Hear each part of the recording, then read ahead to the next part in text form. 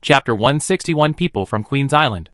There are about 70 people in the first batch of Ishigaru alive. Irving transferred 30 of them to Todo Ishigaru, and the rest to Teppanyaki Ishigaru, and then asked Watanabe to take these transferred to Ishigaru, board the ship and go to sea. Owen did not follow. But neither Laurue nor the pirates dared to have second thoughts. Not to mention the dozens of hungry wolf-like Ishigaru on the ship. The mark on their chests always reminded them of what to do. It is easy to betray, but no one is willing to bear the consequences unless there is a warrior who walks in front and shows them what will happen. Laurue was well aware of the thoughts of these pirates, but he did not sit back and ignore it like before. Instead, he always beat the pirates to let them know what they can and should not do. What drives Laurue to do this is not loyalty, but profit, because only by surrendering to Irving, he, an old pirate, can give orders like a captain, and no one dares to object, which is enough. After 7 or 8 days, the sailboat came back, but Laurue's face didn't look very good. "Great Captain! This time we successfully plundered a cargo ship and obtained a huge harvest. But we encountered the Kraken on the way back. 2 stupid pirates were lured by the Kraken's song and jumped into the sea. In addition, we also saw the pirate ship of Queen's Island nearby, and this may become their hunting range." Laurue bit over with one hand on his chest and reported to Owen respectfully. Owen was stunned for a moment, pinching his brows before coming back to his senses from his research. There are many sea monsters and sea monsters living in the waters around Bull Island. It seems that they need to be solved. Otherwise, although these monsters cannot come ashore, it is not an option to keep doing this. In addition, Queen's Island is also a trouble. Human beings are outsiders in this world. When a group of people suddenly come to a strange world, they will definitely panic and then unleash the dark side of their hearts in despair. You can imagine what women as a vulnerable group will face. Fortunately, there are no masters among women, so they chose to break away after taking away a group of women. This was the predecessor of Queen's Island. The Queen's Island established under such circumstances has a predictable behavior style, a proper matriarchal society, and living Amazon female warriors. Men are daily necessities for them, and riding horses is shared. So Laurue saw the expression on the Queen's Island pirate ship change drastically. With his old arms and legs, if he fell into the hands of the other party, he might not survive for 3 days. "Don't go out to sea for now. Train those Ishigaru in the nearby waters to adapt to sailing. I will solve the remaining problems." Owen understood that the root cause of the matter was lack of strength. So he said to Laurue, "Captain, we grabbed a lot of good things this time, as well as a female slave. Would you like to go take a look?" Laurue nodded first and then said, "Of course Owen is interested, but not for the slave girl, but to see if there is anything good." When Owen came to the beach again, there was already a simple pier, and there was also a big-bellied cargo ship, compared with a pointed and narrow sailboat on the side. It was obvious at a glance that it could not run very fast, so it was no wonder that it was robbed. A lot of goods had been piled up on the beach, and the sailors on the merchant ships were constantly moving the goods in under the scolding of the pirates. Owen took a quick look and found that most of them were wine called Ocean Sweetheart. This kind of wine is brewed from the juice of a plant similar to sugar cane. It is not high in alcohol content and has a sweet taste. It is a favorite of sailors at sea, because compared to fresh water that easily deteriorates, Ocean Sweethearts have a longer shelf life and better taste. It can be said that as long as there are enough Ocean Sweethearts, there is no fear of low morale among sailors. No wonder those pirates are happy. The rest is for food and clothing, as well as 20 barrels of gunpowder and lead bullets, which can all be used. In other words, if the people in the merchant ship were tougher and threatened with these 20 barrels of gunpowder, they would not be caught here. But what Owen didn't know was that the people from the merchant ship had indeed done this.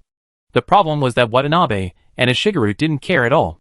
They rushed up in a swarm, slashing and killing. They frightened the other party's courage, and then they took the goods with them, captured together. Then Owen saw the female slaves, most of whom had savage blood and were average in appearance.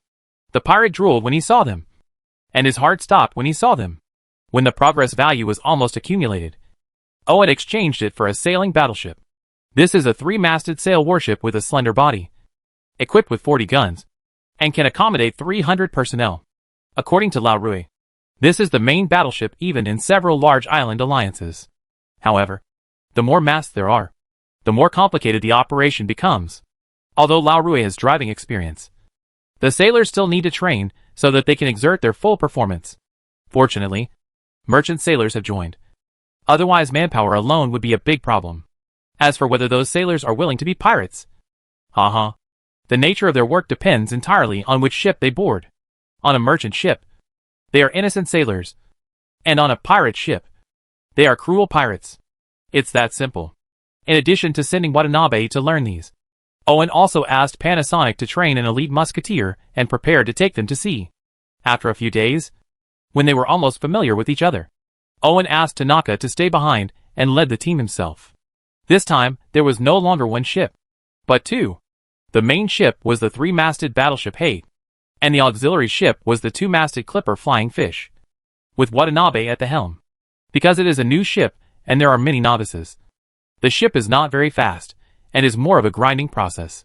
However, the best way is to recruit a group of skilled sailors and gunners, so they are preparing to head to the pirate island. Pirate island is not the only one, but a general term. Any island that is willing to be used by pirates can be called a pirate island. Pirates who land on the island must abide by a rule and are not allowed to plunder on the island. As for stealing and killing, as long as they are not catch, no one cares. Of course, there is no need to expect pirates to abide by the rules. So Owen saw two pirate ships bombarding the dock of Pirate Island from a distance, sinking and setting fire to the ships docked there. It's the bone-eating shark, holding up the high-precision monocular telescope provided by Owen. Lauroi said with a solemn expression. Bone-eating sharks are notorious even among pirates, because they do not follow the rules at all, and can be said to be mercenary. No wonder they dare to bombard the Pirate Island dock and set fire to the pirate ships docked there. Captain, are you still going to the Pirate Island? Lauroi didn't know why the bone-eating shark people bombarded the pier of the Pirate Island, but he knew that there would definitely be trouble inside, and it would be a big trouble. Owen could also think of this, so he hesitated. Captain, there are people at the pier raising flags. It seems they are from Queen's Island. Lauroi saw someone raising the flag of Queen's Island and raising flags, so he hurriedly said to Owen, Look what they are talking about. Owen raised his head, thought for a while, and said to Lauroi. Lauroi held the monocular and concentrated on identifying the other party's flags, while speaking word by word. Captain, the other party is the nobles of Queen's Island. They want to hire us to rescue the hostages captured by the bone-eating shark. The reward is very generous. Lauroi licked his lips and said, After all, although Queen's Island acts domineeringly, it is if you are known to be generous with your money and say it is a generous reward, you will not be disappointed. Chapter 162 Chase at Sea. Eventually Owen decided to let the people from Queen Island come on board because he was curious about what had just happened. If it were the previous world, even if he was curious, Owen would choose to endure it, because the water in that world was too deep, and with his small body, he couldn't even reach a meal. So how could he dare to wander around casually? It's different here. There are many tortoises in the shallow water, but there are no big crocodiles. Even if you accidentally miss it, you will treat it as if you were bitten by a tortoise and immediately chop it up and make the stew. But what Owen didn't expect was that all the people who came were women. Even the soldiers.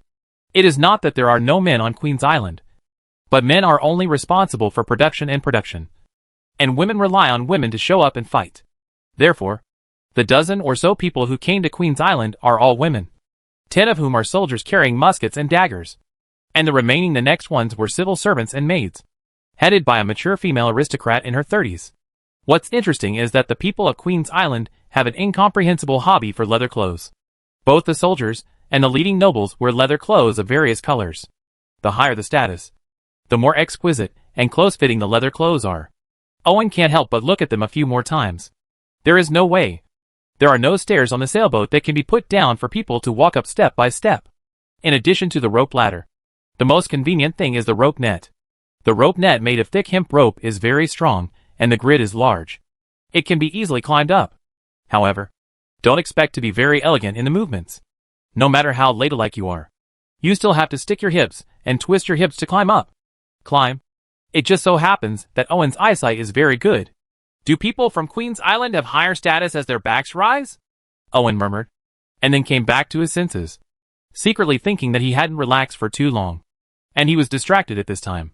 Thinking of this, Owen returned to the captain's room and waited for the other party to come to see him. After all, The other party was someone who wanted something from others.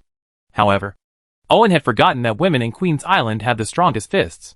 His actions obviously annoyed the other party. After all, in the eyes of the people in Queen's Island, he was just a pirate leader, and he had no identity at all. But the presence of the gale calmed down the angry Abigail a lot. She calmly stopped her men who were also angry, and then let Laurue, who was scared to death in a cold sweat, to lead the way. Abigail looked at the surroundings along the way, and found that this was obviously a new ship. The rows of cannons had not even been corroded by the seawater. The sailors were also composed of two parts. One part was disgusting pirates. The other part was obviously soldiers trained by descendants of savages. Although they were short in stature, they had high morale and were equipped with a large number of muskets. They seemed to be no ordinary cannon fodder. "Captain, the envoy from Queen's Island has arrived." Laurue bowed his head and said in front of the door, "Let them in." As soon as Owen's voice came, Laurue breathed a sigh of relief. The people of Queen's Island are not easy to mess with. And their captain is also not easy to mess with. He is an old pirate who has always suffered from being caught in the middle. The young boy stunned Abigail. And then she opened the door unceremoniously. She was about to give the other party a blow. But she was stunned again. She has seen many pirates. But for such a handsome pirate, no, he is definitely not a pirate. His aristocratic temperament makes him look more aristocratic than her. To call him a pirate is simply an insult. As for why he calls himself a pirate, Abigail will understand after thinking about all the fun things those noble young people do. In fact, their Queen's Island is not the same. Otherwise this fatal thing would not have happened. "Your Excellency Captain, I am Abigail, a noble from Queen's Island. I am here to seek help." Abigail bowed slightly to show respect. After all, judging from the other person's temperament, his status is not low. Let alone now I have something to ask for. "Destroy the bone-eating shark or rescue the hostages." Irving looked at the other party playfully and said, "Rescue the hostages." Abigail paused for a moment and sighed. "I'm not sure. I can only say I'll try my best." Irving heard that it was true and shook his head.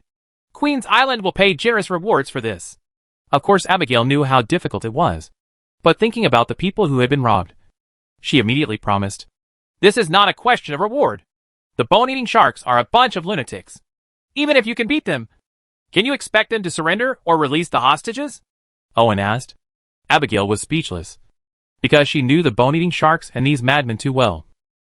Otherwise who would dare to kidnap people from their Queen Island easily? "Now we can only take one step at a time. Fight first and then talk about it," Irving also said helplessly. Unless the bare method of rescuing hostages was adopted. Otherwise, he would have to be controlled by the other party. "Please." Abigail took a deep breath, and the leather jacket on her chest made a strange noise before she slowly exhaled it. And then she said to Owen when she calmed down. Owen nodded and informed Laurue to go to the pirate island to gather a group of people before setting sail. It took almost 2 hours from the time the people from Queen Island got on the boat to getting ready to set off. But the bone-eating shark's boat was still within sight. So there was no problem of not being able to find the people. This is not surprising. The speed of the sailboat is not as fast as expected. Even a water bike will do.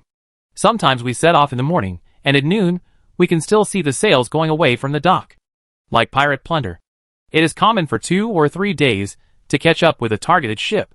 Fortunately, the Gale is a new ship, and the Flying Fish is mainly brisk, much faster than the 2 ships of the bone-eating shark. And they will catch up when it is almost dark. "Did the bone-eating shark just plunder?" Owen asked after seeing that the 2 ships of the bone-eating shark had deep water lines. "Yes. Those crazy people were going to the pirate island to sell off their stolen goods. But as a result," Abigail's face turned ugly as she spoke. It was obvious that the bone-eating shark saw someone and snatched the person away on a temporary basis. "I will order the gunfire in a moment to slow down the speed of the bone-eating shark as much as possible. You will take the opportunity to join the gang. It is up to you whether you can rescue the hostages." Owen calculated the speed and said to Abigail. "Okay," Abigail said and went to gather people. The Flying Fish was used by Owen as a destroyer, focusing on speed and flexibility. Therefore, it was only equipped with 12 artillery pieces, including 5 sub-cannons on each side and 2 cannons on the bow. Watanabe, who received the semaphore at this time, immediately ordered his gunners loaded the cannon. The cannon's barrel is longer, so the loading process is more cumbersome. But the SH/LS have faster speeds and more stable trajectories. making them most suitable for attacking pursuing enemies. With the sound of two cannons, two cannonballs arced across the arc and fell into the sea. And then, there was a monotonous sound of cannons. Occasionally, there was a hit. A simple metal cannonball could not exert much lethality. It was better to break the wooden planks and splash the wood. Sting shards do more damage. Owen couldn't help but shake his head when he saw the scene. But naval warfare is like this. Unless it evolves to the point where everyone uses missiles to fool each other, they can only try their luck. If they want to decide the outcome, they have to rely on boarding battle. But the passively beaten bone-eating shark doesn't think so. Who dares to work boldly on the deck without knowing when it will be turned into a hedgehog? However, in order to maintain the speed, it must constantly adjust the sail. So it is inevitable that it will be the flying fish caught up. Chapter 163, SH. Ling Battle. The bone-eating shark has a notorious reputation, but can survive. Naturally, it is not easy to mess with. I was already very angry. Seeing that the other party dared to come over to pick up the ship, I immediately became energetic. Those with knives grabbed knives, and those with guns picked up guns and artillery. It's also loaded, and I'm just waiting to give the other party a good look. From this point of view alone, the name of the bone-eating shark is not in vain. However, Fayuheo also did not lack courage. Even though the bone-eating shark ship was larger than Fayu and packed with many types of artillery to ensure firepower, it still approached without hesitation. "It seems we have been underestimated," the captain of the bone-eating shark said with a sneer. "Young men, aim your artillery at those cowards and let us destroy these cowards." Following the shout from the bone-eating shark captain, the bone-eating shark pirate screamed with excitement and without hesitation picked up the red-hot iron stick and thrust it into the cannon hole. The gunpowder in the barrel was ignited, and the solid SH.LS were pushed out by the expanding hot gas. They fell across the arc with huge kinetic energy, and the flying fish's side was shattered into pieces. However, Owen had people pile up sandbags in front of the gun emplacement on the ship to block a lot of debris. And the Ishigaru, who was responsible for firing the gun, was even more fearless. Even if his head was beaten to a bloody head, he still stayed on the spot and waited for the distance between the two sides. Pull closer before igniting the cannon. In fact, the bone-eating shark people are already a little panicked now, because artillery battles at sea are just like the musket tactics of lining up to kill. Whoever can't hold on to shooting first will suffer. The one who can endure the casualties steps up to the enemy and presses the nostrils. Those who pull the trigger are the real elite. Their SH. Ling just now was quite powerful, but half of the SH.LS missed. Half landed in insignificant places, and only 2 or 3 of them really caused damage. If it were an ordinary opponent, they would be so panicked after a bombardment that they would no longer be able to do it. They would take the opportunity to reload the SH.LS, wait until the distance was close, and then bombard again. And they would take advantage. The problem is that the opponent did not panic and resisted the urge to fire and close the distance. Now it was their turn to panic. "Fire the cannon!" Watanabe roared. And the Ishigaru, who had been waiting for a long time, immediately lit the cannon. After the cannons were fired, they immediately took out the fired sub-guns and loaded new ones into them. Owen looked down on the original artillery. It was not accurate, had a slow rate of fire, and was worthless. So he exchanged it for a batch of sub-cannons. The sub-cannon is divided into a main cannon and a sub-gun. The sub-guns can be removed or loaded into the main cannon slot and replaced immediately after firing. Therefore, the rate of fire is much higher than that of ordinary artillery, but it requires more manpower to load. Ziggin. At the moment, it is almost like one party using a blunderbuss and the other party using a single weapon. Although they are both ancient weapons, the latter is more advanced and has a faster rate of fire. Of course, the combined cannon also has flaws. That is, the range and power are not as good as ordinary artillery. The problem is that most of the current naval battles are fought with bayonets to decide the outcome. These shortcomings are not shortcomings at all. Who can launch more missiles in the shortest time? Whoever has more cannonballs will win. Sure enough, a rapid bombardment, even if there were only 5 cannons on one side, stunned the opponent, and they didn't realize that the distance between the two sides was close enough. The iron cannon Ishigaru stood upright on the side of the ship and fired lead bullets uniformly, hitting the bone-eating shark pirates, who were standing on the deck so hard that they could not raise their heads. However, the bone-eating shark pirates did not live up to their vicious reputation. Even so, some people still stood up and fought back. But bullets came and went. making it almost impossible for those who were hit to continue fighting. Ordinary people are not barbarians from the north. The more seriously injured they become, the more violent they become.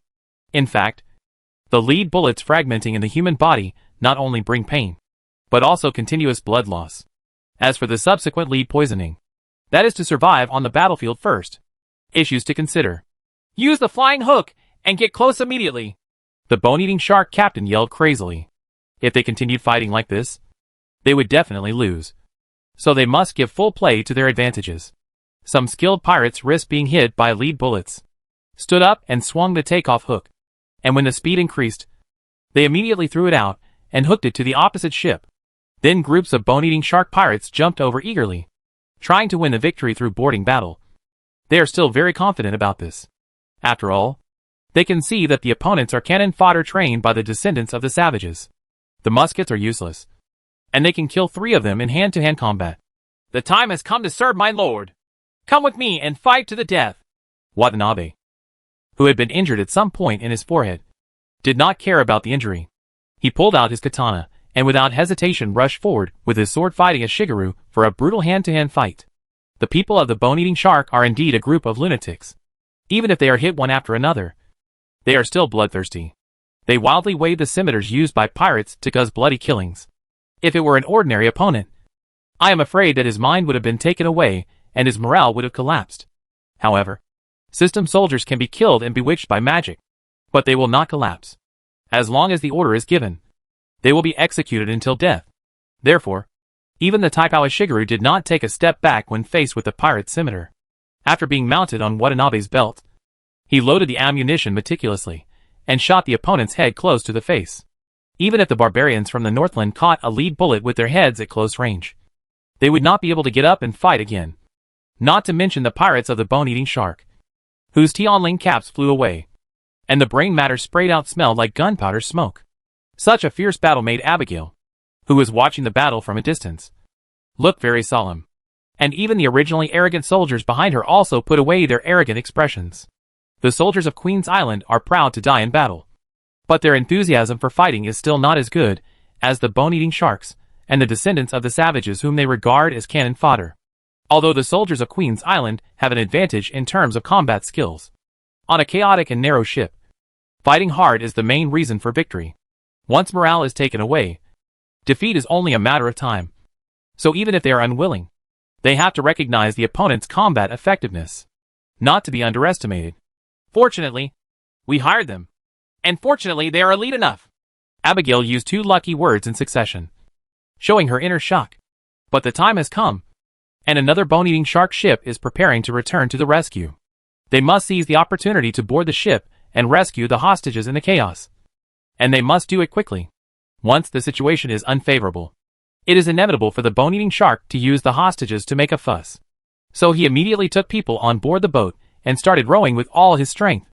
At this time, Owen, who was standing by the helm of the ship, was watching the naval battle in front of him with great interest. At the same time, he had the idea of forming a navy army in the 2 rivers after returning. Moreover, muskets and artillery were not as useless as he thought. At least they were quite useful in naval battles. More useful than bows and arrows. Unfortunately, there are too many powerful people in the main world. And there are also great restrictions on technology. Even if he concentrates on climbing the technology tree, steam and electricity will come to an end, and it is basically difficult to break through to the level of World War II. Chapter 164 The Devil's Temptation. The prison in the bottom cabin of the bone-eating shark was dark and damp. The low-lying areas gathered the seawater that had seeped in, and strange, long and slimy insects that looked like intestines were writhing inside. And they didn't know where they came from, although they look unhygienic. These bugs are rare delicacies and toys in the mouths of prisoners.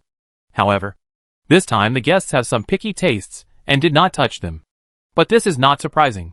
This delicate girl with brown hair and blue eyes wearing a white tutu is the 3rd princess of Queen Island. She has a noble status and knows how to play with bugs. Aren't the souls of sinners enough? Shulia felt the vibration from the SHL hitting the hull, as well as the sound of fighting and the blood seeping in. This undoubtedly increased his sense of urgency. At this time, he didn't even care about cutting. With his injured finger, he placed all his hopes on using his own blood to draw the black magic book in the inverted pentagram. The mystery of this world is almost cut off. Even the souls of the sinners that the devil loves most are like breadcrumbs dropped on the table. If I had no choice, I would not be able to eat them, let alone fill my stomach with these dregs to restore my strength. Already, the voice from the black magic book was full of complaints. But it did not delay in devouring the souls of the bone-eating shark pirates that were attracted. After all, as a prisoner who has been imprisoned for hundreds of years, breadcrumbs are also a rare delicacy. At this time, Owen, who was standing at the stern of the ship and preparing to intercept the bone-eating shark gunboat returning for reinforcements, was suddenly startled, and then stared closely at the ship that was still engaged in a fierce boarding battle. It's not the breath of a devil. Although it's equally evil, it has a strange sense of order. Such a distinctive feature immediately reminded Owen of the existence of the devil. The devil, who fell in love with and killed the devil, compared with the chaotic and evil demons. Although the demons are equally evil, they are very particular. Even if they trick you, you will not be able to find fault with them. It can be compared to a salesman. What the devil said is indeed true to a certain extent. The problem is that there are too many things that can be exploited. If there is a dispute between the two parties, you can imagine who will take advantage. Of course, compared to the demons who were killed in the first place, at least the people targeted by the demons can live longer. If they are smart enough, they may be able to enjoy themselves for a while by exchanging their souls and lives from the demons. Although this behavior is worse than borrowing money from a loan shark. But at least I've enjoyed it. To a certain extent, the devil is indeed more particular than the devil. Where did the devil come from here? Owen murmured. After integrating the ancient blood, Owen's perception is no longer limited to the individual. With the knowledge provided by multiple professions, he has a deeper understanding of elements, space, and the world. For example, the mystery of this world cannot be said to be non-existent. It can only be said to be very low. Beings such as devils rarely focus on this kind of world, because the higher the mystery of the world, the better the quality of life and soul it breeds. Gao. No one would eat gutter oil instead of eating delicious food. What's more, the lower the mystery of the world, the harder it is for entities, like the devil, to invade because of the lack of media. Just like lightning, although it is powerful, if there is no medium to conduct it, it is just a ray of light. So if that's really a devil, it must be in pretty bad shape. After realizing this, Owen rubbed his chin, feeling a little ready to move. This is a good opportunity for Owen, because this devil cannot be too strong. Because if it is too strong, it will not care about the world, let alone be trapped here. It will also not be too weak, because if it is too weak, it will die long ago. And Owen guessed that the other party is now in a sealed state, because only in this way can he exist in this low mystery world for a long time. Owen's perception is very high. He didn't sense it before because the other party was sealed. Now the devil can't wait to devour the soul and try to break free of the seal. So his tail is exposed. A real devil. The temptation for Irving is not low. As employees of H.L., devils have no lifespan limit. So even a little devil may master the secrets and secrets of countless worlds. So even though they know that summoning the devil is risky, some people still take chances. Such as Irving. Although he has a system, Owen's understanding of the world is not much different from ordinary people. Even gaining some knowledge of mage cannot change this. The devil is undoubtedly a good teacher at the moment, as long as you can bear it without being tricked to death. Owen's heart was moved. The naval battle in front of him could no longer attract his attention. So he immediately summoned a huge snake demon. The 10-meter-long snake monster was as thick as a bucket. When it coiled on the deck, it scared the pirates on the ship into chaos. And some even jumped into the sea in an extreme manner. However, these were all new recruits. And the old people acted very calmly, and quickly used slaps and curses to calm these newcomers down. When they learned that the snake demon belonged to their side, the newcomers were all very excited. After all, being a pirate, the power of a fox, a tiger, and a dog to fight against the power of others is a compulsory course. After I leave, this ship will be under your command, Owen said calmly to Lao Rue, and then stepped on the snake's head without waiting for him to speak with a bitter look on his face. Standing above his master, the snake demon very carefully slid from the deck into the sea, then twisted its long body and swam towards the target. Owen didn't move at all during the whole process. This was due to some changes brought about by the ancient blood. For example, the elf-like super balance and flexibility allowed him to even perform handstand splits and horseback on the railing. If he were a woman, with this ability, The posture reserve is at least doubled. And the betrothal gift is not worth 7 figures. The two ships were engaged in a fierce boarding battle. They were stabbing each other back and forth.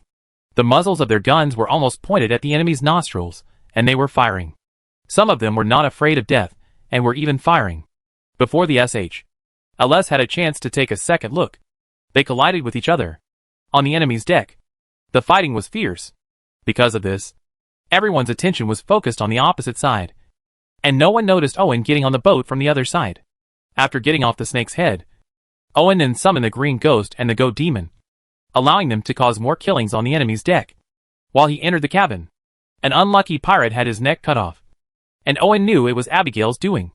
It seemed they had boarded the ship early, summoning the Slime Queen. Although it is huge, as a slime, small spaces are never a problem. But it is more suitable, at least with the protection of the Slime Queen. Owen does not have to worry about being attacked. Moreover, the current Slime Queen already possesses the characteristics of some non-Newtonian fluids. Her defense against cold weapons is average, but her defense against blunt weapons and firearms is very significant. Not to mention lead bullets fired from muskets. Even small caliber artillery can damage her. Without him, how could Irving have the courage to break into the enemy camp alone?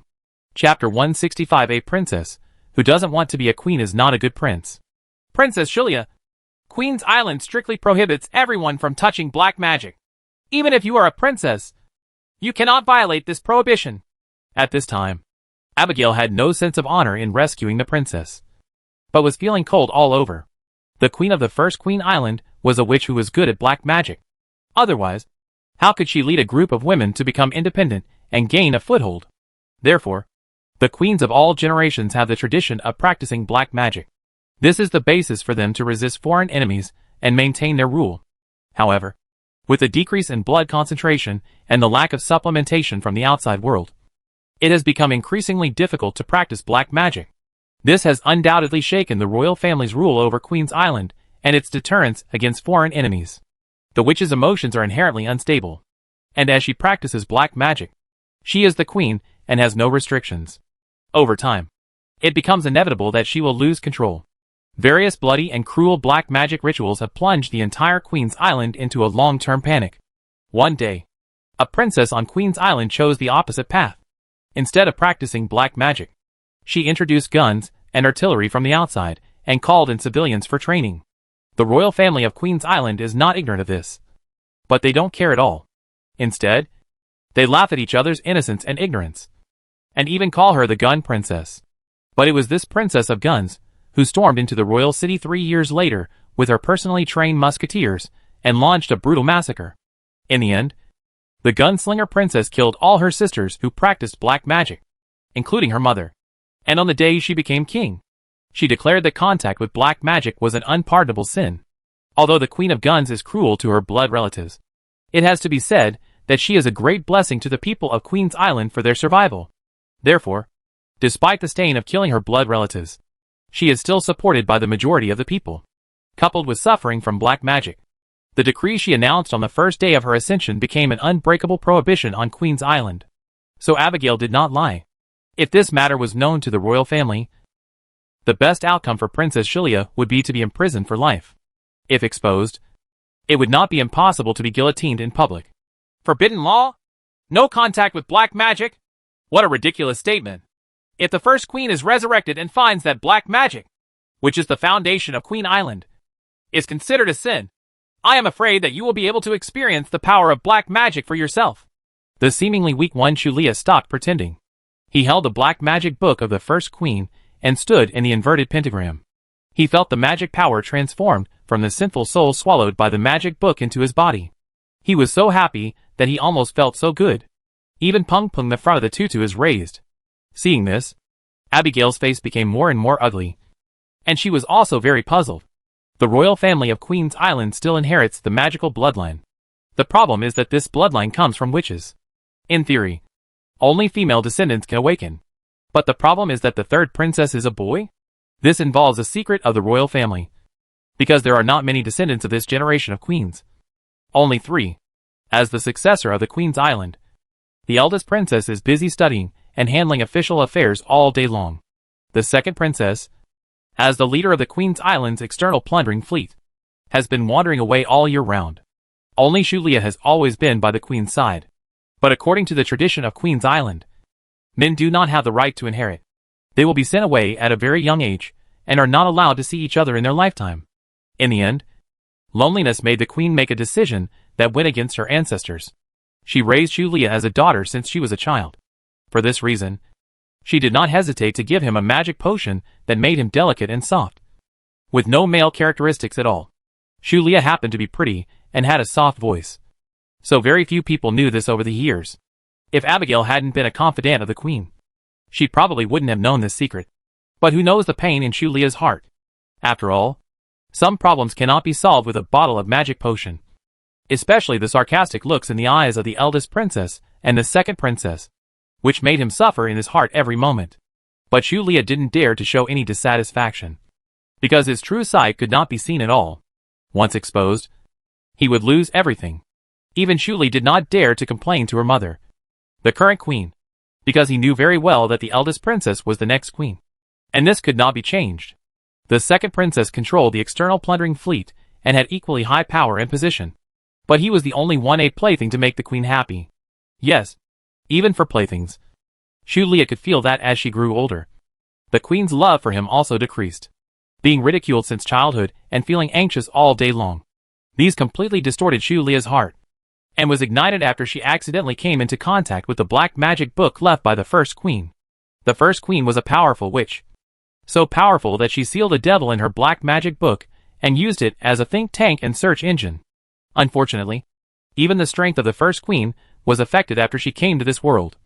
So in order to prevent her descendants from being tricked to death by the devil, this powerful witch completely sealed them before she died. This is undoubtedly a wise choice. The problem is that the first-generation queen underestimated the impact of this low-mystery world on the seal, and even underestimated the wear and tear of time. Therefore, hundreds of years later, the seal inevitably had loopholes, and the devil inside met her blood descendants. I have to say that the devil is very good at playing with people's hearts. A few words made Shulia give up everything, pretend to be a pirate, and get on the ship of Abigail, the envoy of Queen Island, to the pirate island, and deliberately revealed his identity to get himself caught. As for Shulia's purpose, I can only say that a princess who doesn't want to be a queen is not a good prince. Yes, Shulia's purpose is to be a queen, although his goal has not been achieved yet. Shulia is no longer the weak and incompetent waste. The sinful soul was transformed by the devil into evil magic power, which activated the witch blood in his body that could not be activated in the first place. Therefore, even though he was discovered, but he didn't panic at all. Human infighting always makes me feel so happy. In the black magic book, the devil sneered in a low voice, but still strictly followed the contract without withholding any magic power. He transformed the sinful soul into evil magic power and poured it into Shulia's body, forcibly activating the witch's bloodline in his body, and gave him an additional set of physical transformations, just like buying a car and getting maintenance included. Shulia, who was addicted to power, released her new magic power wantonly. The 10 Queen's Island soldiers, who could easily kill the pirates, fainted to the ground without any resistance. Only Abigail was still persisting. But she knew that she also persisted no matter what. How long has it been since they were suppressed too much because of the Queen's Island contract? When the first queen established herself on Queen's Island, she made a contract with all the women who followed her, which is also known as the Queen's Contract, because it was a contract made with black magic. It was difficult for the descendants of those women to resist the magic power of the first queen. This is why the Queen of Guns has to train an army of firearms, because it is impossible to fight in close combat once the magic power is released. Lie down. Chapter 166, The Devil's Handle. It seems that you are in trouble. Owen had long heard the conversation between the two parties. Although he was unaware of the secrets, it did not prevent him from knowing which side he should be on, which was of course his side, helping the princess to fight the queen, helping the other party to rescue the princess. These are not as important as a devil. So Owen's eyes have not been immediately focused on the black magic book in Shulia's arms, because that is where the devil's breath comes from. Shulia was furious when she noticed that Owen's eyes had been fixed on the black magic book. Now this black magic book is his ambition, his hope, his future, and his life. He will never allow anyone to have any idea of this book. Therefore, his big watery eyes narrowed and his cherry mouth opened hard. He opened it, making a fierce expression on his weak face. Then opened the first page of the black magic book, and read out one of the terms of the contract signed by the first group of people on Queen's Island, which was to fight unconditionally for the royal bloodline. The 10 Queen's Island soldiers, who were originally unconscious, stood up automatically like puppets. Although their eyes were blank, they accurately picked up their muskets and aimed at Owen. I have to say that although the Queen of Guns almost destroyed the entire royal family, she brought some good things. Shulia's posture began to become elegant, and she was in a mood to explain. There was no way. Although Shulia had awakened her magic power, more than 10 years of living as an ordinary person had not made him accustomed to being a spellcaster, let alone how to deal with a spellcaster. Therefore, when Shulia saw the muskets of 10 Queen's Island soldiers pointed at the outsider who was peeking into his magic book, she immediately relaxed a lot. After all, even the most powerful warrior of Queen's Island could not survive in this small cabin, dodging the shots of 10 elite musketeers. He continued talking leisurely. The muskets used by these soldiers are not popular products outside. Each one is a fine product made by the craftsmen of Queen's Island. It can accurately hit wine bottles within 50 meters and is powerful enough to penetrate 2 layers of breastplates. In Owen's previous life, this figure was considered a large caliber pistol at most. But in this world of handmade muskets, it is a well-deserved masterpiece. There are not many forces that can equip their soldiers with muskets of this level, and only the Queen has a large number of ingenious craftsmen. The island has this condition. The question is, can Owen be solved with just a few muskets? Shut up! You idiot! That's a wizard. A powerful wizard 10 times, and 100 times more powerful than you. The devil almost laughed out of anger at his contractor. In fact, the devil didn't react just now, because Owen's bloodline concentration and grade were too high. Even in HL, he was not a popular product and could not be from this world. Therefore, he fell into deep thought for a while, until he was contracted by himself. He was awakened by his stupid behavior. Shulia did not doubt the devil's words, but he misunderstood the devil's meaning. The devil is asking him to surrender quickly. After all, it is better to lose some face than to lose his life. But Shulia grew up in the royal family. Although she was not favored and received an acceptable education, she just surrendered without meeting him. Instead, she emphasized that the restless people were dealt with immediately. So he immediately ordered the soldiers to open fire, as gunpowder smoke filled the small cabin. The devil was really close to being made stupid by his contractor. If it weren't for the fact that he couldn't break away from the seal now, the devil would have whitewashed his contractor before Owen could do anything. But now it's up to fate, hoping that the other party is only interested in the contractor, not a sealed devil. The lights in the cabin were dim, and the slime queen had adjusted the transparency of her body. So Shulia didn't notice that Owen was surrounded by a thick layer of gel. He didn't notice anything was wrong until the lead bullet sank into the air. Because of the characteristics of non-Newtonian fluids, the lead bullets did not go deep and only stayed on the surface. As the slight depression recovered, 10 lead bullets fell to the ground one after another, making Shulia feel a bit chilly. And then she understood the devil's intention. Mean. Who are you? The reality that she was inferior to others made Shulia regain her sense. He planned to solve the problem through conversation. But unfortunately, what he just did gave Owen a good excuse. Queen Slime. Split. Owen glanced at Shulia, who was at a loss, smiled back, and then ordered. The Slime Queen has many characteristics, but not many attack methods. But this also depends on what kind of opponent she faces. The clumps of gel-like substance were ejected by the Slime Queen, just like thrown stone bullets. So even if it was gel, it was powerful enough to knock someone unconscious. Shulia, who was confident of winning just now, was knocked unconscious before she even had time to speak. Fortunately, it was gel. Otherwise she would not have had this face. Owen didn't know that Shulia had been tricked this time. Although Shulia has the blood of a witch and was activated by the devil using secret techniques, her gender cannot be compared with that of a real witch no matter how she uses it. Therefore, the devil planned to transform his contractor. But unfortunately, it was interrupted halfway through. If Owen knew about it, he would definitely ask which half was changed. After all, Shulia's appearance and figure are still good, so he might not be able to. Come out and talk. Owen controlled the hat puppet to pick up the black magic book on the ground and said to the devil inside. The devil did not refuse, because delaying could not change anything. The seal only had holes, not damage. Of course, the devil can also choose to wait for hundreds of years for the seal to be erased by time.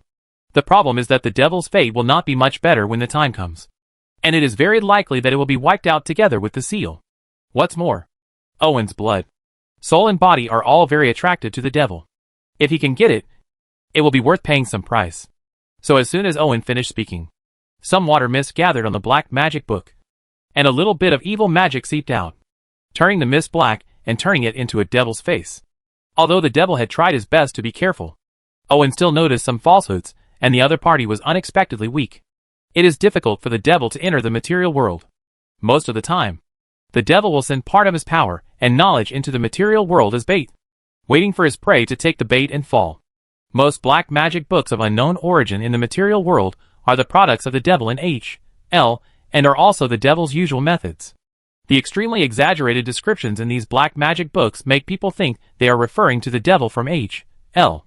But just like online dating, I must be a little bit worried about how likely it is that the target of online dating is a beautiful woman. Let the other party believe. Let the other party worship. Make the other party addicted and depraved. Sign a devil's contract driven by desire. And eventually the soul falls into the hands of the devil. This is the devil's usual method. But there is another way. That is, when encountering a more valuable target, the devil will spend a lot of money and send part of his origin into the material world. Theoretically, this part of the source can replace the main body, and is not as easy to dissipate as power. But in the same way, once the origin is damaged, it will be an irreparable loss for the devil himself in H.L. And he may even fall into rank, which is more terrifying to the devil than death. Simply put, this is a ready-made handle. Chapter 167: The Game of Reality and Illusion. Let me see. A young man with excellent talent, noble and mysterious, with ancient and powerful bloodline, really has an enviable life. The devil's voice was not hoarse, nor did it appear high, but gave people a sense of envy. Gentle and gentlemanly. This is not surprising, because it is a compulsory course for the devil to say what he says to whomever he meets. Facing gamblers with unsatisfied desires, a low and seductive voice is the first choice.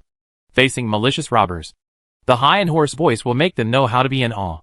Facing nobles who are good at hiding their inner feelings, gentle words are more likely to gain recognition. Owen's appearance, behavior and temperament are undoubtedly in line with the nobility, so the devil shows his elegant side. Unfortunately, although it was his first time dealing with the devil, Owen knew that he could not believe any word of the devil, even if he signed a devil's contract. Because the nature of the devil is greed and evil, a combination of sin and evil, and abiding by the contract is just restricted by the laws of H.L. Believe in the devil? Making friends with the devil? You'll know what regret is when your soul falls into the hands of the devil. So Owen didn't mean to respond, but asked Nguyen Bao Bao to start scanning the black magic book. Puppet? Golem? What a strange creature. Just as mysterious as you. The devil tried to continue to stir up the topic, because Owen's eyes reminded the devil of some unpleasant memories. Owen still had no reaction to the devil's words, because he was simultaneously sorting out the contents scanned by Nguyen Bao Bao. It's very interesting that witches, wizards, and alchemists are all contained in a black magic book. If Owen hadn't also had many professions, he would have easily fallen into a dead end and couldn't get out. Owen stretched out his hand, used his mental power to construct a rune on his fingertips, and then slowly pressed it against the black magic book. The devil's face made of water mist on the black magic book shook, because the devil knew that he was in big trouble, because the person in front of him was the kind of person that the devil hated the most. And he also saw the role of this rune, which was to make up for the black magic. The loopholes in the magic book are sealed. As long as this rune is filled, it is equivalent to the other party controlling the switch of the seal. If the devil wants to take a breath, it depends on whether the other party is willing to open a hole.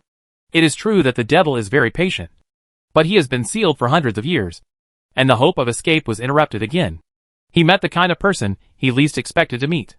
Even the devil couldn't help but want to flip the table, because the devil is too weak now. Once there is a problem with this part of the origin, the body in H.L. will most likely lose its level and lose its only chance. Especially the latter, which makes the devil make a risky decision. Human, let's play a fair game, the devil suddenly said the moment Owen's finger fell. And then before Owen could react, a dreamlike light spot touched his finger. Owen's consciousness instantly broke away from the shackles of the physical body and entered a world full of colorful bubbles. Here he experienced the feeling of flying freely for the first time. It was more refreshing than standing on the terrace of the castle wearing only a nightgown and doing morning exercises. But he quickly realized that the consciousness that had let himself go suddenly turned into a human form. Exactly like his physical body. In fact, Owen just faced two choices. One was the image of Yen Su in his previous life, and the other was the image of Owen in this life. In the end, he chose the current life because there are many women in this life, and there will be more in the future. So it is not difficult to choose. Isn't it? As soon as Owen condensed his body, the surrounding scene changed, turning into the castle he was most familiar with. And opposite him was a scene of H.L. If you look further away, you can see that this is a strange space. Except for the castle and H.L., which are solid entities. The rest of the space is a twisted space composed of colorful bubbles and ribbons. Like chaos. Is this the devil's game? Owen said with a serious look on his face. Obviously he underestimated the devil's methods. But Owen is not very panicked in his heart. Because even if he is only conscious, he can still clearly feel the existence of the system. With the system's father around, he has nothing to fear. However, as the rules of this space were injected into Owen's consciousness, he realized that this was not the devil's ability, but that the other party was lucky enough. Or he was lucky enough. This space does not really exist. Because it is the fragment of the authority of the god of reality and illusion. The devil got this fragment a long time ago. But the devil, which is only partially original, cannot bring it back to H.L. He can only hope to absorb it in the material world, thereby getting rid of the shackles of H.L. and becoming an independent god. For this reason, he does not hesitate to be killed by a powerful witch sealed into a dark magic book. But the devil underestimated the god of reality and illusion. Even if it is just a small fragment of authority, its essence is still far superior to the devil's origin. The devil's origin is like water mist attached to a crystal fragment. Wanting to absorb the crystal is not a miracle, but a miracle. But it's too late to regret. Sometimes the devil is blinded by the benefits. And sometimes it's hard to get off the tiger. But the devil's opportunity has come. As long as Owen's body and soul are captured, this part of the origin can get rid of the shackles of the H.L. body and gain the basis for its own existence in the material world. With the knowledge possessed by the devil, he may not be able to embark on the road to becoming a god in the future. When the time comes, he will absorb the fragments of authority and become a god in one step. Therefore, in this game, the devil is bound to win. After reading the rules of the space, Owen didn't panic anymore, because this was not the devil's method. In fact, the devil was just like him. They were just players in this space. The other party's only advantage was to play longer and understand the rules. Understand better. But this does not mean that the devil will definitely win. It's like two people playing a game console together. The other person took out the game console. Can you say that you won without playing the other person's game? Obviously not. Even if the opponent takes out a game console, the outcome must be decided through a fair game. What's interesting is that the devil actually paid the price and exchanged his origin and real name for Owen's body and soul. This is not because the devil has lost his mind, but because the devil has not expected that the quality of Owen's blood and soul is so high. If he does not give everything, the fragment of authority will not recognize it at all. If he does not recognize it, the game cannot start. The helpless devil can only act like a lost man. Like a wise devil, he risks everything. Irving retracted his scattered thoughts and concentrated on preparing for this game. The game is simple yet complex at the same time. The authority of the god of reality and illusion breaks the boundary between reality and illusion, at least in this space. So both parties need to use fantasy to form reality. Let's start with the simplest method, fantasy, and build a sword. This sword is real in this world, and can be used to kill the opponent to win. However, if the opponent builds a musket, victory belongs to the opponent. If you go one step further and build a cyclops that obeys orders, let alone a musket, it will be useless even if you build a cannon. Therefore, the core test of this game is fantasy and construction. You must have enough fantasy, and at the same time fully understand the creation of your imagination. Therefore, Owen unconsciously built a castle, while the devil built AHL. Because this is the relationship between both sides. The most familiar place. Chapter 168 Hellcore and Steel Golem. The devil, wearing a set of legendary equipment that releases various colors of light, sits on the throne at the top of this HL. Just like the devil who controls the entire HL. In fact, the devil doesn't know what the devil's throne looks like. And he has never even seen the devil. Because L is strictly hierarchical. Not everyone can see the devil. And this devil is obviously not qualified. So he can only using imagination. He built this throne made of L forged iron. This was the limit of the devil's imagination. Then he built various L monsters and soldiers. Because they are close to the abyss. The monsters in L are affected. Their appearance is indescribable. Unlike the devil soldiers in L. Although they are all lower level devils. Most of them are in human form. They just have a pair of horns. So they can use equipment and follow them. Arms. Moreover, the structure of Hell soldiers is very rigorous. Including shield soldiers, spearmen, archers, cavalry, and spellcasters. They can adapt to various types of enemies. Their best thing is to use magic to wash the ground. After all, devils are natural spellcasters. Owen, who originally wanted to build an army in the Age of Empire, frowned. If he followed the previous plan, he obviously had no chance of winning. What the devil built was not the main legion in L, because he did not have this authority. And without sufficient contact and understanding, he could not build it out of thin air even in this magical space. Therefore, he could only build a lower-level ordinary L legion. Even so, every soldier in the Hell Corps is the elite of the elite. The combat experience and skills accumulated over the long years are beyond the imagination of ordinary humans. They cannot be said to be comparable to the legendary warriors, and they have reached the limit that humans can achieve. In addition, the devil has surpassed with human physique. It can be said that every devil soldier is at the level of 100 enemies of a human being, and is simply not something that a mortal core can fight against. No matter how fierce and unafraid of death the Imperial-era troops built by Owen are. It seems we need to be more serious, Owen whispered to himself, and then showed an excited expression. Fantasy construction must be familiar and mastered by oneself. So the devil cannot build a higher-level devil than himself. Nor can he build equipment that he has not been exposed to. Irving should be the same. But he has a system. And this space does not need to be real. It only needs corresponding data to be transformed into reality. So the question is, what step can Irving do in this strange space? Even he himself was very curious. Let's use the Academy's troops as an appetizer. But try to build a warm baby first. Otherwise it will be a bit difficult. Owen still has some knowledge about his intelligence attributes. So he started his own operation. The structure of one Bao is not complicated. What is complicated is the internal program. However, all the data of the Flame Queen were copied by Owen.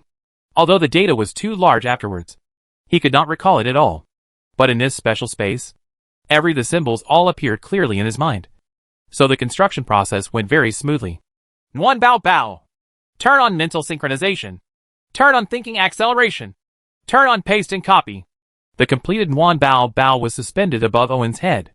After he used the puppet technique to achieve spiritual resonance, the whole person's thinking speed was incredibly fast. To such an extent, he was able to find the knowledge about the golem in his memory in a very short period of time. After obtaining the alchemist profession, Owen has the alchemy knowledge of the entire academy. Even the top alchemy creation titan. But how much he can use it depends entirely on himself. After all, even if you are given a complete set of blueprints for the launch vehicle, besides selling scrap paper, you can teach yourself what is the possibility of Chunkai directly launching satellites. But now Irving doesn't need to understand or master it. He just needs to recall it in his mind. And the construction is completed. Which is so exciting. The first thing to complete the construction is the iron golem of the regular arms in the Heroes and Invincible Academy. This golem made of large pieces of cast iron is thick and bulky. But it has to be said that it is very cost-effective. Especially when the quantity reaches a certain level. The torrent of steel formed is not at all human power can stop it. At the peak of the academy, every foundry was continuously producing such golems, crushing any enemy who dared to approach the academy. And this was just the beginning. Owen soon upgraded and replaced the iron golem with a more advanced steel golem. The steel golem is lighter, stronger, more lethal, and faster than the iron golem. It is a very efficient killing machine. What's even more frightening is that with the help of Nuan Bao, the steel golems seemed to be really copying and pasting. First they appeared one by one, and then they appeared in rows, and soon formed a steel core. When Owen was conceiving the new unit, the golem core had already collided with the monsters from L. Hell monsters are ugly and powerful enough, but their appearance and crazy momentum are enough to scare humans. But facing these steel creations, It is meaningless. The steel golems holding thick double-edged swords are waving the sharp blades in their hands uniformly. Like an assembly line. The knife blade used to cut fruits turns the H.L. monsters that rush over into uglier corpses. Even if they face all kinds of weird methods of the H.L. monsters, they still won't flinch at all. Acid, sound waves, poisonous blood, sharp claws, fangs, and all kinds of unexpected methods were all endured by the steel golem. And it launched a counterattack immediately. Golem? It's really a difficult opponent. In addition to tempting intelligent creatures to fall, the devil is also good at creating fear. Otherwise, it would be difficult to build a H-lish monster that is not cost-effective, just to arouse fear in the opponent. But he never expected that. Not only was the opponent very calm, but he also created the most annoying opponent, the golem. Okay, let me teach you a lesson, and let you understand that nothing can be the opponent of the Hell Soldiers. The devil is very aware of the strength of the Hell Soldiers. It is a powerful combat force that can sweep across the material world, even if it is only the second echelon of Hell. The Hell Core is not easy to provoke, so the legendary magic sword in the hands of the senior allows the Hell Core to launch an attack. The coordination of the Hell Core is almost perfect. All the soldiers are like a cog in this war machine. Even when faced with the steel golem that makes people unable to attack, they still do not stop moving forward. Even the method of dealing with it is so simple and direct that it surprises Owen. Degree. The heavy infantry in the back row put their shields against the backs of the heavy infantry in the front row, and used their collective strength to push the steel golem to the ground, and then stab the dagger into the joints, causing the steel golem to make only a squeaking sound, but couldn't move at all. Fortunately, Owen's newly constructed troops have been completed and scaled up, interrupting the advance of the Hell Core in time. The newly added gargoyles are not a powerful unit, but being able to fly is a huge advantage, especially when these solid stone statues swoop down from the sky. Even without the use of sharp claws, they are enough to knock a fully armed soldier into pieces. Mincemeat. Even if the H.L. soldiers are physically stronger than humans, they will inevitably end up with broken bones and tendons. But what surprised Owen again was that the devil's heavy infantry overlapped their shields to disperse the impact of the gargoyles. The gargoyles hit the fish scale shield wall, and while the gravel flew around, the shield wall undulated, but it was never able to break through the shield wall's defense. Chapter 169. Devils are all little Lolita with white hair and red eyes. The Hell Core is really powerful. Even Owen had to admire the eliteness of the Hell Soldiers and the tacit understanding of their mutual cooperation, which gave him a deeper understanding of the movement of the clouds and flowing water. Among all human core, only the top one's several talents are comparable, such as the trapped camp and the Spartan 300 warriors. But this kind of elite is a short-lived and unreplicable miracle in the history of mankind. While the Hell Core belongs to Hell's regular combat force and is not even top-notch, this is not false propaganda. Owen, who has an understanding of the laws of space here, knows that the real bodies of these replicas really have the same combat effectiveness and performance. Although he was surprised by the strength of the Hell Core, it did not mean that Owen would admit defeat, because he knew very well why he was at a disadvantage. First, he was not familiar with the laws of space here, and second, the troops in the academy were not complete. In the world of invincible heroes, there are demons, angels, and even dragons and phoenixes. The enemies the academy faces include not only the well-organized human army, but also the arrogant orc tribes, and the boundless natural disasters of the undead.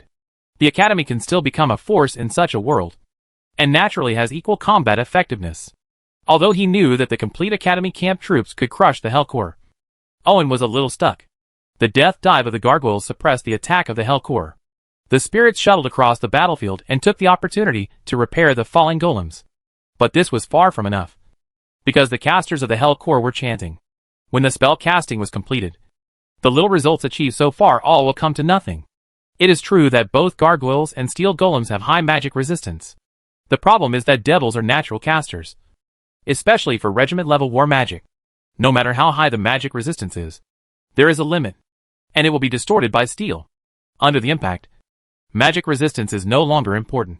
However, Owen was unable to build the true backbone of the academy camp, the mage, because the mage was not a golem. He only obtained the alchemy skills of the academy, and was not a mage profession. So he was stuck. But Owen suddenly remembered that he didn't really know the magic in heroes. At least he knew the air magic. Then the college mages loaded with air magic began to line up and chant. And the battle between the two sides officially entered a fever pitch. The gargoyles bombarded wildly. The steel golems were able to fight and resist. And the mage had all kinds of air magic at his fingertips. They were inextricably linked to the Hell Corps that had been fighting for countless years. The intensity of the entire battlefield was not inferior to that of two armored divisions fighting in their respective fields. Artillery fire supports situation head-on. Fierce fighting was not what Owen wanted. What he wanted was merciless crushing. So he once again built a new unit. This time a real high-level unit. The Jinn and Rakshasa. The Jinn is a special energy golem. Similar to elemental creatures. But more special. It can fight, fly and use magic. It is a complete all-round warrior, hovering over the battlefield like an armed helicopter sweeping away infantry. Although Rakshasa cannot fly, it is stronger. Especially the four-armed lion-headed Rakshasa king. His straight-line acceleration is like teleportation. And his performance on the battlefield is like a fighter jet flying low while wielding a sharp blade with 4 arms. After 2 more powerful units joined the battle, the devil had begun to recall his life. The devil is not omnipotent. Otherwise, why would he deceive people in the contract? The middle and low-level devils are even more miserable. Such as this one. I have been a soldier in the Hell Corps for hundreds of years. I was lucky enough to pick up the head of a big devil during the bloody battle with the Abyss. I was promoted to an intermediate devil. I transferred from the army to politics, and was responsible for the operation of H.L. In short, I became a grassroots clerk. Next, I worked hard at the grassroots level for hundreds of years. Fortunately, I successfully reported my superiors, and became the chief of the small section. Then the good luck came to an end. I was targeted in various ways, and had to wear all kinds of small shoes in turn. Not to mention promotions and salary increases. Being demoted without being reported was already the result of the devil's best efforts. What's even more miserable is that it doesn't matter if you work as 007 in H.L. The key is that it doesn't matter no matter how well you do it.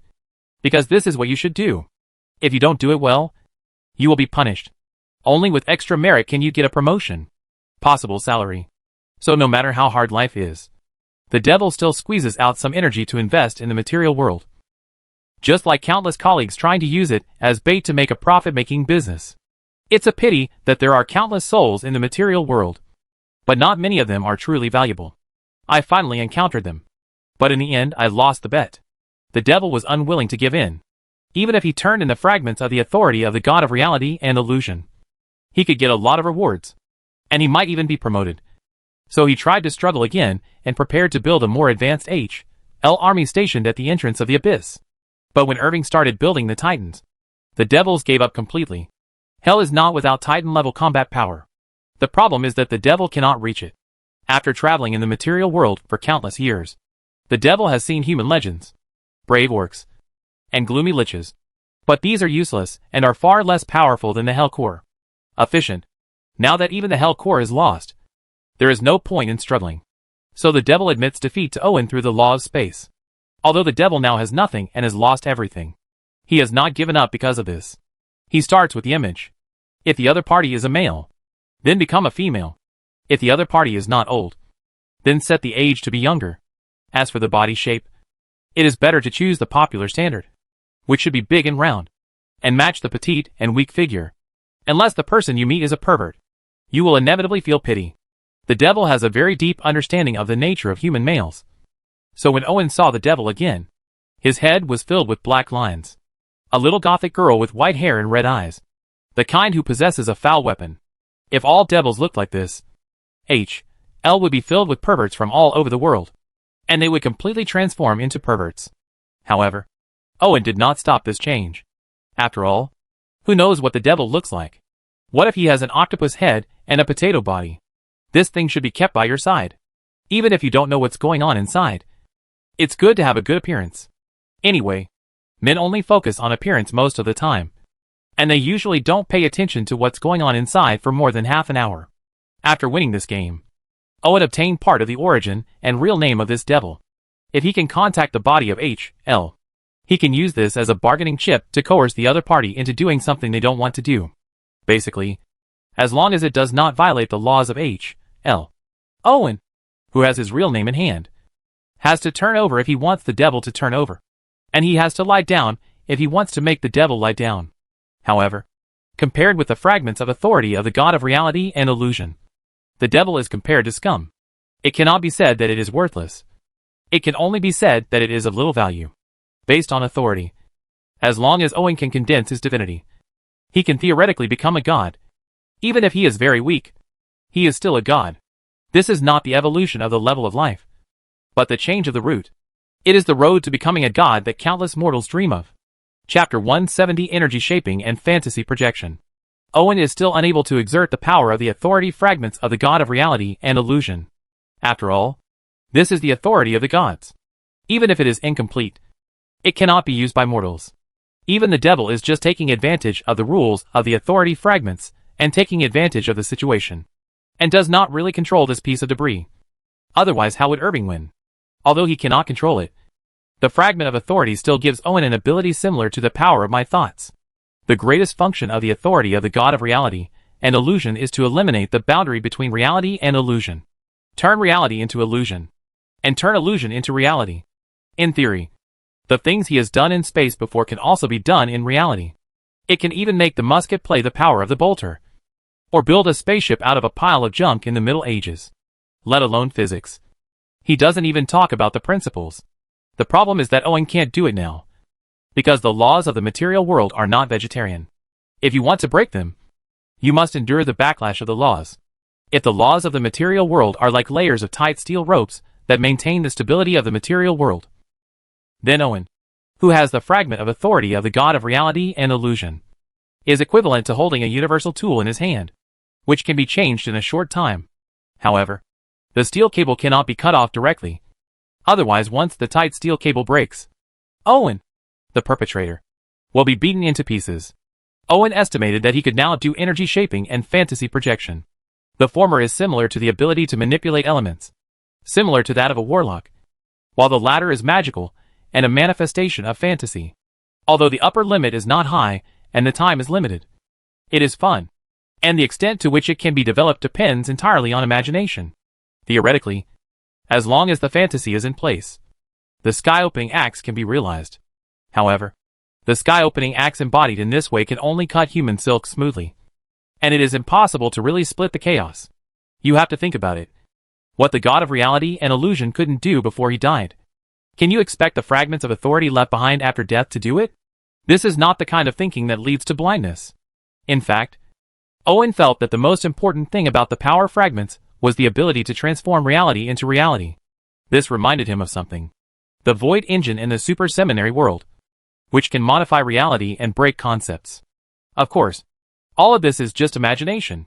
The problem Owen needs to solve now is this little lowly devil with white hair and red eyes who hides a murder weapon. According to the devil's contract, this part of the origin now belongs to Owen, so he can change his appearance at will, even into a dog. However, he did not do so. Instead, he was thinking about how to use this devil more efficiently. When used in battle, it feels like using a smartphone as a brick. It's not that it's useless, but it's just that it's not used in the right place. According to the grade of this devil, although it is a high-end product, its actual strength is still not up to the level of legend. At most master level. But if you underestimate the other person because of this, the devil might not be able to help laughing on the spot. As mentioned before, the devil is a natural caster of spells, and there are still theories that the source of magic comes from the devil. Although I don't know whether it is true or not. It is true that the devil is good at using magic. So the question arises, how many secret magics, rituals, secrets and curses has been mastered by a devil who has lived for countless years? There are not many unlucky people who think they have sovereignty and are eventually defeated by the devil. With this record, the devil would be embarrassed to show it off even if he was drunk, because he would not show his face. Therefore, this devil cannot be used directly. It must be transformed from the inside out into the shape you want. Resealing the devil into the black magic book, Owen returns to reality. Although a long time passed in space, the outside world only lasted a moment, and the battle with the bone-eating shark was not over yet. Owen was no longer willing to delay. After receiving so many benefits, he urgently needed a quiet environment to digest. So his original playful mentality changed. Owen came to the deck and saw that the 3 new Shikigami had finished massacring the bone-eating shark pirates. Watanabe was adjusting the angle of the ship's bow in an attempt to support the hate.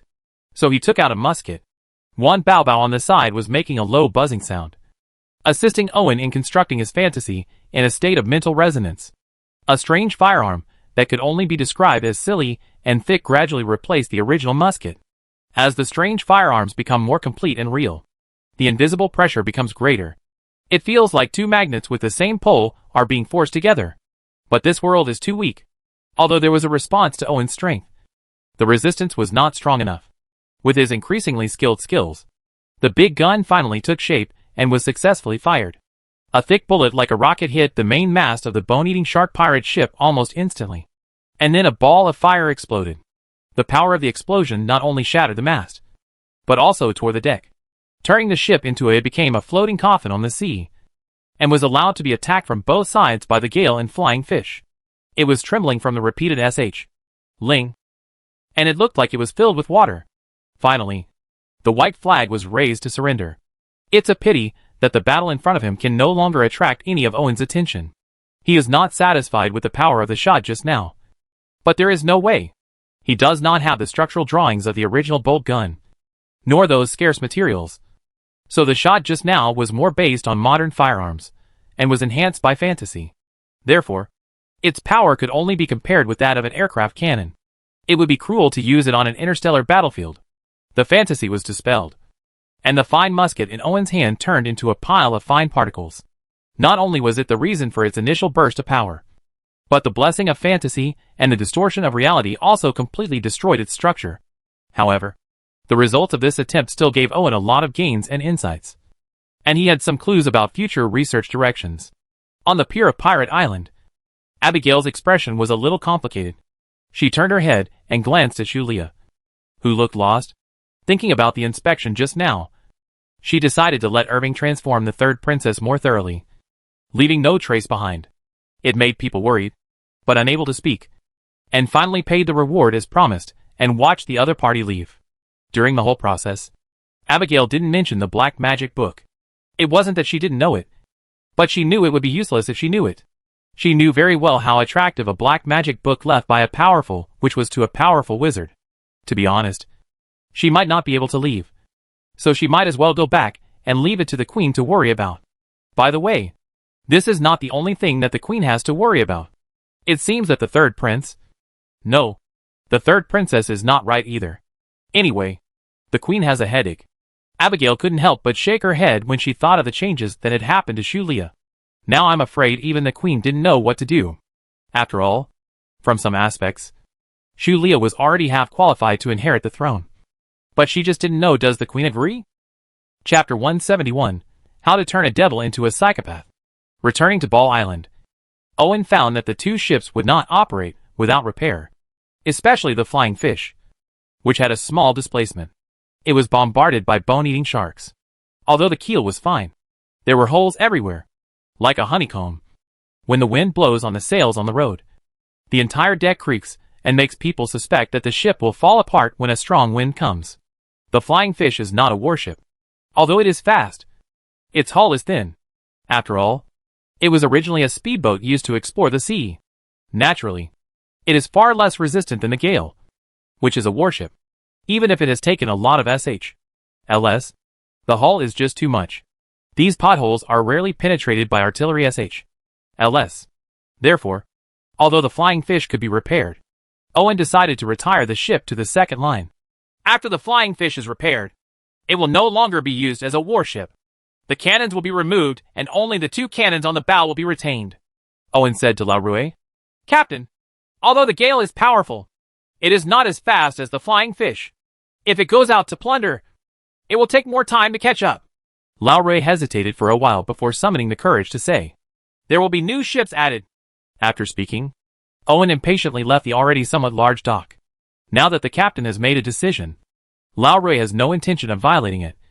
So he immediately arranges manpower to start repairing the ship. On Pirate Island, they not only recruited pirates, but also chefs and many boatmen. These boatmen may not be able to build a ship on their own, but they are good at tinkering, and even a wooden barrel can be made into something beautiful in their hands. Owen, who left the chores to Larouet, came to the vicinity of the castle tower. The place was planned by Tanaka in an orderly manner, and a large area of farmland had been reclaimed. So he praised him a few times, and then encouraged Matsushita, who was responsible for capturing the savages, to let the two people work harder. However, now that the population limit has been reached, many savages can only be guarded by a Shigeru to do some simple tasks, and cannot play more roles. So Owen used the reward from Queen Island to upgrade the castle tower. The second-level castle tower has a population limit of 1,000, and a Shigeru and Hatamoto can be recruited. If the Shigeru were militiamen, then Hatamoto was a regular army. Owen recruited 100 people at once. The biggest difference between Hatamoto and a Shigeru is that they are armor-piercing and can skillfully use various weapons, including iron cannons, and can be used as the main force in this world.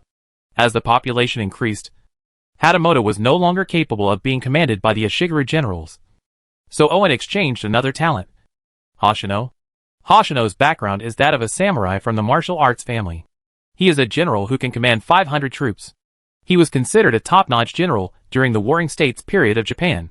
However, in the Three Kingdoms period, he can only be described as haha.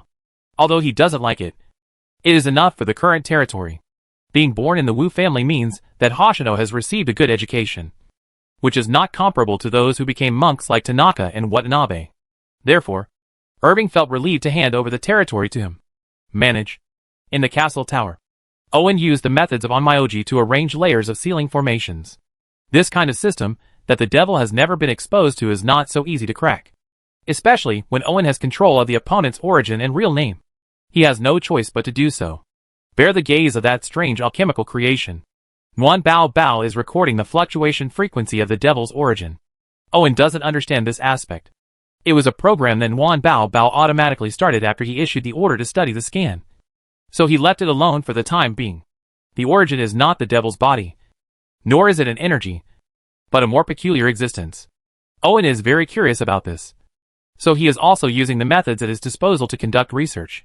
As a result, the devil is even more miserable. But he still maintains his white hair on the surface.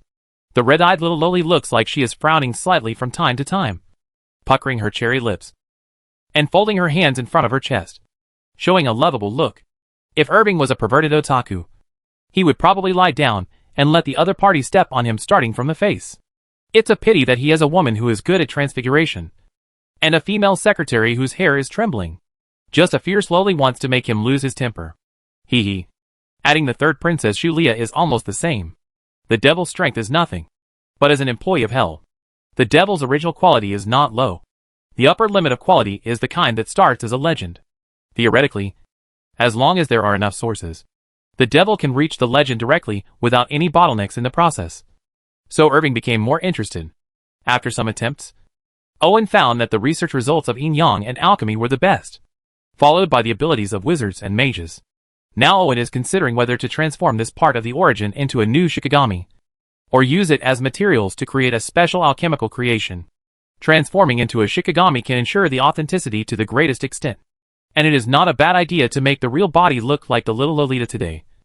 And it is still something that can be touched.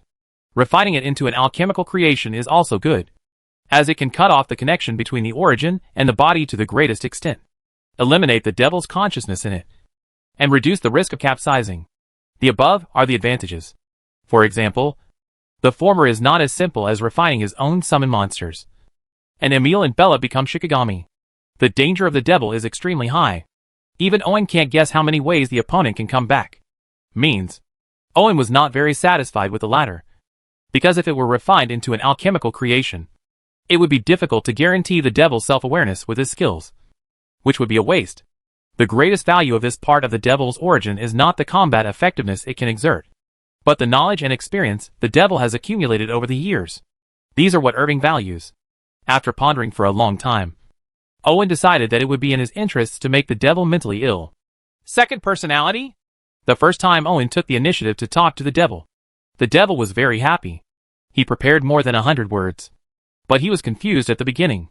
Did you know that there is a kind of mental illness called split personality? Owen specially exchanged some books on mental illness. Although he is not an expert, it is okay to use some professional terms to fool people.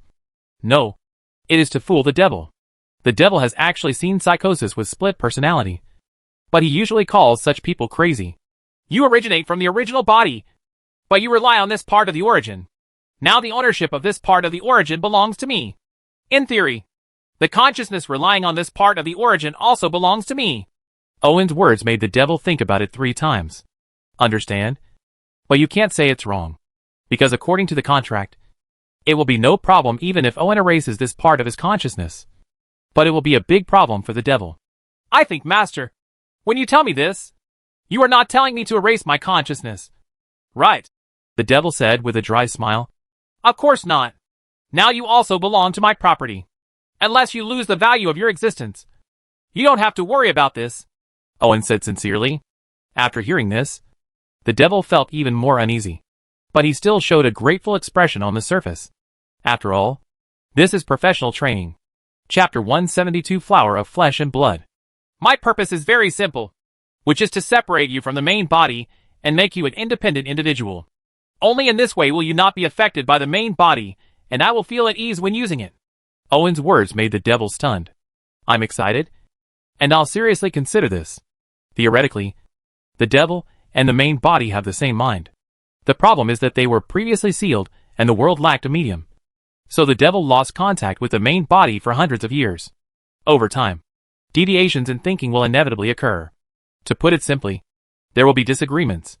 Without Owen, even if the devil has the idea of independence, it will be useless. Just like a part of water that has been separated, once the connection with the body is restored. This part of the independent consciousness will be immediately assimilated and covered by the ontological thinking. It seems to be returning to the original body.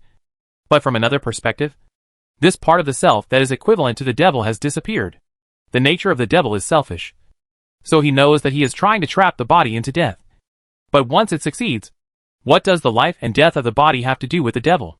The devil was moved. So he cooperated with Owen's research. However, Irving is not proud of convincing the devil. He is quite self-aware of his IQ and speaking skills. To convince a devil? Don't be kidding. The real reason why the devil decided to cooperate is because Irving was following the instructions on the chopping board. The fish talks, discussing whether to steam or braise it. What opinions will the fish have? Apart from cooperating, what else can the fish do? Use water splashing in the oil pan to make his face look oily? Then he was fished out and chopped into fish balls? This is not how he seeks death. Not to mention that Owen also showed the devil another option, which is to be used as material to refine into alchemical creations. However, if he chooses this path, how much self-awareness he can retain depends on Owen's craftsmanship. Obviously, the devil couldn't trust Owen's skills, so he chose to cooperate with the first path. Even if it was braised, he still had to give his own opinions and strive to make the most delicious braised fish. Of course, this path is actually in the interests of the devil. So he suppresses his instinct to cause trouble and use dirty tricks, and tries his best to cooperate with Owen's Shikigami transformation research, and answers most questions promptly. Although the devil was very cooperative, Owen did not intend to complete the Shikigami transformation in this world, because he was vaguely aware that the ancient blood's ability to travel through time and space was gradually recovering. So while studying the devil, he obtained some secret knowledge from the other party. Now when people are asking for something, no matter how much the devil feels he is at a loss, he must cooperate when he needs to, and he must say what he needs to say. These are important to Owen, because some things that are equivalent to common sense to the devil are unknowns that cannot be explored in a lifetime for mortals. Such as the simplest worldview. To a farmer, the world is the ground beneath his feet. For nobles, the world is their own territory. For mages, the world is composed of countless elements. But these are not out of the scope of the world where they are. In other words, they are still spinning in their own small circle. According to the devil's description, the real world is a flower of flesh and blood blooming in the void. The endless abyss is the rhizome of this flower of flesh and blood. Deeply rooted in the void, hell is a 7-layered petal at the top of the abyss. Flower of death. Surrounding this flower of flesh and blood are dewdrops and dust. These are the incarnations of the material world. That is, planes and demiplanes. And they are also the nutrients for the growth of the flower of flesh and blood. This is the most real and cruel side of the world. All the worlds and creatures will return to H, L and abyss to become nourishment, making this flower of flesh and blood become more beautiful. Of course, although the ending is cruel, it is meaningless to mortals, because this process is measured in 10,000 years. Even immortals can hardly see the day when their world ends. And even if they know, what can they do? Not even gods can stop this, because this is the nature of the world. The abyss and H.L. are the core of the world. So even the devils at the bottom can easily access the plane. And naturally there are corresponding secrets spread among the devils. After the devil revealed the secrets of the space plane, Owen gained a deeper understanding of the space-related knowledge in his own knowledge system. This caused the ancient blood, which was originally about to move, to calm down and gradually show signs of being controllable. But this is not enough. Just slow down your movements at critical moments when gluing. This can only delay a little time. But the final result will not change. Therefore, there is still a long way for Owen to tame and control the ancient blood. Way to go. After gaining a lot of knowledge from the devil, Owen tried to let Nguyen Bao Bao mobilize a lot of computing power to calculate and try to locate the space. Obviously Irving was having wild ideas. Even the Flame Queen's true form couldn't accomplish such a feat with limited data and equipment. So in the end, she had to rely on metaphysics. The alchemy knowledge of invincible heroes includes related space knowledge, including portals. The problem is that this thing is not something that can be mastered. Even if a full set of information is in hand, Owen still can't.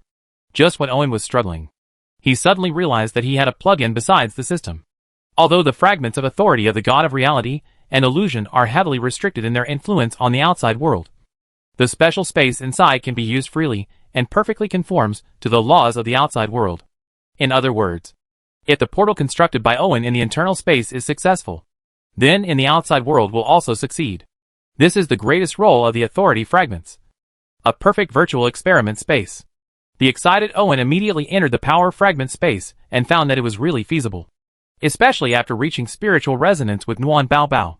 With sufficient computing power and database support, he could perfectly construct various technological creations and some mysterious creations. Unfortunately, the more complex the construction, the higher the requirements for mental and computing power. Blind copying is not enough. The problem is that it cannot be used in experiments, because a little difference in data will cause the entire result to collapse. He must keep trying to find the reason. Balance point. In particular, he is conducting a space teleportation experiment. If there is a slight deviation, he may be involved in the turbulence of space. The devil does not know where he will appear at that time.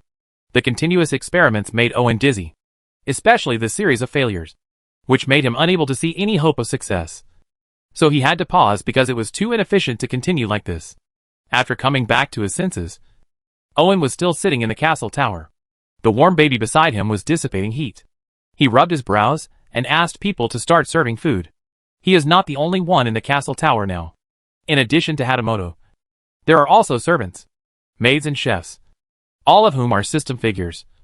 Because he cannot trust the natives of this world and does not want to experience the feeling of being poisoned when eating or being wiped on the neck while sleeping.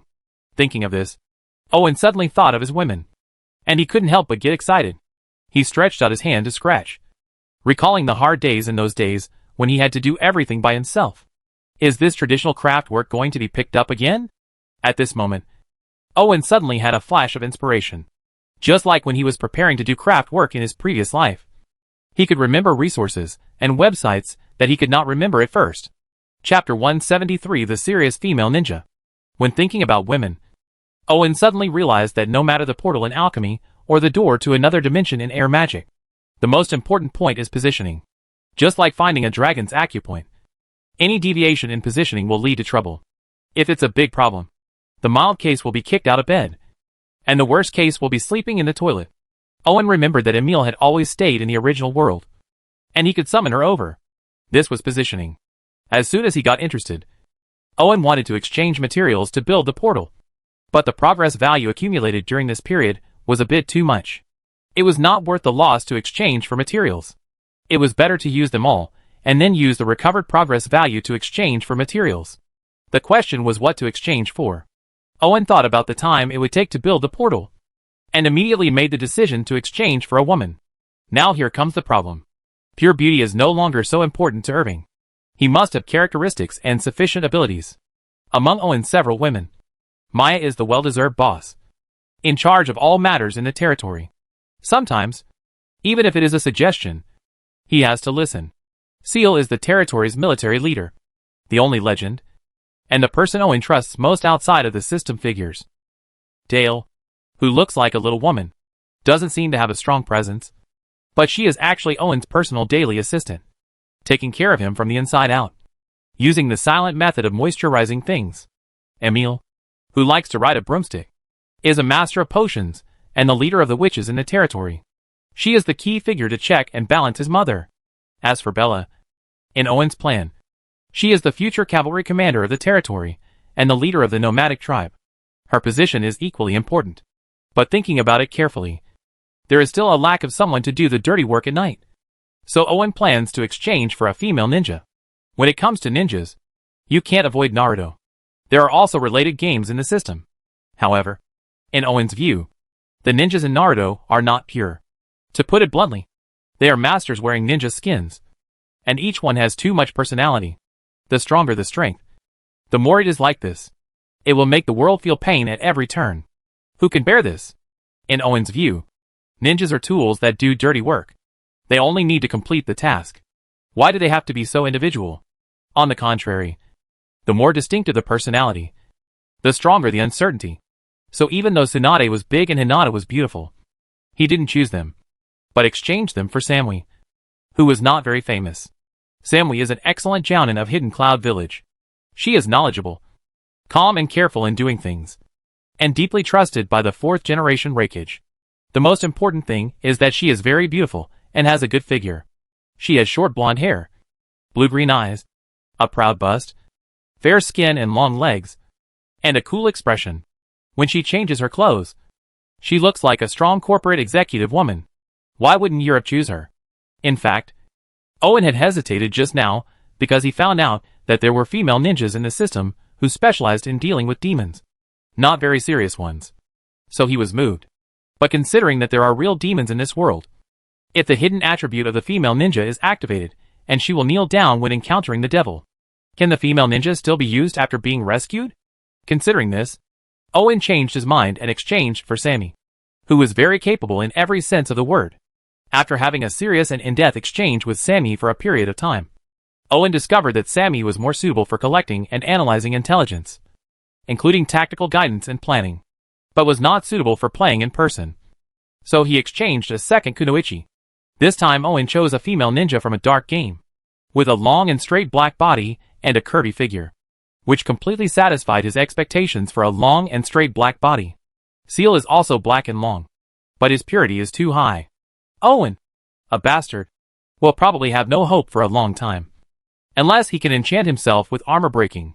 This long, straight black female ninja is also very pure. Her big eyes are obviously very beautiful, but they are as dead as snow, like a beautiful body. But she knew how to use her own advantages. When she knelt in front of Owen, her back was like the reflection of an arch bridge, and her buttocks were like 2 rising full moons, which made him lose his energy and not know which end to support first.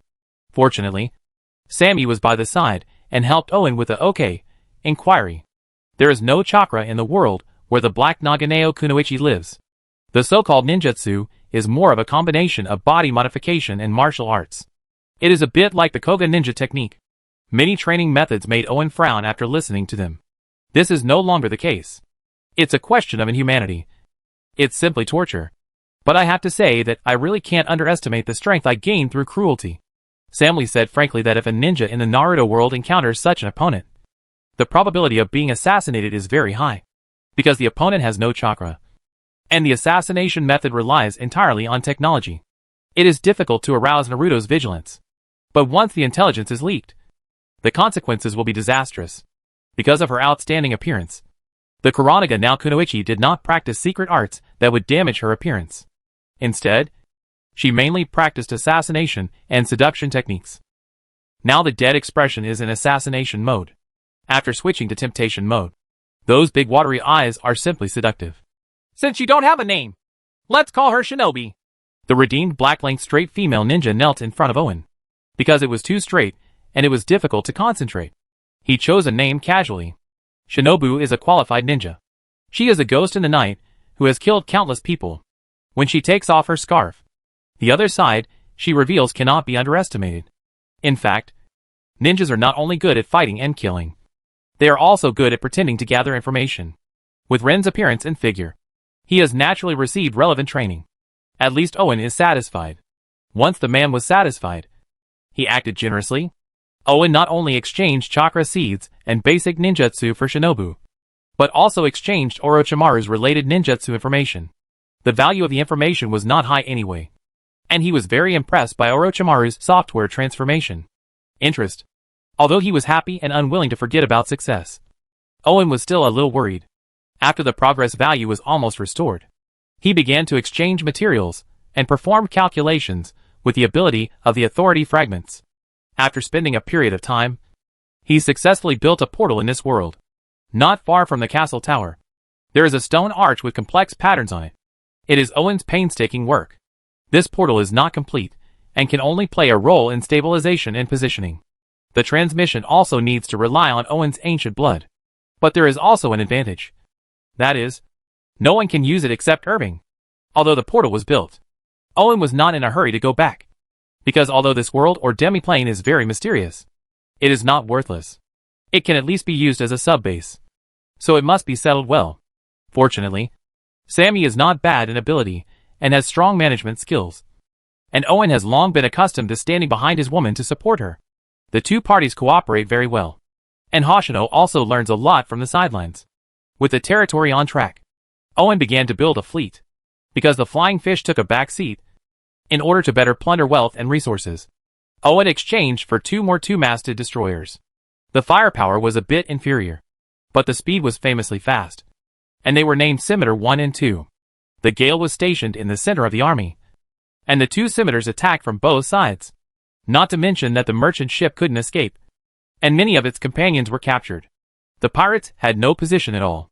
They threw the pirate leader and the thorny head into the sea to feed the sea monster, and the rest were obedient. Chapter 174, Be the man behind a group of successful women. After settling the world, Owen stood in front of the portal, holding on to the door frame. As the ancient blood surged, the lines all over the arch were lit up one by one. This was the power of time and space. When all the lines on the arch are lit up, the air in the center of the arch begins to twist, and a discharge phenomenon similar to blue lightning is produced, which looks very scary. But these blue lightnings were harmless, just like projections. So after worrying for a while, Irving ignored these phenomena and concentrated on cross-border positioning. Because I have successfully summoned Emil before. This is not difficult. What is difficult is fixing it. The portal is like a fixed spool, and the ancient blood is a ball of thread. All Owen has to do is to fix one end of the thread on the spool, then wrap the other end around the point of Emil, and then follow the thread. But it was the first time after all, so deviations were inevitable. When Owen first teleported over and found himself in midair, he knew something was wrong. When he discovered that there was water below, he breathed a sigh of relief. The question was, why were there 2 buildings on the water, surrounding the fat white island? Who else put strawberries on the island? Confused and puzzled, Owen dived in. I remember this is my bathroom. And there is a bathhouse in Green Shade Town, Owen said calmly while washing his hair.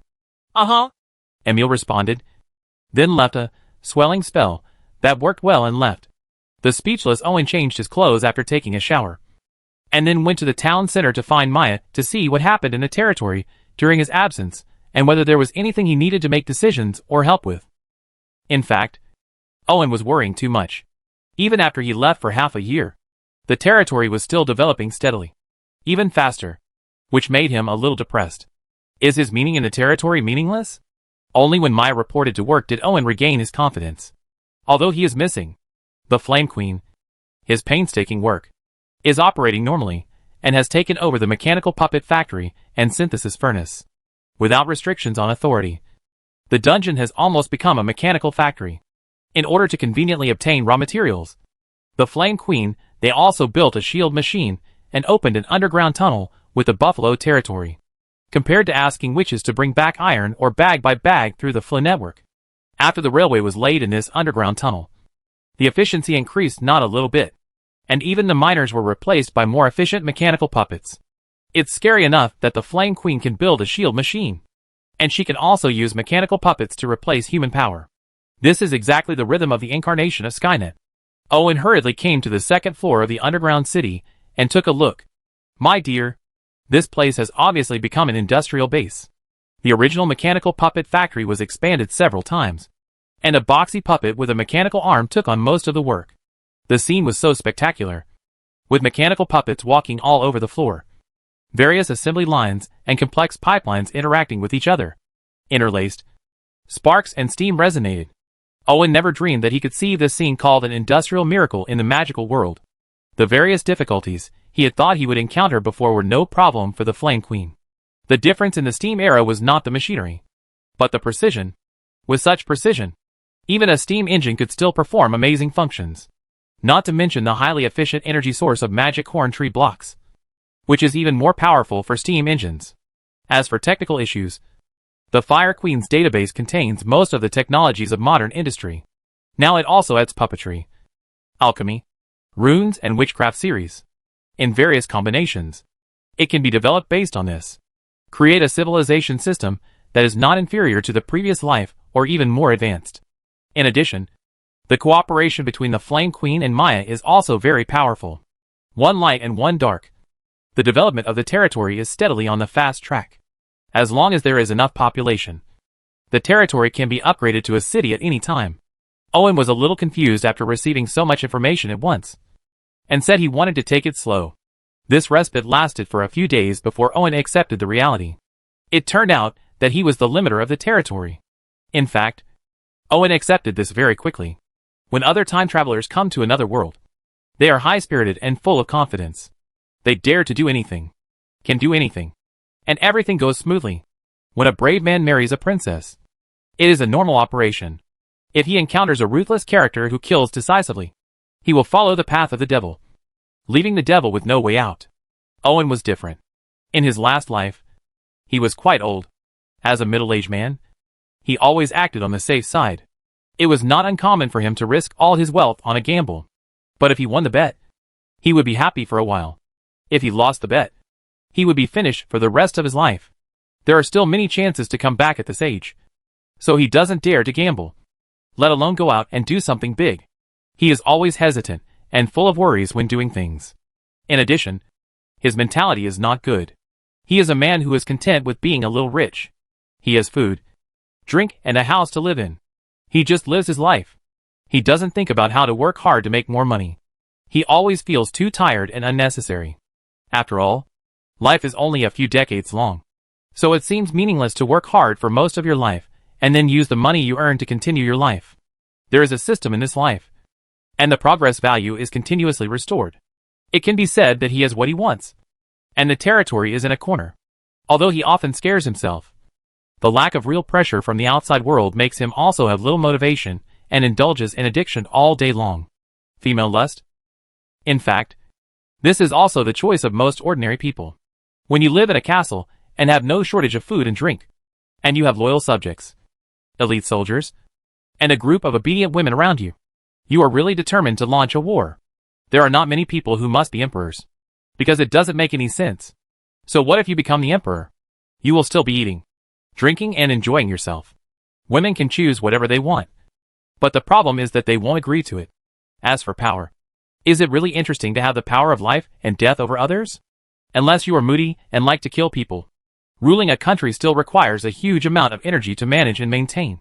So wouldn't it be nice to be a local emperor? Sometimes Irving himself feels that he is worthless and has the foundation to be an emperor, but never uses it. Even the previous territory did not dare to develop too fast, for fear that too fast development would lead to suppression and enemies. So only 3 points of 10 points were used. In comparison, Maya didn't have so many worries, and the Flame Queen didn't even know what fear was. Together, they made Owen feel a little redundant. However, this also proves that some of Owen's decisions are right. He is indeed not made for big things. So pushing Maya out to take charge of everything is the wisest choice he made. Irving, who has long been accustomed to standing behind women, quickly accepted the fact that he was suitable for soft rice. Behind a bunch of successful women stood the same man. To a certain extent, he was more successful than the average successful man, and are more likely to be envied, jealous, and hated by the same sex. Chapter 175, Establishing the Route. Feeling at ease, Owen ate and slept as he should. After a while, seeing that the progress value was almost restored, he decided to build the portal. In fact, Owen can return to that world without a portal, because there is a portal there for positioning, but others cannot. Moreover, if Owen wants to come back after leaving, he has to lock Emil again. It would be okay if he was taking a shower at that time, but if he was in the toilet or with Bella, Owen couldn't imagine that scene. and I'm afraid it would leave a psychological shadow for a long time. What's more, Irving plans to develop that world. So it's impossible not to solve the teleportation problem. Owen had already built the portal once. And once again, he was able to complete it quickly. And there was no trouble after that. Because Sammy and Shinobu had marks left by Owen on their bodies. After activating the portal, the two of them followed the two doors. The passage opened and time came to this world. But the price was that Owen's newly restored ancient blood was silenced again. Obviously this method is only suitable for a few people. Unless Owen can perfect the portal. The problem is that the technology in this area is too high-end. Irving first copied the cat and imitated the tiger. Then asked Juan Baobao to continuously calculate. And then repeatedly experimented in the authority space. In the end, he only solved the most basic stability and positioning. This still relies on his own ancient blood. Otherwise only in the year of the monkey, and the month of the horse can we bear fruit. Therefore, perfecting the portal cannot be achieved in a short time. Moreover, even a real portal can only perform spatial teleportation in the same world. If you want to travel across the world, you have to rely on ancient blood and the door of another dimension. This means that Owen needs to fuse the two, which is extremely difficult. But there is no need to worry now, because the territories of both worlds are developing well. And there is no need for large-scale support to each other. Now the greatest significance of the existence of another world, apart from collecting precious resources, is to give Owen a way out. Many of the previous concerns were that Irving was afraid of being spotted and running away. Now he is not afraid anymore. Even if he is desperate or in danger of his life. At worst, he can just go through the past and there will always be a chance to come back again. After having the coordinates of another world and being able to travel through it at any time, Owen relaxed a lot and no longer had so many worries. He even planned to open more permissions to the Flame Queen and Maya, so that the real and illusory too, when a woman goes to work hard. He just needs to be the man behind them and hold on. Of course, even so, it does not mean that Owen will completely let go and not care about the world. He is not that stupid. Otherwise, he would not choose to summon Sammy and Nina across the world. First, he asked Sammy to establish an intelligence organization belonging to the territory, named Root. Not to mention the names. Just from Owen's targeted exchange of these two female ninjas, it was clear that he could not trust the Black Hand. And that was exactly the case. Who dares to hand over intelligence to others and allow Black Hands to stay in the territory? Not because the intelligence network in the territory is almost non-existent. But not having one now doesn't mean there won't be one in the future. Irving naturally has to make plans early. As for why the exchange was for two female ninjas, who would exchange it for two men under such conditions? Next, Owen plans to expand the first floor of the dungeon as the base of the Roots, and transfer the ownership rights of ninjas and witch hunters to the Roots. This is not enough. In addition to venue equipment, personnel are the focus of an organization's development and growth. Therefore, in addition to increasing the team of ninjas, Owen also plans to train the next generation of witch hunters to make the Roots bigger and bigger until they can shock the entire dark world. When the time comes, please call him Huge Jin. A legendary man. Ninjas can be redeemed or trained in any world. The castle tower has a building for training ninjas. But there is no elite ninja that can be redeemed. At most, they are ninja soldiers who are good at sneak attacks. They can be used in specific environments such as forests at night. However, as enough cannon fodder, witch hunting is a bit troublesome. The number depends on the number of witches in the territory. Moreover, the territory needs to cultivate its own legal professionals. And it is impossible to train them all into witch hunters with a sword in one hand and potions in the other. It seems that the territory needs to increase the recruitment of witches and increase the number of witches as much as possible. This can be left to Emil, or it can be purchased through the Black Hand. After all, smuggling also includes human beings. I have to say that it's great to have a woman. After Owen thinks of these things, he can just arrange them. But he didn't have to be idle. He was familiar with the development and changes of the territory and established roots. Irving, who originally wanted to be a soft rice, had to get busy and at the same time adjust some development issues of the territory. Although there is a way out, Irving is not willing to abandon everything in front of him and choose to start over unless he has to. So he can develop, but must be cautious enough. For example, Maya is preparing to build a city. Now the population of the territory has exceeded 5,000. Which can barely be regarded as a small city. However, as long as the city wall is not upgraded for a day, it is not considered a city. because it can only be called a city if 1,000 troops cannot break it. But Maya also has concerns, because she can only think of more things that Owen can think of. However, unlike Owen, who was concerned about causing a backlash and siege by the barbarians in the north, Maya was more concerned about the Empire, because she knew very well the significance of the first city in the north. It can be said that as long as the first city in the north is controlled and a chain of interests is formed, the interests of the entire north will be at least 3 levels high. Even the Empire would not ignore such huge interests, let alone those greedy nobles and forces from all sides. Therefore, the territory must have the strength to fight tens of thousands of armies, as well as enough high-level combat power, legal professionals, abundant financial resources, sufficient material reserves, and most importantly, enough allies in the Empire to help deal with it, qualified to maintain sovereignty. Even so, at least 5 layers of interests must be divided and used to weave a strong interest network. Even Maya doesn't dare to be careless in all aspects. If there is any negligence, the territory will be in danger of destruction. Therefore, the development of the territory was actually carried out by Maya, and the mechanical puppets in the dungeon did not dare to be used too much. In Maya's plan, it will take at least 5 years to accumulate information and find suitable allies. In terms of troops and resources, Maya is not very worried, although she doesn't know how her master did it. The continuous flow of troops and resources gave her some confidence. Otherwise, she would have arranged a marriage for her master. An early marriage would be a big deception for the host. After all, a small viscount of the north is really nothing. Although this will result in the loss of sovereignty, at least the Hydra family can be preserved. But once the city is built, it means that the Hydra family has gained the initiative and will have more choices. The master's mystery gave Maya the chance to gamble, but Owen didn't know this yet. However, the two still have a consensus on how to accumulate wealth and distract attention.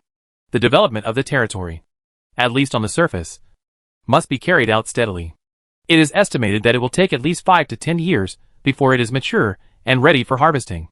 Then, even if there are no enemies, there will be enemies, making outsiders mistakenly think that the territory is in trouble. Only in this way will we not take the initiative to cause trouble for the territory. At the same time, find suitable allies as soon as possible. Allies in the Empire are necessary. Otherwise, when Owen builds the city, some people will directly accuse him of surrendering to the barbarians. And then it is not impossible, but very possible, to directly suppress the border with the army. Therefore, there must be someone who can help in the imperial politics. Open your mouth. With enough strength and people working within the Empire, the Hydra family can truly grow. Chapter 176 Family Separation Plan. In order to create a stable development space, Irving had the idea of splitting. Making a fist with 5 fingers makes people feel aggressive. But if they are separated, the threat is not that great. Therefore, Owen plans to move the transformed nomadic tribes to the vicinity of Mara Town, and only maintain commercial contact with the territory. This will greatly reduce the total population on the surface of the territory, and at the same time, it can also absorb other nomadic tribes scattered in the north. Kill 2 birds with 1 stone. Then, there is the barbarian tribe. Owen plans to move them to the Buffalo territory. This will also facilitate the concealment of the expanding mining scale underground. After all, even underground there will inevitably be vibrations, so it is necessary for an exclusive barbarian tribe to exist.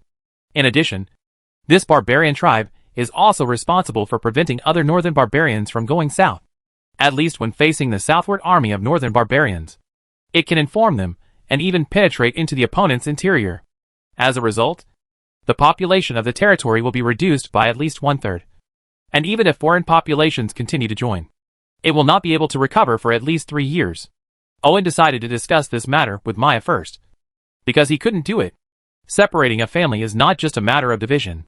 It must be allowed to take its course so that no one will see the flaws. Otherwise, if it is done in a grand manner, everyone will be able to see the problem. Fortunately, both the nomadic tribes and the barbarian tribes have always been very xenophobic, and Owen originally arranged them to the outskirts of Akita town, which provided sufficient reasons for their departure. When I told Maya about this, the two of them had the same idea and immediately started a heated discussion. However, Bella is in charge of the nomadic tribe. She has rich experience in managing nomadic tribes. If there is no trouble, the barbarian tribe will not be able to work and lack a leader. As the old saying goes, a snake can't survive without a head. So you have to find a way. Don't worry. Let Bella arrange for the nomadic tribe to gradually leave and gather in the direction of Mara town. The barbarian tribe will talk about it later. Owen slumped on the chair. The hard work during this period made him a little tired physically and mentally. Even Dell's the effect of replenishing the soup is not that good. It seems that he needs to take a good rest for a while. As the old saying goes, only by nourishing the essence can you recharge. That's fine. This matter is not suitable for making too much noise. I will arrange to complete it within half a year. After saying that, Maya got up from Owen, turned around and left without any regrets, leaving only Zha Zhao recovering his health. At least he strengthened it twice. And Owen was finally able to walk on his own before it got dark. However, he always felt that something was missing between his legs. When the wind blew, there was always a melancholy like falling leaves. I couldn't help but sigh that there seemed to be more women who could feel it better. Life is not easy.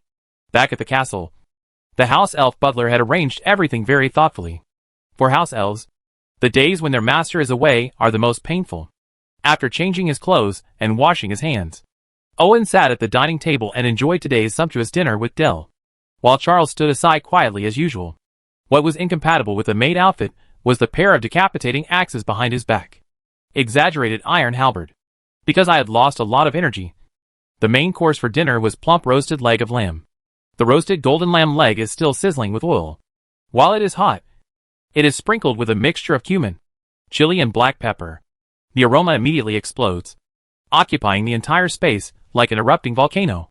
Owen, who had spent too much energy, couldn't help but swallow his saliva, picked up the knife and fork, and with a slight exertion, a piece of hot lamb was cut off from the lamb leg. It can be seen that the lamb leg has been specially processed before roasting. Otherwise it wouldn't be so tender.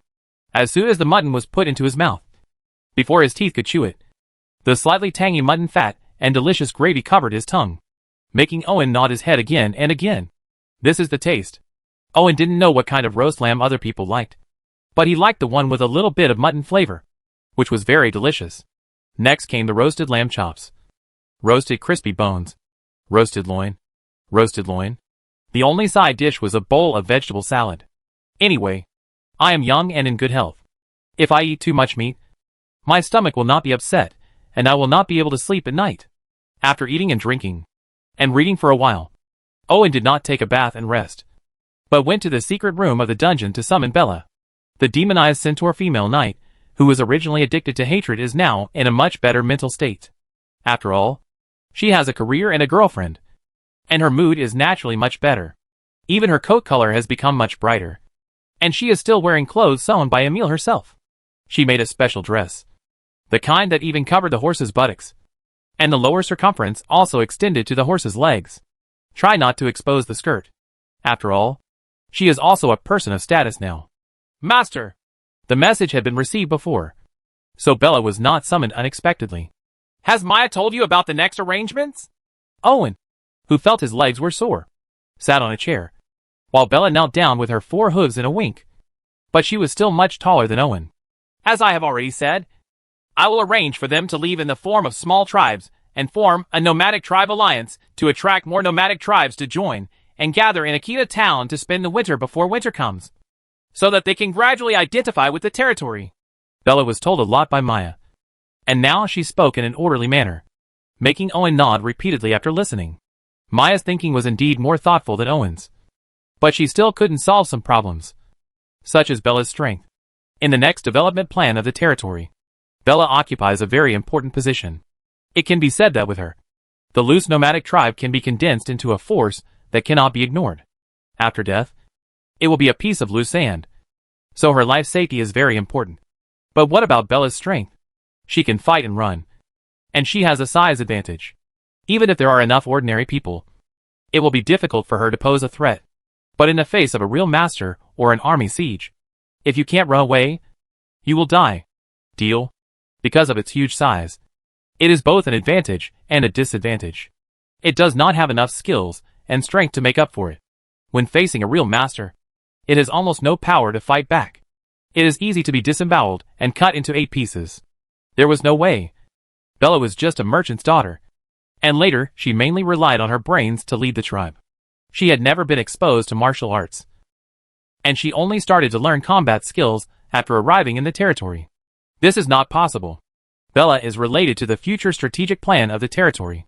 She is not required to ride 1,000 horses at once, but she must at least have the ability to protect herself. Therefore, Owen specially prepared an enhanced template for her. The strengthening process of the template was very simple. A figure of a horse-riding military commander blended in smoothly. In the blink of an eye, Bella looked different, and even more heroic. In fact, Bella's foundation is not bad, because she became one with her beloved horse during the process of becoming a demon. She has greater potential, but she has not realized it. After having the template to make up for it, her energy immediately ignited. Owen took out the tiger power armor, tiger-headed golden spear, horse-slaying sword, treasure bow and feather arrows, iron claw flying rope, etc. that had been prepared. Bella got a little familiar with it and put it on her body, then waited for Owen's order. Chapter 177 Ma Chao vs Tian Wei. Let's go! Let's get you familiar with the strength. Owen looked at Bella, who was as brave as a tiger, a horse, and a dragon. He nodded with satisfaction and rode on her back to the dungeon. The first, second and third floors of the underground city are not flat. In fact, the height difference between each floor is quite different. Therefore, each floor has a three-dimensional structure, which is more complex and has a larger space. Especially the third floor. The first floor, after serving as a base for the roots, was expanded again. Right now, Owen is taking Bella to the martial arts training ground, because both ninjas and witch hunters need a long period of training to maintain their best condition. However, the martial arts training ground has only been reinforced, and no equipment has been installed yet. The empty space has only lantern grass as lighting, but it is just right to avoid damaging things and having to repair them. Charles was picked up here by Owen's ninjas, and he was waiting there fully armed. It was obvious that Bella's next opponent would be her. As the territory's force responsible for the force and the only legend, Owen has always been curious about Seal's strength. Now that Bella has been strengthened, it just serves as a test object. After all, Bella's enhanced template is not bad. Seal wore a bull-headed armor, held a pair of ghost-blade halberds, and rode a heavily armored bull. His aura was like that of a ghost or god. Bella, who has just been strengthened, is also not bad. She is wearing tiger armor, holding a tiger-headed golden gun, a horse sword at her waist, a treasure bow and arrows, an iron claw flying rope, and a short spear. If she were not a centaur, the waist and back are so long that I'm afraid it won't be able to accommodate all the weapons. After fighting for a while, it was not as good as Charles's step-by-step polishing.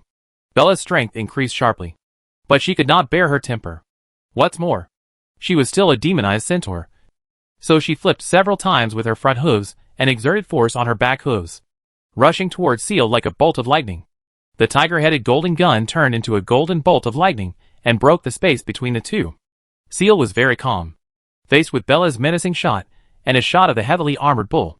He also started to charge. In this alien world, the two women fought against each other like the generals of the three kingdoms, each chasing after another. Bella's spear and horse were fast, and she went straight to the door in front of Charles to take the advantage. Her tiger-headed golden spear is half spear and half hammer. Under the head of the spear is a golden eagle tiger head the size of a melon.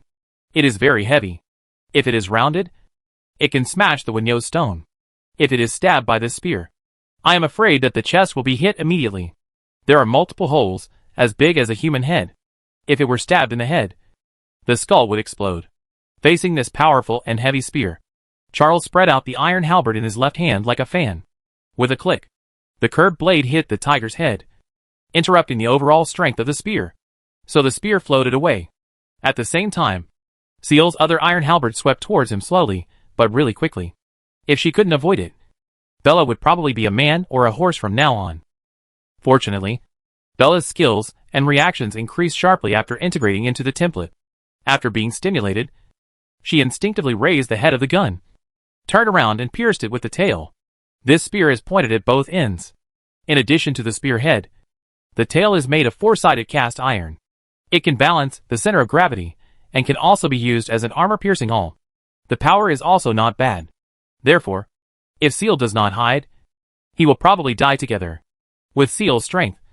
Of course she would not end up like this, but she understood that this battle was to let Bella get familiar with her enhanced strength. So she fought with restraint. So after swinging the gun tail, the two of them pass by each other. This is a round of fighting. In the novel, fighting for 300 rounds at every turn is actually very difficult to achieve. Not to mention how much energy and physical energy each confrontation requires. Just letting the war horse charge around 300 times is not what the horse does. But as long as you don't go all out, it's okay to fight for 30 or 40 rounds. Both of them are taking a powerful and heavy path. If they have the same strength, Bella is faster.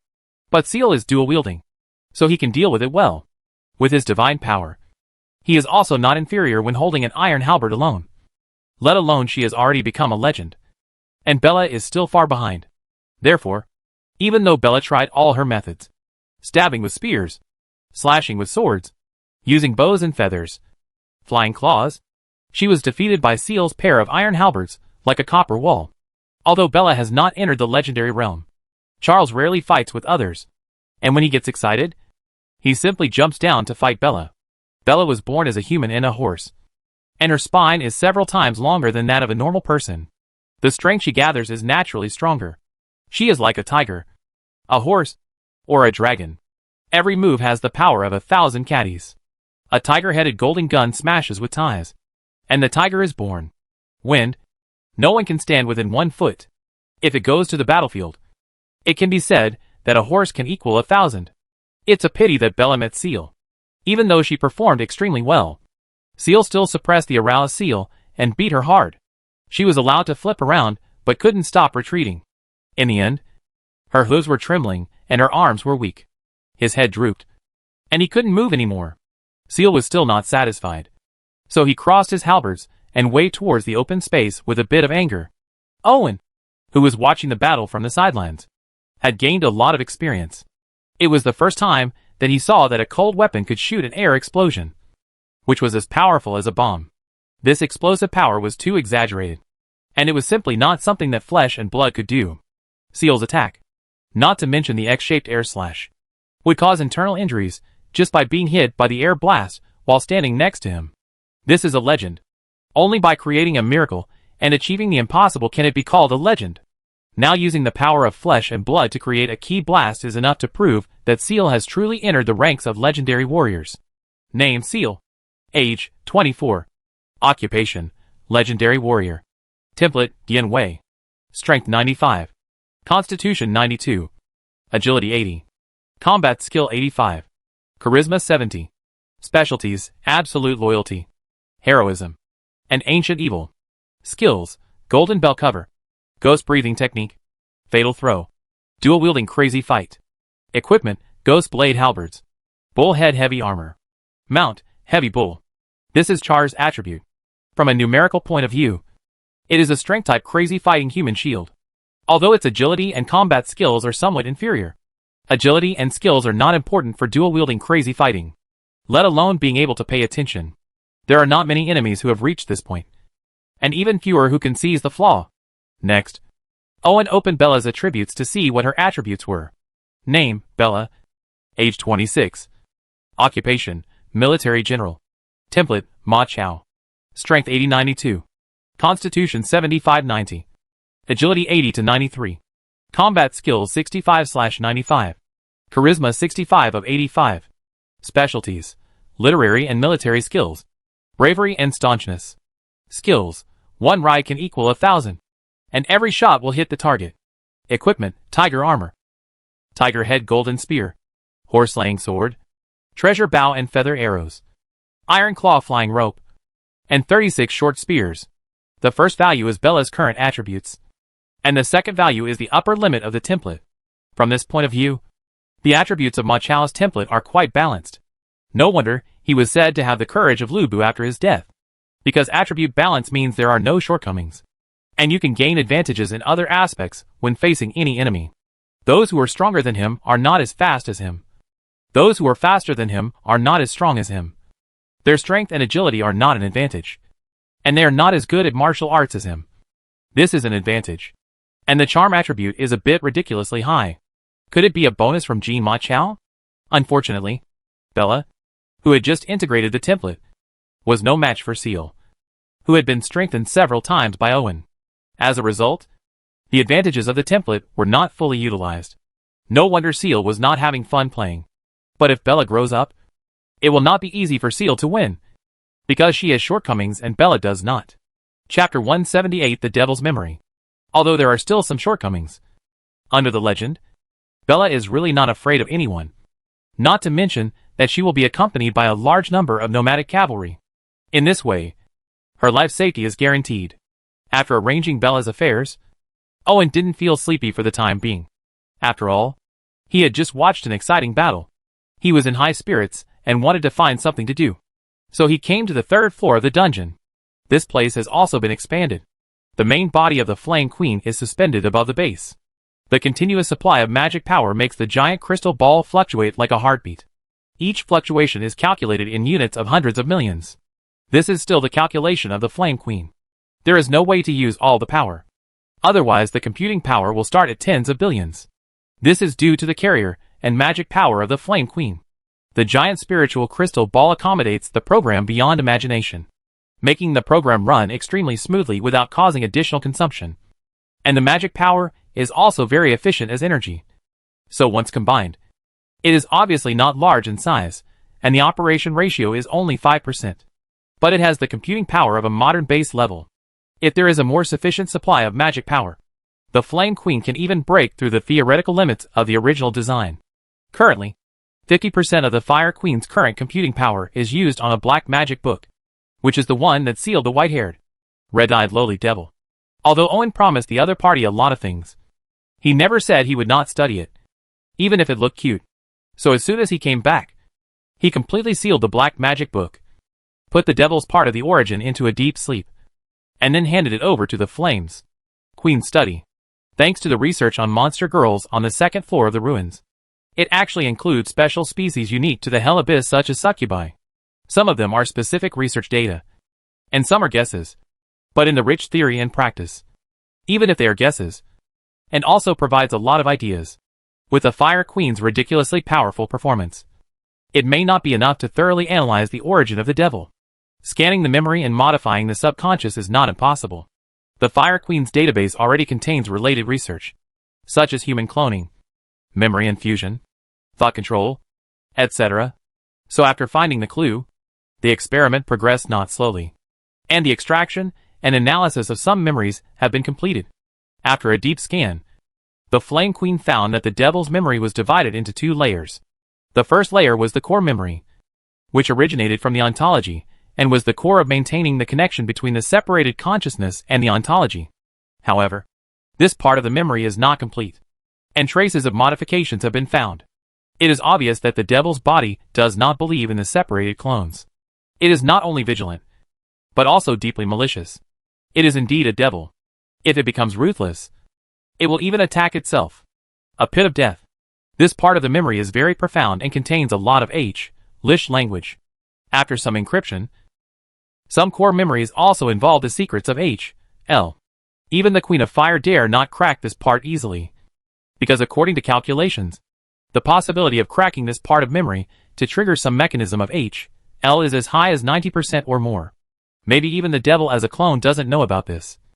And this is what the devil's main body wants. Once the clone has some bad thoughts, the devil's main body can use the mechanism of L to directly trap the clone to death. Consciousness. Take back this part of the origin. Although the secrets of L are very attractive, Owen feels that these memories are always a huge hidden danger. So he asked the Fire Queen to directly erase all these memories. Clearing these memories will not touch the hidden counter mechanism of L, because this part of the memory only functions as a jump link and does not involve the laws and secrets of L itself. However, what Owen didn't expect was that the devil's body was very cunning. Even if he was very careful, clearing this part of the memory still touched something. Just like a few building blocks suddenly missing from the building, which would inevitably cause collapse. The description of the memory remains the same. Fortunately, the Flame Queen does not panic like humans and responds immediately. The terrifying computing power calculated all the chain reactions in less than a second, and carried out countermeasures, successfully terminating the self-destruction of the core memory. This makes Owen even more afraid to underestimate the devil. He simply divides all memories into two, extracts all the inner memories from the body, and conducts a thorough scan and analysis. All of this will be in a completely independent spiritual crystal ball. In progress. The outer memory is generated after the separation of the consciousness carried by this part of the origin, and is relatively simple. Owen asked the Flame Queen to weave a set of core memories, and then put the outer memories on the outside, completely distorting the other party's core values, and truly becoming the other party's master, thinking that he was about to become the owner of a fierce little loli with white hair and red eyes. Owen felt like a devil. The Flame Queen is very fast, and her thinking analysis and memory weaving make it impossible for the little devil to tell the difference between true and false, because these memories are completely woven according to the devil's own way of thinking. From today on, Owen is the little devil, the supreme domineering president in my heart. Owen doesn't want this damn status as a domineering president. The problem is that the devil's obsession with promotion exceeds his desire for the soul. Even if the Queen of Fire modifies her memory, she cannot distort this understanding. So he can only admit that he is a domineering president. Identity. The devil's body was conceived in H.L. In order to completely cut off his connection with H.L., Owen decided to personally give birth to a suitable body for the devil's little loli. There is no need to find the mother body. Just Shikigami techniques. After all, there are so many Shikigami that are not flesh and blood. And it does not delay the use of Onmyoji day and night. But you still need to add something and add some features. And the best way is to use templates. Anything redeemed from the system is under Owen's control. He uses a template to shape the devil's origin. If the opponent betrays him, he can directly pull out the template and beat the opponent back to his original shape. This is the reason why Owen likes to strengthen his subordinates through system exchange, rather than directly exchange characters. It is more economical and less restricted by the world. Another reason is that I am too familiar with those characters and don't know how to get along with them. This makes Owen, who has slight social anxiety, very embarrassed. For example, Hinata's appearance, figure and personality are very in line with Owen's aesthetics, and she is simply the best choice to be a wife. But the love between Hinata and Naruto is too impressive, and Owen's Chow Chow rank is not high enough to actually take action. As for his subordinates, Owen redeemed Guan Yu. Should he surrender him, or use them at will? Even though he knew that the redeemed character would obey his words, Owen still felt awkward. To put it bluntly, the mentality is still poor. The bottom line is not low enough. There is a lack of domineering self-centeredness, and the mentality of a small citizen who is content with being rich is serious. He understands. But Owen doesn't intend to change. At least not until he doesn't suffer setbacks. Because he feels that if he changes too much, he may no longer recognize himself. Chapter 179 Assassination Incident at the Magic School. Owen was taking a bath in the bathroom, and Dell helped him rub his back. But because the headlights kept scratching, he was always distracted, thinking about whether he should eat 2 strawberries to satisfy his craving for a while. At this moment, Shinobu suddenly appeared and brought unexpected news. Brian was assassinated. Owen was stunned for a moment after hearing this, and then he remembered who this person was. Finally, he remembered that he had hired him as a professor at the magic school, and he immediately stood up excitedly. He was not worried about Brian's life or death, but worried about the safety of the magic school. The magic school shoulders the important task of cultivating a new generation of legal professions for the territory. Once problems arise, it will have a great impact on the future development of the territory. So he cannot help but be concerned about it. Ask Hog to strengthen patrols in Akita town, especially at night, and at the same time order Bella to lead the nomadic cavalry to disperse. The area around the territory is empty. No matter what the opponent's purpose is to assassinate Brian, it will not be that easy to escape. Irving's expression was not so easy. Not so good. The territory lacked talents. So even though Brian's situation was a bit complicated, Owen still chose to accept him. Although he thought that the other party would cause trouble, he did not expect that trouble would arise before the results were achieved, and it would still be a brutal method of assassination. Therefore, Owen did not intend to let the other party go easily. After all, Brian was now one of his men. Shinobu made a few gestures, and the ninja hiding aside went to inform the master of the order. Owen didn't know what the current situation was in the magic school, so he asked Dale to help him get dressed, and then took Seal and 2 witch hunters, followed secretly by Shinobu and the ninja team, to Green Shade Town. He hurried to the magic school. Fortunately, the opponent either believed in killing everyone or was a berserker-type assassin who succeeded in sneaking. So the magic school was not littered with blood and mutilated limbs, which made Owen somewhat relieved. "How's the situation?" Owen asked a little hastily when he saw Emil bowing his head and coming out of the stone tower. The opponent's infiltration ability is very strong. Many of the traps in the academy were not triggered, and the ones that were triggered were removed using special means. Therefore, no one discovered it until the explosion occurred, Emil said with a frown. Obviously, the magic school did not it was so safe as she imagined. Fortunately, the other party's purpose was very strong. Except for Brian. There were no casualties.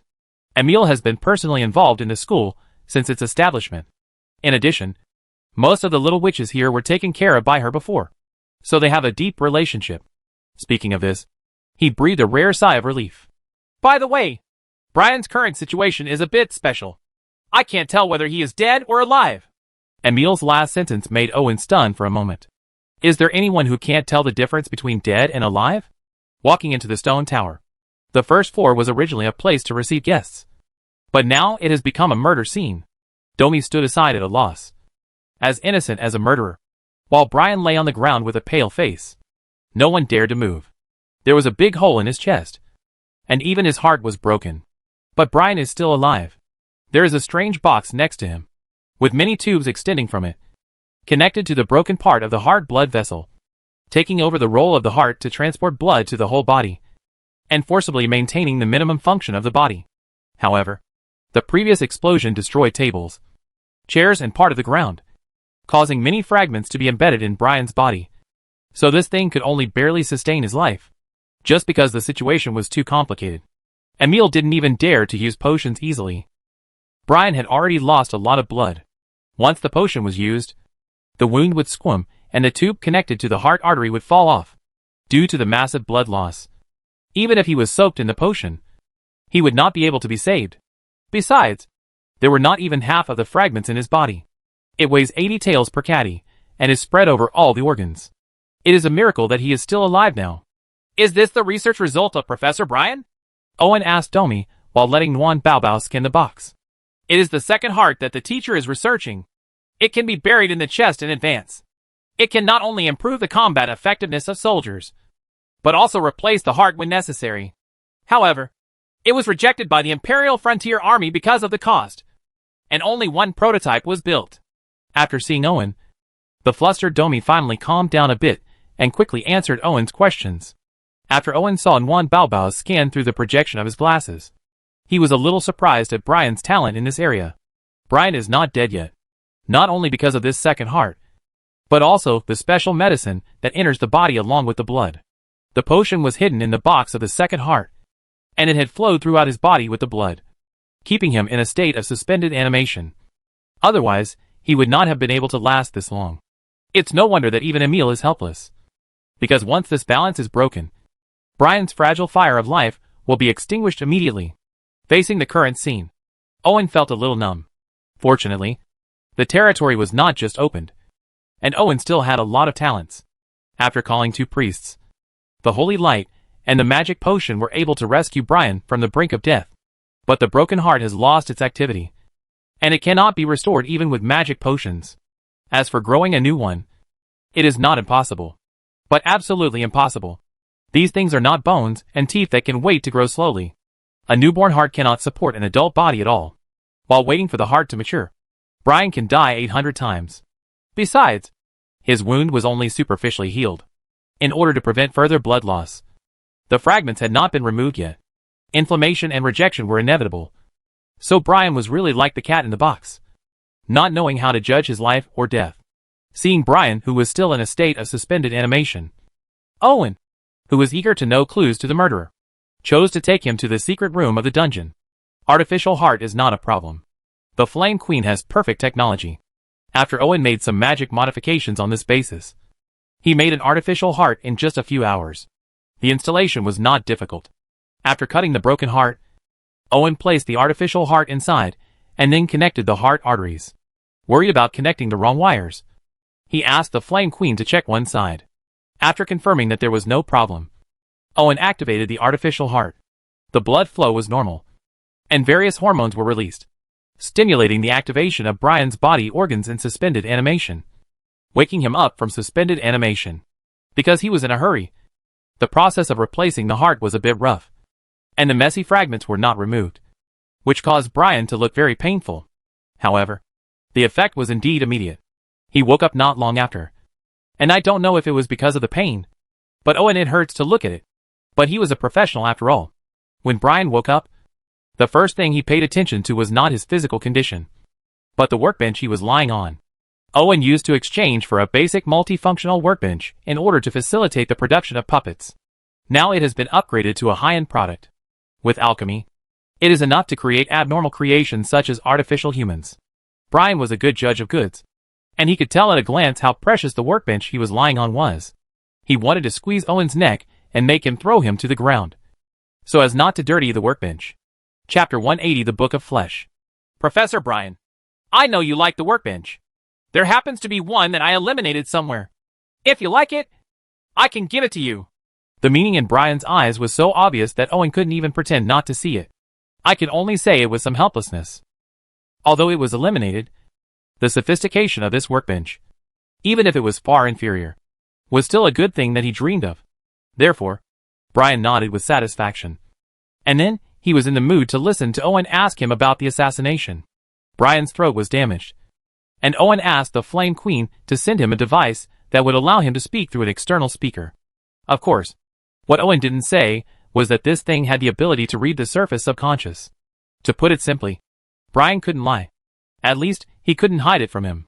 It was people from the Church of Flesh who assassinated me and took away the Book of Flesh in my hand, Brian said with a somewhat complicated expression. There were hatred, pity, fear, happiness, and a trace of relief in his eyes. Owen couldn't help but admire that the other party was really discerning. But no small eyes could accommodate so much emotion. But what Brian said next made Owen not know what to say. The Empire does not have a dominant sect like the Church of Light, which is common in other worlds. This is a good thing for a heretic like him who is obviously an outsider. However, the chorus of hundreds of schools of thought also represents a chaotic dance of demons. There are too many chaotic sects in the Empire. The Devil's Head had just finished causing trouble, and the Flesh Church came out again. Owen didn't know what to say.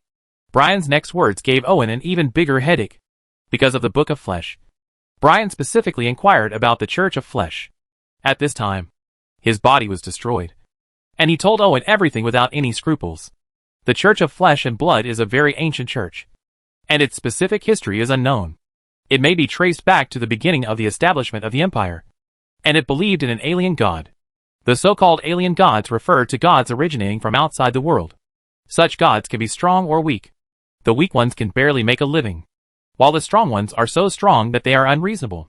The Lord of Flesh is a powerful alien god who claims that all flesh and blood in the world comes from him. I don't know if it's true or not, but it's really strong. Especially the unique flesh and blood rituals and magic, which makes the Empire helpless. And many times of suppression have failed. Fortunately, the Lord of Flesh is too far away from here, and the connection is not strong. In addition, many years ago, the high priest of the Church of Flesh actually sacrificed the blood of 100,000 people in a city to the Lord of Flesh, which aroused the Emperor's anger. Under the continuous suppression of the Empire over the years, the Flesh Church has become less arrogant than before. Otherwise, this time it would not be a quiet assassination and secretly taking away the Book of Flesh, but a hearty massacre and sacrifice. Only then this is the favorite method of flesh and blood cultists. Brian then told the origin of the Book of Flesh. It was a gift from the Lord of Flesh and Blood when the high priest of the Flesh Church sacrificed 100,000 people. It can be called an artifact. Of course, what Brian held in his hands was not the real Book of Flesh, because the real Book of Flesh was destroyed in the battle with the Imperial Sword Master just after it was completed. However, because the Book of Flesh contains the ultimate secret of flesh and blood, the fragments were collected by interested people and revised into 3 books, namely the Book of 5 Senses, the Book of Blood, and the Book of Flesh and Bones. Brian accidentally obtained the Book of Flesh and Flesh. If he had not become obsessed with his own research at that time, he might have practiced flesh and blood magic under the temptation of this book. It's a pity that the traces of this book were leaked out, and people from the Flesh and Blood Church came looking for it. After all, this book is the holy scripture of the Flesh and Blood Church.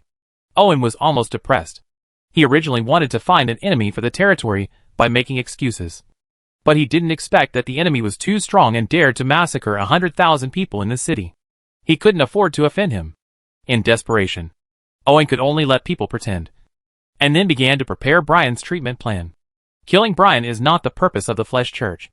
So his life or death is not important. Even if he is saved, the Flesh Church will not specifically target him. Moreover, it was not easy to get a professor. But the students have not graduated yet. So we can't just let him die, and let him use his remaining energy at least. As the victim, Owen did not intend to pursue the matter further. But he forgot that he did not have the final say in this world. At this time, Black Hand Station. Little Thumb has been staring at the information in front of him for a long time. Which is very rare for him, who has always been decisive and shrewd. Black Hand's intelligence ability is indeed outstanding. He has received quite detailed information about the assassination incident that happened at the magic school not long ago. Of course, although Black Hand's intelligence capabilities are strong, they are not strong enough to predict the future. Little Thumb's intelligence agents in the north are also not wealthy enough to spread throughout the Hydra family's territory. Especially the rather exclusive Green Shade Town. But who let the assassins of the Flesh Church come to Akita Town through the Black Hand? And it was also the information provided by Little Thumb that allowed the assassins to successfully sneak into the magic school. It's just that Black Hand didn't know the other party's purpose before. So he left the matter to Little Thumb. Little Thumb was originally very wary of the Flesh and Blood Church's assassins.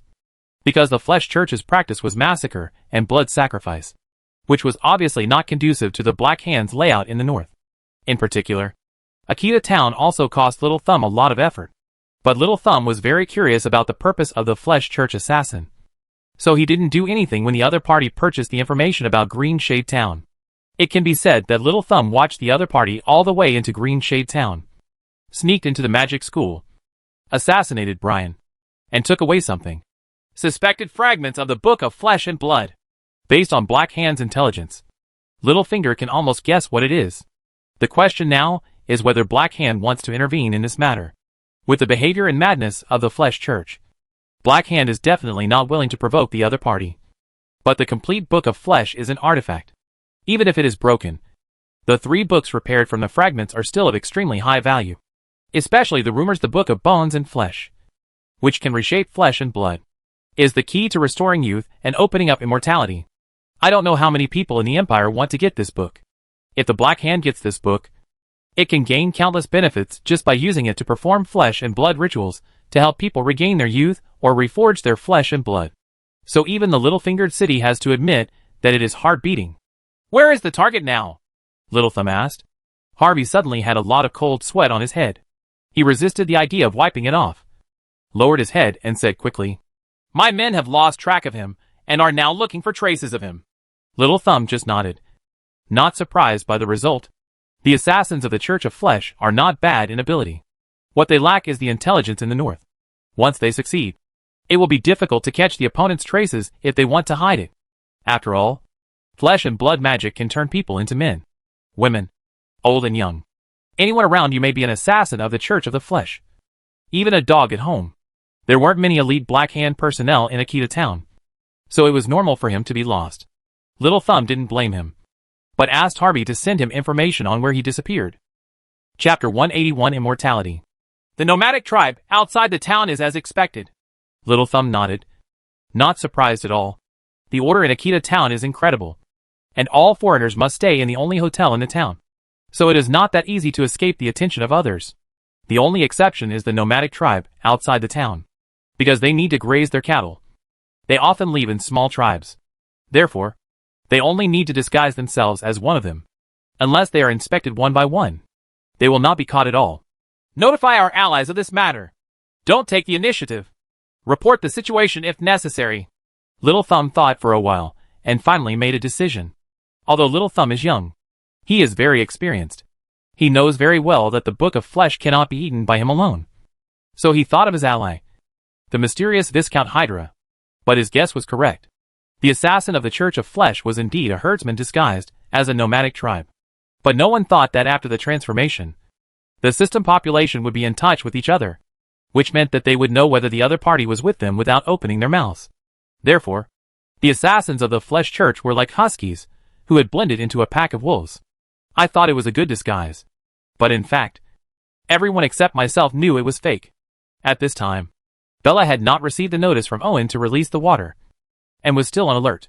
So after discovering the pretender, she sent someone to notify Owen. and at the same time mobilized the nomadic cavalry to prepare to encircle and suppress the opponent. Interesting. How did they find out? In an ordinary nomadic tent, an old shepherd held a trembling lamb in his arms, squinting and stirring the milk tea that was being heated, as if he didn't hear the approaching people. The sound of horse hooves sounded, and he still said to himself in a somewhat doubtful voice, "She casts spells at the cost of disguising the target's flesh and blood.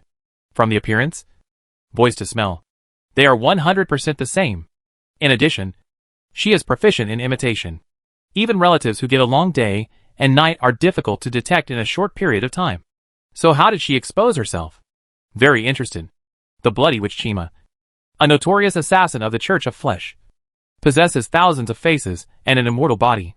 She likes to pretend to be the person closest to her target, revealing her bloody side at the most pleasurable moment. Just like a knight, she is like a beautiful woman who likes to take out an ice pick and bleed men to calm her down. She was originally the daughter of a noble who joined the Church of Flesh to maintain her beauty. Later, in order to obtain the gift of flesh and blood and eternal youth, she sacrificed the entire family and all the people in the territory with the flesh ritual. The flesh and blood of thousands of people created this terrifying witch. Is a wanted criminal ranked within the 100 in the empire. If you kill or capture him, you will receive a noble title and territory. Given the preciousness of imperial noble titles, the fact that this person is still alive shows how capable she is. Therefore, even if her tent is overturned by nomadic cavalry, she still does not panic. "The assassin who assassinated Professor Brian. You are so bold." Bella held a tiger-headed golden gun in one hand and a short spear in the other. She stared at the opponent warily and did not approach rashly. Apparently, Seal had given her a good lesson. Demonized centaur? No. Ha. It's such a fascinating combination of flesh and blood. Chima laughed. Apparently she saw the combination of Bella and her beloved horse, and she suddenly burst into weird laughter. But this did not anger Bella. She never thought there was anything wrong with her marriage to her beloved horse. It was obvious that they would always be together and gallop together. "Since we are enemies, then go to H.L." Bella calmly asked the nomadic cavalry to distance themselves, then drew their bows and fired arrows. The nomadic cavalry were equipped with recurved short bows suitable for use on horseback. The range was a bit short, but the penetrating power at close range was very strong. Chima was shot into a hedgehog with almost no resistance. Bella witnessed with her own eyes the arrows piercing the flesh and piercing through the gaps in the bones. A large amount of blood spurted out with the appearance of the wounds, causing most of the blood in the opponent's body to be lost in a short period of time. "What the H.L. is this?" Bella didn't think that an assassin who could sneak into the magic school and successfully assassinate Professor Brian would be killed so easily. So she immediately ordered the surrounding herdsmen to evacuate farther away, and at the same time ordered the nomadic cavalry to continue continuous remote suppression. Even though there were so many arrows on his body that he couldn't lie down, the twisted corpse still made an unhappy sound, as if the prank had failed. With a bit of annoyance, "It's indeed a monster." Bella clenched the tiger-headed golden gun in her hand, staring at the opponent warily, ready to sell it at any time. Seeing that the seduction plan failed, the body was split open in the middle, and a pair of jade hands stretched out from the abdomen. After opening the belly, a naked woman emerged from inside. Even though her body was covered in blood and mucus in her abdominal cavity, Chima still exuded fatal temptation. Unfortunately, she was facing system soldiers in Bella. Although her partner Emil is huge, she possesses the blood of a succubus. Once her charm is turned on, not even men or women can resist her carrot-thick fingers. Therefore, Bella, who has been tested for a long time, completely ignores her bloody charm. Instead, he immediately threw out the short spear in his hand. The short spear made of fine steel is very heavy, with a strong arm strength. This heaviness turns into an even more terrifying lethality, which is enough to pierce through the armored knights, including men and horses. However, Chima completely ignored it and let the short spear go. Half of her body was torn apart, even though her heart and lungs were hanging from her chest and dangling in the air, and her shattered muscles and bones were scattered all over the floor. Her expression still didn't change at all. Almost as soon as the injury appeared, a large amount of flesh and blood grew on Chima's wound. The proliferated flesh and blood cells piled up randomly, like billowing beer foam. After filling the wound, these flesh and blood cells began to convert into the building blocks of the human body. Muscles, bones, skin, and flesh, like plasticine, perfectly filled the wound just now. Immortal! Owen, who had arrived by disguising himself, happened to see the scene, and his expression was not very good. In fact, he knows that there is no immortal body in this world. Gods and gods will fall one day. Immortal devils and demons can also be completely killed. A mere assassin who manipulates the power of flesh and blood can do nothing to him. Irving can only be described as a nuisance, not a threat. Owen did not come alone. He also brought Seal and Shinobi. But he knew that the most suitable person to take action was not them, but him. Influenced by comics and novels from his previous life, Owen has almost guessed the opponent's abilities.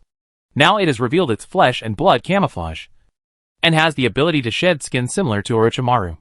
With the addition of flesh and blood manipulation and rapid regeneration, it can almost be equated with immortality. In addition, it is estimated that there is an ability similar to Kimimara's corpse bone veins. As for the ability to plunder the vitality of other people's flesh and blood to restore one's own, I believe that as a member of the Flesh and Blood Church, he should also be able to master it. The combination of these abilities can be regarded as the mortal enemy of flesh and blood creatures. Even if Seal is a legend, he will capsize if he is good or not, let alone a relatively fragile shinobi. Only he, who has the puppet master profession, can restrain the opponent's ability. Chapter 182 Zaka's Bolter.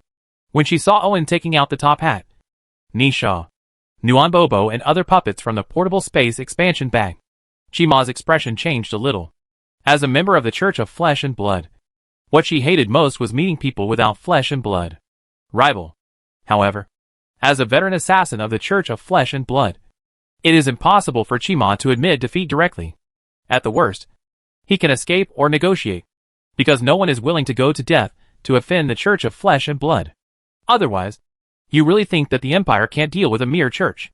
It's not that the people below are unwilling to die. The Flesh Church does not dare to take action against the Imperial Royal Family, but it can be as vicious and ruthless as possible against those who work lowly. As a result, although the Empire has been taking continuous actions against the Flesh Church, it has never achieved much results. There is no other way. If you don't do things well, you will be dismissed at most. If you do things well, the whole family may not have to be sacrificed to the master of flesh and blood. I still know which is less important, and which is more serious. It's a pity that Chima has a beautiful idea. The problem is that Irving will give you 3 points if he doesn't take action. But once he does, he will beat him to death first. And he will not say anything else until he is dead. In addition to the top hat and the ninja killer, Owen also took out a newly made puppet. A special puppet with thick outer armor and holding a big gun. Top Hat and Ninja are both agile puppets. The former is an experimental puppet, while the latter is purely to satisfy Owen's interests. Regardless of these, the two puppets are more suitable for supporting, rather than confronting people. This new puppet is different. Although it is only a little over 2 meters tall, it has thick plate armor and thick limbs, which makes it very resistant at first glance. At the same time, the shape is also very unique. It is heavily armored and has one eye. I cannot say that it is exactly the same as the cannon fodder mecha in Gundam. I can only say that it is made according to the design. Even its name is Zaku. However, Zaku is not a simple human shield, and the battle axe it is equipped with is not the main weapon. The big gun is the weapon carefully made by Owen for it. The 20mm caliber bolt gun, because it is used by puppets, does not need to consider the issue of lightweight. It is all made of strong and durable alloy, so the overall weight is heavier than ordinary two-handed weapons. It can kill people just by its weight. That kind of weapon can be used in close combat when necessary. Ordinary weapons really can't cause much damage. However, although the caliber of the bolt gun is very large, the bullet is not as long as expected. It is quite thick. The caliber of 20mm is no longer considered an anti-personnel weapon, but the length is not as long as a finger. It looks like a small one. Rifle grenade. In fact, this is correct, because the interior of each warhead is filled with refined black glue insect bodily fluids. After being crystallized through alchemical treatment, the purity is higher. As long as it is heated to high temperature and subjected to violent impact, it will instantly vaporize. It exploded, erupting with astonishing destructive power.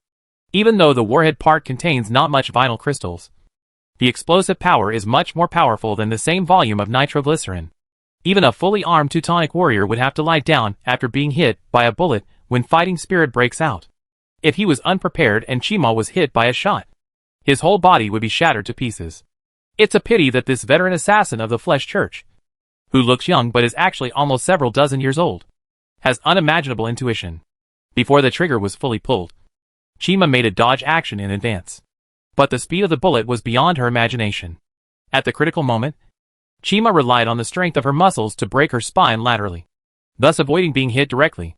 The bullet that came out of the barrel grazed Chima's ribs. Even if there was no substantial contact, the airflow caused by the spinning bullet still tore the skin and flesh under her ribs deeply. And even the ribs could be seen.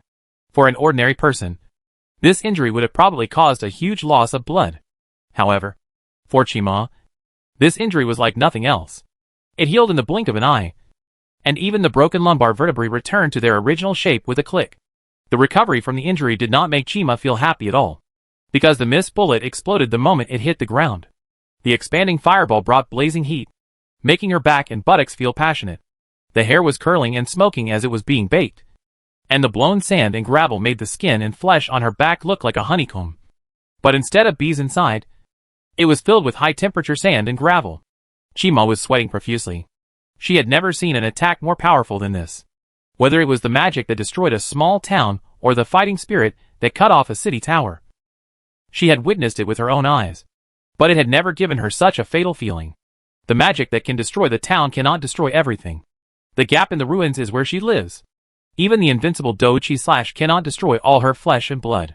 As long as her flesh and blood remain, she will be immortal. But she is still a body of flesh and blood. The explosion and tearing will make her flesh and blood fly everywhere and lose her resistance. The high temperature and burning can restrain her regeneration. And she is fast and difficult to dodge, which means that she may be killed by a bolt gun. What kind of weapon is this? The flesh and blood all over Chima's body was twisted, and the sound of bones colliding could be heard from a long distance away. And he didn't know if he was scared. But she didn't get a response. Owen would usually speak after killing or subduing the enemy. When the fight started, he never spoke or came close. So Zaku opened fire with all his strength, blasting Chima's body with explosive bombs. The entire area is covered. This is the result of Nguyen Baobao's calculations. He doesn't want a fatal blow, but only wants to interrupt the opponent's movement. Damn it! The idea of delaying time did not come true, and Chima began to run away in confusion. I don't know when Chima's knees became anti-joints, and her legs were like monsters. The muscles were tight and bulging. Under the thin skin were clear muscle fibers. With a continuous explosion, the muscle fibers could be clearly seen. The skin swells and contracts, and every tightening brings huge power, allowing Chima to dodge at extremely high speeds like a grasshopper. The explosive force was so powerful that even if Chima tried his best to dodge, he was still covered in bruises and bruises. The blasted rubble all over his body was like a honeycomb, and there were also large areas of burns on his skin and flesh. If he were an ordinary person, he would have turned into a pile of rotten flesh.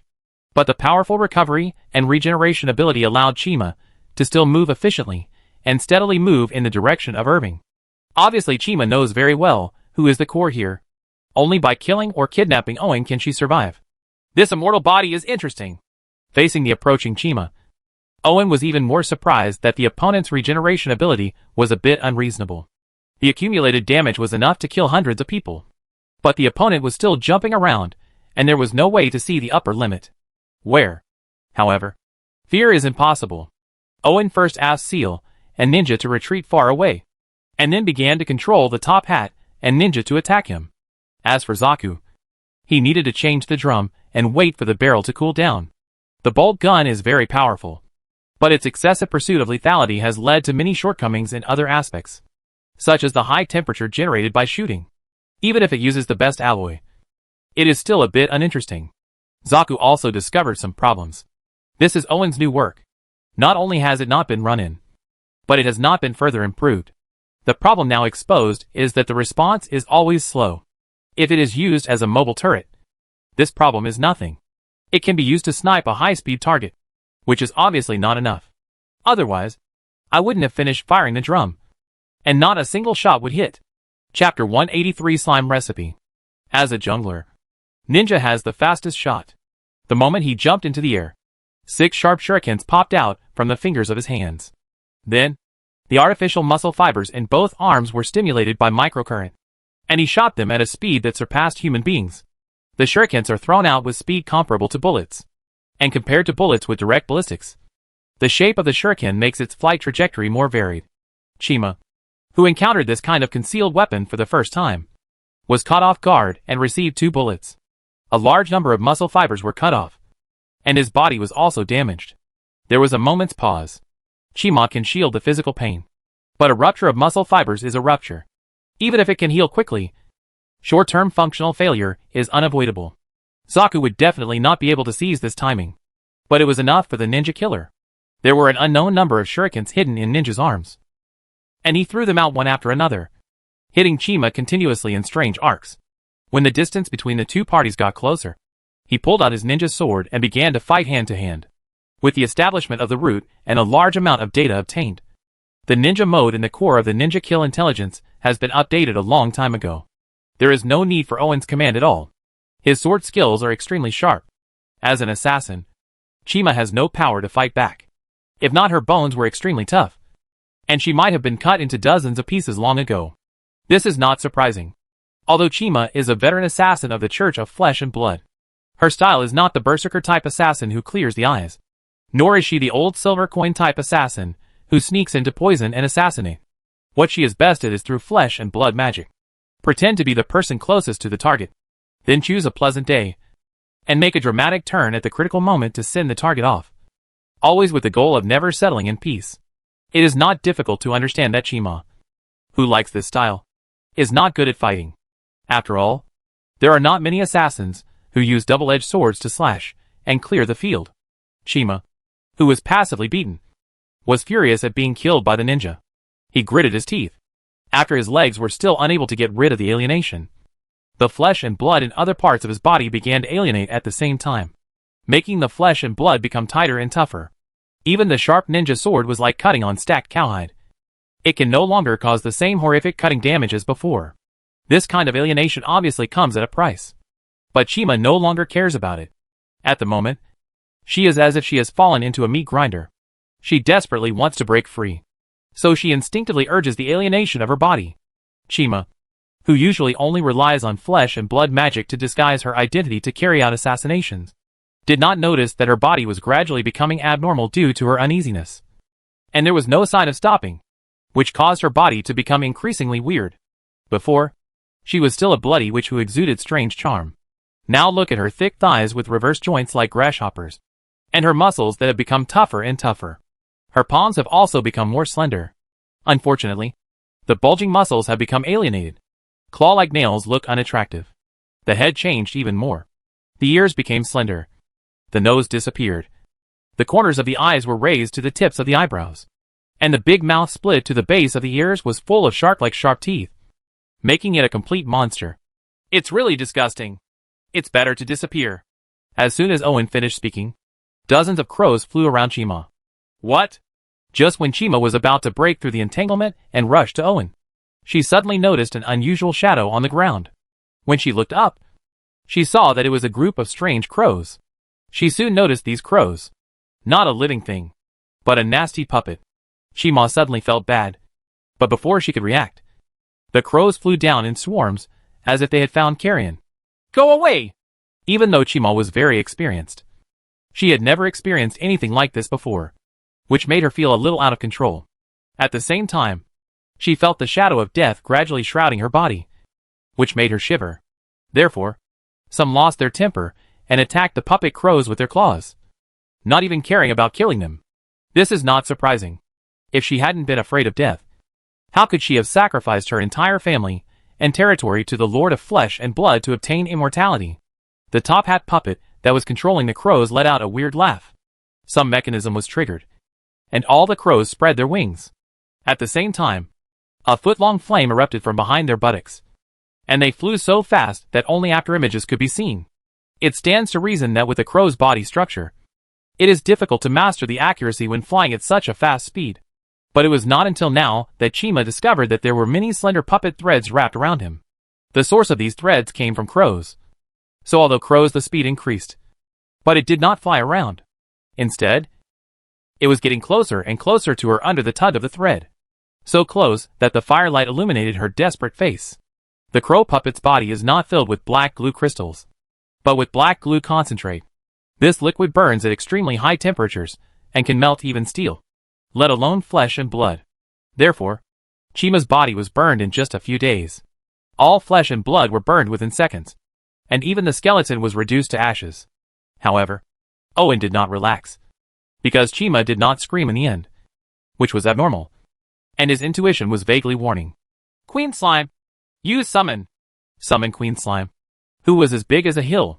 Her plump and rich appearance gave her the majesty of a mother. Owen nodded with satisfaction and then ordered.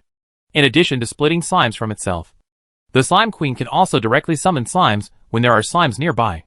It happened that the slime population in the dungeon was almost overflowing.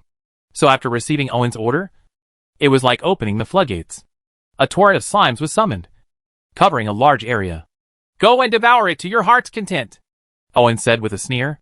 Owen guessed that the other party was not dead and was hiding nearby. But how to find the other party was a problem. What is the difference between asking the soldiers to find it and beating a dog with a meat bun? Owen suspected that the other party should have abilities similar to those of a parasitic beast. So he thought of slime. Slime is not a flesh and blood creature.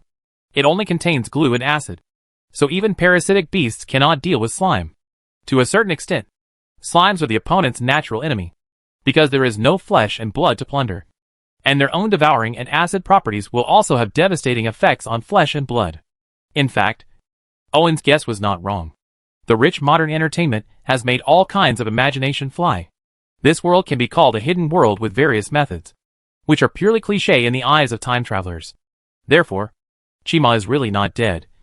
She is the best. The flesh and blood turned into strange sausage-like creatures lurking underground, waiting for the enemy to leave, and then taking the opportunity to seize a person's body. But the overwhelming slime made all her efforts in vain. Slime doesn't eat everything. Although earth, stone, metal, etc. can be melted, they are not edible. Slime's main food is organic, such as plants, animals, insects, including humus soil, and is not interested in glass, crystals, etc. The problem is that if you calculate it this way, Chima is also on the slime's diet. Chapter 184 Empire is not easy. Owen was held in the arms of the Slime Queen, completely isolated from the ground. As a result, Chima had no choice but to surrender. Otherwise, it was only a matter of time before the slime, which had even digested a layer of the land, would eat her original fat sausage. Owen was more interested in Chima's current state than her surrender. I don't know if it is correct to describe her as her. After all, Chima's current appearance is just a piece of pink intestine, the kind that can be used for enema after washing. There is no brain, no brainstem, and no spine. How can you think? Owen stared at the intestines in the glass bottle and was very curious. At the moment, the intestines were trying to please him with their peristaltic movements. It was obviously strange. Ma knew very well whether she was going to do a 9-turn large intestine or an enema. It all depended on the other person's mood. How could she not bow her head? As for whether it would be embarrassing for a veteran assassin of the Church of the Flesh to do so, was this something she needed to consider? Chima's condition aroused Owen's interest. So instead of roasting her, she was handed over to the Flame Queen for research. As for the Book of Flesh and Blood, it was also found under the guidance of the other party. But Owen immediately asked the puppet to put it in a heavy lead box, and also wrap the entire box with gold to avoid being affected as much as possible. No way. When talking about alien gods, Owen would always think of the sleeping octopus in the ancient deep-sea city, and those indescribable beings who like to sing and dance. And whoever listens to them goes crazy. Therefore, Owen did not intend to keep this thing in his hands, but directly handed it over to the Black Hand. Owen didn't care whether Black Hand sold this thing to the Church of the Flesh or kept it for himself. The only condition was that this thing was not allowed to stay in the north. As for what this book can be exchanged for, Owen left it to Maya to discuss. In the Black Hand branch on the ground floor of the hotel, the little finger looked at the gold-covered lead box in front of him with interest. It seems that our allies are no strangers to this thing. At least they know what it is. The Book of Flesh will have an irreversible impact on the people around it. But not many people know this. But looking at the way it is handled, obviously knowing his stuff, Little Thumb once again narrowed down the scope of his guesses about the identity of his allies. But business still needs to be done. This is the foundation of Black Hand's establishment. So even though he knows that this thing is very troublesome, Little Thumb still takes over. This incident was over. But Owen did not relax. The territory suffered 2 attacks. one by the devil's head and one by the church of the flesh, which proved that Owen's previous worries and preparations were very prescient. The only problem is that he didn't expect that there were so many lunatics in this damn world. The members of the demon head, who like to kill people and set fire to summon demons, are a bunch of vile scum who treat people as currency for hiring demons. The Church of Flesh and Blood is even more terrible. They have pursuits, ideals, and the hacking ability to execute them, turning the world into a world of flesh and blood and letting all living things return to being masters of flesh and blood. Is this what normal people should do? Owen really couldn't understand why they did this. Could it be that it was a glorious and joyful thing for everyone to return to the Lord of Flesh and Blood and be the Lord of Flesh and Blood's intestines? These are just two evil organizations. According to some information Owen purchased from the Black Hand, there are hundreds of similar evil religions and organizations, and the number of those who have reached the stage is double digits. After reading it, all Owen could say was that he was tired. This damn world should just be destroyed. However, I couldn't help but feel sympathy and admiration for the Empire in my heart. With so many lunatics and troublemakers, the Empire could still maintain overall stability. This ability is indeed amazing. And it is indeed not easy. Although I am worried, I still have to do what needs to be done. It happened to take advantage of this incident to announce that there was unrest in the nomadic tribe, and then asked Bella to directly take away most of the people. Secretly, Owen not only equipped Bella with a large number of weapons, equipment and supplies, but also a new breed of sheep, namely sheep. The wool that is sheared every year can be brought to the territory for trade in exchange for materials and food. It is also the link that maintains the superficial interests of both parties. After all, the whole show needs to be done, excluding the nomadic tribes who left, plus the barbarian tribes isolated in the logging field of the Devil's Horn Forest. Akita town is still prosperous. A population of more than 3,000 is not a lot for a town, let alone bringing wealth every moment. When Meng's North Drifters come, at least half of them will choose to stay in Akita town. Most of them can be transformed into civilians, and a small number can become citizens, which greatly increases the heritage of the territory. With enough citizens, Irving appointed more grassroots managers, coupled with the future planning of the Flame Queen and Maya's appointment and management. The development of the territory did not require Irving to worry about at all, so he could stay in the secret room of the underground city for a long time. At this time, Brian had already begun to transform his body, and Irving was the leader. Instead of recasting his body, Brian chose another path, which was mechanized transformation. I don't know what he was thinking, but even Owen was shocked when he saw the final transformation plan. If he hadn't considered issues such as inspiration, soul, and creativity, Brian would have even wanted to let Owen digitize his thinking, import it into a spiritualized crystal ball, and then control the mechanical body to achieve mechanical ascension. Even so, he treats all body parts except the brain and spine as waste, and has a built-in energy core, an intelligent core, and a small spiritual crystal ball. It can be said that he is a magical version of a modified person. I have to say that Brian was really cruel to himself, but his ideas were also very attractive to Owen, so he started to improve his plan without much persuasion. It is easy to remove the body, but it is not easy to maintain the activity of the brain and spine. After all, the human being is a whole, and any shortcomings will have an impact, let alone removing 90% of the body. The dismemberment can only go so far, but Brian has rich practical experience. The Flame Queen has a huge database, and Owen is a cheater. So many problems are not problems. For example, to maintain the activity of the brain and spine, Owen asked the Slime Queen to cultivate a special kind of slime that can maintain the activity of cells and provide nutrients. So you only need to soak Brian's brain and spine in the slime solution. Not only can it maintain its activity, but the slime will also provide sufficient nutrients to repair and metabolize it. Problems such as nerve conduction were also solved after the Flame Queen modified some techniques of the puppetry. The next control issue is not difficult. It is definitely difficult for the human brain to control the mechanical body, but the existence of the intelligent core allows the brain to transform into a driver, and there is no need to distractedly control every part and every movement. Not to mention the spiritual crystal ball as the second computing core. Brian's modified body alone can perform complex calculations and precision-level machining. Chapter 185 Space Marine Plan. Brian's finished body looks very crude, like a trash can with a robotic arm and tracks. It would be more like a garbage can if it weren't for the semicircular rotatable head on top. There is a reason why the shape is so ugly. After all, it is a trial version. Safety comes first. So it must leave enough room for improvement. It cannot be as compact and complicated as the human form. For example, Brian's brain and spine are immersed in a large glass jar. Inside, there is a special slime solution inside. Just like making medicinal wine. Once it is broken, it is over. So it needs more reliable protection. After protecting the brain, the next step was to connect the nerves. But let alone how complex the brain nerves were. Just the fact that human nerves could not be directly linked to the machine was enough to make people collapse. There was no way. The two sides were incompatible. And the nerves that controlled the contraction of muscle fibers could not control the rotation of the gears. So Owen simply skipped this process and directly used the mental resonance method. After all, Brian is a mage. And a mage is an expert in mental aspects. So even if only his brain is left, his mental power has not weakened much, but has strangely increased. Is it because there is no skull to block the signal? Brian used his mental power to resonate with the spiritualized crystal ball in the machine, and then indirectly controlled the mechanical body through the Flame Queen subprogram inside the spiritualized crystal ball.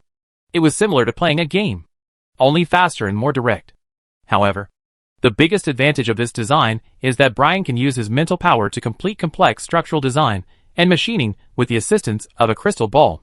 So although the machine is far from perfect, Brian is very satisfied because this is his dream. Irving couldn't comment on Brian's choice, because he was also a lunatic in some respects. He could only say that people in this world really knew how to play. Brian in his iron barrel state no longer poses any threat to Owen. Not to mention his current state. Just the fact that the brain-soaked slime is controlled by Owen is enough to reassure him. Therefore, Owen opened part of the Flame Queen's database to him. After all, he was a rare talent in the territory. Even if he only had his brains, he had to put his value into play. Otherwise, the slime nutrient solution would have to be mixed with water to reduce the cost. The mountains and seas of modern technology made Brian addicted to it without any resistance. At the same time, he also discovered that the huge database could not be accommodated by humans. This made him more and more convinced that the path he chose was right. Only if he stopped being a human being, there will be no limit. Owen soon discovered that Brian was particularly useful, because there were no cumbersome physical burdens, as well as all kinds of endocrine hormone interference that would only add to troubles. At this time, Brian only had pure reason, which was so rational that it was rigid. It's not even as human-like as the Flame Queen. Obviously there's a big problem with Brian's design and Owen's technology. But in this state, Brian is like a different type of artificial intelligence. He never refuses Owen's orders. In terms of research, it is the same as turning on the acceleration mode. Although there are still some shortcomings, it has to be said that it is surprisingly useful. As for why Brian would implement Owen's orders 100%, the Flame Queen gave a conclusion. First of all, the loss of body and endocrine hormones caused Brian to have a lack of self-emotion and a wrong understanding of himself. In addition, his body was created by Irving, so he subconsciously believed that the ownership of this body belonged to Irving. And he, as this body part of it also belongs to Owen. Coupled with the exposure to the Flame Queen's database, under the impact of massive information, his self-understanding became weaker, and instead, he recognized his current state more and more. And throughout the whole process, Brian was in a state of spiritual resonance with the spiritual crystal in the iron barrel.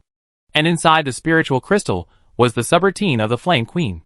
So unknowingly, the Flame Queen became the target of Brian's subconscious imitation. So the overall consciousness and thinking were affected and distorted, becoming what Owen wanted. This statement is ridiculous, but it makes sense.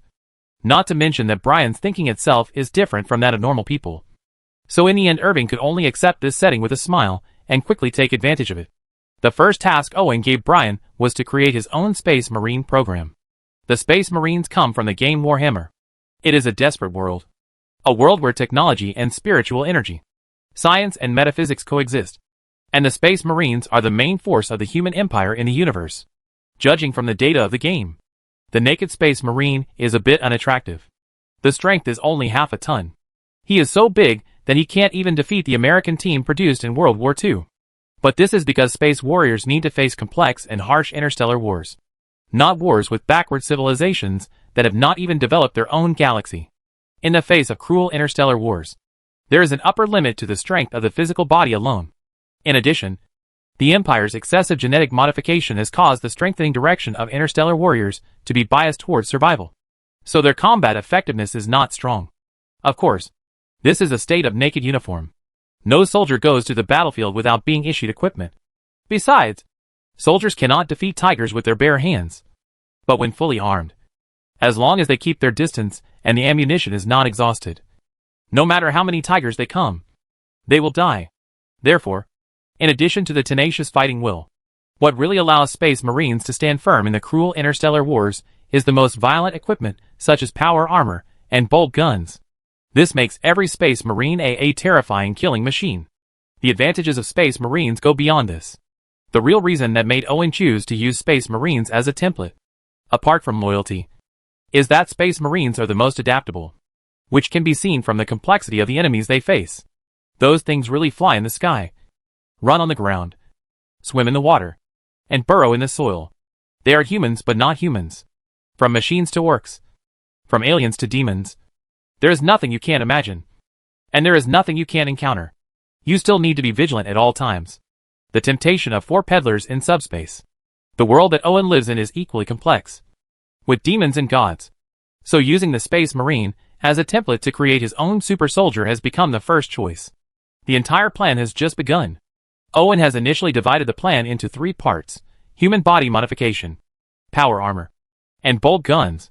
In fact, this plan existed long before the Devil's Head caused trouble. But the conditions for research were not available at that time.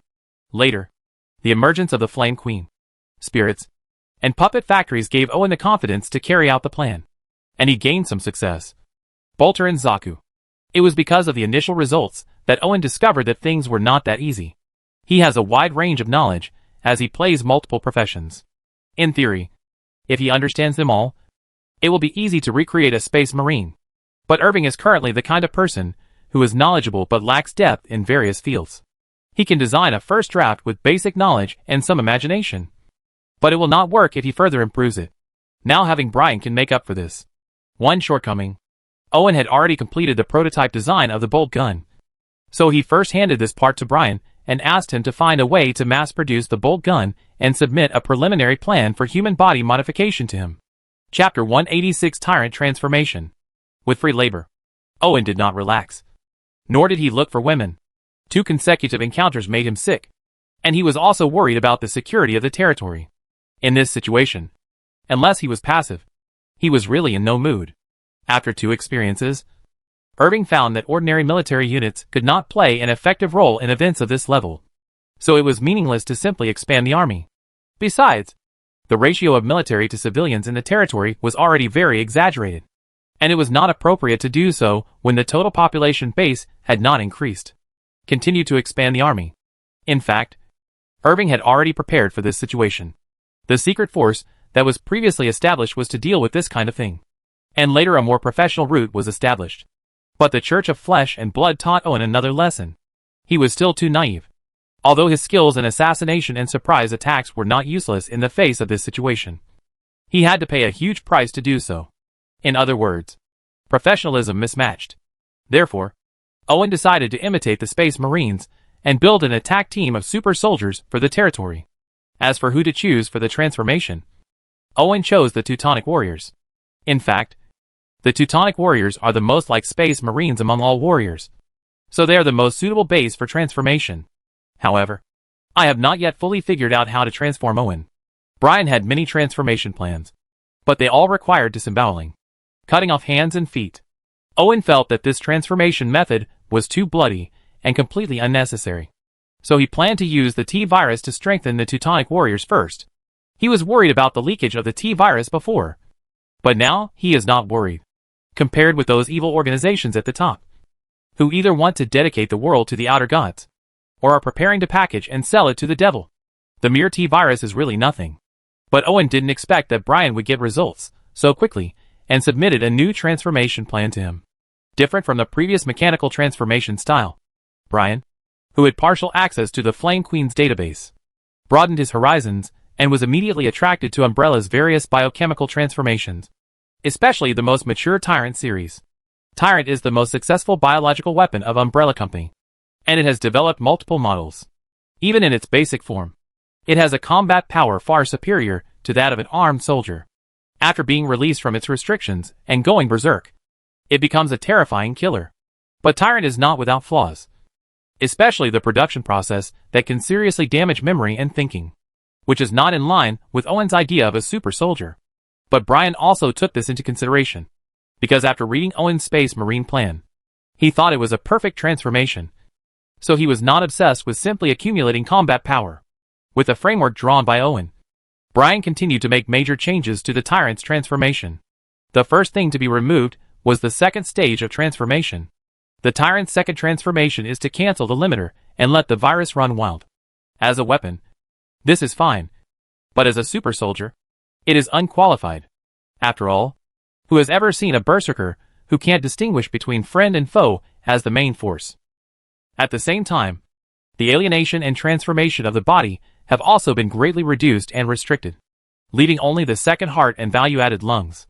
This transformation method comes from the Book of Bones and Flesh, but it is just a reference and can be used directly, not to mention Owen. Even Brian would not dare to use it. Even Irving couldn't find fault with this transformation plan. But how to control the alienation of the T-virus was the biggest problem.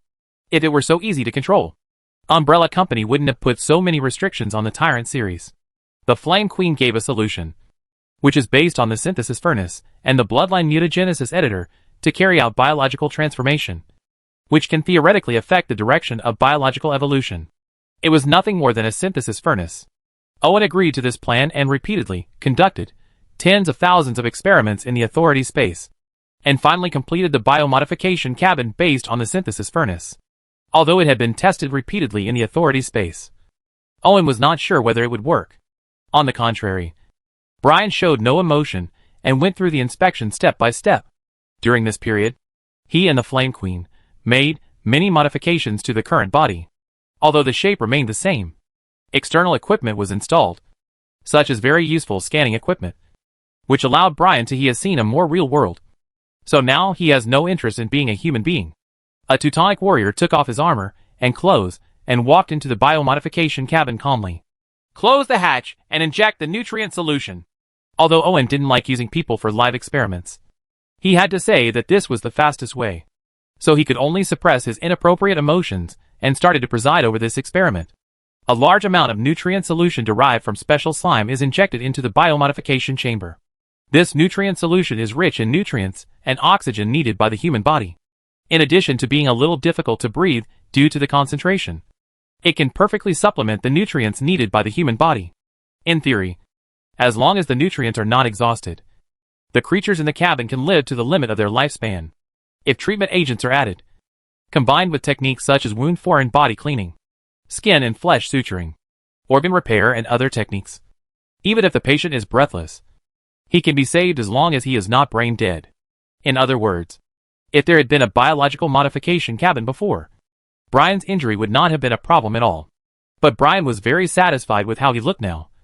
So Owen didn't say anything and continued with the next experiment. With the injection of the T-virus, the Teutonic warrior's expression did not change. It was obviously still within the safe tolerance range. It was not until a special light shone on him to guide the mutation of the T-virus that his expression gradually became painful.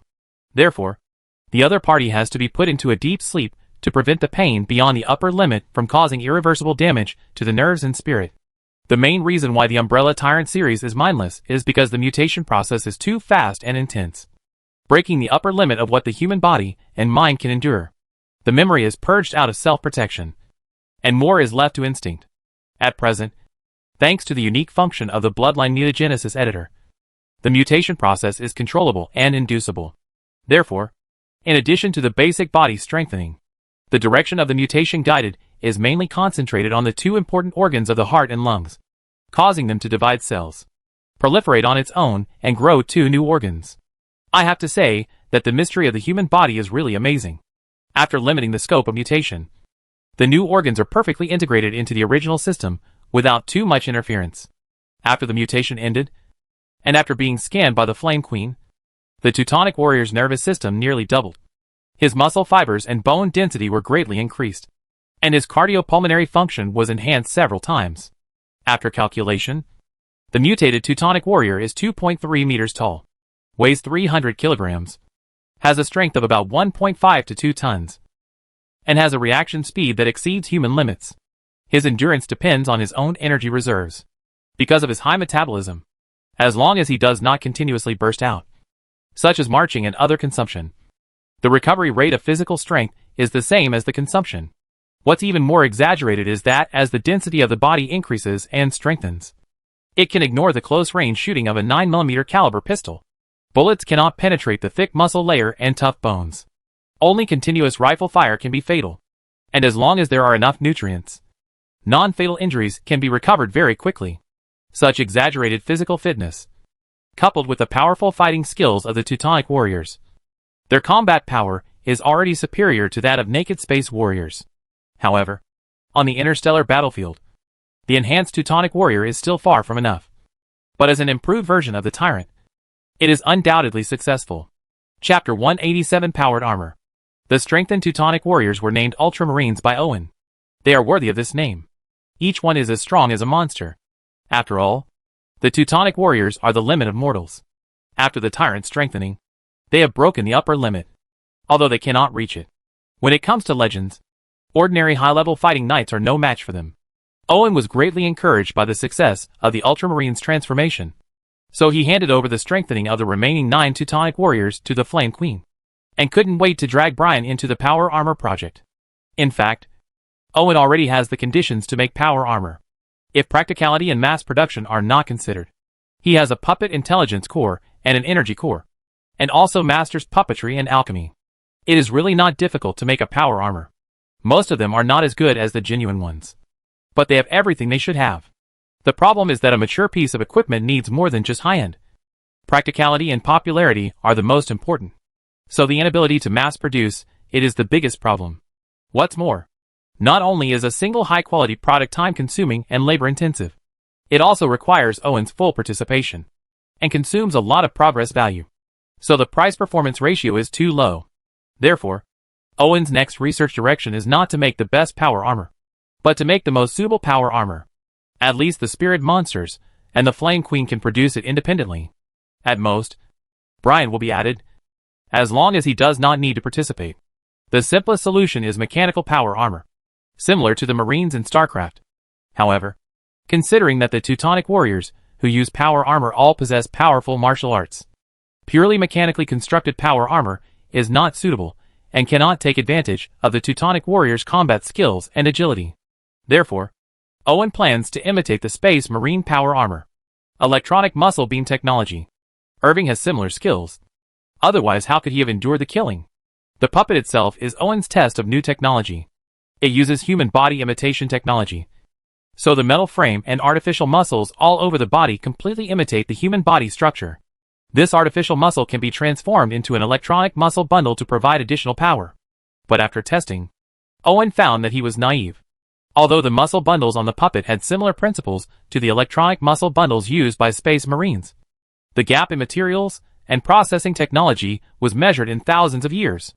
In other words, the power is not enough to drive the heavy outer armor of the armored vehicle of the Space Marine.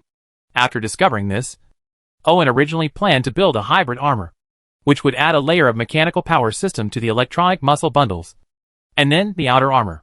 Then I remembered that the user was a strengthened Teutonic warrior, a group of monsters whose strength was measured in tons, and decisively gave up this troublesome choice. Electronic muscle beams are just auxiliary power equipment for this group of monsters, not a necessity. Irving originally planned to make a prototype first, and then gradually improve it in the future. As a result, as soon as he studied in depth, he encountered another problem. That is, how to link the artificial muscles with the user so that the artificial muscles can perfectly imitate the movements of the user. The Space Marines use black carapace, a technology artificially implanted under the skin, to achieve this, but Owen cannot do it. This technology is beyond the realm of possibility for him, because the nerve bundles extending from the black carapace can perfectly integrate with the user's nervous system. Therefore, despite the thick armor of the Space Warriors, they are very flexible and responsive. Clicking on Irving simply won't do it.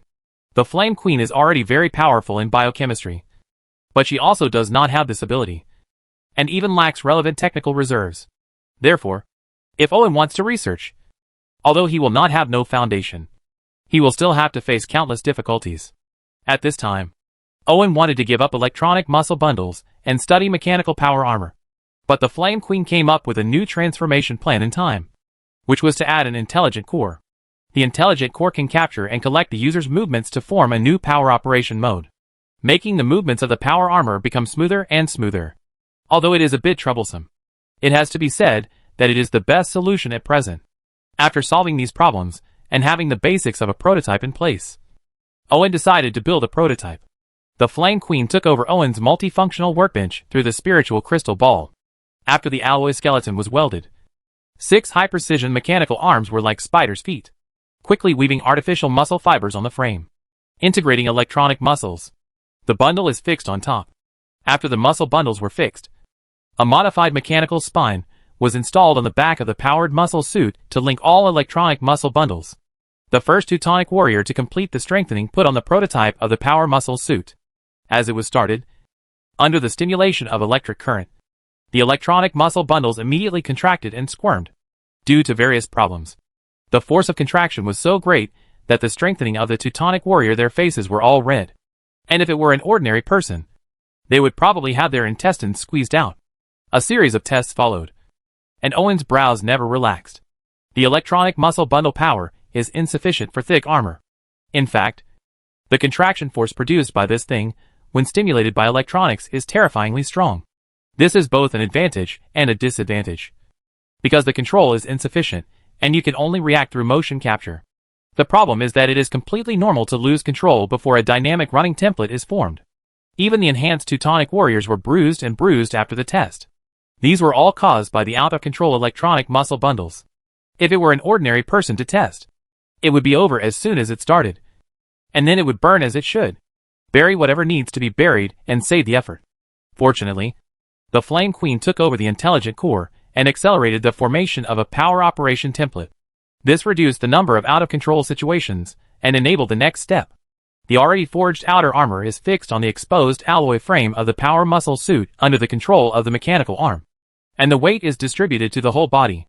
It is then equipped with a 20mm caliber bolt gun and a chain sword, a knockoff version of the Interstellar. The warrior finally took shape. The entire set of power armor is about 2.5 meters tall.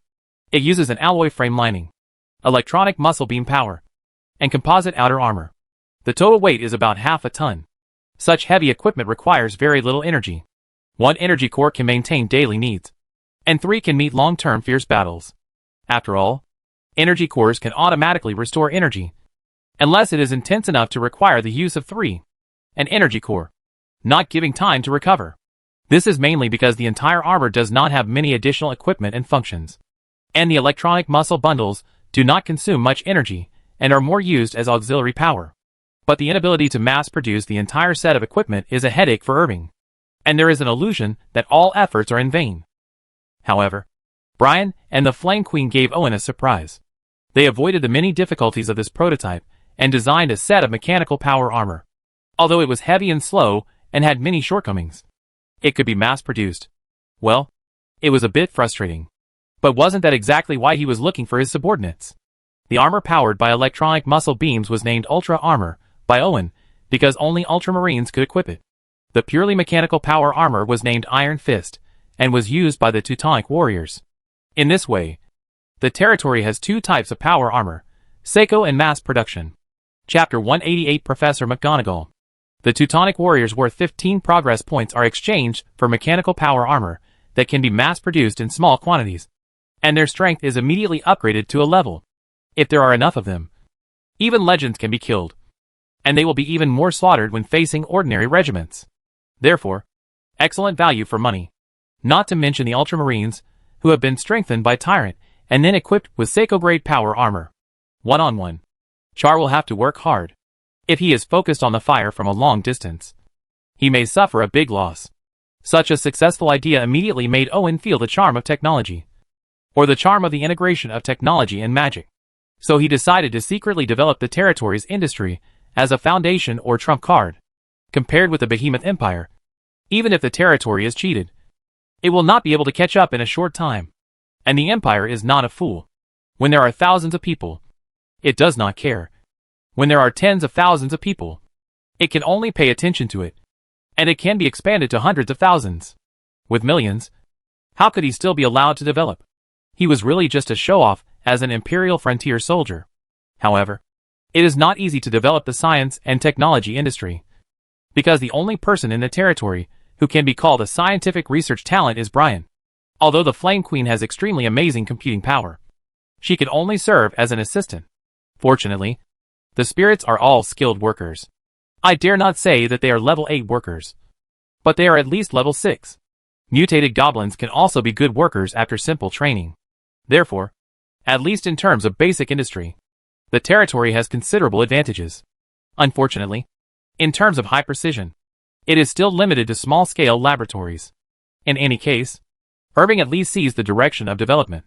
Although the industrial prospects are huge, Owen has not forgotten the magic school. Those little witches and sorceresses represent the future of the legal profession in the territory. So he specially accumulated some progress points to exchange for a professor. Professor McGonagall. This is the town where the Territory Magic School is located. Greenshade Town. Owen specially came to Greenshade Town today to act as a tour guide for a professor. This place reminds me of the wizarding world 1,000 years ago. Professor McGonagall, an older cat girl with a serious expression that reminds people of the Dean of Students, once served as the branch dean of Hogwarts School of Witchcraft and Wizardry. Owen had wanted to exchange for this professor for a long time, but he had been delayed. The development of the territory's industrial system would continue to consume progress points. So for the long-term consideration of the magic school, he specially accumulated some progress points and redeemed them. As a new generation of goblins grew up, Greenshade Town became more prosperous, with a population of more than 2,000. But most of them are mutant goblins and unicorn goblins. The rest are human businessmen who saw business opportunities, demi-humans who were discriminated against in the Empire, adventurers who chose to enjoy their retirement life here, and some others were attracted, witches and warlocks, because they discovered that there was a school here specifically to teach witches and warlocks. Legal professionals are also human beings, and they will also start families and start businesses. Therefore, the excellent living environment and excellent educational conditions here have attracted many legal professionals to settle down, and it has also increased the number of students in the school. Professor McGonagall seems to like this place very much, which is not surprising. When she taught, the wizarding world had begun to decline. It was not as prosperous as Greenshade Town, let alone a magic school and lovely students here. Okay, we're here. This is the territory's magic school, and there are professors and students from the school. They are waiting to welcome you. Owen came to the school gate because of the advance notice. Emil Tupdell and the students, and teaching assistants came to greet him, which surprised Professor McGonagall. He quickly smiled back and showed good demeanor. He was indeed a professor from Millennium College. After the last assassination incident, Emil gritted his teeth and stayed up late to upgrade the school's defense system. To this end, he also invited people from the route to help. But he was still busy with dark circles under his eyes and lacked energy in class. So Professor McGonagall was welcomed with both hands. The first one came forward and hugged the relatively small Professor McGonagall. You remind me of an old friend. After landing on the ground, Professor McGonagall straightened the wrinkled wizard robe and said with some helplessness and reminiscence. Owen on the side just smiled but didn't speak. This was exactly why he didn't like to redeem these characters. The summoned people are 100% loyal to him, but they still have their own memories and thoughts. So it can be very troublesome at times. For example, Professor McGonagall, didn't she have the intention in her heart to let Owen summon the White Devil Dumbledore? The other 3 professors and Hagrid? There must be some. Although she won't say it, she can't help but think so. Owen was helpless about this, and could only let Professor McGonagall slowly get used to the magic school in the territory, and become familiar with the professors and students here. This is good. After all, Professor McGonagall has a calm character, rich experience, and can see things clearly. If it were a person with a love brain or someone whose obsession is greater than life, Owen is not sure what they can do. Now is not the time to think about these things. Irving began to introduce the 2 parties to each other. Professor Emil is a very experienced witch.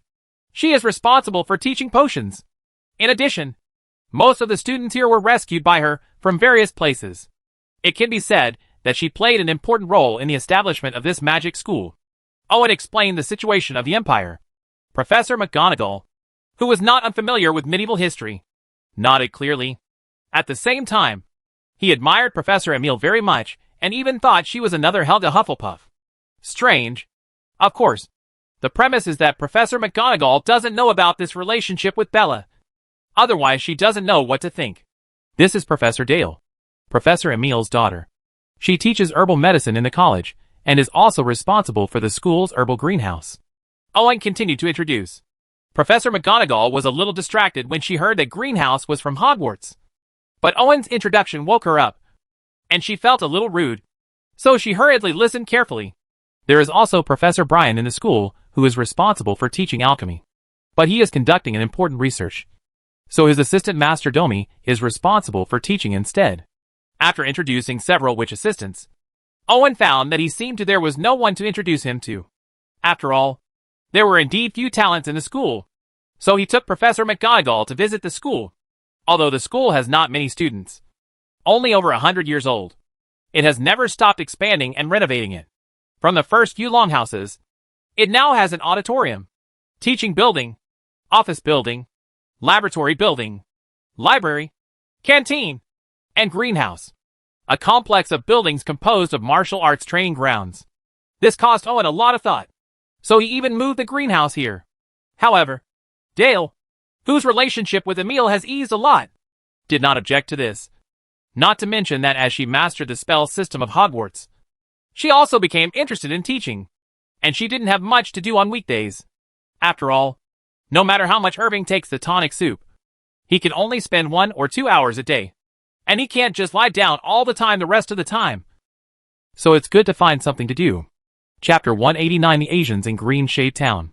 When visiting the library, Professor McGonagall was very interested in the books inside.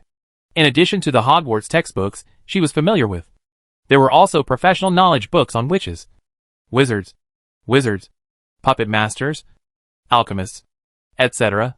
Even if they were just the basic part still makes this professor want to live here. As a professor in the school, you can borrow books here at will. And you can also get a contribution value every month, which can be used to exchange for some special things, such as knowledge, materials, equipment, and even manpower. Owen said meaningfully. Owen is still very generous to his own people.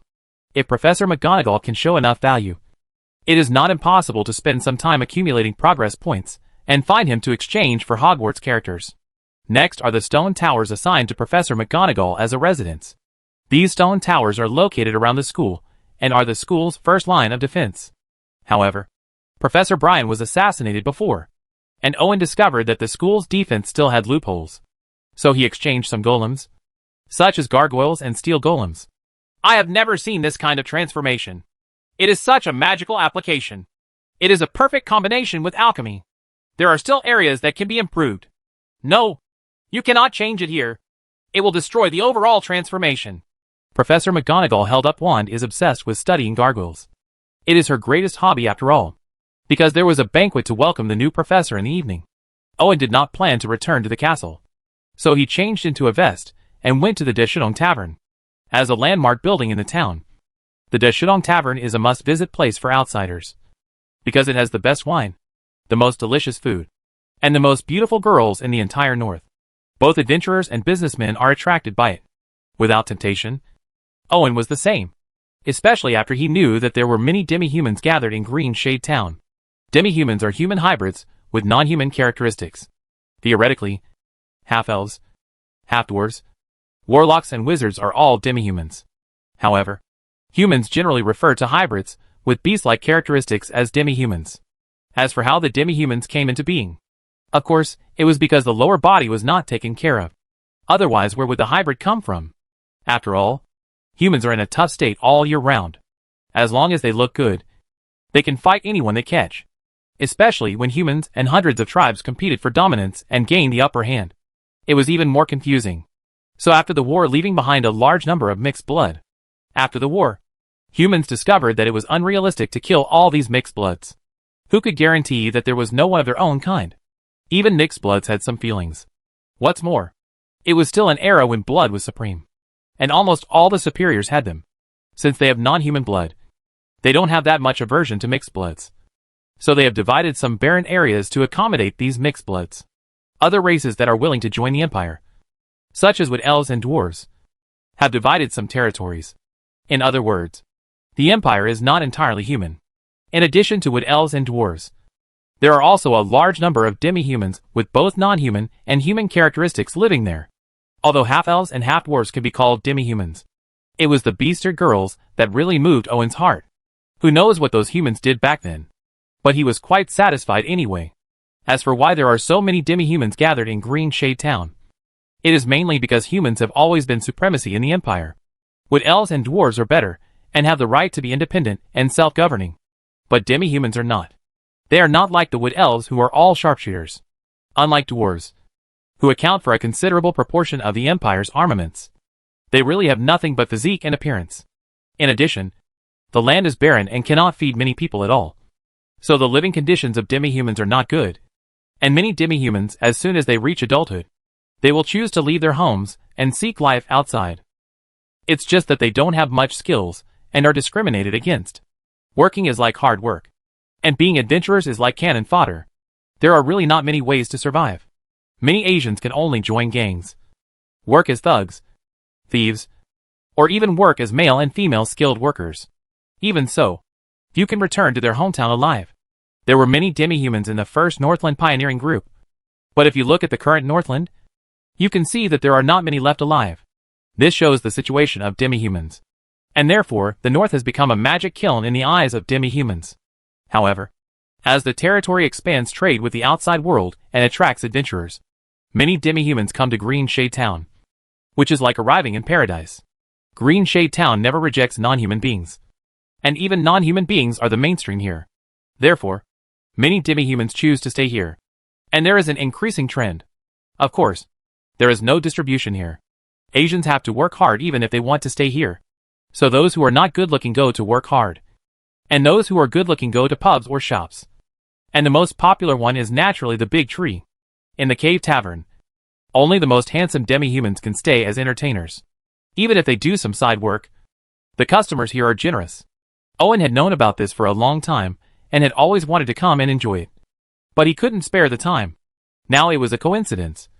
So instead of using a puppet, he dressed up and went to the Decisive Tavern. Lively. This is Owen's first impression.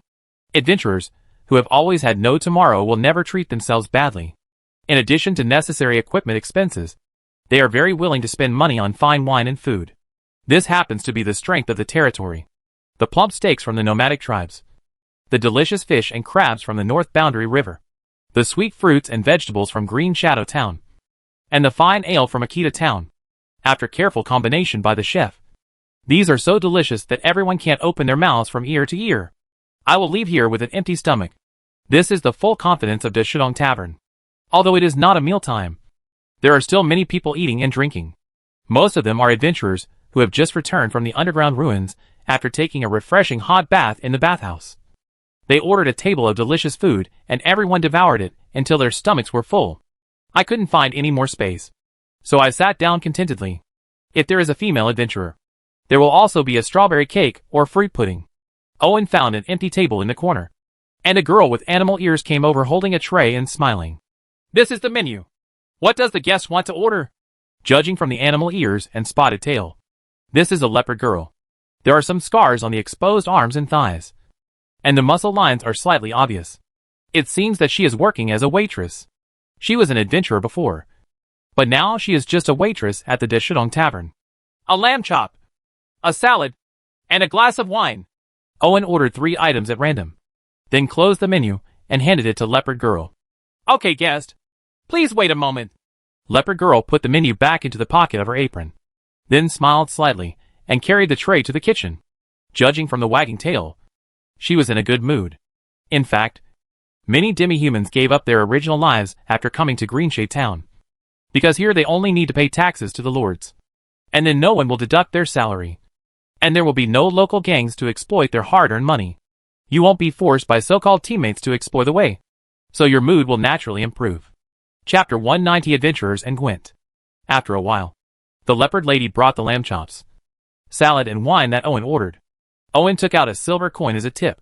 Leopard Girl's eyes lit up, and she quickly stuffed the silver coins into her breast pocket, then bent over and raised her hips, slightly protruding her red lips with her barbed tongue.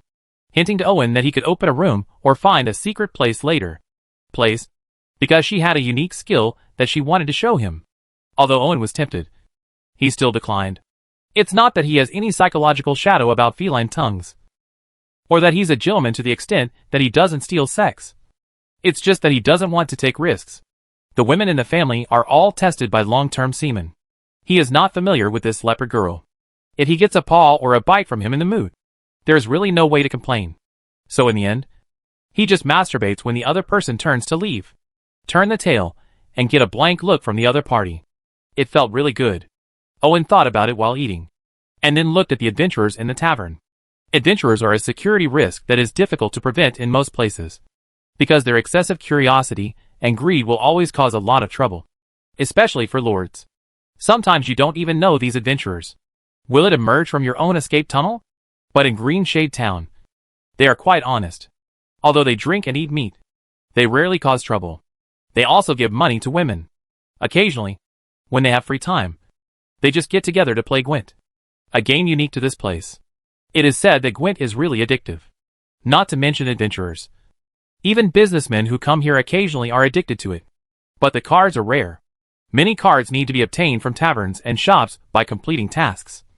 And some special cards are actually hidden in underground ruins. If an adventurer hadn't accidentally found them, no one would have thought that they could be played like this. As for the most precious cards, they are not open to the public. How they were obtained is still a mystery. And they even attracted thieves. However, they were hung on the tree the next day and would not be released without removing their pants pockets. Of course, Gwent was created by Irving, and also used some special technologies and materials. Although it is not expensive, it is difficult to imitate. Therefore, although there are merchants who imitate and sell it, anyone who has been to Greenshade Town will recognize the original version and scorn the imitations. Moreover, the Shidong Tavern also holds a Gwent card game every month. The winner can get a special card, which attracts many people every time. But the reason for taking the trouble to get Gwent was not for anything else. It was just because Owen thought it was fun. Even if he had time, he would also like to get out Yu-Gi-Oh cards such as Blue Eyes White Dragon, the kind with stereoscopic projection. But the real reason why adventurers choose to abide by the rules of Greenshade Town is because they know that a group of witches live here. This is not a secret. Many adventurers even know that there is a magic school here that specializes in teaching witches and sorceresses. So this can be said to be the territory of witches. It's unthinkable to cause trouble in a witch's territory. No one wants to be careful about whether food and water are poisonous, and they don't want to check their resistance to curses. What's more, they have all been to the ruins and those used by goblins. They knew how powerful the weapons and steel puppets were, so they didn't dare to cause trouble even if they drank too much. What's more, they are really comfortable staying here. Many adventurers say that this place is simply a paradise for adventurers. Some adventurers even decided to settle here after retirement. This shows the status of Green Shade Town in their hearts. After eating, Owen got up and walked out of the Shidong Tavern, and happened to meet Roger's team at the door. As the role model of adventurers carefully selected by Owen, Roger's team is not the strongest, but it is the most famous in Green Shade Town. It still holds the title of Dungeon Exploration Champion of the Green Shade Town Adventurer Guild. Although there is an element of hype, the abilities of Team Roger cannot be ignored. Their strength is not strong, but they work well together and can often escape unharmed when encountering danger, which is rare. In particular, the tacit understanding between each other and the love of teammates are exactly what Irving hopes adventurers can learn. No one likes a mercenary person, compared to the unscrupulous Lone Rangers. Owen prefers adventurers like Roger's team who value friendship and are willing to abide by the rules. But today they seem to be in trouble. Owen frowned and decided to ask the Goblin General first. Now General Goblin no longer needs to deal with the complex affairs of the town all day long. Maya has sent many grassroots managers to help manage it. Major matters are left to her. Only the military aspect is still in charge of it. So when problems arise, it immediately led troops there. After knowing that General Goblin led his troops to the entrance of the ruins, Owen frowned. It seemed that he had guessed correctly. There was indeed something wrong with the ruins. Owen rode the heavily armored magic sheep towards the entrance of the ruins. Unexpectedly, he met an acquaintance here, although he would rather not have met him. "Madam, you do not have a pass and cannot enter the underground ruins."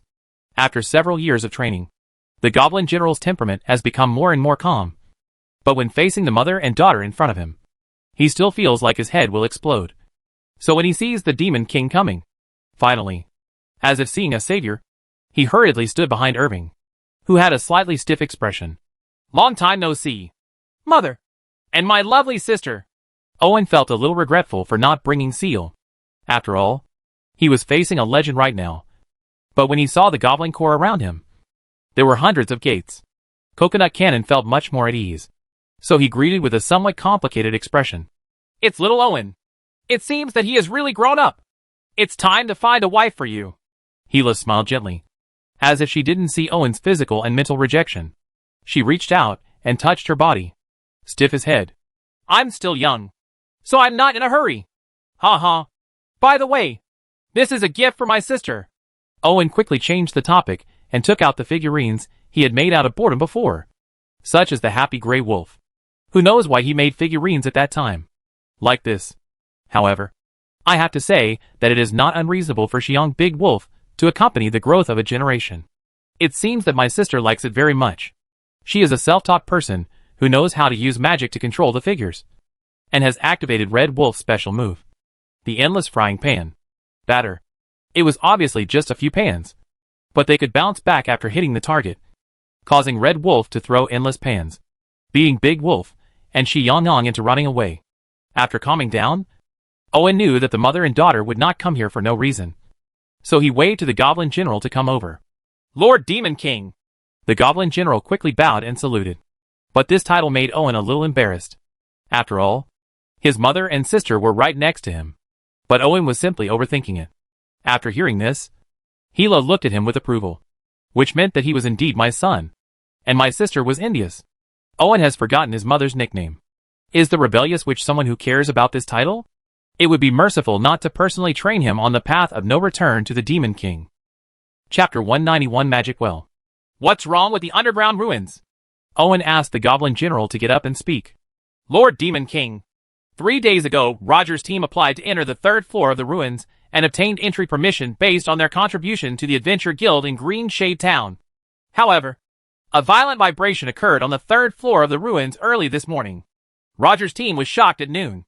Walk out of the ruins and warn the garrison Goblin Corps. This is the information they provided." The Goblin General handed the information to Owen. The so-called information is a slightly old diary. The outer cover is thick cowhide, and the inside is dark parchment. Therefore, although there are not many pages, it is as thick as a brick and feels full, enough to create a heavy brain shock. In addition, there are deep marks on it, like those left by a knife or an axe. Obviously, this thing can be used as a protective gear or weapon at some point. Although the diary is dirty, it is an important adventure diary of Roger's team. It is a record of every thrilling adventure and their precious memories. As a mature team of adventurers, Roger will carefully record every dangerous adventure process in detail, and let his partners analyze together what will increase the danger and what can increase the chance of survival during the adventure. It is because of Roger's caution and his ability to absorb experiences and lessons that his team can continue to this day. However, the team formed in the same year as him has long since disappeared. After arriving in Green Shade Town, Roger paid great attention to the underground ruins. Not only did he draw a more detailed route map, he also made various analyses and markings, which made Owen nod repeatedly after reading it. But the real focus was still on the last page. 80% of the exploration of the 1st floor of the underground ruins has been completed, and it can be determined that it belongs to a civilian area. Therefore, although gold, silver and jewelry are occasionally collected, there are not many more valuable things. Now it has become a training ground for new adventurers here. On the ground, clean up the black-backed ratmen and horned goblins running around every day. The 2nd floor belongs to the industrial area. In addition to the pit for cultivating monster girls, there are also a large number of industrial factories. Although most of the equipment has been damaged, there are still some that maintain operations, such as the Monster Training Center, Puppet Factory, and Defense Mechanism. Therefore, the 2nd floor of the ruins exploration on the 2nd level is not as safe as the 1st level. Instead, it is full of dangers everywhere. After all, the previous attack by the Goblin Corps caused a large number of horned goblins, black glue bugs, black-backed rat men, and thorn spiders to escape into the depths of the ruins. Many of them were captured by the Monster Training Center and sent to the Puppet Factory for puppet transformation, as part of filling in the missing parts of the defense mechanism. There are also parts that act as maintenance puppets, which means that the further time goes by, the more dangerous the second floor of the ruins will become. However, there has been no trouble on the second floor of the ruins so far. After all, due to the torment of hundreds of adventurers, the second floor of the ruins has not collapsed even if the puppets are repairing it well enough. But with the discovery of the entrance to the third floor of the ruins, many adventurers could no longer tolerate it, and put a lot of energy into exploring the third floor of the ruins. Many people were killed and injured in this process. So the Adventure Guild of Greeneen Town had to temporarily the entrance to the ruins on the third floor is closed. And you must have enough contribution points to enter. The problem is that the adventurers cannot stop their exploration of the unknown. And even danger cannot stop them. Therefore, Roger's team was the first to step into the third floor of the ruins after being fully prepared. As a result, an inexplicable mechanism was activated and they went crazy. A siege of transformed puppets. If the defense mechanism hadn't been riddled with holes, and there were goblin troops on the second floor of the ruins, they would have had no chance of coming back alive. Copy it once and return it to the other party. Remember to give contribution points according to the high-level tasks. After reading it, Owen guessed that Roger and the others should have come into contact with the real core of the underground ruins. Otherwise, there would not be such a big movement. So the intelligence, the value is not low. So some compensation is given. As you command, Lord Demon King. The Goblin General put away the adventure diary and nodded to indicate that he had remembered it. Owen lowered his head and pondered for a moment. Then faced Hela and said, Mother, your purpose is the third floor of the ruins? Although it was a question, Owen was already sure in his heart. Because this person was a legend. And ordinary things could not arouse her interest. The only thing that could arouse his interest was the core of this ruins. Yes, it is very likely that there is a magic well down there. Hela did not hide her interest in it, and at the same time provided an important piece of information. A magic well that can automatically convert elements into magic power? Isn't this the energy core of the Mage Tower? Owen was stunned at first, and then said with some confusion, The magic well was not created by mages, but was imitated by them. The real magic well originated from the relics of a lost era. Hela sneered at the mage's practice of attributing the invention of the magic well to himself. Oh, development depends on archaeology. He is familiar with this. Owen nodded. The Lost Age refers to the ancient years before the establishment of the human empire. Because it was so long ago, there are not many traces left. And there are even fewer written records. In addition, the empire was destroying this information intentionally or unintentionally. So most humans did not know how they came and how the war with the hundreds of tribes happened. Fortunately, this ruins appeared in the remote Northland. Otherwise, Owen would not have been able to occupy it and develop it. However, Owen still has some guesses about the lost history of mankind. In fact, if he had not had the experience of time travel, Owen might have other speculations about the lost era. But now he feels that the humans in this world are similar to the humans in the Blue Sea world. They have all come to a new world inexplicably. So he boldly guessed that there was a more powerful human world that was migrating to other worlds. Just like the Empire was opening up the north. I don't know whether it's true or not. Owen's current strength is still too far away from knowing the truth. So he has no intention of delving into it. But he wants the magic well. The current territory is like a small country preparing to industrialize. And this magic well is an oil field. It is self-evident how important it is to the territory. So it is impossible for Owen to give up. At this time, Hela suddenly lost interest, held her daughter, and rode on Owen's heavily armored magic sheep to leave. Owen handed over the control to the two of them in a very colorful manner, and his sister waved at him with the red wolf, obviously having a good impression of his brother. After watching the mother and daughter leave, Owen can now be sure that Hela has no ill intentions towards him. Of course, she doesn't have much goodwill towards him. She is not as interested in him as she is curious about him. If he commits suicide, he can at most help dig holes and fill them. He's earthy, but he doesn't interfere too much. His favorability level is at most 30. This kind of indifference may not be a bad thing for Owen. At least, he doesn't need to worry about a legendary witch trying to harm him. Nor does he need to worry about a legendary witch always paying attention to him. As for why Hela suddenly lost interest, it was probably because she was sure it was a magic well. Because she is born with magic power and does not like to build complex and cumbersome wizard towers. Witches are not very interested in magic wells. However, Owen is bound to win the magic well, especially since there is one less potential rival. What he needs to consider now are the adventurers who are prone to bad things. Chapter 192, Recalling the Hulk's Evil Smile. Inform all adventurers that the underground ruins are temporarily closed. After it is confirmed that the shaking has stopped and there are no signs of collapse, a large-scale series of missions to occupy the second floor of the ruins will be issued. Owen ordered the Goblin General. As for why the magic well is on the third floor of the ruins, Owen wants to take action on the second floor of the ruins. The main reason is that the exploration of the second floor of the ruins has almost been completed, and the conditions are met for capture. Moreover, the magic well is on the third floor of the ruins. If the second floor is not completely occupied, if something unexpected happens, and we are attacked from both sides, who knows how much losses there will be. Therefore, we must ensure that our retreat is stable. What's more, the territory needs to be industrialized. The monster training center, puppet factory, and defense mechanism on the second floor of the ruins are all ready-made objects for imitation. Even if you capture them for your own use, you can save a lot of time and resources.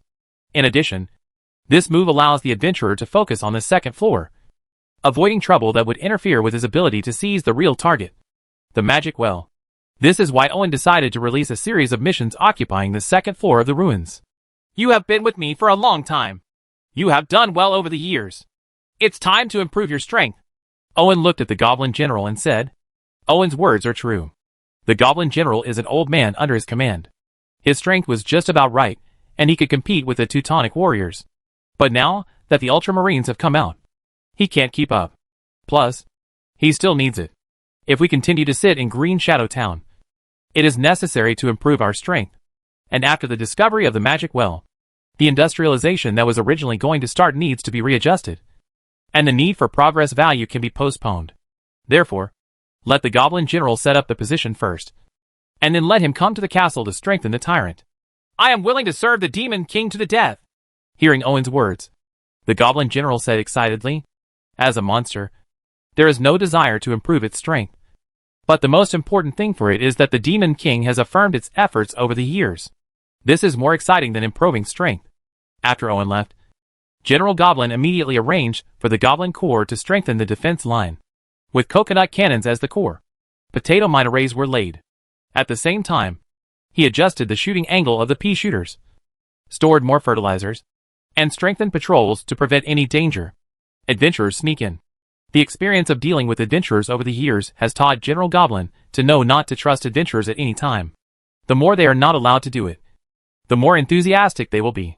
Especially the matter of sealing the underground ruins. It is estimated that there will be news tonight. Rumors of artifacts being discovered in underground ruins. Although the vast majority of adventurers know that this is a lie, they cannot resist the adventurer's strong curiosity and inner greed. After all, if it is true, there must be dishonest plans to explore the ruins at night. So defense must be strengthened. We must not destroy the Demon King's plan. Owen, who returned to the castle, was thinking about strengthening the Goblin General. He first called up the tyrant's strengthening plan for building the Ultramarines, and planned to make some changes on this basis. After all, the Teutonic warriors and the Goblin Generals were two different species. Cannot be copied completely, because Brian had done research on the one-horned goblin before. Owen called him. Unexpectedly, he quickly came up with a somewhat radical transformation plan, which seemed to make sense. It is also the tyrant enhancement. As humans, the Ultramarines must make choices. What if their hearts are exposed or their hands turn into big claws? Therefore, they must take their time and suppress the process of mutation. The Goblin General is different. As an alien, there is no need to consider the issues of appearance and alienation. He only needs to ensure that he retains enough sanity and can completely relax his physical enhancement. Although Owen felt that the Goblin General would not care about appearance, he still asked, and got an answer as fierce as possible. It would be best to have 3 heads and 8 hands, and muscles that can be used to open the gluteus maximus. It's like a can, so just let it go. As the nutrient solution filled the biomodification chamber, the high-precision robotic arm inside injected a larger dose of T-virus into the Goblin General's body. The injection of such a large amount of T-virus took effect in a short period of time. It was possible to observe with the naked eye that the green muscles of the Goblin General were shaking crazily, and the bones were constantly struggling like monsters bound in flesh and blood. A large amount of nutrients were consumed rapidly, and Owen had to summon the Slime Queen to help secrete the nutrient solution, so as to meet the nutrients required by the Goblin General's mutation. Seeing this scene, not only Owen, But also Brian was surprised that the Goblin General and the T-Virus were so well integrated. Who would have thought that the T-Virus, which is extremely dangerous to humans, would be more like a catalyst for secondary development in the Goblin General? Is Goblin General a special case? Or are all goblins like this? Owen suddenly said. Maybe the Goblin General is not a special case. But some experimental data is needed to prove this.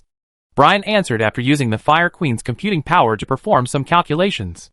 Then let's conduct the experiment. Owen would still have some concerns about using humans as experimental materials. But he had no worries about using goblins as test subjects. And he happily gave Brian permission. The mutation lasted for 3 days. When the Goblin General emerged from the training chamber excitedly, Owen thought he had made the Hulk. Especially the crooked smile, which made him involuntarily recall the Hulk and the Hulk in his previous life. Black Widow only has a few seconds of gifts. It's a pity that Bai was excited. After the test, Owen found that he had completely overthought it. The enhanced Goblin General is strong, but not as strong as the Hulk.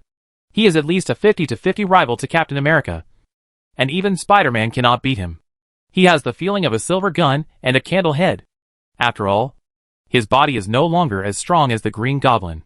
The giant is missing. But it depends on which world you are in. The American comic world is not trying to be reasonable at all. All kinds of cheating are flying.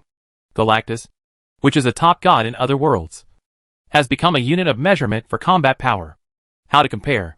With the same body, the Hulk can lift mountains, while Goblin General can only wrestle with a rhinoceros. But this does not delay the fact that Goblin General is already one of the most awesome in this world under the legend. Because it is not a rhinoceros. It can be equipped with weapons and use combat skills. And it is a pure killing machine on the cold weapon battlefield. Looking at the statistics of the Goblin General, he is nearly 2.5 meters tall. And his whole body is covered with large, well-developed muscles. Just like a city made of bricks. But this still cannot hide its thick bones. The sum of muscles and bones is not as simple as 1 + 1. The strength of the Goblin General far exceeds that of the Ultramarines, reaching an astonishing 5 tons. And his ability to withstand blows is even more amazing. It is not an exaggeration to say that he is a rhinoceros that walks upright, basically immune to damage from pistols. And the lethality of light weapons is hardly fatal. After all, it is injected with the T-Virus, and its vitality has long exceeded the range of normal organisms. Such a strong body not only brings strength, but also defense and recovery capabilities, which are far superior to those of the Ultramarines. But in terms of speed, reaction, and agility, Goblin General is not good. His large muscles and thick bones are the biggest obstacles. From now on, he can only find someone to rub his back when taking a bath. Even if he is stronger, he can rub his back. You have to find help for your ass. Chapter 193 Goblin. Contrast Goblin General with another successful example. The Ultramarines. If the Ultramarines are hexagonal all-round warriors, then the Goblin Generals are blood beef shield warriors. It can be said that each has its own advantages and disadvantages.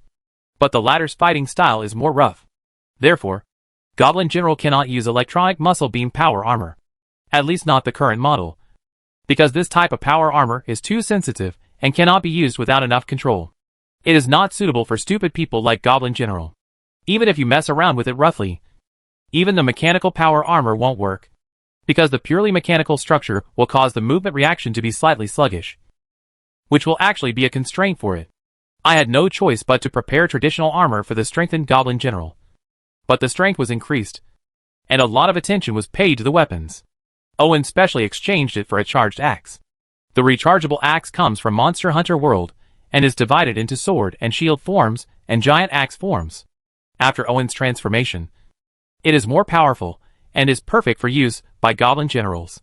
However, Goblin General now looks like a Hulk and is fully armed.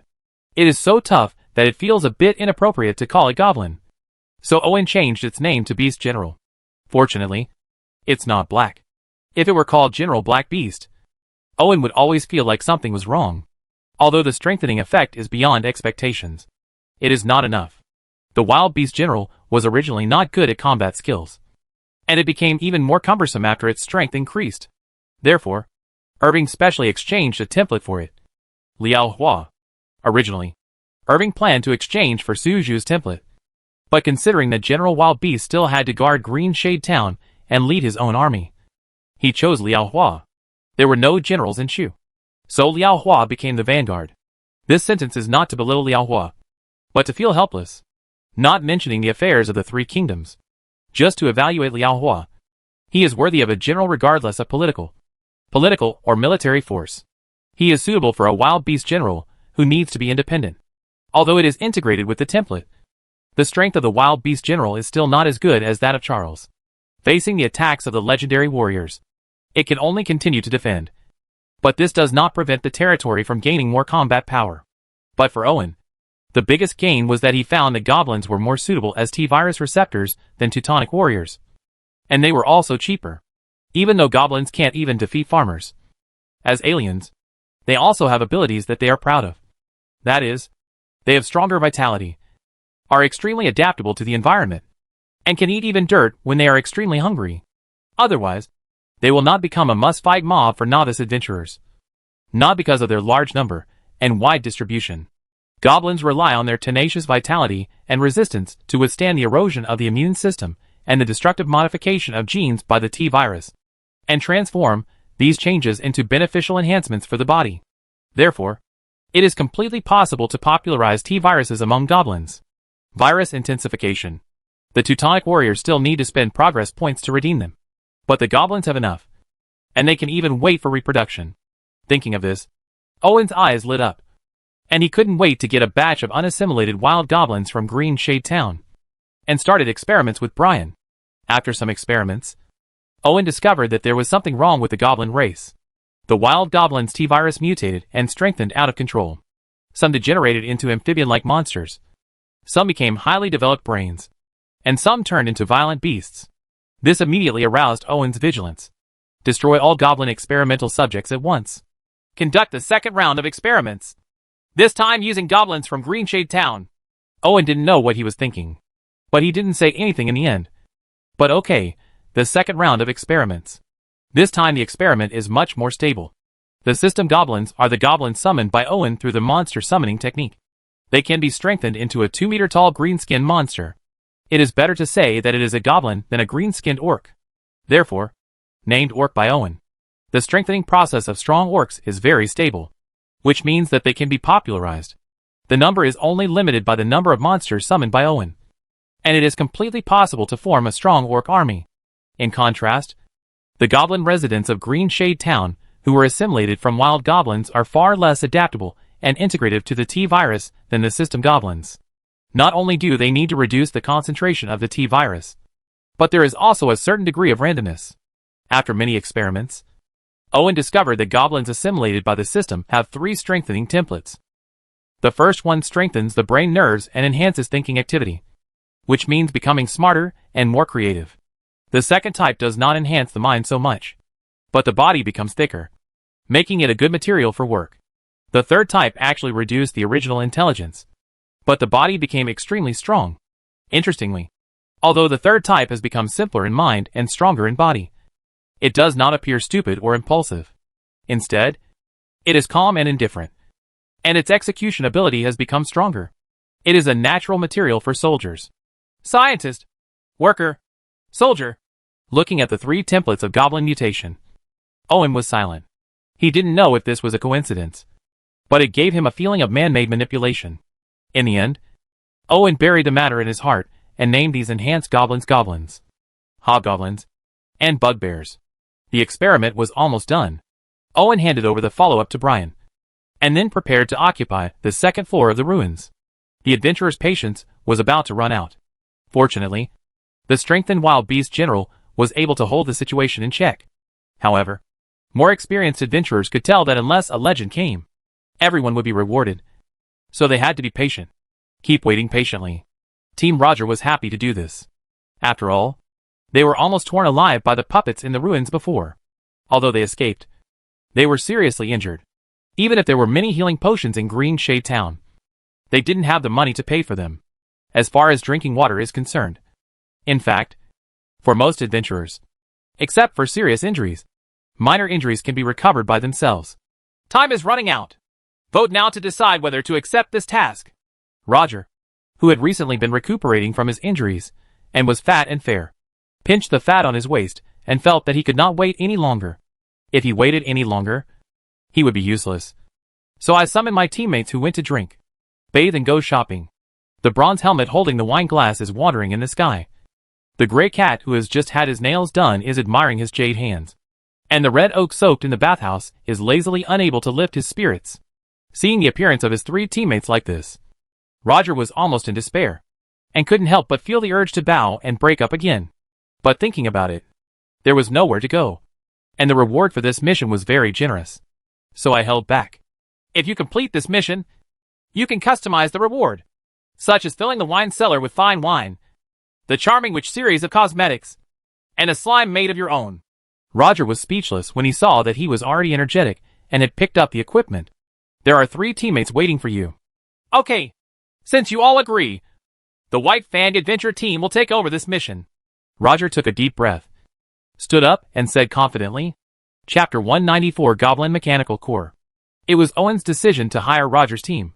Although they were not the only adventurers to enter the 3rd floor of the ruins, they were the only ones to touch the vital points of the ruins. Therefore, Owen needed them to lead the way in order to save time and reduce risks. However, the main force of this operation is not the adventurers, but the updated Goblin Core. No, it is now the Goblin Mechanical Core. It is not difficult to cultivate the T-virus. There is no complete information in the Flame Queen. After Irving exchanged some equipment, there will be no problem in small-scale mass production. It is not that troublesome for goblins to use T-virus. After injecting low-concentration T-virus and pouring nutrient solution into their stomachs, it is okay. Therefore, the original Goblin Core completed the gorgeous performance after collectively using the weakened T-virus. The transformation, coupled with the new equipment, improves the combat effectiveness not even a little bit. Nowadays, the core is still mainly mechanized, but the vehicles are no longer the original emergency products. After the optimized design of the Flame Queen, coupled with the hands of various 8th level fitters, the mechanical vehicles used today have long since changed. It needs to be more perfect. And even the weapons equipped are no longer those special plants. Plant weapons are not bad. In fact, they are economical and environmentally friendly, can be eaten when necessary, and are cost-effective. The only problem is that after using it, it takes time to wait for the plants to grow and replenish the ammunition. For example, if you fire a coconut cannon, you have to wait for the coconut SHLs to grow back. It's okay to rely on numerical superiority in positional warfare, but it's much worse to use it as a tank gun when mounted on a vehicle. Well, you can't fire a cannon and just water and fertilize it and wait for the cannonballs to grow.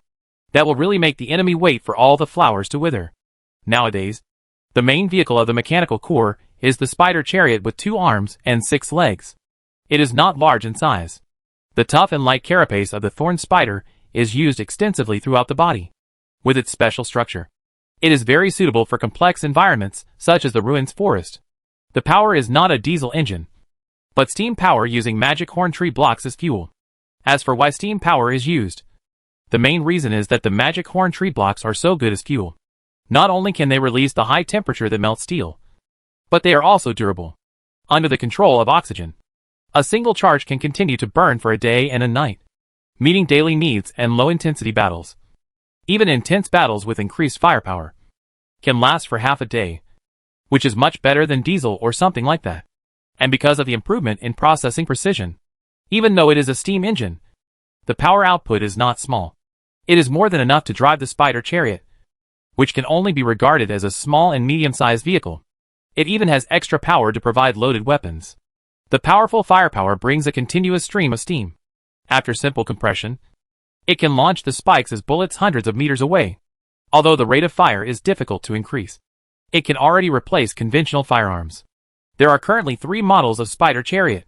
The first is an assault type with a steam chain saw mounted on both arms, and a twin heavy-duty steam nail gun and 40mm steam grenade gun mounted on the back.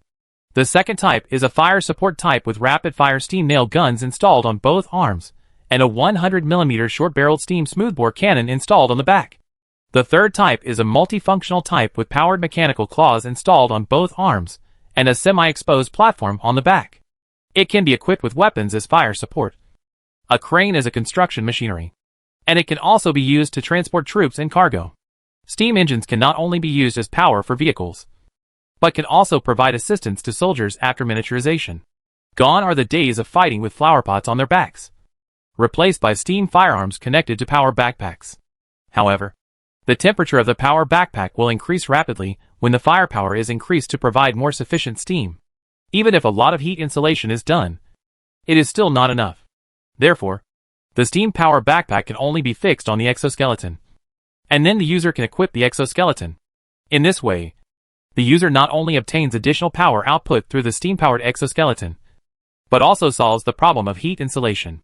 It's just that this kind of steam-powered exoskeleton is a bit crude and has many flaws. It doesn't matter if it's steaming all the time. It has to be pressurized in advance when encountering battles. Therefore, Owen does not plan to equip it on a large scale. Currently, it is only used by the Goblin Mechanical Corps, because they mainly use it. Guard underground ruins and forests. These places are very sensitive to flames and explosions, and are not as convenient as steam-powered weapons. On the day of departure, the spider chariot was filled with fuel and water. The bugbears as infantry also helped each other to fix the steam-powered backpack for boiling water on the exoskeleton bracket on the back. After tightening the steam pipe, open the valve, and then with the injection of high-temperature steam, the exoskeleton is also braced to provide additional power. But the most important thing is to provide power for the steam nail gun assembled from a metal tube and a metal bottle in the bugbear's hand. The Goblin Mechanical Corps was ready to go, and the adventurers also gathered. This time, almost 200 to 300 adventurers participated in this operation. Most of them were ordinary adventurers. So even if the reward for this group mission was not high, they were still willing to go. Adventurers are not as glamorous as imagined. A large number of new adventurers who join every year can eventually stay in this industry or survive until that day. Most of these adventurers are ordinary adventurers. Even though he has good skills and some experience, he rarely touches the extraordinary realm. Only elite adventurers are truly extraordinary professionals, and the elites of the entire industry. But their numbers are really small. Otherwise, how can they be elites? Start distributing supplies. The wild beast general lowered his head and ordered the goblin holding the supply list at his feet. The goblin was smaller than the goblin, but the shrewdness in his eyes made people dare not underestimate him. Hearing this, he immediately commanded the hobgoblin to distribute the supplies he had prepared to the curious adventurers. Every adventurer took on quests, and the rewards they received were varied, ranging from eggs to antiques. However, this was the first time they had been handed out items as soon as they accepted a quest. So they queued up to receive the supplies.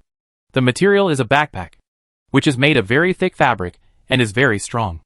It is a good thing for adventurers who often go out. Opening the backpack. There are 3 brick-sized craft paper bags at the top. Open one, and there are 3 compressed blocks packed side by side in oil paper. They are dry food blocks compressed with fried wheat flour mixed with butter, and meat compressed with meat floss pieces, and dried vegetable pieces. Throwing these things into a pot and cooking them can fully meet the energy needs of an adult male for a day. And because of the addition of sugar, salt and spices, they taste good. This kind of dry food is sold in the shops in Loon Town, and the price is relatively cheap. Adventurers like to buy 1 or 2 as a reserve, because it occupies a small area and is durable in storage. If you are trapped somewhere, it can be life-saving. In addition to 3 days of dry food, there is also a metal water bottle, a sleeping bag, and a first aid kit. There are not many things, but they are all necessary good things for adventurers. Every adventurer is very satisfied with them, and their morale has improved a lot when they set off. Chapter 195 Monster Training Center. After the adventurers as spies entered the ruins, the goblin mechanical troops were also ready to set off. The hobgoblin wearing a tank hat quickly got into the cockpit of the spider chariot, fastened his seatbelt, checked the instrument panel, and then firmly pulled the air valve switch to let fresh air into the silent steam engine. With the injection of fresh air, the magic horn tree blocks that were only slightly red in the low oxygen environment were reawakened, and flames erupted to release higher temperatures. 2 or 3 breathing water boiled, generating a large amount of steam and filling it into the cylinder, pushing the tightly stuffed piston out and then back in, repeatedly speeding up the rhythm. Like an 18-year-old boy, the steam is converted into power and poured into the spider chariot, bringing new vitality, allowing the lying chariot to support its 6 legs and start to move forward as the hobgoblin driver steps on the pedal. In the swirl of steam, the spider chariot that moves as the pistons move in and out actually walks into the ruins quite flexibly. It seems that the optimized design of the Flame Queen and the craftsmanship of the spirit are indeed extraordinary. making the steampunk look like a mock-up. Decent. After the spider chariot was started, the bugbear infantry, which had sufficient steam, gripped the steam nail guns and strode around the spider chariot, ready to fight at any time. However, the first floor of the ruins has been explored. Most of the places are planted with lantern grass. It cannot be said that the lights are bright, but there are no places that are too dark. There is no danger. Therefore, the adventurers who came in early went straight to the second floor of the ruins. These adventurers often go to the second floor of the ruins. After all, no matter how big the first floor of the ruins is, under the repeated searches of so many adventurers, not even a copper plate can be found at the moment. Therefore, more and more adventurers are targeting the ruins on the second floor. After all, even if you remove some parts from the modified puppet to prove that you killed a puppet, you can still have a meal at the Decisive Tavern. So who would waste time on the first floor of the ruins, facing the adventurers scattered in all directions? General Wild Beast, as the commander-in-chief, didn't care. Adventurers cannot be restrained at all. They simply set the task and don't care how to complete it. What's more, the task of the Wild Beast General is not light. After entering the second floor of the ruins, General Wild Beast's goal was very clear. The first thing he wanted to occupy was the Monster Training Center. The road ahead was almost cleared by the adventurers. The Goblin Mechanical Corps successfully arrived at the vast Monster Training Center, but they would have to rely on them next. The adventurers would not take on the task of fighting a tough battle. The Monster Training Center looks like a large-scale sewage treatment plant, and it also looks like a place where Fukushima wastewater is stored. The green thick pools are neatly arranged, and it looks quite spectacular. But there is no one here. Only weird-shaped modified puppets busy maintaining the facilities here, such as repairing leaking pipes and salvaging dead embryos. Whenever an embryo that has not fully developed yet floats to the surface of the water and twitches due to a broken nutrient tube, a modified puppet will fish it out, and then throw it into the funnel of a machine like a soy milk machine while it is still fresh, and then break it and add it to the sediment. A certain additive turns it into a familiar green thick juice, which is then poured into the pool as nutrients, so that the embryos at the bottom of the water can get more nutrients. So although these green thick pools look like sewage treatment plants that treat Fukushima wastewater, they are actually magical versions of artificial wombs. The level of technology or magic contained in them is not low. At least the world before Owen travel could not be this big. Cultivate organisms in batches. This is also the reason why hundreds of adventurers are unable to kill all the monsters in the underground ruins, because this place still maintains operations. The previously captured black-backed ratmen, horned goblins, and other monsters had their life seeds extracted, and then bred quickly in the pool, wave after wave. As long as the nutrients were not exhausted, there would be no end to the fight. So the Goblin Machine, the Corps' primary goal, is here. The Monster Training Center is an important part of the ruins' defense mechanism and has a high alert level. Therefore, after sensing the threat posed by the Goblin Mechanical Corps, the emergency mechanism was immediately activated, because there is no one to control it. According to the set emergency mechanism, a large amount of nutrients as reserves are injected into the pool. At the same time, special ingredients that promote growth are added regardless of the dosage. The stimulated embryos will twitch, and some will die suddenly if they cannot bear it. It is then fished out and made into fermented juice. As a large amount of nutrients in the green thick pool are consumed, the gestating monster embryos begin to mature rapidly. The black-backed ratman, which is easiest to cultivate and has the shortest growth cycle, is like a rat in the sewer. Carrying all the mucus, was the first to crawl out of the pool, and then he stupidly picked up the weapon that had been prepared by the pool, which was a metal strip cut with a bevel, similar to a watermelon knife, and then rushed over without hesitation. The whole process, there is no need to think at all, just like the set program. In fact, this method of cultivating monsters is flawed. It has a short lifespan, low potential, and no consciousness. It is really no different from a flesh and blood puppet. However, these cultivated monsters were not originally used in this way. They were only semi-finished products. Only after being transformed by the puppet factory were they finished products, and could be used as the basis for maintaining the operation of the ruins. Prepare to shoot! Facing the black-backed ratmen coming like a tide, the wild beast general had no intention of taking action, and gave the order expressionlessly. The bugbear infantry, who had been waiting for a long time, immediately opened the steam valve of the power backpack behind them, allowing more steam to be poured into the high-pressure cylinder to increase the power of the shooting. At the same time, The exoskeleton on the body was also filled with sufficient steam to provide more power. Great power output. When the black-backed ratmen entered the effective shooting range, the bugbears lined up in a row pulled the trigger. With the sound of air leakage, the wave of black-backed ratmen stopped as if it hit a rock. The steam nail gun is equipped with a 150-round drum. As the trigger is continuously pulled, the 8mm nails quickly pass through the gun chamber under sufficient air pressure, easily piercing the black-back with excellent armor-breaking performance. Ratmen sometimes pierce more than one.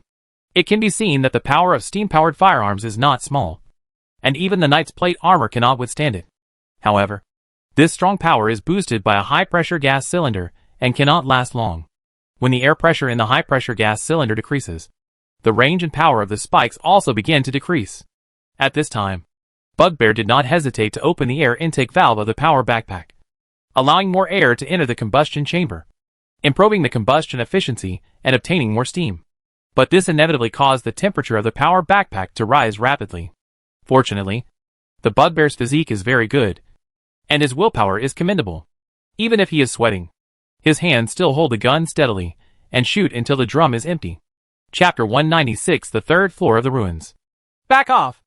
Add water to cool down the power backpack. Replace the drum, and replenish water. The wild beast general kept issuing orders.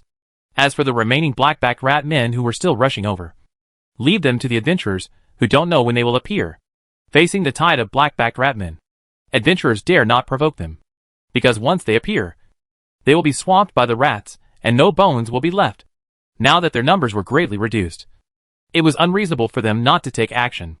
After all, those who had accepted the mission showed their skills and swarmed forward with swords, guns and swords dancing. At this time, after tightening the air intake valve, the bugbears cooperated with each other to add pure water to the power backpack, lower the temperature, then took out a new drum and installed it, and finally picked up the kettle to replenish themselves with water. Although steam nail guns do not produce violent noise, allowing them to shoot in relatively closed ruins for a long time without deafness. Whether it is a powered backpack that provides steam or a steam nail gun or a steam-powered exoskeleton, it is very harmful to the user. It's a kind of torture for me, and I feel like I'm a steamed bun in a pot. There is nothing that can be done about it. Although the underground ruins are slightly empty, it is a relatively closed space underground after all. The sound and smoke produced by firearm shooting alone are very unfriendly to users. On the contrary, there is no problem with steam power. The sound of gas injection is almost silent, and no smoke is produced. The only problem is high temperature. Fortunately, bugbears are in good health and are hardworking. If they were humans, they would have suffered from heat stroke. As the last black-backed ratman fell, the scene suddenly became quiet. But the battle was not over. Both the adventurers and the wild beast generals noticed the boiling pool like boiling water. The equally cheap horned goblins replaced the black-backed skaven as cannon fodder and began to enter the battlefield. And behind them were huge thorn spiders. As for the black glue bugs, which are also underground creatures, their growth cannot be separated from the sap of the magic horn tree, because the flammable and explosive body fluids in the body are secreted by swallowing the sap of the magic horn tree. Even the monster cultivation center cannot skip this point. So the monsters cultivated did not include black glue bugs. But this was surprising enough. The bugbears lined up again to shoot. And the spider chariot was not idle this time. The spider chariot does not have only one driver. In fact, in addition to a hobgoblin driver, there are also shooters and loaders. At this time, the hobgoblin responsible for shooting sat in the shooting position, aimed at the target through the scope, and then pressed the pedal hard. With a dull sound of air explosion, thicker spikes were launched. Compared with the 8mm caliber nail gun used by bugbears, the vehicle-mounted double-mounted heavy-duty nail gun has a caliber of 15mm, which is almost twice the size. However, the increase in power is not as simple as doubling or doubling. Even if the carapace is tough, even the thorn spider couldn't stop it. It was penetrated through the SHL, and weird-colored tissue fluid leaked out. However, the nail gun alone cannot kill the huge thorn spider in a short period of time. The final word is the 100mm smoothbore cannon on the fire support spider tank, because it cannot be loaded with explosives. The SHLs used by the steam smoothbore cannon are specially made. Under the metal SHL, the core is a conical metal thorn that plays an armor-breaking role, and the metal thorns are filled with small steel balls. This kind of cannonball will instantly shatter when it hits the ground. causing splash damage. Although it lacks explosives to increase kinetic energy, resulting in low damage, it is safe enough and suitable for special environments. In addition, this thing was not originally prepared to kill infantry. The thorn spider that was shot twitched for a while, and then lay down. After the SHL touched the thorn spider's carapace, the SHL shattered, revealing the metal cone used for armor breaking inside, causing armor-piercing damage. The small steel balls filled inside were poured into the thorn spider's body with powerful kinetic energy in an instant, causing the irreparable injuries made the thorn spider's body a mess. No matter how stubborn he was in life, he couldn't stand such a mess. To put it bluntly, this kind of SHL is specially prepared for large monsters, especially targets that are hard on the outside and tender on the inside. They are extremely lethal, especially those big spider bags that have just climbed out of the pool and their SHLs have not yet completely hardened. It's really one shot at a time. It stands to reason that a long time has passed since the capture of the monster training center. But there is still no support coming. In fact, it is not that there is no support, but that it is all blocked. The adventurers who entered first were causing trouble everywhere, forcing the defense mechanism to send out a large number of modified puppets, which dispersed the power. When they discovered that the monster training center was under attack and wanted to mobilize support, they were blocked by adventurers using different means, and they were immediately unable to advance or retreat. Although the modified puppets are still moving forward at the current speed, they may not even be able to keep up with cleaning the battlefield. Therefore, in some aspects, the destructive power of adventurers is still very great. Unfortunately, it is a double-edged sword. If you use it well, it can work wonders. If you use it poorly, it will wipe your neck. Owen did not intervene in this battle, but gave full authority to General Wild Beast. If it were before, the Wild Beast General was still lacking, because it was brave enough but not cautious enough. So it could only be a warrior general. But after integrating Liao Hua's template, General Wild Beast dare not say that he can command thousands of troops immediately. The current battle of hundreds of people is really nothing. So Owen can safely follow Roger's team to the third underground floor, because Owen personally led the team in this operation. Not only Seal and Emil were brought along, but there were also 10 fully armed ultramarines following them. This power is enough for any imperial noble to treat him with courtesy. But Owen still feels that it is not enough. However, thinking about the fact that he still has puppets and Shikigami, he can travel through time at any time when in danger, and wears the St. Ares power armor to strike with thunder. Armed with a power hammer and a heavy bolter, he finally decided to reluctantly take the risk himself. Roger's team, who was leading the way at this time, now had an unprecedented sense of security. After all, there was a legendary warrior, a master witch, and 10 half-giant warriors beside them. This strength was enough to slay a dragon, let alone explore the ruins. But Roger was not careless, and still spread out in formation according to the habit of the team, so as to be alert to the surroundings and to support each other. This is why their team, although not very strong, can always successfully escape from danger. The group soon arrived at the entrance to the third floor of the ruins. The entrance to the third floor of the ruins is not very secretive. In fact, many adventurers know that. After all, it is difficult to ignore the passage that is large enough for several carriages to circle down side by side.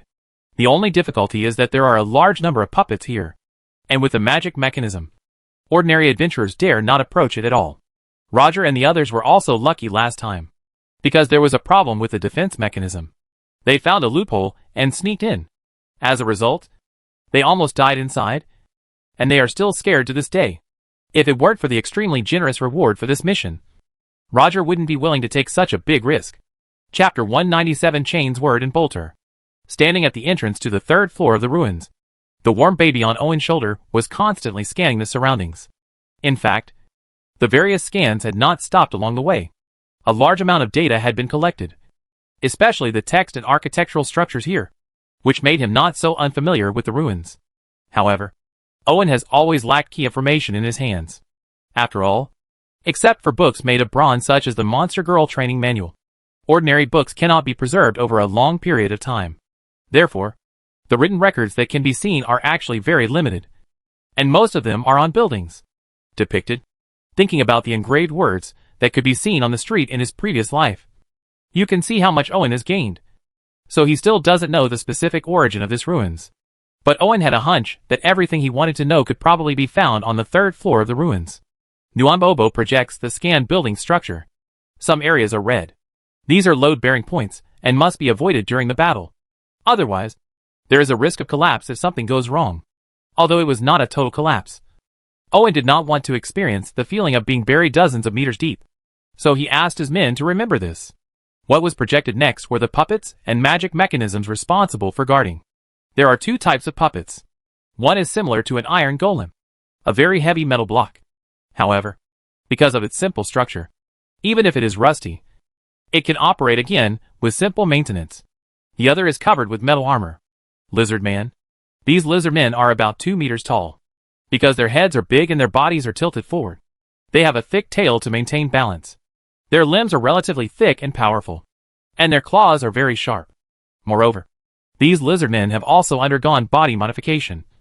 With 8% of their body's 10 is covered with a layer of metal armor. Some limbs are directly replaced with mechanical arms, and some use magical equipment similar to firearms. You can tell that they are elite monsters at a glance. These lizard men are obviously not underground creatures. In fact, they are the modified original bodies originally stored in the ruins. They have been dormant in the form of eggs at the bottom of the pool in the monster cultivation center. They are densely packed and spectacular. Fortunately, not many can be hatched over the long years.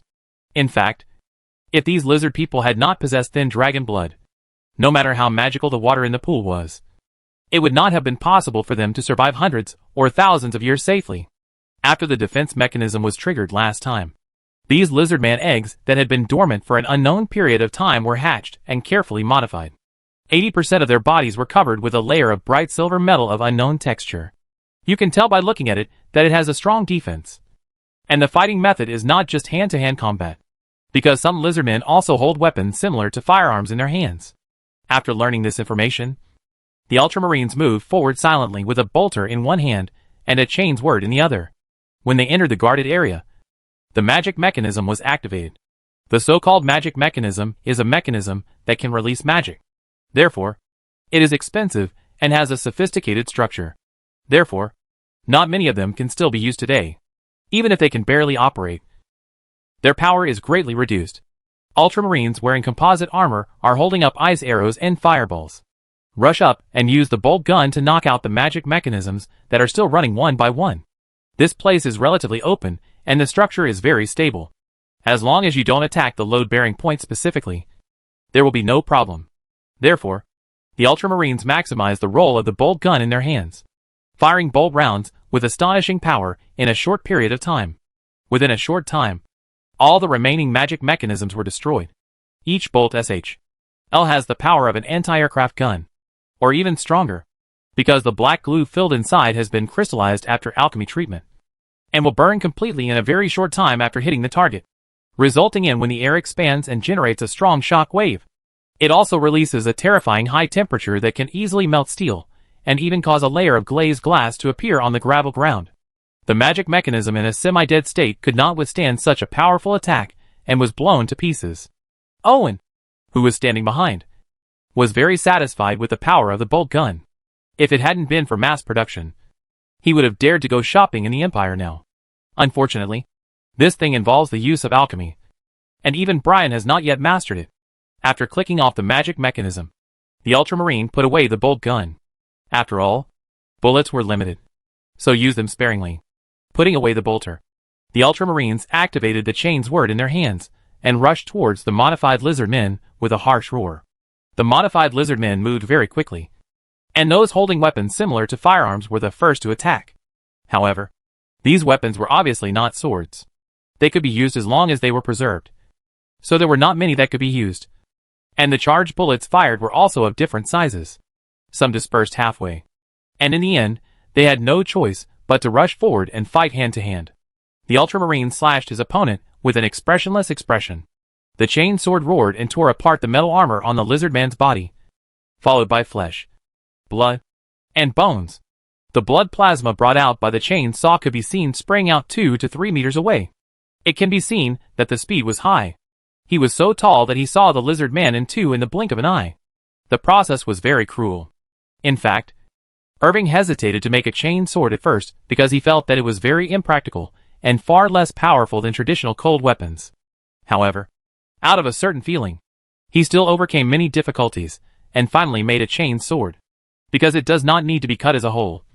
The main body of the chainsaw sword is made as strong as possible to withstand collisions. Since the chainsaw is divided into pieces, some high-strength, but low-toughness materials can be used. Materials were finally used to create a frightening weapon that was horribly sharp for flesh and blood.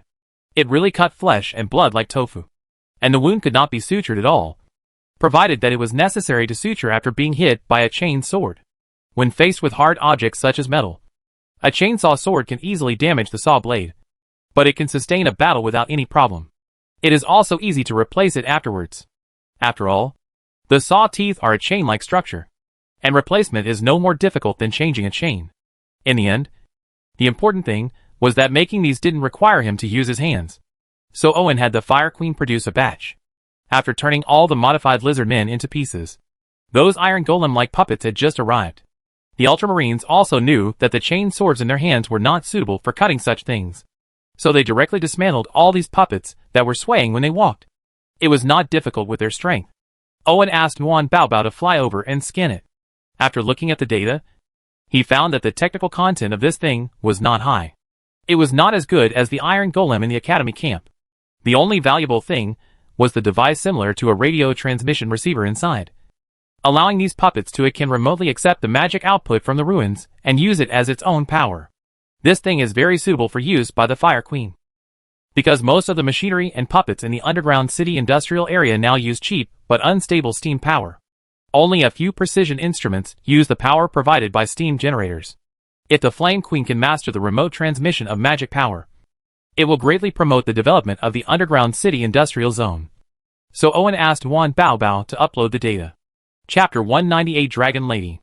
After a battle, Roger was deeply shocked before he could even stretch out his hands.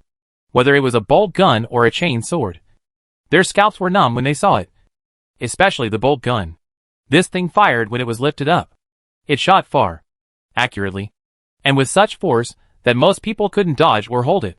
The dwarf Bronze Helm said frankly that even a dwarf with thick skin and heavy armor would be torn apart if hit by a single shot, let alone an ordinary person, whose ashes would be scattered on the spot. Even the relatively weak chain sword is still a frightening weapon. After all, if you kill it by hacking and smashing it, you can still leave a whole body. If you are hit by the chain sword, it is difficult to fight. However, they still remembered their mission. Seeing that the battle was over, they calmed down and continued to disperse as usual, leading the way to explore the third floor of the ruins. Compared with the ruins-like first floor and the wasteland-style ruins second floor, the third floor of the ruins is the most well-preserved, with few damaged areas visible. Some instruments are also intact, and you can roughly see the original scene. Therefore, Owen asked Roger and the others to be careful with their movements, and then asked Muan Baobao to scan around. As expected, they learned a lot, especially when they found a bronze plate map on the wall and learned about the general structure of the third floor of the ruins. The entire third floor of the ruins is like a square with a hole in the middle, divided into 5 major areas. According to Owen's understanding and translation, they are the middle area where the passage entrance is located, the database, laboratory, resource area and magic well in the southeast and northwest. The middle area is open, so although some utensils are retained, they are still of little value and are not as important as the other 4 areas that are very important at a glance. Just when Owen was hesitant to go to that area first, the heavy metal door of the laboratory opened with a harsh metal friction sound that made people wish they were deaf. And a group of expressionless monster girls walked out of it, leaving him stunned. More than a dozen monster girls are all of the same species. They have long fiery red hair, red eyes, a pair of curved horns, and a thick tail. They have a strange beauty. The most important thing is that the vital parts are simply covered. He added a few scales, and the above 2 points were fine. The size of a band-aid was enough. The canyon was close to Yuan Mountain, and it couldn't be covered by 3 or 5 scales connected in a line. So he was really stunned. "It's the dragonborn!" Feeling the aura that impressed her so much, Emil said solemnly, while involuntarily clenching the mace and wand in her hand. "Don't dragonborns look like lizard men?" Owen frowned and said, but he quickly remembered the monster girl training manual. Obviously, the people who originally lived in the ruins had something in common from top to bottom. Hobby. It's a pity that he didn't travel to any era. Otherwise, just based on his hobby, Even if he didn't have a system, he could be more or less a figure. After all, he has rich theories. However, the interest derived from the creator does not affect the strength of the dragon girls. After it is determined that there is an invasion of foreign enemies, these dragon girls seem to have opened some kind of restrictions. Their body temperature rises rapidly, especially in the mouth and nose, and the air becomes cold when exhaling. It became twisted, which showed how high the temperature was. Owen felt that even if he stuffed a raw sausage into it, it would be cooked after a while. This scene is scary just thinking about it. And the halberds they are holding are magic weapons. After being activated, they are wrapped in flames, which makes them not easy to mess with at first sight. Facing a group of dragon ladies rushing towards them, the Ultramarines raised their bold guns without hesitation. With a huge roar, bolt rounds exploded into deadly high-temperature shock waves. However, these dragon ladies were the descendants of the Red Dragon. Not only does it have an extremely strong body and flexible skills, it is also extremely resistant to high temperatures. Of course, the dragon lady's fire resistance also has its limits, and it will definitely not be able to withstand temperatures of thousands of degrees. It would be about the same if it were replaced by a real red dragon. The problem is that although the Bolt I can release thousands of degrees of high temperature, it can only do so at the core, and it can only be maintained because it is squeezed by the surrounding air pressure that cannot be released in time. As the shockwave spreads, the air pressure decreases, and the rate of temperature loss is the same. Soon, 10 meters away there was only a temperature that could burn someone. Therefore, with Dragon Lady's speed and fire resistance, as long as she is not hit directly, she will not be greatly affected. After realizing this, the Ultramarines decisively put away their bolters and raised their roaring chains words mercilessly to cut the enemy into pieces. After all, they were pure warriors, unlike Owen who had such a wide range of hobbies. Now I'm fantasizing about forming a Dragon Lady escort team. And then I can do some fun things in private, such as Dragon Lady barbecue grill and so on. However, the violent collision soon woke Owen up from his fantasy. As soon as he came back to his senses, he was surprised to find that the attributes of these Dragon Ladies were no worse than those of the Ultramarines, who were several heads taller than them. The Ultramarines fought vigorously, and showed no sign of weakness. To make matters worse, although the rapidly rotating chain sword has terrifying cutting power, the flaming halberd is also extraordinary. During the collision, the blade chain was damaged first. Although it did not break, the durability value continued to decrease. Seal takes action. Seeing that the Ultramarines were about to fall into a disadvantage, Owen said to Seal, as Owen's trump card. Seal silently nodded, gripped the ghost blade halberds tightly, and at the same time tightened the muscles of his thighs. And the clear muscles suddenly stood out, showing the violent sense of power. And then with a bang.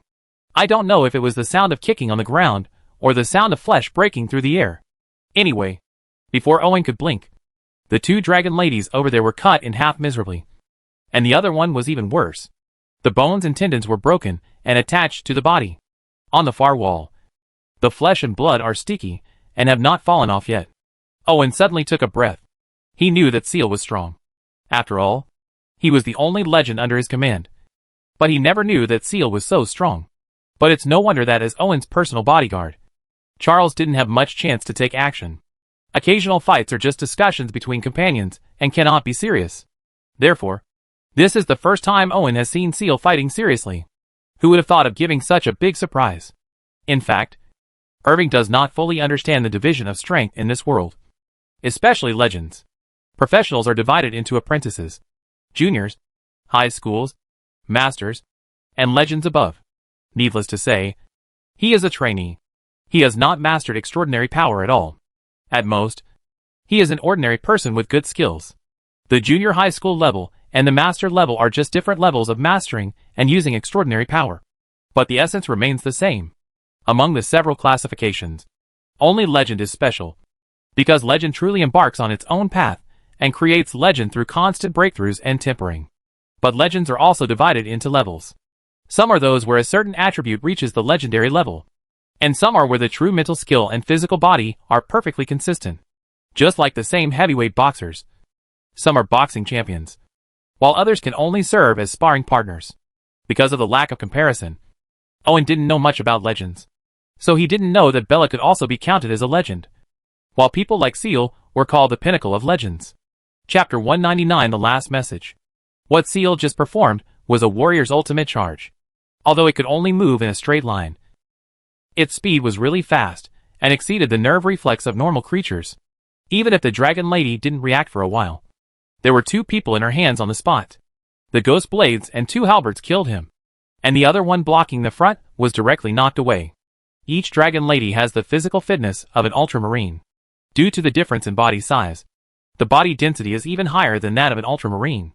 However, they are still as fragile as a rag doll against Seal, killing 3 of them with 1 move. However, this also stimulated those dragon ladies. As the blood of the red dragon was further activated, the dragon lady's expression became ferocious. The corners of her mouth were grinning almost to the roots of her ears.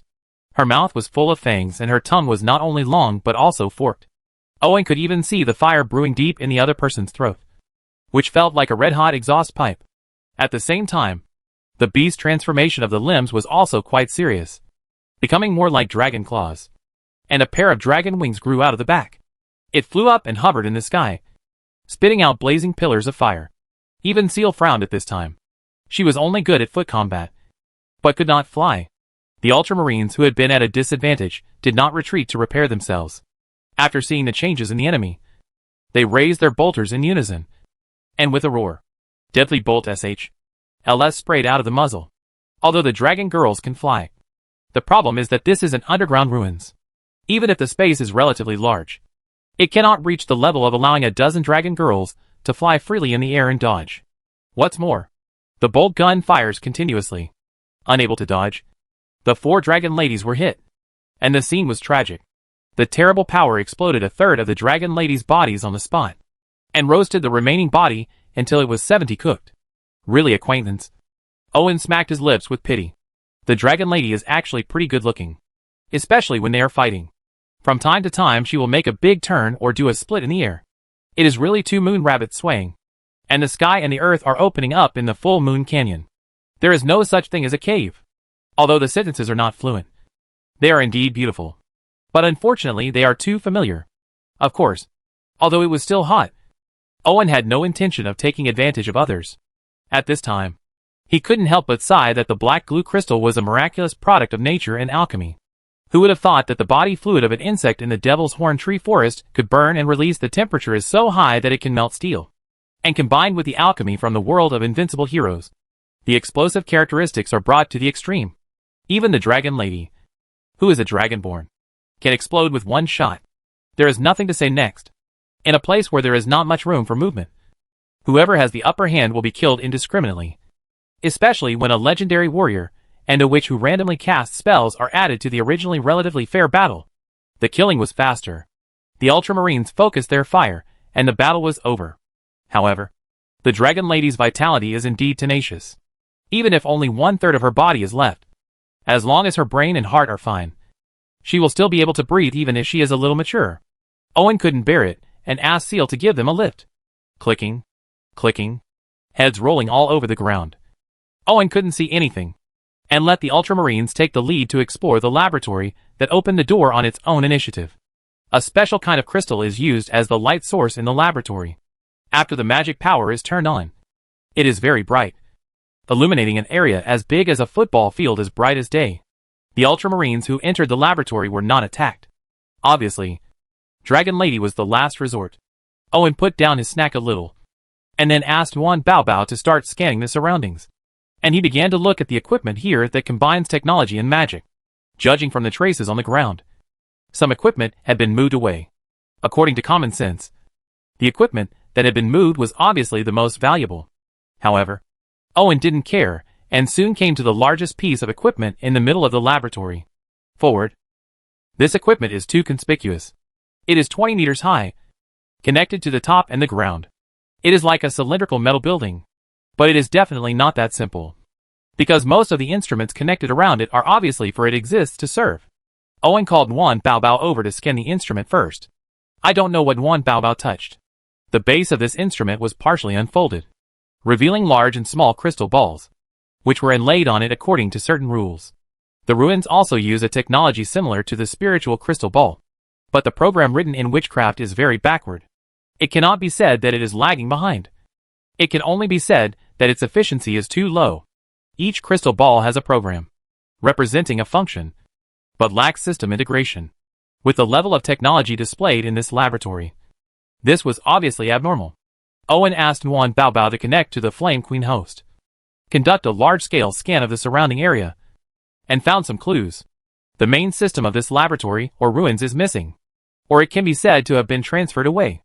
No wonder the reaction is so rigid, because of his previous experience in cracking the Bloodline Mutagenesis editor. Nguyen Bao Bao completed the crack quickly after synchronizing the programs collected by Nguyen Bao Bao to the Flame Queen's body. This thing is actually a training cabin? Owen was really stunned. Such a big training cabin could contain more than one dragon. But it is very possible that without dragons, how could there be so many dragon ladies? As the program continues to be cracked, each crystal ball lights up with the symbol of the Flame Queen, and Owen can access more and more information. Red Dragon's multi-purpose feasibility experiment.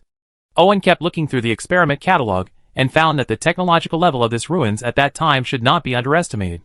And Owen can't imagine now, after thousands of years of development, how far the descendants of those who were at the ruins can reach. At this time, the Flame Queen sent a message, which was obviously very important. So Owen immediately clicked to check it. This was found from a crystal ball that specifically stores information. The date is cut off after this message, which means this is the last message. What happened back then that even such a large relic was abandoned? This is what Irving has always been puzzled about. The entire ruins are completely preserved, except for the bones of captive monsters and livestock. Not to mention bones. Not even the bones of pets have been found. In other words, the people here evacuated on their own initiative, rather than being eliminated. The question is what happened that required the entire ruins to be evacuated urgently. Maybe we can find the answer here. Owen looked at the information, his eyes full of curiosity. The message was unexpectedly short, and the content was very simple. It was mainly a reminder that the Void Storm was coming, that the 1083 temporary immigration base was about to be closed, and that all personnel should evacuate urgently, whether it was the Void Storm or the 4-digit base number. Owen deeply felt the power of the ruins' ownership. This also confirms that humans are indeed outsiders in this world, and there is indeed an extremely powerful human force that is constantly immigrating to the outside world. This is probably the same in the world of the Blue Sea. So the question is, if this unknown human force is so powerful and able to immigrate across the world, why do they leave no information behind? Judging from the fact that humans after thousands of years do not know these things at all, there is something wrong with the human empire in Owen's world. The empire is deliberately erasing this information, but it doesn't know what the purpose is. Chapter 200 Fertility Machine. Various conjectures kept popping up in Owen's mind, but in the end, he suppressed them all because they made no sense. This ruin has been idle for thousands of years, and there are only two possibilities. One is that the human force that is powerful enough to colonize various worlds has a problem, and it is a big problem, resulting in no time to take care of the immigration places in different worlds for thousands of years. This can also explain why the Empire deliberately erased this information, because only in this way can the Empire gain the right to rule legitimately. The other is that the so-called Void Storm has not stopped, and human forces as powerful as the unknown have to continue to wait for the day when the storm subsides. But regarding Void Storm, Owen knew something about it from the devil. If the void is compared to the ocean, then the Void Storm is the undercurrent. If the abyss of L is compared to the flower of flesh and blood, then the Void Storm is the wind, and the world is duckweed and dust. It is incredibly small. So for the void, normal fluctuations, for many worlds, it is a disaster. All in all, the Void Storm is irresistible. No wonder the powerful human force chose to take back the colonies from the outside world. It's a pity that even knowing this doesn't mean much to Owen, because he hasn't even taken a step into the Empire. So what if the wider world is displayed in front of him? To look for clues? To look for traces? In the end, when he found the other party, he was beaten to death like a monkey? Owen didn't realize that a force capable of colonizing across the world would care about the natives of a colony. Anyway, Owen doesn't plan to take risks. If he is level 100, he can go to the monster area of level 50 with a divine outfit at most. He won't go to one more level, and he won't go with a set of less blood bottles. He is just so afraid of death. During the period of Owen's thinking, the Flame Queen had obtained most of the authority of the laboratory through Nguyen Bao Bao. So some hidden equipment also emerged, such as rows of slightly spectacular cultivation chambers. Owen's face didn't look good when he saw these training chambers. There are hundreds of culture chambers around, which contain either dragon eggs or unformed dragon mothers. And they are all dead. Only the cells still maintain the lowest activity in the special culture medium. So they have not rotted into thick juice. It seems that the dozen dragon ladies who walked out of the laboratory before are probably the only ones still alive. Owen thought with some sigh. However, the reproductive efficiency of dragons is very low. With so many dragon eggs and dragonborn, even if one dragon does nothing, it will not be able to give birth to so many in 10,000 years. Let alone 1,000 years. Where did the people in the ruins get them from? Just when Owen was puzzled, the huge instrument behind him made a dry sound. And the armor like SHL unfolded layer by layer, revealing a tall and thick crystal wall and a huge creature inside. This turned out to be an oversized cultivation cabin. The middle part of this oversized training chamber is made of a special crystal, and the top and bottom look more like a bottom and a cover.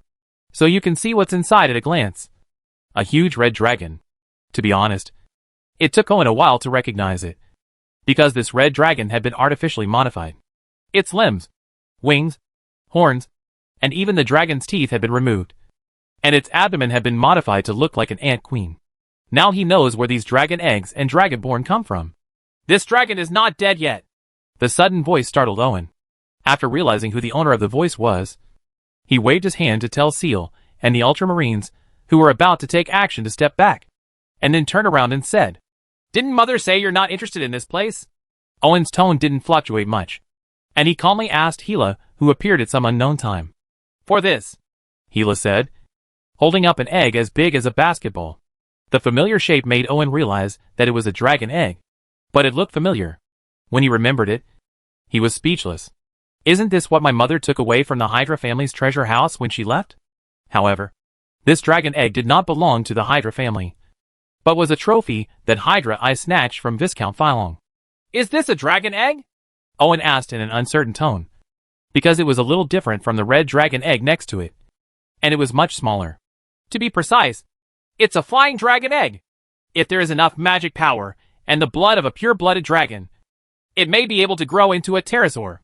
Maybe he was in a good mood and didn't realize that the ownership of this thing should belong to Owen's Hela. He explained the classification of dragons. There are many types of dragons.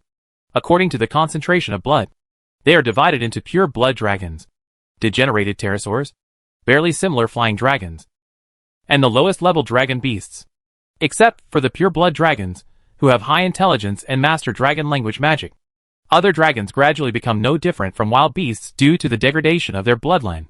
Even so, the strength of pterosaurs, second only to pure blood dragons, is not bad. No wonder Hela made a trip after feeling the dragon's power. "Well, I will ask someone to send some dragon blood over." Owen nodded. With the size of this red dragon, an ant is enough for the brave to take a dragon bloodbath. So he didn't care about it. "Don't forget to send some magic power when the time comes. Magic power without attributes is more suitable for hatching eggs." Hela seemed to know that the ruins had the ability to wirelessly transfer magic power. Owen was stunned for a moment. But the other party was not only a legendary witch, but also had the title of rebellious witch. It was not difficult to know something. So he just nodded and agreed. After Hela left, Seal came to Owen's side silently, bowing his head and saying nothing. "It's not your fault. If she was hostile, she would definitely not be able to hide it from you." Owen knew that Seal was blaming himself for not doing a good job of guarding. But even his increasingly astonishing intuition after integrating the ancient blood did not notice the slightest bit. Strange. He knew that this was not Seal's problem. "So he said?" Seal nodded, but never took another step away from him. More and more information was compiled by the Flame Queen, and Owen finally understood the origin of this unlucky dragon. This is a pure-blooded local red dragon. He was captured when he was 200 years old. As a result, he was inhumanely taken to an underground secret room and tortured and trained in various ways, and was transformed into a ruthless fertility machine. If it were a girl-like transformation, this process would be enough to write hundreds of thousands of words, and it would be regarded as an eternal holy book by countless LSPs, making an indelible contribution to the growth of paper towel sales. What a pity. Owen looked up and saw the red dragon, which had no claws, no teeth, no limbs and wings, and was bloated. He couldn't help but shook his head, skipping through the dozens of pages of various experiments in the catalog alone. Owen focused on a top-secret plan for a cradle of life. Even someone as strong as the Red Dragon cannot withstand various cruel experiments without scruples. So in order to obtain more test subjects, the Cradle of Life project was born. Those people used something that not only kept the Red Dragon alive, but also broke the dragon's reproductive limit and turned it into a fertility machine. Chapter 201 Perverted Divinity. What on earth can support a dragon to be so fertile? Owen scratched his head, wondering what was the key to the Cradle of Life that could make a dragon lay eggs like a hen. Master, it's divinity. A voice full of magic sounded in Owen's ears, reminding him that there was a knowledgeable devil under his hands. Owen summoned her, and now she is no longer a devil, but a Shikigami blood princess, and has her own name. And she, Angel, holding a thick magic book, followed the summons. She still looked like a little Lolita with white hair and red eyes. She looked quite cute. Apparently, this former devil had figured out his master's hobby, which was to look good. He wants them all. This instrument infuses the power of divinity into the body of the Red Dragon. Unfortunately, because it has been extracting activity and vitality for forced reproduction, and cannot collect faith, the life form cannot transform, and can only stay half dead inside.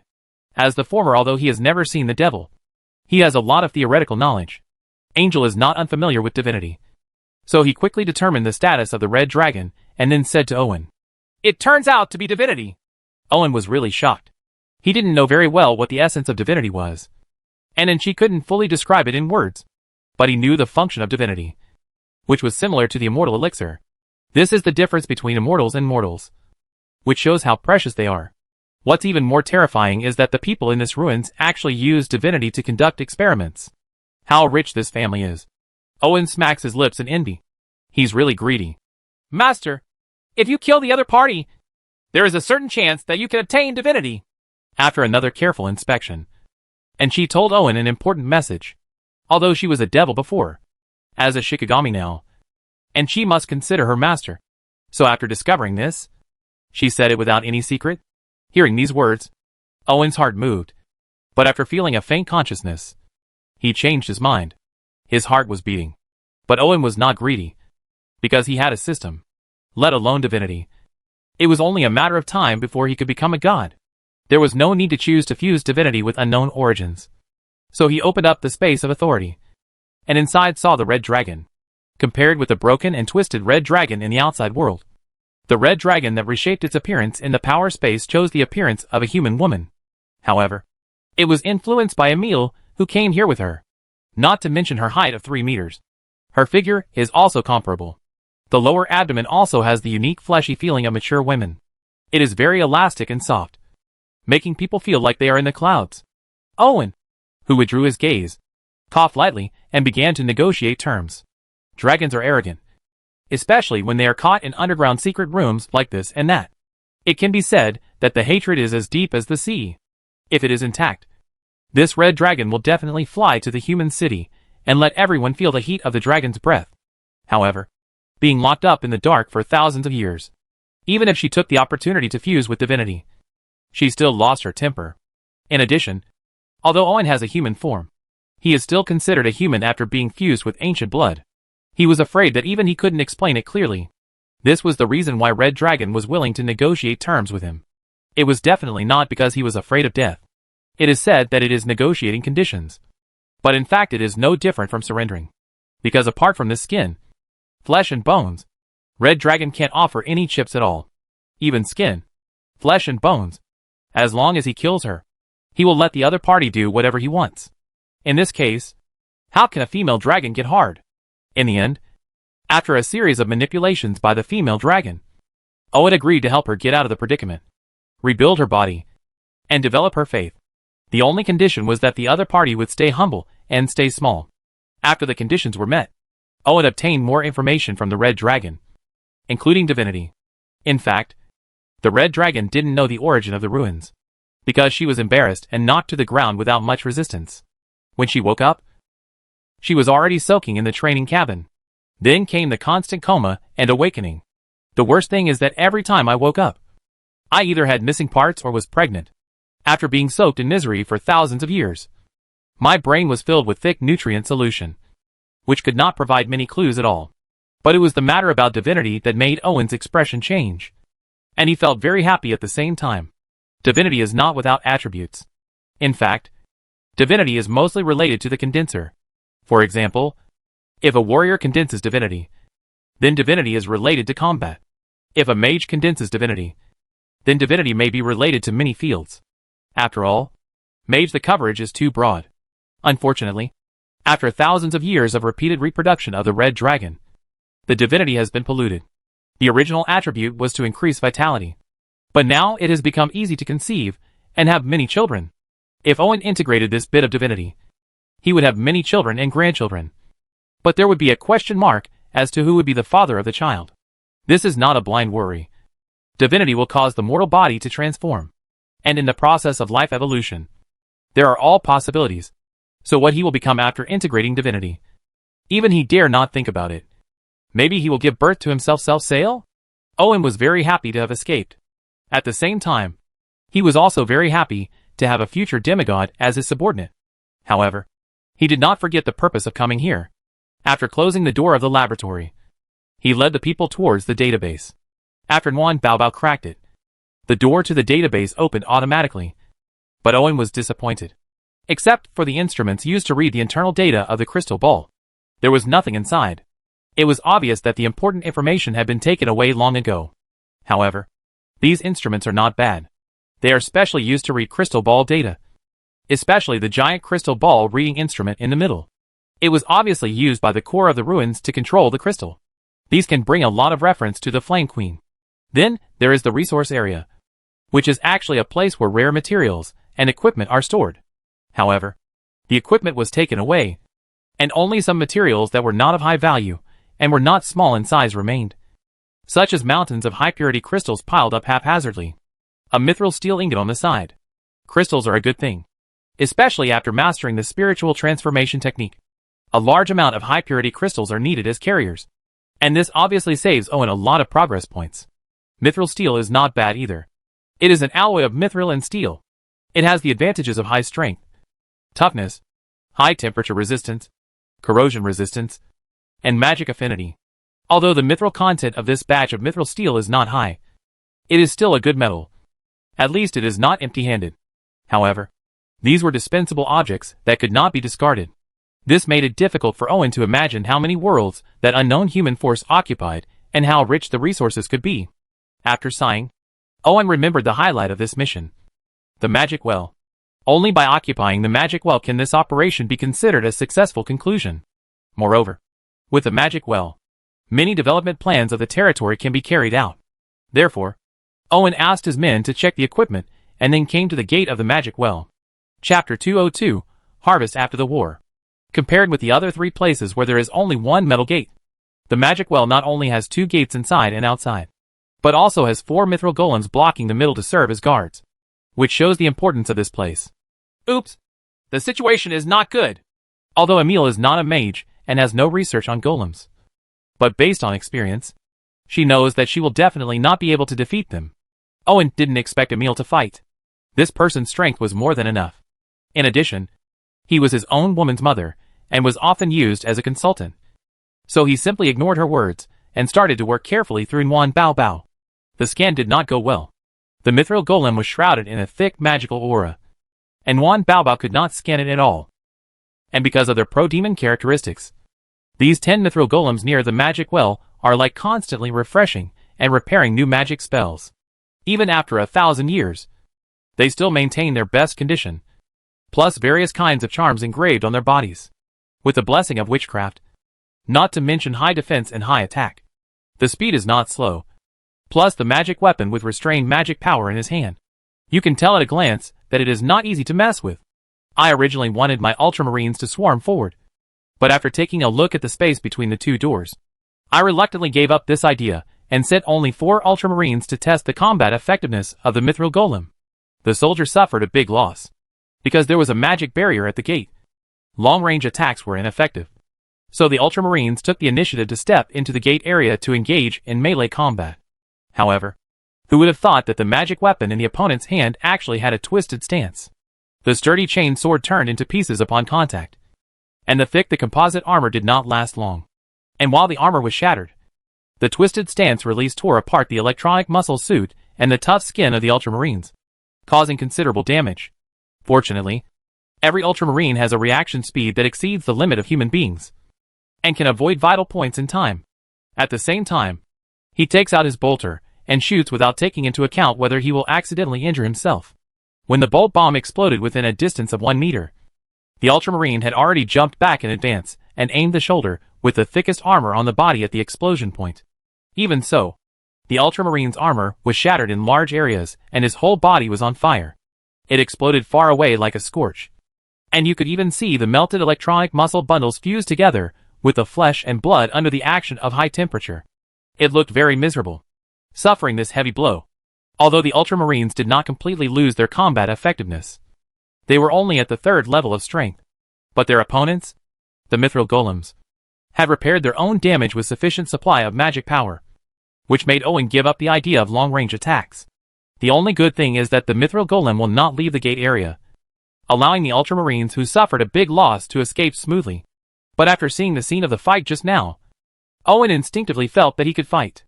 Mithril golem's combat skills are about the same as his, but Owen's constantly upgraded St. Ares power armor's defense and strength are superior to his opponent's. The Thunder Power Hammer can cause effective damage, and the specially made 25mm caliber heavy explosive shotgun.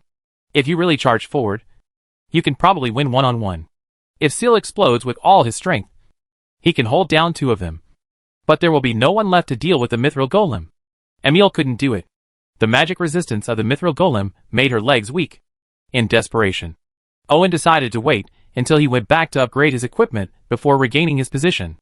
Although the final progress was not smooth, the battle on the 2nd floor of the ruins has ended, and the Goblin Mechanical Corps is cleaning up the Monster Training Center and Puppet Factory.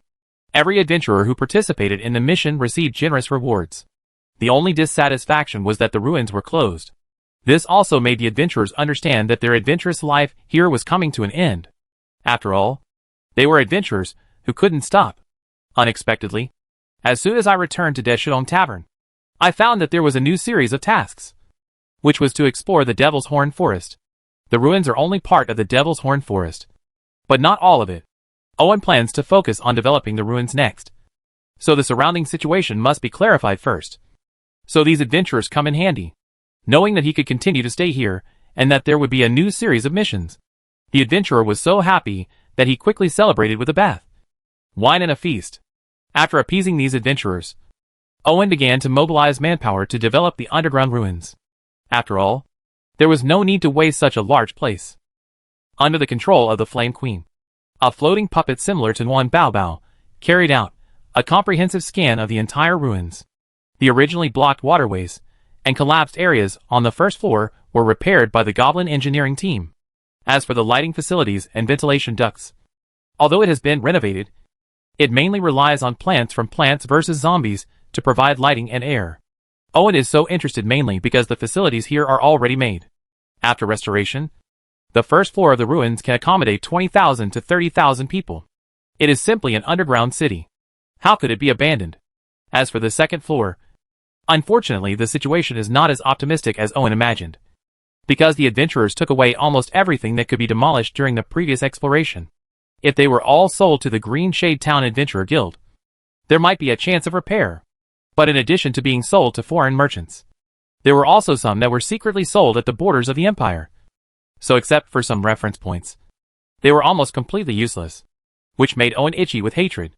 The Monster Training Center and Puppet Factory were barely preserved, but many problems were discovered under the Queen of Fire's careful scanning. First of all, the Monster Training Center can only be used to cultivate monsters, and the monsters that are cultivated have many flaws. Otherwise, these monsters will not be used as raw materials to transform puppets. Thinking about the previous massacre of those monsters by the Goblin Mechanical Corps, you will know how valuable it is. In addition, the pool needs comprehensive maintenance. The equipment needs to be updated. The culture medium has long expired, and the raw materials are exhausted. A series of problems made Owen almost convert this thing into a sewage treatment plant. The puppet factory also faces many problems. The aging of the equipment is just a minor matter. There are no spare parts that can be made by oneself. But the low technical content makes Owen unbearable. After conducting a detailed scan, Owen found that the technical content of the puppet project was not as high as expected. Except for a few technologies, he looked down upon them at all. Owen doesn't even understand what kind of social structure that unknown human force is now. The civilian area on the first floor is still living a life that is not much better than that in the Middle Ages. The second floor has entered the industrial junior high school stage, and the third floor has directly crossed over to science fiction level. How can this be justified? In fact, if it weren't for the harvest support from the third floor of the ruins, Owen's occupation of the underground ruins this time would be a loss-making business. Fortunately, the infrastructure is not fake. Owen can build it into a new city and connect it to the underground city under the castle to create a large-scale underground city. Chapter 203 Level 4 Town Center. The reconstruction of the ruins will take at least 3 to 5 years. This has to take into account the development speed of the territory. Otherwise, with the current manpower and material resources of the territory, it would be necessary to repair an underground city that can accommodate tens of thousands of people and an almost completely abandoned industrial zone. There is no time limit of 10 or 20 years. There is no way that thousands of people can just move bricks without doing anything. As a long-term development and construction plan, it is not an urgent matter at all. And as the territory develops, there will definitely be changes in the middle, especially with Owen's cheating development. Sufficient room must be reserved. For this reason, Owen just asked Maya and the Flame Queen to come up with a rough master plan, and then a relatively detailed first-stage reconstruction plan. Owen drew a framework for the first phase of the plan, which was not to use the power of Akita Town. Owen has been trying to separate Akita Town and Green Shade Town for a long time. He dare not say that they are completely separated, but at least it can confuse the enemy on the surface. So the two should try to avoid mixing together. In fact, he was quite successful. And even the businessmen who came here often subconsciously distinguished the two. Even the Black Hand only believed that the two parties were in a cooperative relationship. Especially after they discovered that there was a legendary witch here. They confirmed this guess. As for the relationship between Owen and which legendary witch, Black Hand does not think this will play an important role. Because witches are famous for favoring girls over boys. Girls are inheritance, and boys are just accidents. So it can be cooperation. But there is no upper-lower relationship. Although Owen didn't know about this, he was instinctively on guard. Besides, there are too many people staring at Akita Town, so it is not suitable to enter and exit the relatively closed Green Town. After drawing the frame, Owen stopped intervening in the rest. He also gained a lot from the ruins and was eager to digest it. However, before retreating, Owen had a temple built in Greenshade Town, which was dedicated to Daenerys, the mother of dragons, the Red Dragon, and the temple was a preparation for her to collect faith. Daenerys can be said to be a very miserable dragoness. When she was young, she was captured by a group of malicious people and taken into a secret room in a dungeon. She finally escaped from the trap, and her body was so damaged that she could no longer survive. In the end, she had to rely on stay humble and be young to gain a chance at a new life. Although Daenerys sold herself out, all the trouble was thrown to Owen. Now it is not that easy for him to obtain a complete demigod. Now, Owen has taken out the heart of Daenerys' original body and placed it in the space of authority to gestate the body using Shikigami methods. But what Owen wants is a demigod, not an ordinary Shikigami. So simple pregnancy is not enough, and he must rely on the power of faith. But the power of faith is not so easy to borrow, because demigods are not gods. Although they can gather faith, it is difficult to absorb and convert it into divine power efficiently. Not to mention that the poison of incense also exists in other worlds. For demigods, a small amount of pure faith is okay, but if the number is too large, it will inevitably become complicated. And then, the mind will be like a water and land conference. Over time, it will become stupid if not crazy. This is also the meaning of the existence of the Bible and the pastor. To unify the prayers of believers, reduce impurities, and turn the complicated voices into one voice, which can make people feel better. However, unless they are fanatical believers, the faith they provide will always be mixed with a lot of impurities. And this is equivalent to pollution for demigods who have not ignited the divine fire. There are not only 1 or 2 demigods who are crazy about this. Even if they finally survive, if you ignite the divine fire, you will inevitably become a mad god. This is also the reason why Owen placed Daenerys in the authority space. After all, although authority is broken, the owner of the authority space is left by the powerful god of reality and illusion. There is no problem with filtering and purifying faith. As for Owen, he helps Daenerys reshape her body, collects faith, and provides space for authority. Will he lose his wife And lose his troops? After all, he is only a mortal, and the other party is a demigod. In fact, this is Owen's brilliance, because he also accidentally discovered that the authority space is actually attached to the system. So if he wants to seize the authority space, he must have higher authority than the system. If someone or God could really deal with the system, Owen wouldn't need to resist at all. He could just lie down and die easier. The space of authority covered by the system has become the prison of the kingdom of God created by Owen for Daenerys. Not to mention that he has not yet recovered the strength of a demigod. Even if he recovers or even becomes a god, he can only kneel under the power of the system. Singing Conquest. Dad is so confident in the system. Owen also upgraded the town center before retreating, because the territory's population is now not far from the upper limit of 10,000 people, and goblins can breed. So as a precaution, upgrade first. The population limit of the 4th level town center reaches 50,000, which is enough to build a city. In addition to farmers, commoners, and citizens, nobles can now be recruited. Compared with citizens who only receive simple education, nobles obviously receive better education and could serve as middle-level managers, which was a big help to Maya. Unfortunately, there were not many people in the entire territory who could be converted into nobles. Owen can only use the progress points to exchange a few for Maya to help reduce her burden. After all, she has more and more things to worry about, especially after the town center is upgraded. There are a large number of new buildings that need to be built, and the overall need replanning. After all, the conditions for building a city are now fully met. These require a lot of energy to operate and prepare, and cannot be done by just one person. However, the biggest change when the town center reaches level 4 is nothing else but the appearance of firearms, which means that the territory has now entered the firearms age and can recruit and train musketeers and artillery. The question is whether Owen, who can already make bolters and power armor, can still look at primitive firearms such as musketeers that can't fire a few shots a minute and bulky cannons that can only fire iron eggs. The answer is yes, because the former cannot be popularized. And those who only talk about quality without mentioning output are bastards. Even with the help of Brian and the Flame Queen, the electronic muscle beam power armor still requires a lot of energy and time, and the progress value needs to be exchanged for some key materials. The overall cost is still higher than that of the Teutonic warriors, and it is not mass-produced at all. Ability. Even for the simplified mechanical power armor and the vehicles and equipment used by the Goblin Mechanical Corps, 80% of the parts still need to be polished by Goblin hands. Small-scale production is possible, but mass production is also not possible. In this case, an army of primitive firearms that even blacksmiths can build and farmers can train has a value that cannot be ignored. So even though Irving doesn't like it, firearms still have a need to exist. Moreover, the requirements for soldiers in cold weapon combat are not low. Physical strength is the standard. They must also be proficient in combat skills and the use of armored weapons, not to mention battle formations and coordination. Otherwise, they are not considered qualified soldiers at all.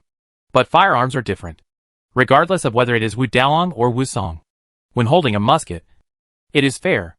Anyone who takes a shot will die. The requirements for physical fitness are not so high, and it is easier to popularize.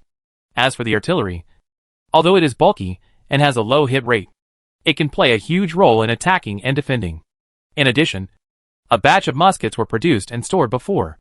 Owen left this matter to Maya and let her look at it. Let's see if we need to train a group of firearms units.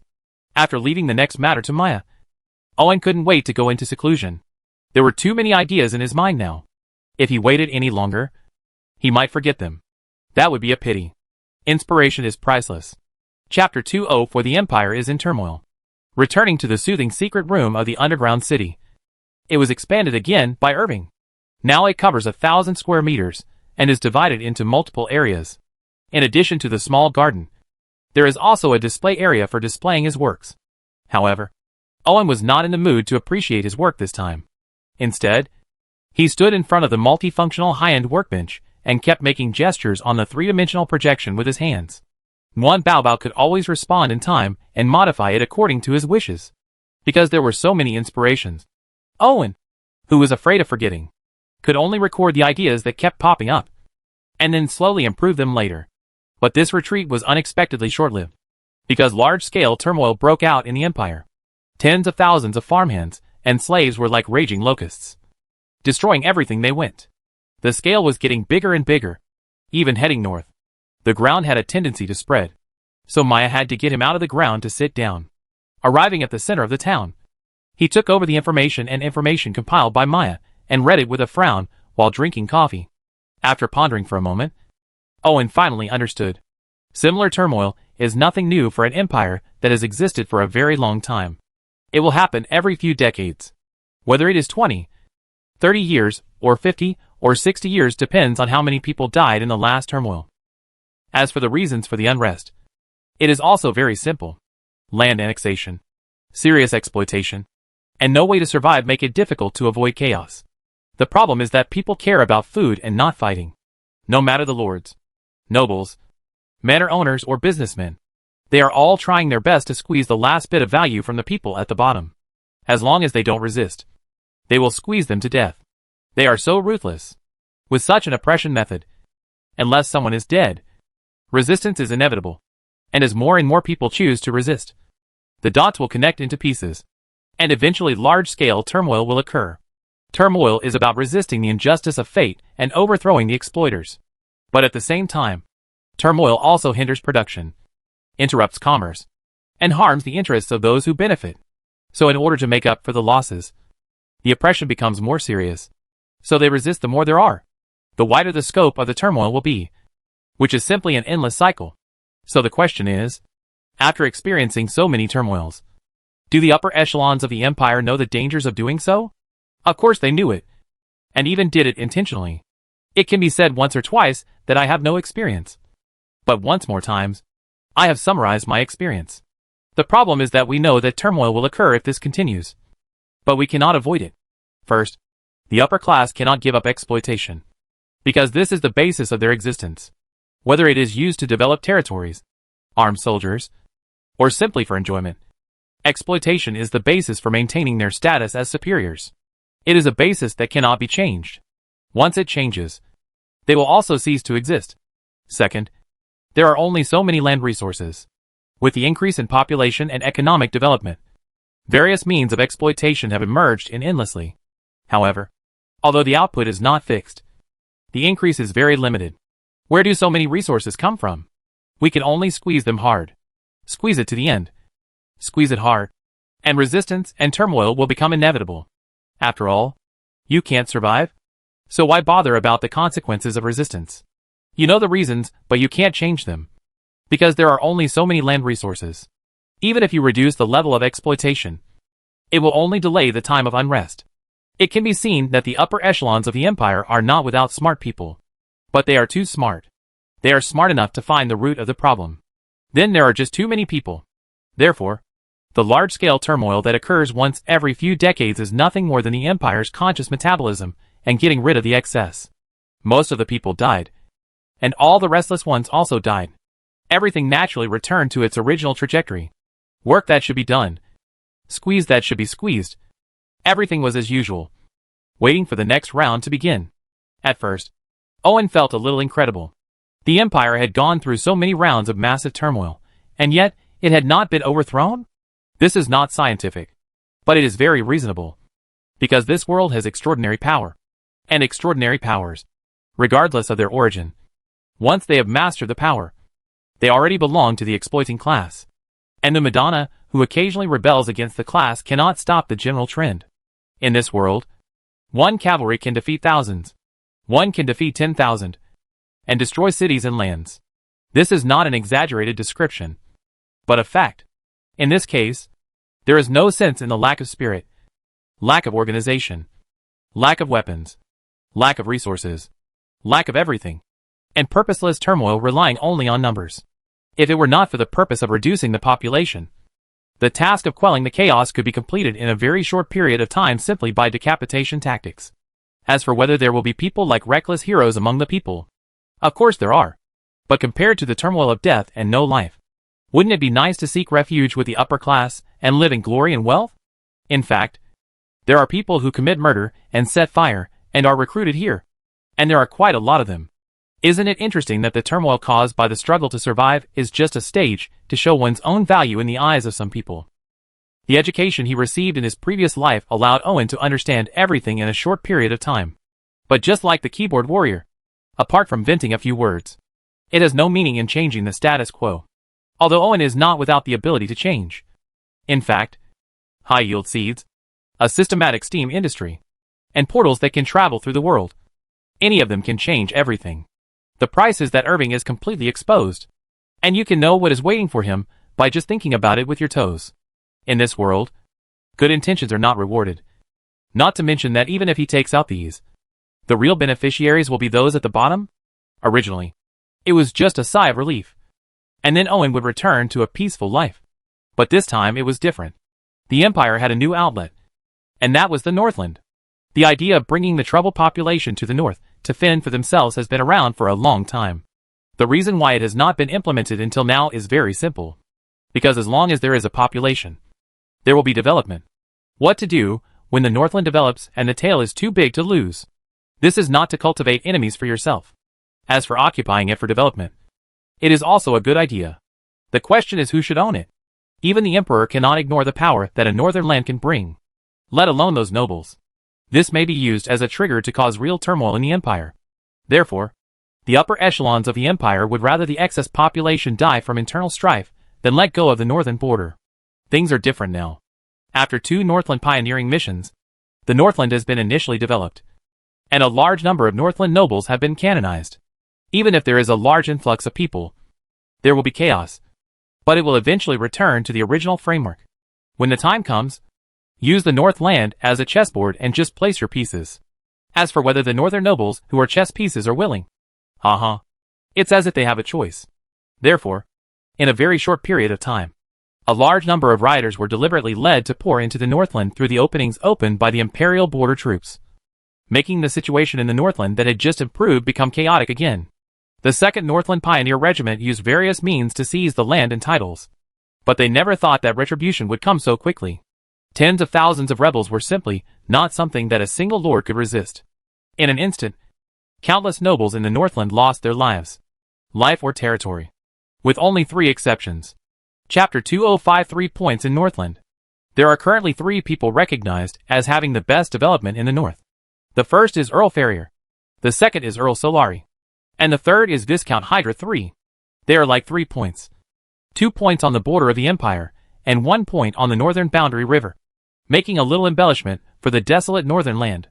Among them, Earl Ferrier has a monopoly on the fur trade in the north, and high-end furs are the favorite of imperial ladies. In addition, Earl Ferrier is beautiful, and has long sleeves and is good at dancing. He is not familiar with many dignitaries on the border of the Empire, and he is also close to the border of the Empire, the army, so the mob did not dare to make trouble at her place. Otherwise they would be hacked to death by the well-trained Imperial frontier troops in minutes. Although Count Solari is a gentleman and does not have the innate conditions, he still masters a monopoly business, which is the horse and livestock trade. Moreover, he is also the supplier of war horses for the Imperial Frontier Army, and has also formed a powerful cavalry. Otherwise, why is it a monopoly? Therefore, it is not disturbed by chaos.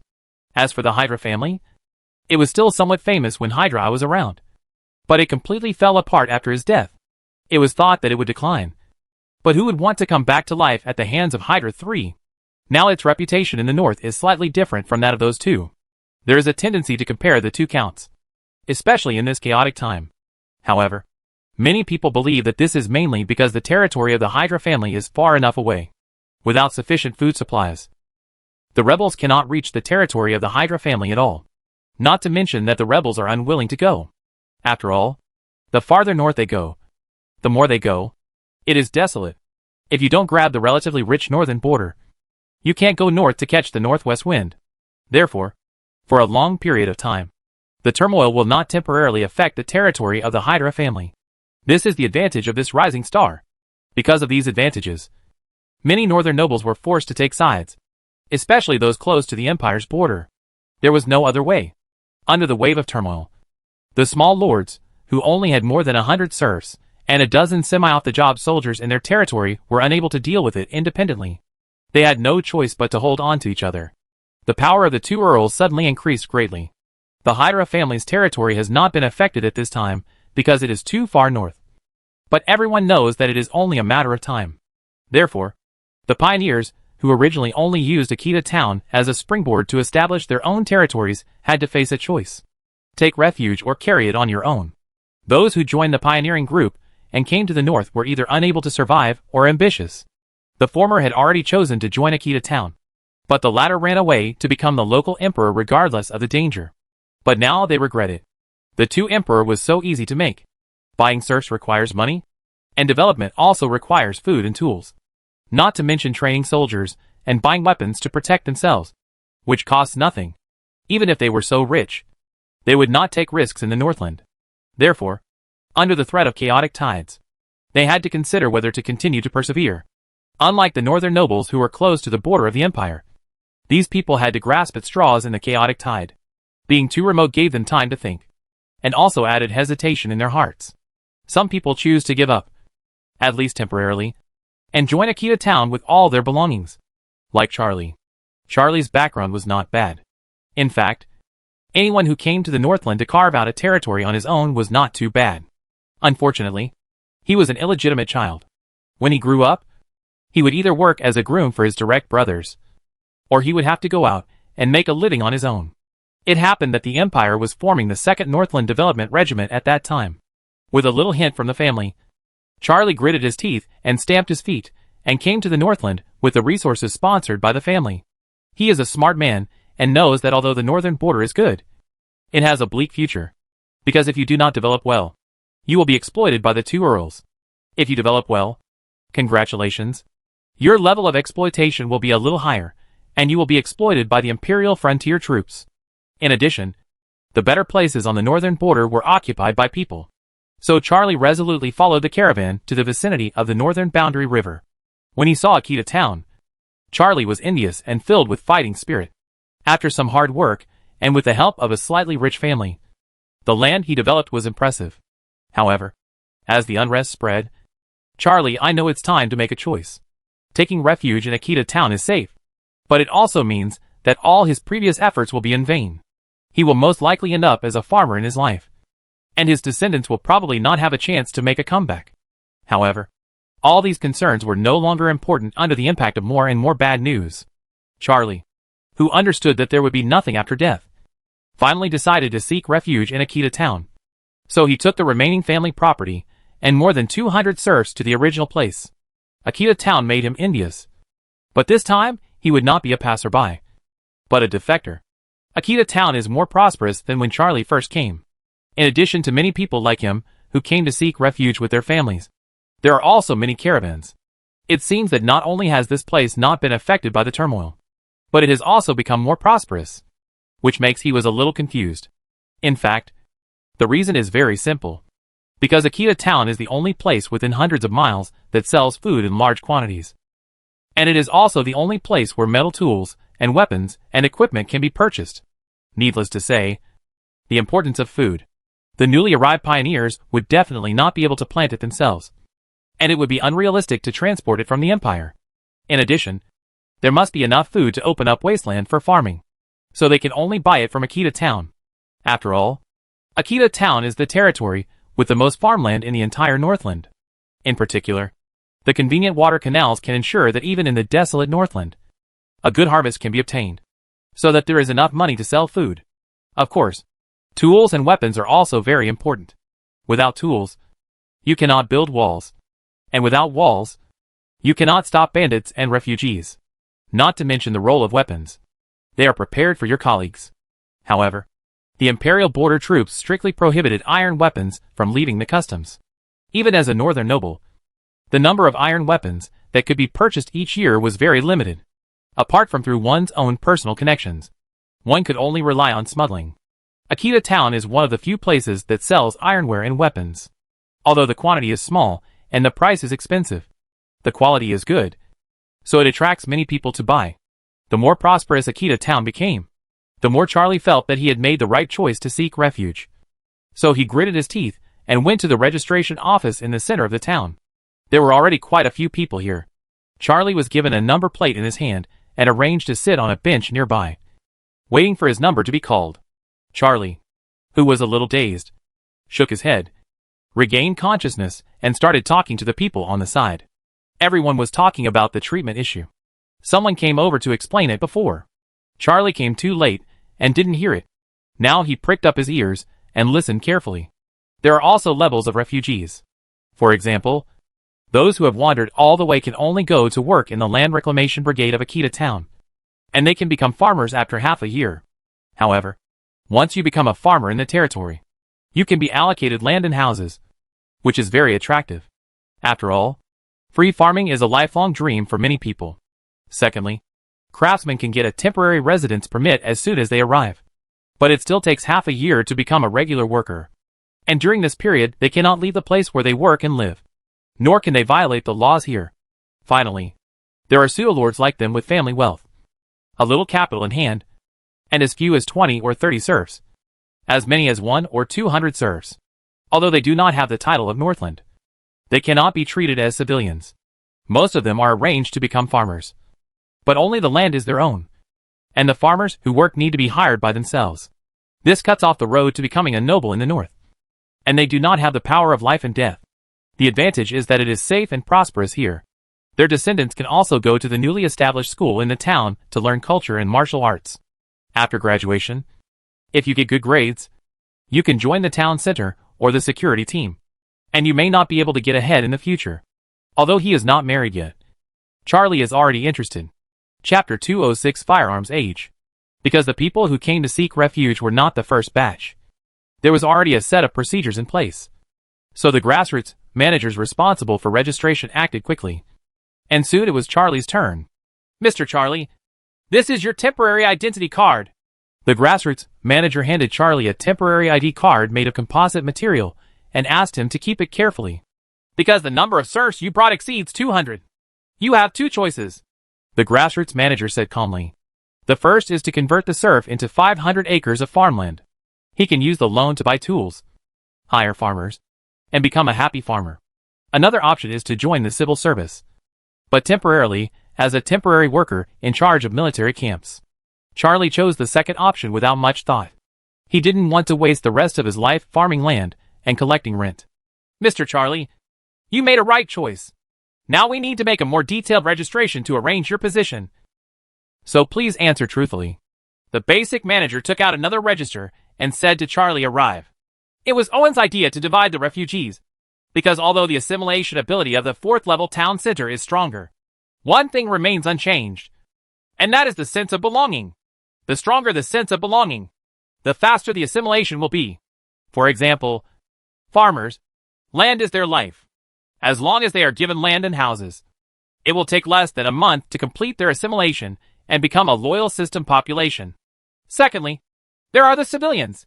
Because they rely on craftsmanship to make a living, they can return home as long as they can live and work in peace and contentment. With the prosperity of the territory, most of them can complete the assimilation within a month or two. The only troublesome people are the people with small assets. However, after giving them land and hiring farmers to work, it won't take long for them to become addicted to being happy farmers. After all, ambitions and other things can't be achieved without food and clothing. Worry will fade away in life. Only those who are poor will be aggressive, and only those who are rich will not take risks. But there are always people who naturally dislike ordinary life and want to take risks. Their ambitions refuse to beat for a peaceful life.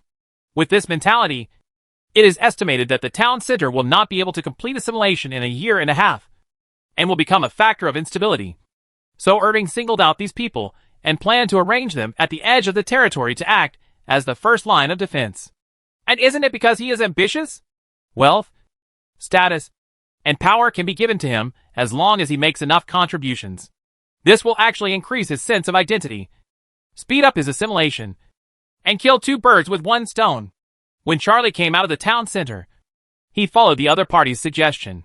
He first went to the bathhouse to take a nice hot bath, then got a haircut and shave, and then put on a decent and slightly gorgeous officer's uniform, giving him a completely new look. Looking at himself in the mirror in the bathhouse lobby, Charlie almost didn't recognize him and couldn't help but put his hand on the sword at his waist to look even more heroic. Because of his birth, Charlie not only received education in literature, calculation, painting, horse riding, etiquette, etc., but also learned swordsmanship, archery, and command. After all, for the family, Illegitimate children with blood ties were very suitable to be trained as confidants. So they were willing to spend money. As an illegitimate child, he could only rely on his own ability to get ahead. Therefore, Charlie has been studying and mastering more skills seriously since he was a child. So his ability is really not bad. Otherwise the temporary position would not be so high, and he would be a 3rd level knight. Owen divided this type of temporary workers into 5 levels, namely slaves, armed pioneers, knights, and barons. Among them, knight, and baron are just titles and are divided into 1st, 2nd, and 3rd levels. However, as long as they make enough achievements, they can become regular. It was because of this that Charlie was so excited and eager to seize this opportunity. Coming out of the bathhouse, Charlie followed the road signs to the barracks next to the castle. Seeing the majestic castle, the vast barracks and the well-trained soldiers, Charlie was so envious that he couldn't even mention it, and his mouth was almost watering. Not to mention the low-key, luxurious and historical castle. The 4 heavily guarded barracks alone dazzled him. Now the barracks are integrated into 4 parts: the infantry battalion, the cavalry battalion, the archer battalion, and the musketeer battalion. The first 3 belong to the traditional arms. The latter belongs to the newly established one. And the place where Charlie wants to report is the newly built musketeer camp. Arriving at the musket camp and showing his ID, Charlie was able to enter the camp. As soon as he entered, he saw a group of bald heads lining up under the instructor scolding. But the weapons they held were actually muskets. This group of bald heads were speculators and gold diggers who came to the north looking for opportunities to make a fortune. They were of all kinds, including landless farmers, wanted criminals, escaped slaves, and even deserters. What they have in common is that they are brave and fierce, unwilling to be ordinary. In order to get rich and stand out, they are willing to do anything. They are the most unstable factor after adventurers. So they are thrown here by Owen for training. After signing the contract, these people were shaved, thrown into the river, washed clean, and put on uniforms. They looked decent, but their unruly eyes and skewed postures all prove that this is a bunch of thorns that deserve a beating. The barracks is not a place for you to play with your personality, and no one will tolerate them, especially an experienced soldier like Howard. He sneered, waved his hand, and the soldiers who had been waiting for a long time put down their weapons and went up. After a good beating, he immediately became honest. Charlie had seen many such people, so his attention quickly focused on the musket in the opponent's hand. Muskets are not a rare thing. The Empire had equipped soldiers on a large scale decades ago. However, due to shortcomings such as complicated maintenance, low hit rate, and easy explosion, the popular muskets quickly disappeared from the army. But this is not the real reason, but because a destined turmoil caused unexpected losses to the Empire. And the most critical reason was the musket. As long as a hunched old farmer can pull the trigger, he has a chance of killing a fully armed soldier who has undergone rigorous training for several years. And this chance continues to increase as the number of people increases, especially for turmoil in units of 100,000. If equipped with enough muskets and artillery, the destructive power that can be produced is difficult to estimate. Even the strong castles of the nobles cannot resist. This is unbearable for the upper-class rulers. So muskets had soon disappeared from the imperial sequence. However, after all, they were installed on a large scale, and the structure of the muskets was not complicated. So they are still available in some places. And even finely crafted ones have become a favorite hunting tool for nobles. Charlie used a musket when he was young. Compared with the exquisite hunting rifle used by nobles, this musket seemed much rougher. The iron barrel is about 2 feet long, and the muzzle is specially made into an open bell. The barrel is short and thick, making it easier to load ammunition. However, this structure also greatly affects the hit rate, range and bullet power. When he saw that the barrel of the gun was paired with a stock that had not been carefully polished, Charlie knew that this gun was completely prepared for cannon fodder. Chapter 207 Imperial Threat Theory. Of course, the muskets used by the musket battalion were not made by Owen. He, who is good at rubbing blasters, can't stand such inferior works. In fact, these are civilian muskets made by the arsenal in the center of the 4th level town. They are also used by regular musketeers, standard muskets, fine muskets used by elites, and even artillery. But no matter what kind of musket, its power is limited. Even the artillery. But when bolters couldn't be mass-produced, Owen could only choose to use these primitive firearms. Of course, It is not that Owen cannot make weapons from World War I and World War II. After all, the technical content of the things used by the Goblin Mechanical Corps is not low. But he will have to face too many problems if he really wants to do so. Firearms can still be polished by hand with a simple production line and monsters. But the bullets are no longer good. It is difficult to build a bullet production line in a short time. And the propellant is not up to standard. The propellant currently used is made from powdered mixture of magic horn tree blocks. Although this highly efficient fuel can burn fiercely instead of propellant, it inevitably contains impurities. The musket is not sensitive to this, and can hit 10 people. Dozens or 20 shots. Firearms with higher precision will not be good. And those with a fast rate of fire may explode before a magazine is fully loaded. These problems can be solved. At most it takes a certain amount of time. The biggest problem is the Empire. The Empire is not that simple. Irving will get a lot of benefits if he takes down a relic. If you say that the Empire doesn't have many relics and doesn't have any trump cards, he won't believe it. Even without these, the legendary mages supported by the Empire are not vegetarians. Their destructive power is comparable to that of strategic bombers. If they are really provoked, their territory can be razed to the ground in a matter of minutes. Therefore, muskets can be used, but they must not pose too great a threat. At least not to be considered a threat by the Empire. Irving was annoyed by worrying about this, and that all day long. It was not that he had not considered the possibility of violent pushback. With such a big piece of Empire squatting beside the bed, he could not sleep well. But even if he upgrades the town center to level 5, the upper population limit will only reach 100,000. Even if he ignores production and logistics issues, he converts half of them into soldiers, equips them with muskets and artillery, and trains a group of elites to use weapons and tanks from World War II. The A still has the ultramarines and witches, but it's still not enough. At most, it can only defeat the Empire's frontiers, but it won't hurt the foundation of the Empire at all. Because judging from the intelligence collected on weekdays, the population of the Empire is around 50 million to 100 million, or even more. So what if he wipes out hundreds of thousands of Imperial border troops? What's more, the Imperial frontier troops are not weak. There are countless high-walled and formidable passes, which are so easy to fight. What's more, he couldn't afford it at all. How many people were there in the entire Northland? And what proportion of the population were adult males suitable for training as soldiers? On a grander scale, 70 or 80,000 people are as powerful as the sky, and the Empire can kill him just by spending them.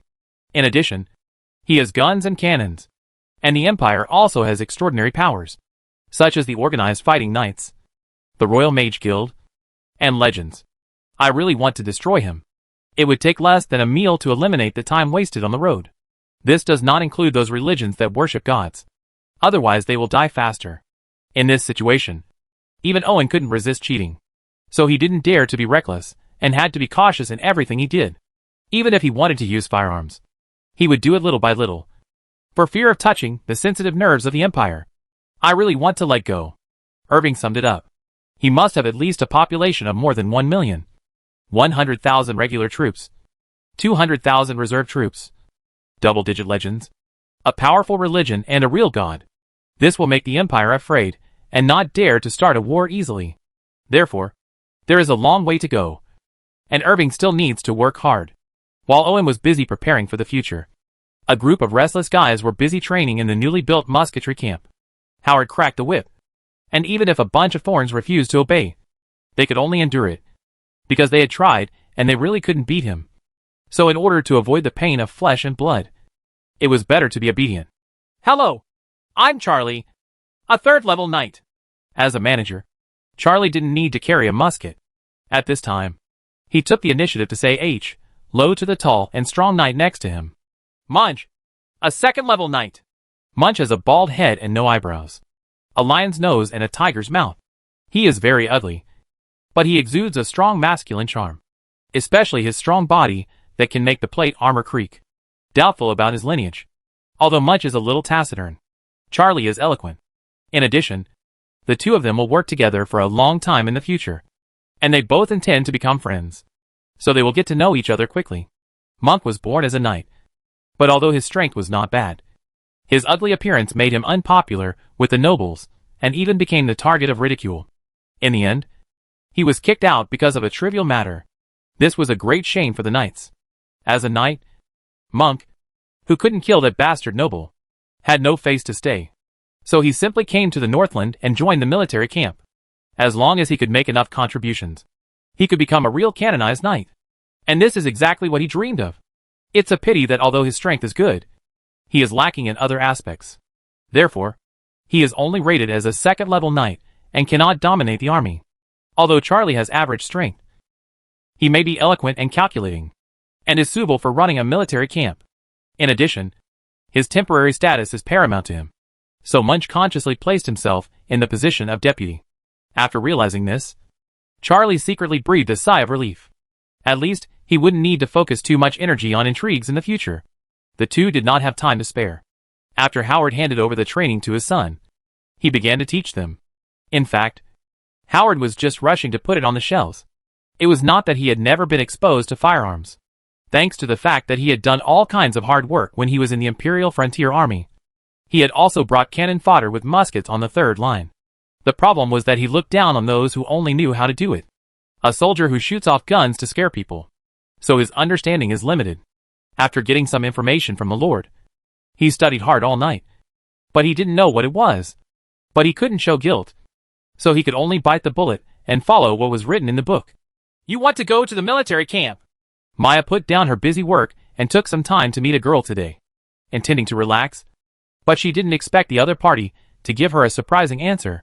Although the blonde girl in front of her is not very old, her tall and curvy figure shows the vitality of a young person. Maya, who is already in her 40s, can't help but lament that she is old. Of course, I was just sighing. After acquiring the inhuman bloodline, Maya's lifespan may be measured in hundreds of years. In another 50 years, she will still be like this. The other party may have only 2 pockets on her chest and her bulge even when sitting on the sofa. After regaining her composure, Maya lowered her head and began to think. Because the other party was not an ordinary citizen and could be dismissed as she pleased. The girl's name is Kira. She is the eldest daughter of Baron Correns. She has just come of age this year. She has not loved red makeup since she was a child and loves armed weapons.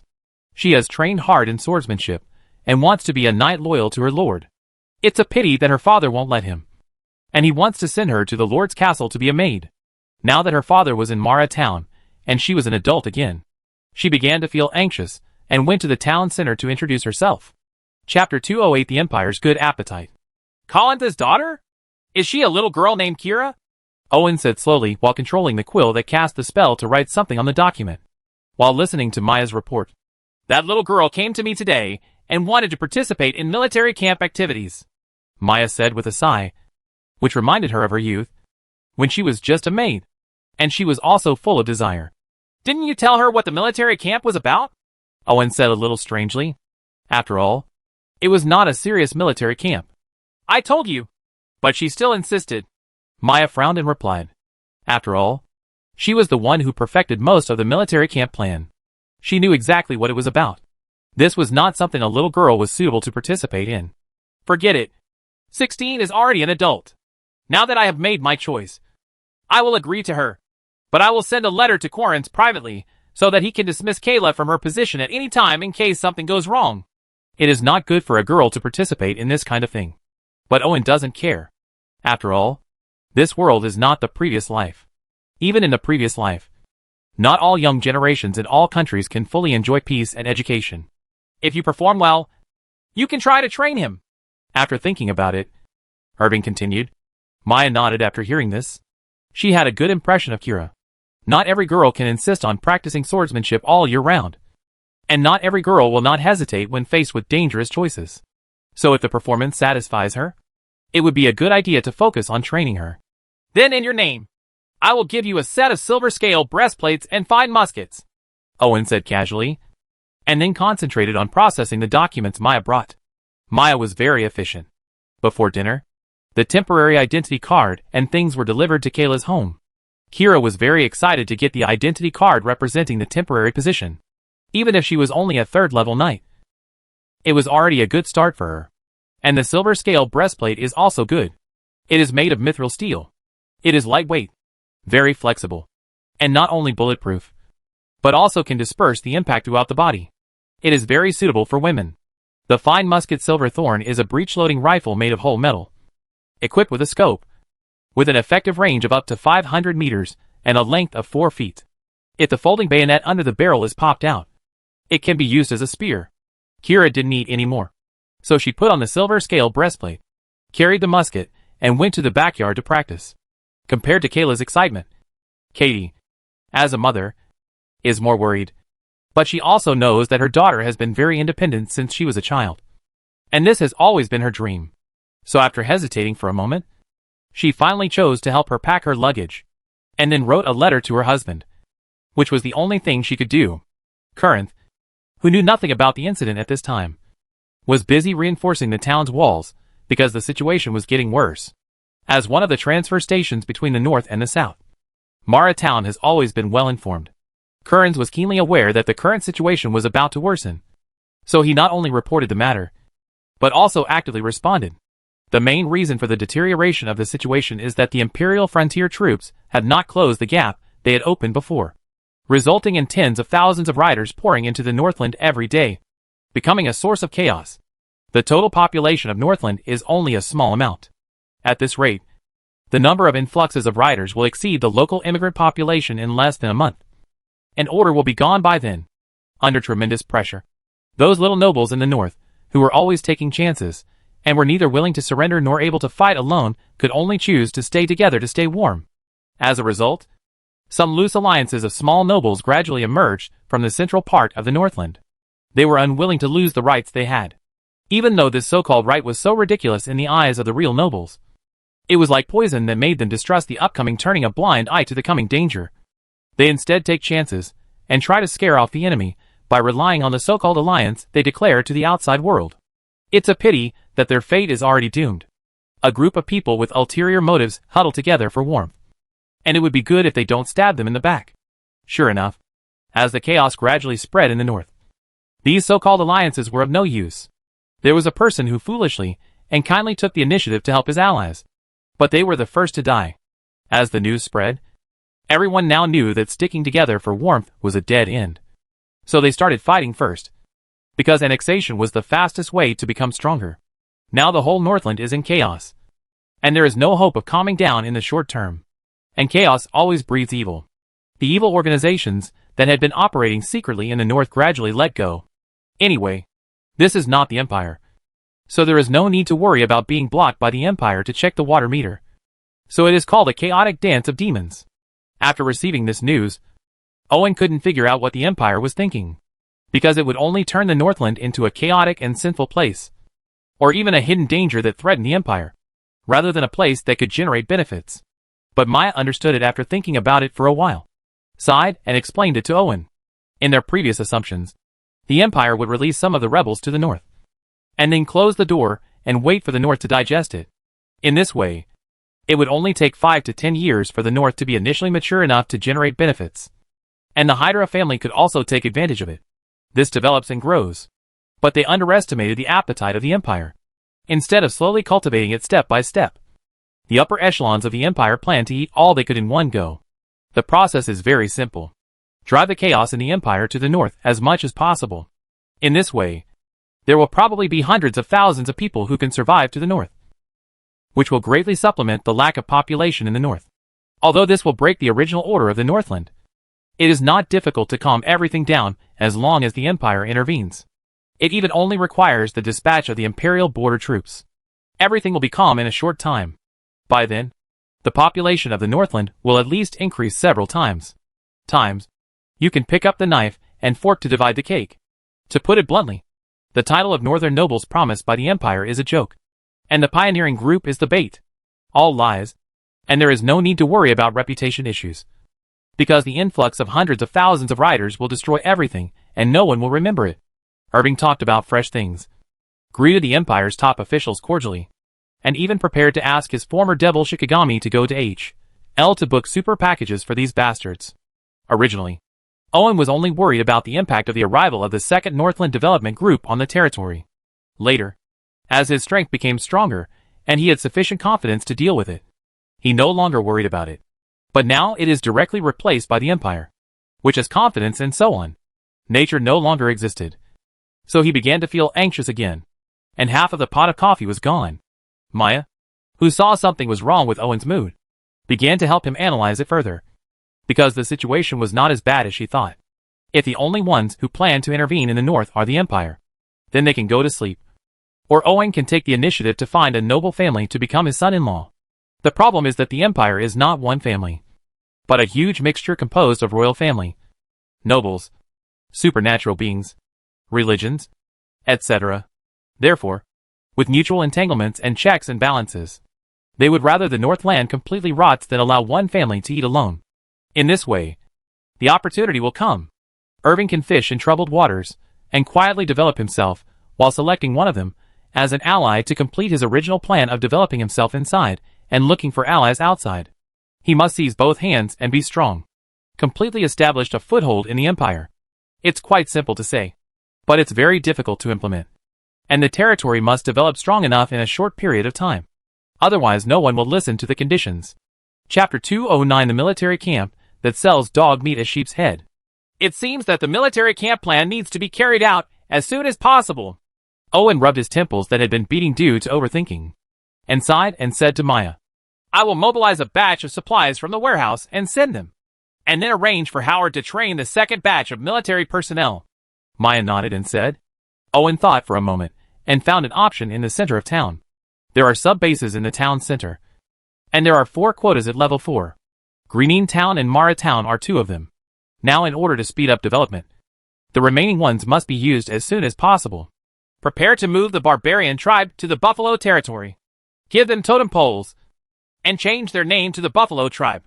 Also notify Bella and ask her to take away the marching tent and equipment. Owen decided to use the remaining 2 quotas here. A barbarian tribe, a nomadic tribe, may be able to work wonders in the future. While Owen and Maya were busy with their territory development plans, Kira came to class wearing a silver scale breastplate and carrying a musket. When Howard saw the girl who was following the lecture, he rubbed his eyebrows with a headache, sighed, and continued the lecture. He is no stranger to Kira. After all, he and Baron Currens had a common topic in the entire territory, so it was common for them to visit each other as guests. He even intended to help his son create opportunities, and wanted to make Kira his own daughter-in-law. It's a pity that the stupid son didn't understand. So the matter fell into place. Even so, Howard was not angry because of this. Instead, he regarded Kayla as his descendant.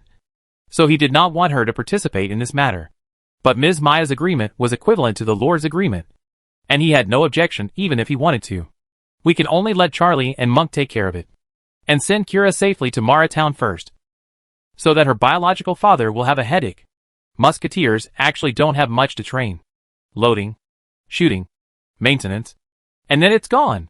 The other training is just to polish the edges of these people, and let them know how to obey orders.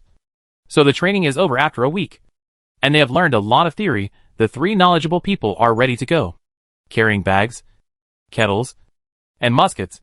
The ammunition boxes and bayonets on their waists were all brand new, after receiving a one-handed tomahawk as an auxiliary weapon. These musketeers began their adventure. First we came to Mara Town. At this time, Mara Town had built a solid wall, thanks to the Flu network and the expanded space pockets. A large amount of materials were continuously delivered, together with the hard-working and capable farmers. Civil engineering work, it has always been the strength of the territory. Seeing the tall walls and arrow towers, Charlie and Monk nodded with satisfaction. Although their base is not here, Mara Town is their logistics base. As long as the logistics base is there, even if they lose the battle, they will have a chance to come back again. Otherwise, they will be killed on the run like a lost dog. At this time, the gate of the town opened, and Current came to greet him with 10 cavalrymen. Charlie hurried forward. The 2 have similar backgrounds, but one has already made his mark, and the other is still working hard. So they have a slight affection for each other, and have no intention of tit-for-tat. Correns was not afraid that the other party was here to seize power, and Charlie was not afraid that the other party would secretly plot something. Therefore, after a few test sentences with each other, the atmosphere became very harmonious. The camp prepared for you is under construction, but the tents have been set up. You can go and rest first. I will have people deliver the prepared food later.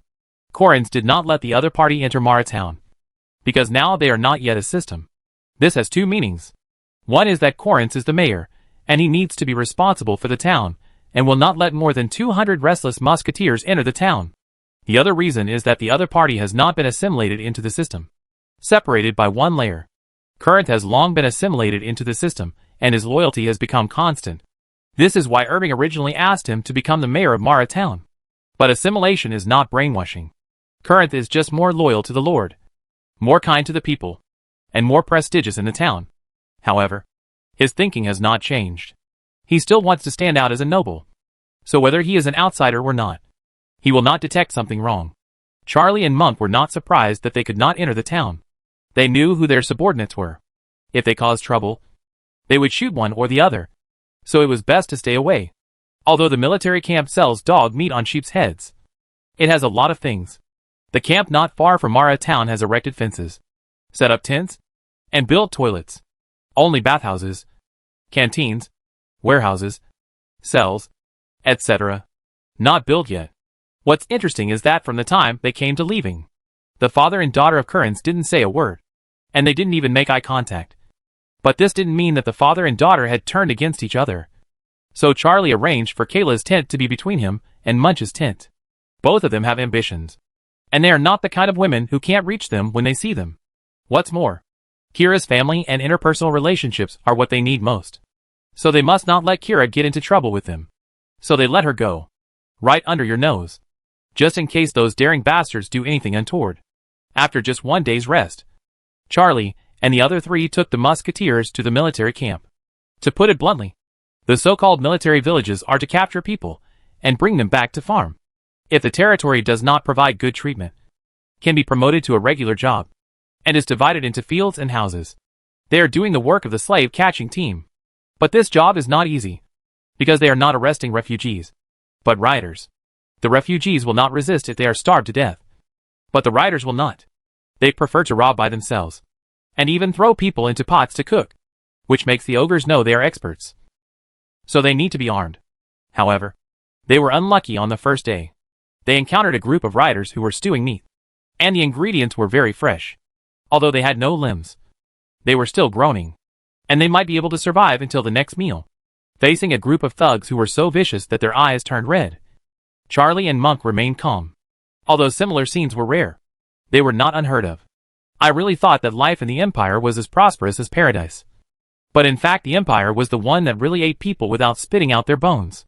Facing this scene, only Kayla looked pale and ugly, and her hands were shaking. Fortunately, she didn't spit it out. Otherwise, she would have been so embarrassed on the spot that she would have to go home and be a good girl. Because no soldier would obey a vomiting person. Female boss. Not all places belong to Akita Town, Charlie said to Kayla with some emotion. He has been to many places, and Akita Town is the only place where the citizens live the happiest life. This is why he dare not go near to open up land. Because he couldn't guard against the serfs who wanted to escape. Get ready to fight. We can't take any more of these riders. All of them will be executed. Monk didn't have as many thoughts as Charlie. He immediately dismounted and picked up the tomahawk and ordered to the musketeers around him. These musketeers were very dissatisfied, because they would have no money if they did not arrest the riders. But who allowed these riders to eat people? Not many lords like people who had eaten people in their territories. Keep all the spoils of this battle for yourself, and there will be a big meal when you get back. Charlie was keenly aware that morale was wrong, so he immediately spoke out. Sure enough, as soon as these words came out, the musketeers' expression immediately changed, from dissatisfaction to eagerness to try.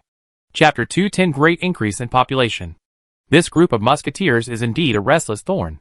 When faced with a large number of people who are addicted to cannibalism, they still rush forward without hesitation. The muzzle of the gun almost hits the opponent's head and fires, even in such a short period of time. No matter how many shortcomings the civilian musket in charge had, it would not fall off the chain at this time.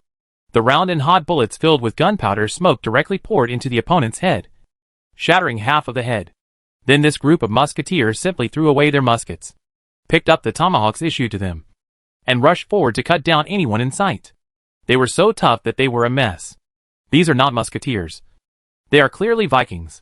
He killed more than half of the mob by shooting in the face, and the rest were surrounded by musketeers and chopped like blood gourds. There was no resistance, so the battle was over quickly. But Charlie deliberately left one mob behind, which was for Kira. Small gifts prepared. Both Charlie and Monk will take care of the girl, but will not be overly protective and let the other person have no access to anything. And this is exactly what Corinth wants, since his daughter has chosen this path. As a father, he can only silently support her. Otherwise, as an official baron and mayor of the town, how could he take the opportunity of delivering food to give Charlie and Monk a good horse each, with adequate supplies? Both parties understand this clearly. Since you want to break through, you must have the belief to bear all this. This is the common thought of the three men, facing the trembling captive. Kira's hand holding the gun was steady, but her eyes were a little dazed. Although she had told herself over and over again, since she was a child, that this was the only way to go. And at the same time, she firmly believed that she would act decisively and show results to her father. But when things came to a close, she realized that she was not as strong and decisive as she had imagined. However, Charlie and Monk are both veterans, and the guy who was specially selected to lead this little girl was carefully selected. Not only was he ugly, but the surrounding environment also matched the atmosphere. This is the camp of a group of random people. There are no fences to prevent wild beasts, no tents to protect against the cold, only simple animal skins and campfires, as well as stolen iron pots and overcooked meat stewed in them. You can see what kind of meat a group of poor clangers can eat. The unlucky guy who lost his limbs has just been freed with a convenient axe. Begging, the gangsters with buck teeth, gaping mouths, small eyes and flat noses knew very well that their only chance of survival lay in the beautiful girl in front of them. So they begged for mercy without hesitation, instead of jumping on them like wild beasts like before. But Kira was more decisive than he thought. As soon as he uttered a word, the bullet blew out his head. The headless bodies of the rebels fell limply to the ground, and the hidden dry food fell out of the other party's arms. Seeing this scene, Kira's somewhat rapid breathing and trembling hands suddenly calmed down. She calmly reloaded the ammunition, held the gun on her back, and stood behind Charlie, waiting for orders. Charlie nodded secretly. Not to mention his strength, his character alone surpassed many nobles he had met. It seemed that he had underestimated this girl. After all, there were more rogues with a bottom line, and cannibals and non-cannibals were wary of each other and never mixed together. So Charlie and the others' actions went smoothly, and they arrested hundreds of people one after another. These rebels were sent to Mara town, and then escorted to Akita town by Bella's nomadic cavalry, allowing the territory to gain a large population in a short period of time. When they arrived in Akita town, most of the rebels found out that they only needed to work hard for half a year to divide the fields. They did not hesitate to swear allegiance to the Hydra family and become the most loyal citizens. Some of the rebels who were accustomed to a life of knife-edge licking blood and wanted to give it a try were trained into the second and third batches of military camps, led by Monk and Kira respectively. They continued to speed up the pace of gathering the rebels. In a short period of time, the population of the territory was reduced, breaking through 10,000. It can be seen that the number of riders pouring into the Northland is huge. It's a pity that no lord except Owen dares to attract outsiders like this, especially restless people. In fact, if the assimilation effect of the urban center was not really strong and the territorial policies were not deeply rooted in the hearts of the people, it would not be possible to double the population in a short period of time without causing chaos. In addition, the contribution of the internal affairs system is also considerable. Today's Department of the Interior is no longer just 2 or 3 kittens. In addition to Maya's overview, there are also system nobles serving as middle-level managers, and a large number of grassroots managers who have transferred from citizens to work in the corners of the territory. Therefore, despite the rapid increase in population, but still in control, however, for easier management, the territory needs to be reorganized and prepared for the population to continue to increase. First, outside the city, farmers build wooden forts with hundreds of households as one, trained militiamen, and distributed muskets and other weapons. With such preparations, even if faced with regular troops, the stronghold can withstand for a while until reinforcements arrive, not to mention the possible chaos. Next is Akita town, which is the focus. In addition to being prepared for expansion, the army must also be upgraded. Otherwise it will not be effective in the coming wave. Previously used as the basis, all units worth 1 progress value were eliminated. These arms account for a large proportion of the army, but have never played a sufficient role. Now they are even more useless. For example, if you encounter the current musket militia, as long as you hit it, 1 shot can wipe out one of them. Of course, if you miss and get close, it will cost you a few lives. All in all, units worth 1 progress value are not as cost-effective as musketeers for city defense, and they are of little use in field operations. Therefore, Owen gave an order to train all of them into musketeers. As for the worries before, I still worry about it. A group of predators in the Empire are about to come to dinner. If they don't grow a little bit, I'm afraid they won't even be able to survive the first round. With a relatively sufficient population, Owen expanded the number of soldiers to 2,000 in one breath. Howard was in charge of the main regiment of 1,000 people. Hogg was in charge of the city defense army of 500 people. The escort of 100 people and 400 people. Maya is in charge of the levies. The main force is responsible for going out to fight. So it must be fast and powerful enough. Therefore, in addition to being large in number, it is also divided into cavalry and infantry. Main force, 1,000 men. Commanded by Howard. 30 scouts, 300 musketeers, and 200 swordsmen. 50 scouts, 200 lancers, 100 archers, 100 cuirassiers, and 20 knights. In terms of military types, we have never considered the issue of attacking fortresses and focus on field battles. In fact, in the entire Northland, except for the towns of the two earls near the border of the Empire, there are no decent buildings that need to be attacked. So artillery and other equipment are not needed at all. The main focus is interception warfare and quick victory. The city defense army is different, because it needs to be stationed in Akita town. It is equipped with a large number of firearms. City defense army, 500 people. Led by Hogg. 100 musketeers. 200 artillery. 100 swordsmen. And 100 pikemen. 20 for the 3-pounder, and 12 for the 8-pounder. As for why there are so few musketeers suitable for defense, it is mainly because of the existence of escorts and levies. Guard 100, 50 swordsmen and 50 musketeers, responsible for guarding the town center. 400 levies, 200 conflict soldiers, and 200 musketeers, responsible for patrolling and security work inside and outside the town. Chapter 211 Military Camp Expansion. The planning of the territory and the reorganization of the army will take 3 months to complete. So the important task of external defense during this period is placed on military camps. This is not easy. The rebels are never easy to talk to. Most of the time, they fight first and then talk.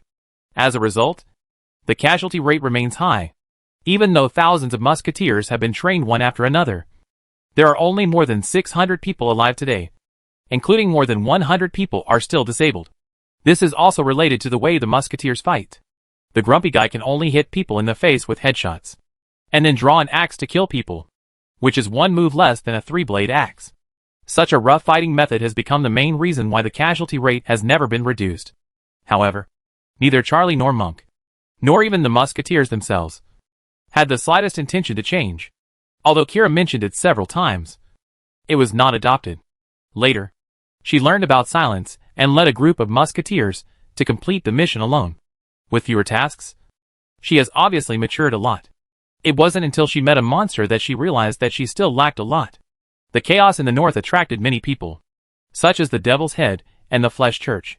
The former tried to cultivate stronger demonized monsters here, while the latter was purely for chaos and even spread the flesh plague everywhere without any scruples. Kira encountered a demonized monster, but unlike Bella, who remained sane, this monster had been immersed in constant killing and lost consciousness. However, its potential was limited. No matter how much it killed, it was just a beast, so it was not even exploited. After being abandoned, he bumped into the military camp's mopping up brigade while wandering in the wilderness, and a conflict broke out. Although the monster is tall and strong and has a pair of sharp claws, it is not invulnerable. This is enough. The musketeer's habit of punching people in the face and hitting the head makes it embarrassed. In the end, the musketeer paid the price of more than 10 lives for Kira to catch it. At the right time, he used special ammunition to shoot the monster in the head and burned it to charcoal. This was the first time for Kira to use this kind of red bullet called a flame bomb. So she never knew how powerful this thing was. Not only did it blast half of the monster's body into pieces, it also released the flames to destroy the remaining parts. Burned into coke. The only drawback is that the recoil is too great. If the silver scale breastplate hadn't been able to disperse the impact, the arm would have been unusable for at least half a month.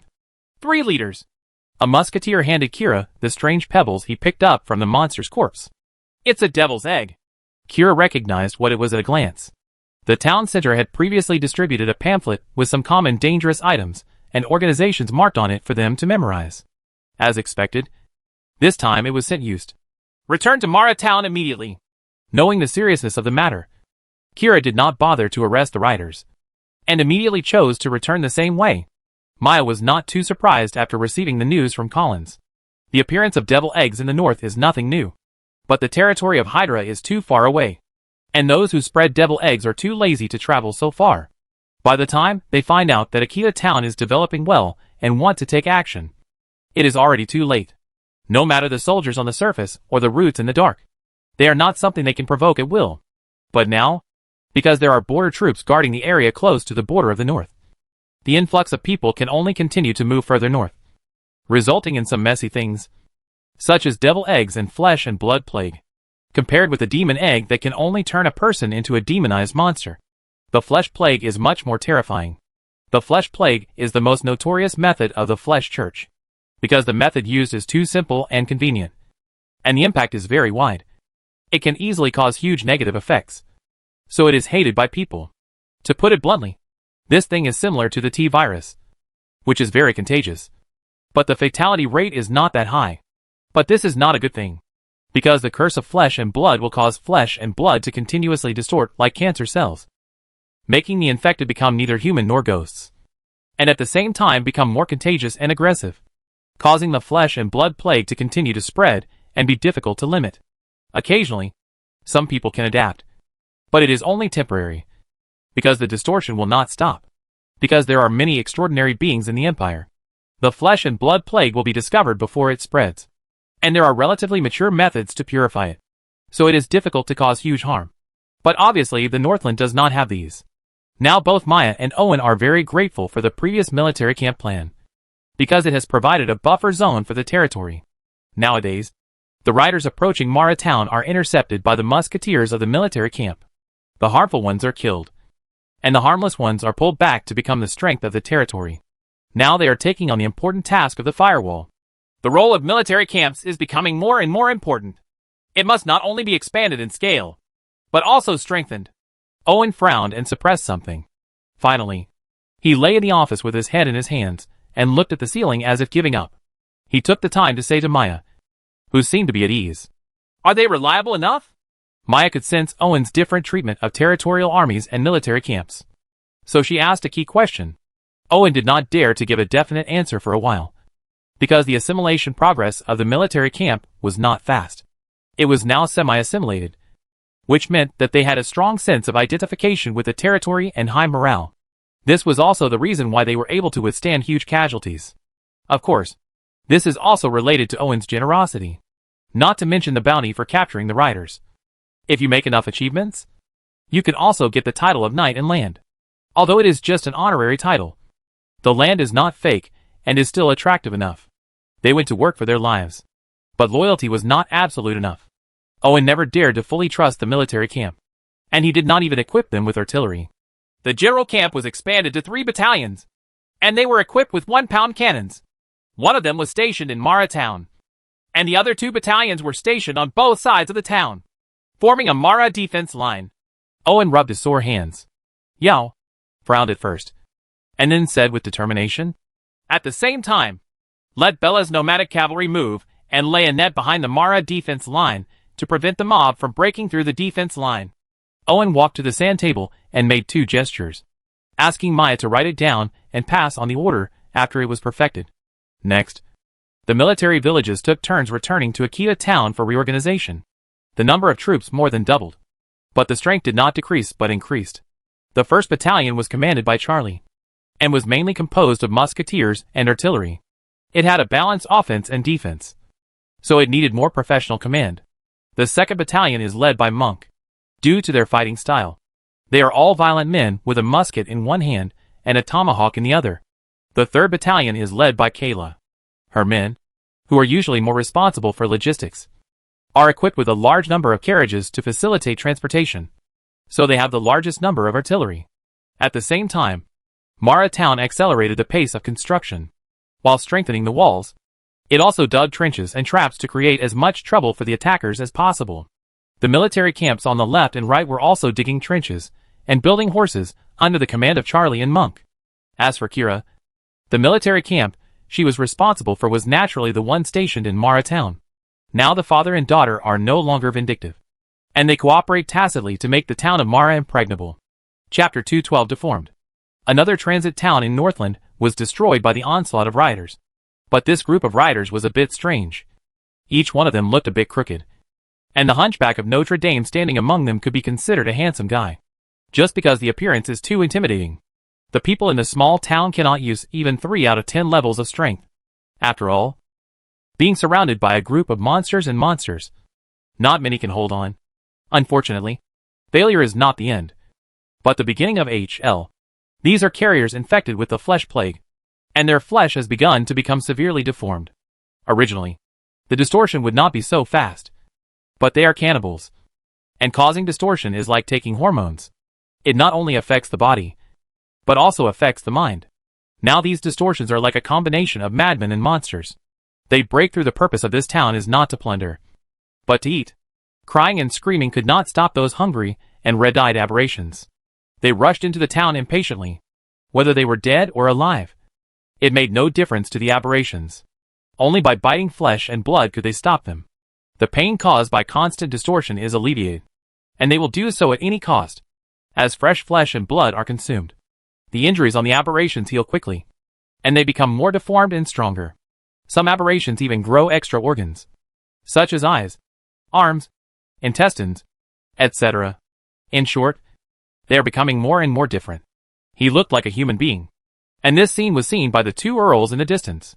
Countess Ferrier was wearing light rose gold armor and a gorgeous fur cape.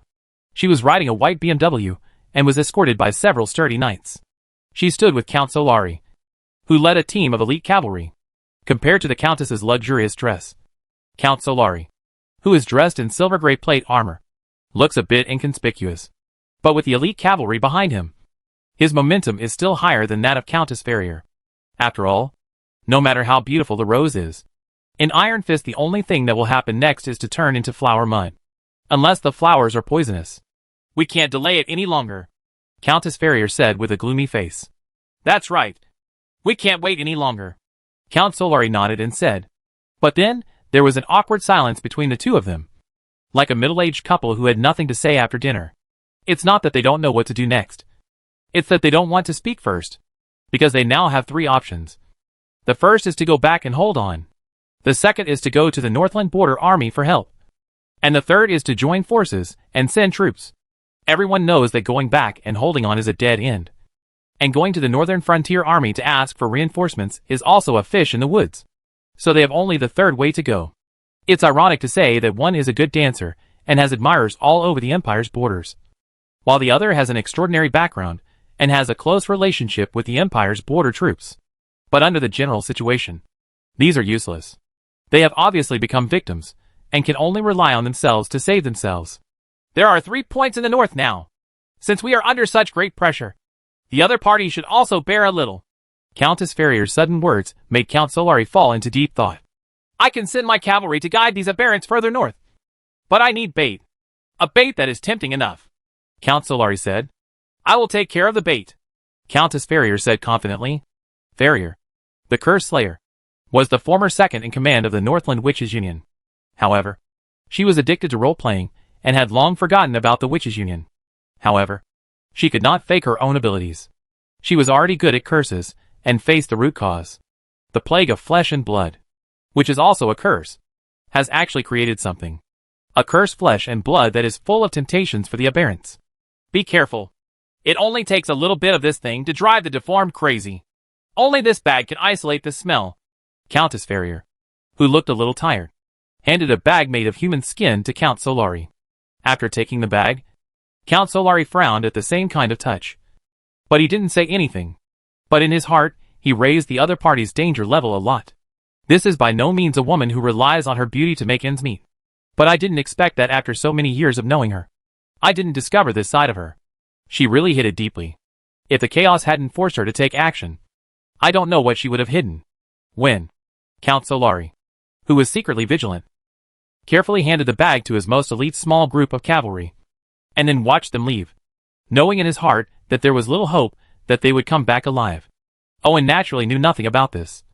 But he knew that it would happen sooner or later. Whether it was aberrant or secret means, the territory would not be able to avoid it. So he made various preparations early. As the first line of defense for the territory, Mara Town was of course the first to benefit. Witches often emerged from the fireplace at night and helped with the construction in the dead of night.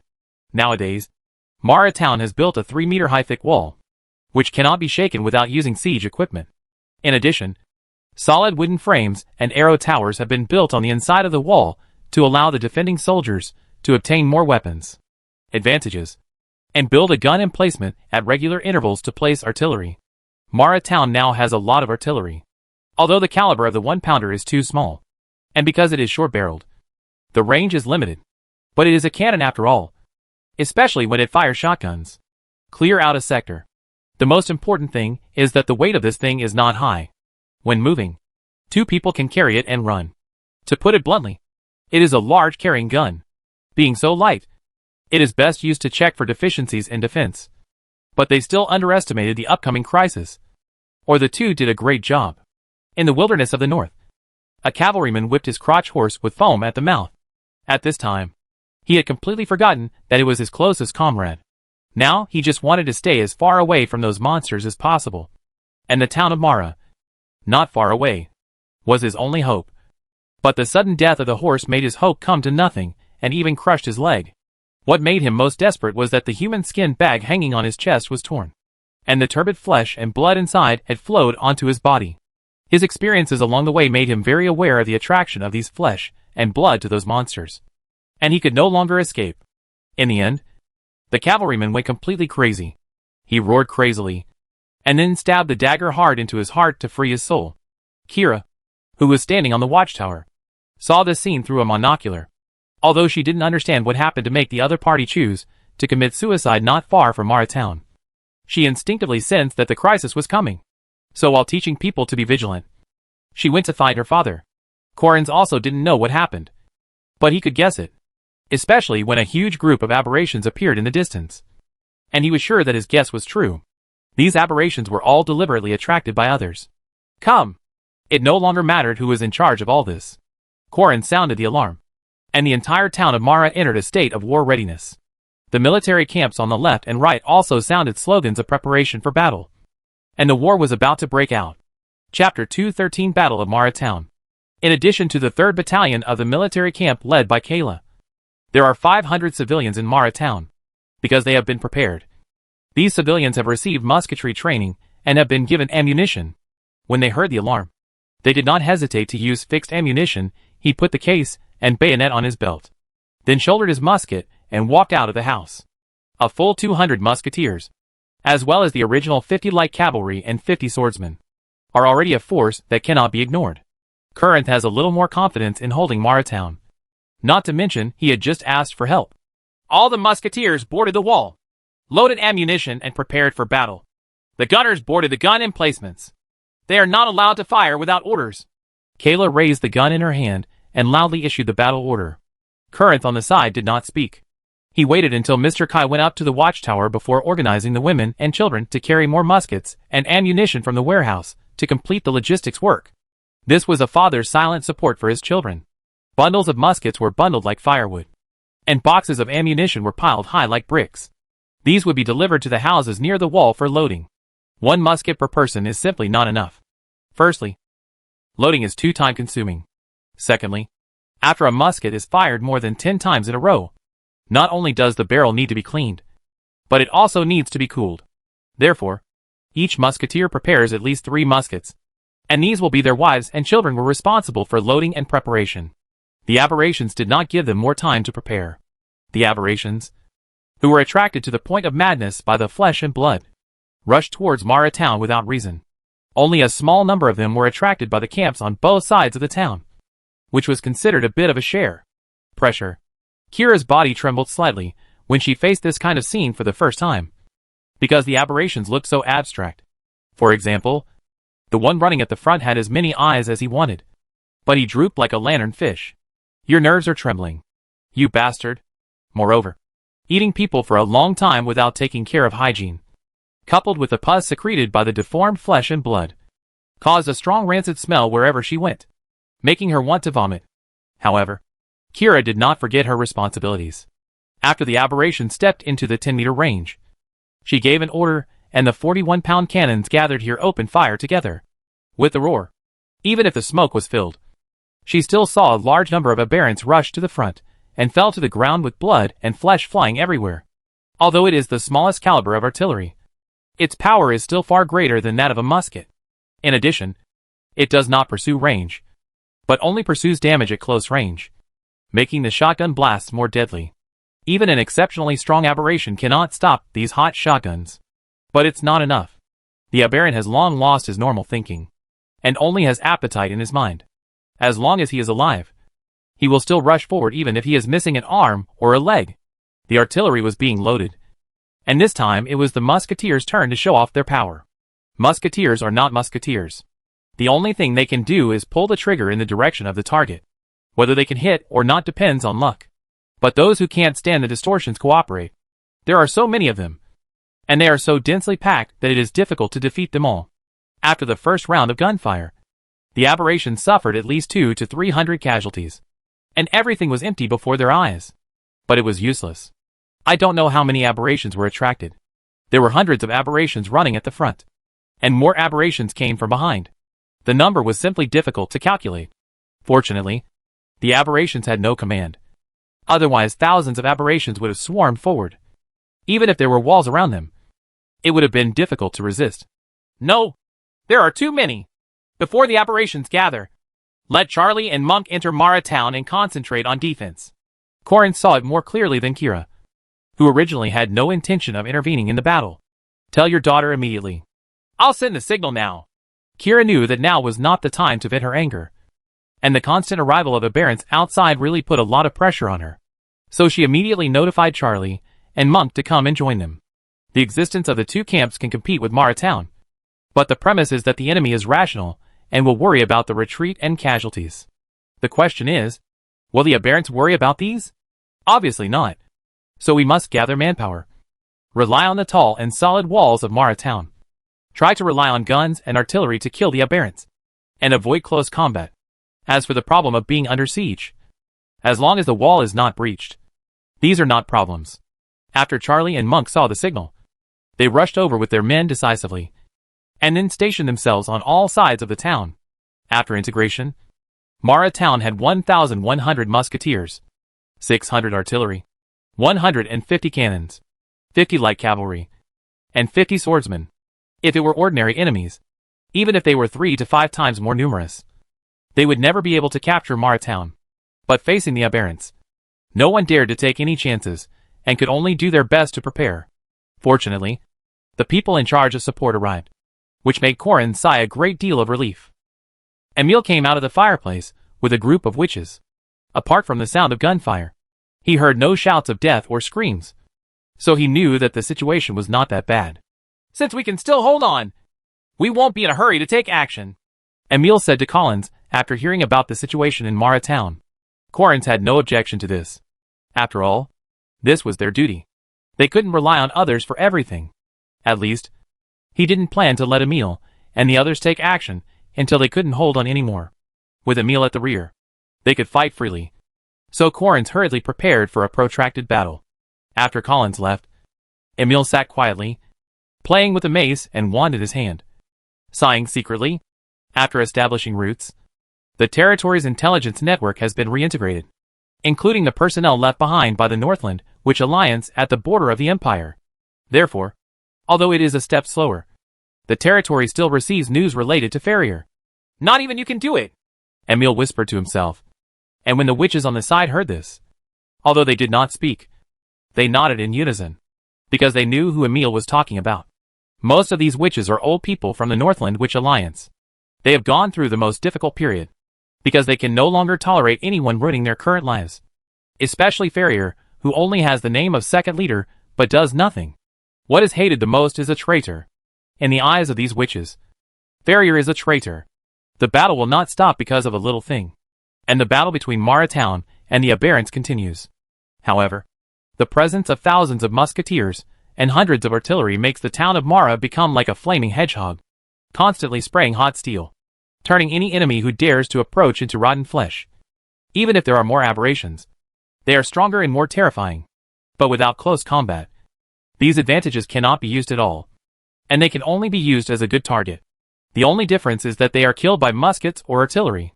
The advantage that Mara Town can gain is inseparable from the cooperation of the aberrants. They are unorganized and undisciplined. They only rely on instinct to rush forward, and cannot pose a threat to Mara Town. Charlie and the others can even arrange for the musketeers and artillery to take turns to let the muskets and artillery receive relatively sufficient cooling time, even if it is a protracted battle. Emil and his witches have brought sufficient weapons and supplies. The muskets and artillery alone are enough for everyone to replace them, not to mention the mountains of ammunition. It can be said that this battle of Mara Town, the outcome is decided. Chapter 214, Huge Gap in Technology Tree. From the moment the Battle of Mara Town began, Owen was always paying attention. At this moment, a huge one-eyed puppet flying eagle, which was comparable in size to a bipedal flying dragon, was hovering thousands of meters in the sky, under the control of the Flame Queen.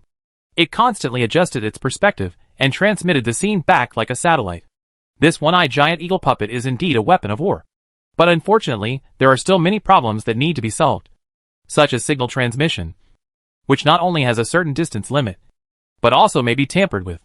Don't underestimate the magicians in this world. They use magical means to create many black technological achievements, such as crystal ball spiritualization. Who would have thought that a crystal ball could be used as a computer, with stereoscopic projection and touch screen functions? This was something that had not been fully realized in the world before he traveled. Therefore, Owen rarely works on these seemingly high-precision things, because it is too easy to go wrong.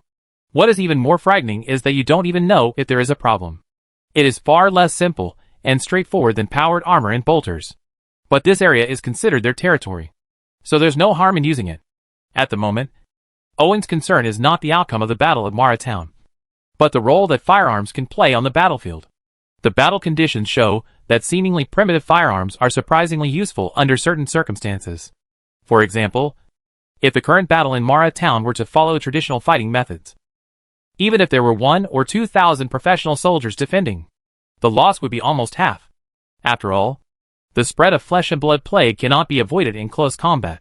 But with strong walls and sharp firearms, the aberrations that are difficult to gather to form a powerful impact cannot break the defense. So the continuous attacks just add fuel to the attack and kill people. Theoretically, as long as the ammunition and food are not exhausted and the soldiers take turns on the field, Mara Town can fight forever. It is a pity that the rate of fire of existing firearms cannot meet the needs of field battles, not to mention the cavalry that comes and go like the wind. A large number of light infantry skirmishers can pose a huge threat to pure firearms armies, because the reloading speed is too slow. Even if fixed ammunition is used, a maximum of 2 shots per minute must be made by elite musketeers.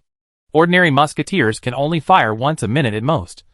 And after a dozen rounds, the gun chamber must be cleaned and cooled. Otherwise it will explode. Chamber risk. That's all. The hit rate is the most deceiving.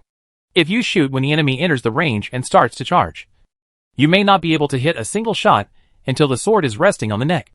So the musketeers pay so much attention to volley shooting, all to make up for the problem of hit rate. Therefore, even if primitive firearms are used to fight positional warfare, they may not be able to block the desperate charge of the same number of enemies. Of course, there are definitely not many such enemies. The average army can withstand the casualties on the 2nd and 3rd floors without being defeated. It is considered good. There are definitely not as many as imagined who dare to brave the hail of bullets and charge to the death. After weighing it up, Owen found that the firearms he looked down on were actually feasible for large-scale equipment, because weapons cannot just be judged by their performance. The Crispy Panther Tiger tank of World War II is an example. In the early days, it was used to beat everyone, but later it was still piled to death when faced with the Bear's armed tractors.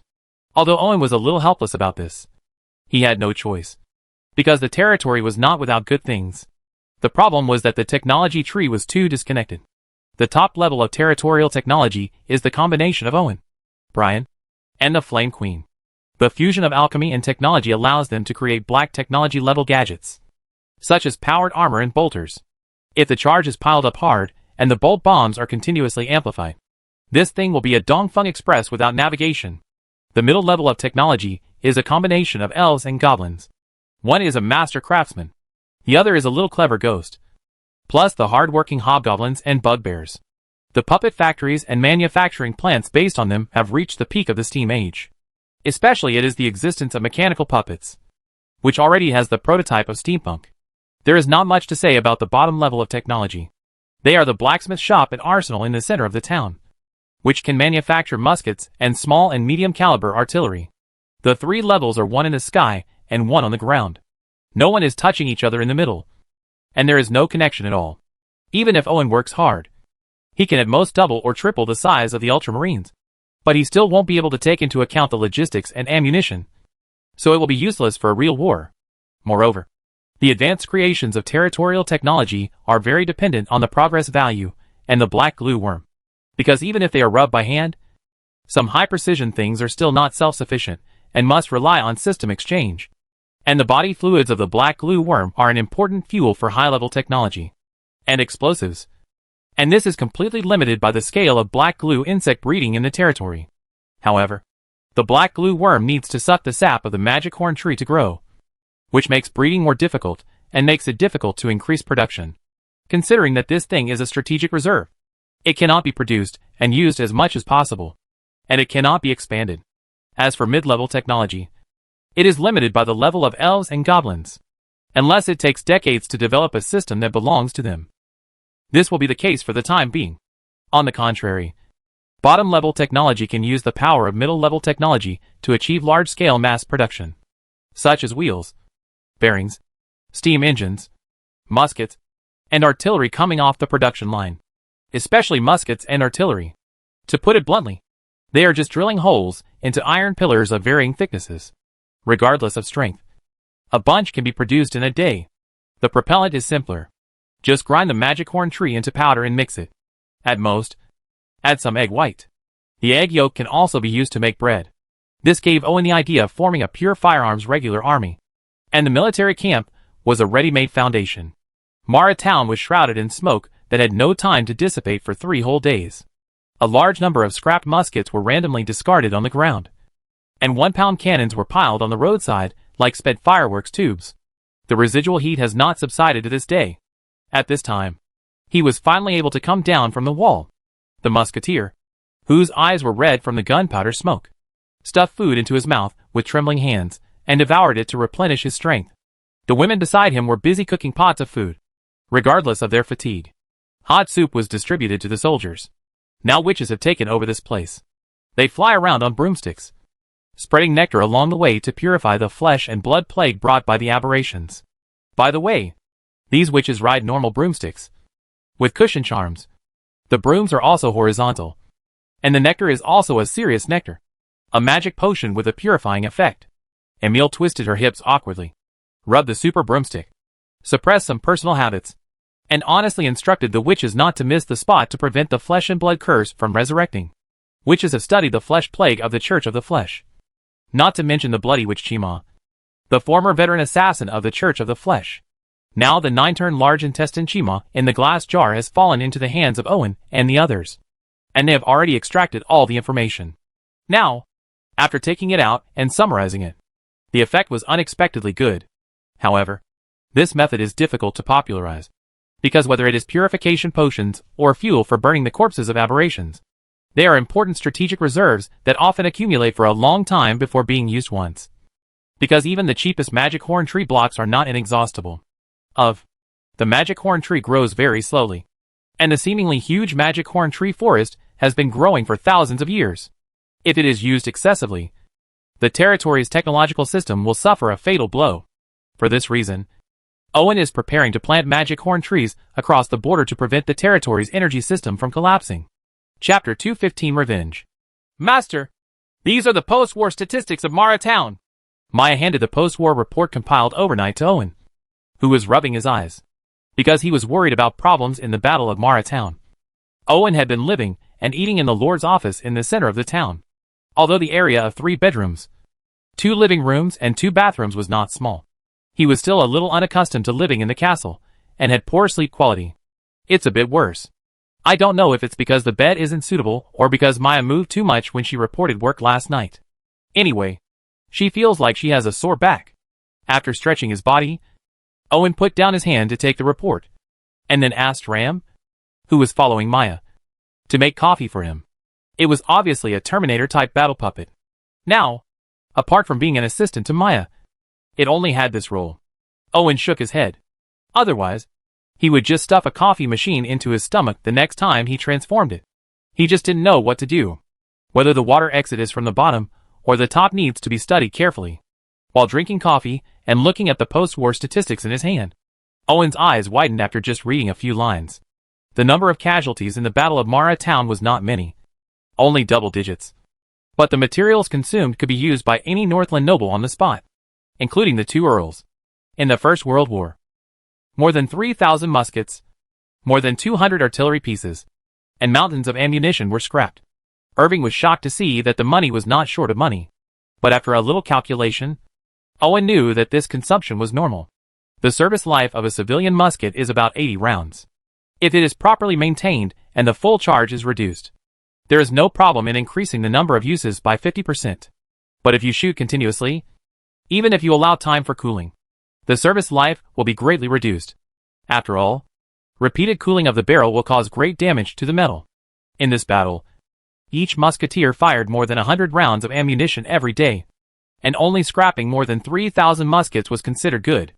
The artillery also has a service life, and no one dares to continue using it at the risk of exploding the barrel. Otherwise, few of the surrounding soldiers will survive. As for ammunition, the fixed ammunition used in muskets is half a tail of propellant with one projectile. 100 rounds weigh 6 or 7 kilograms. Multiplied by 1,000 is 6 or 7,000 kilograms. This is only one day. In addition, artillery consumes the most ammunition, which is more than 10 times that of muskets.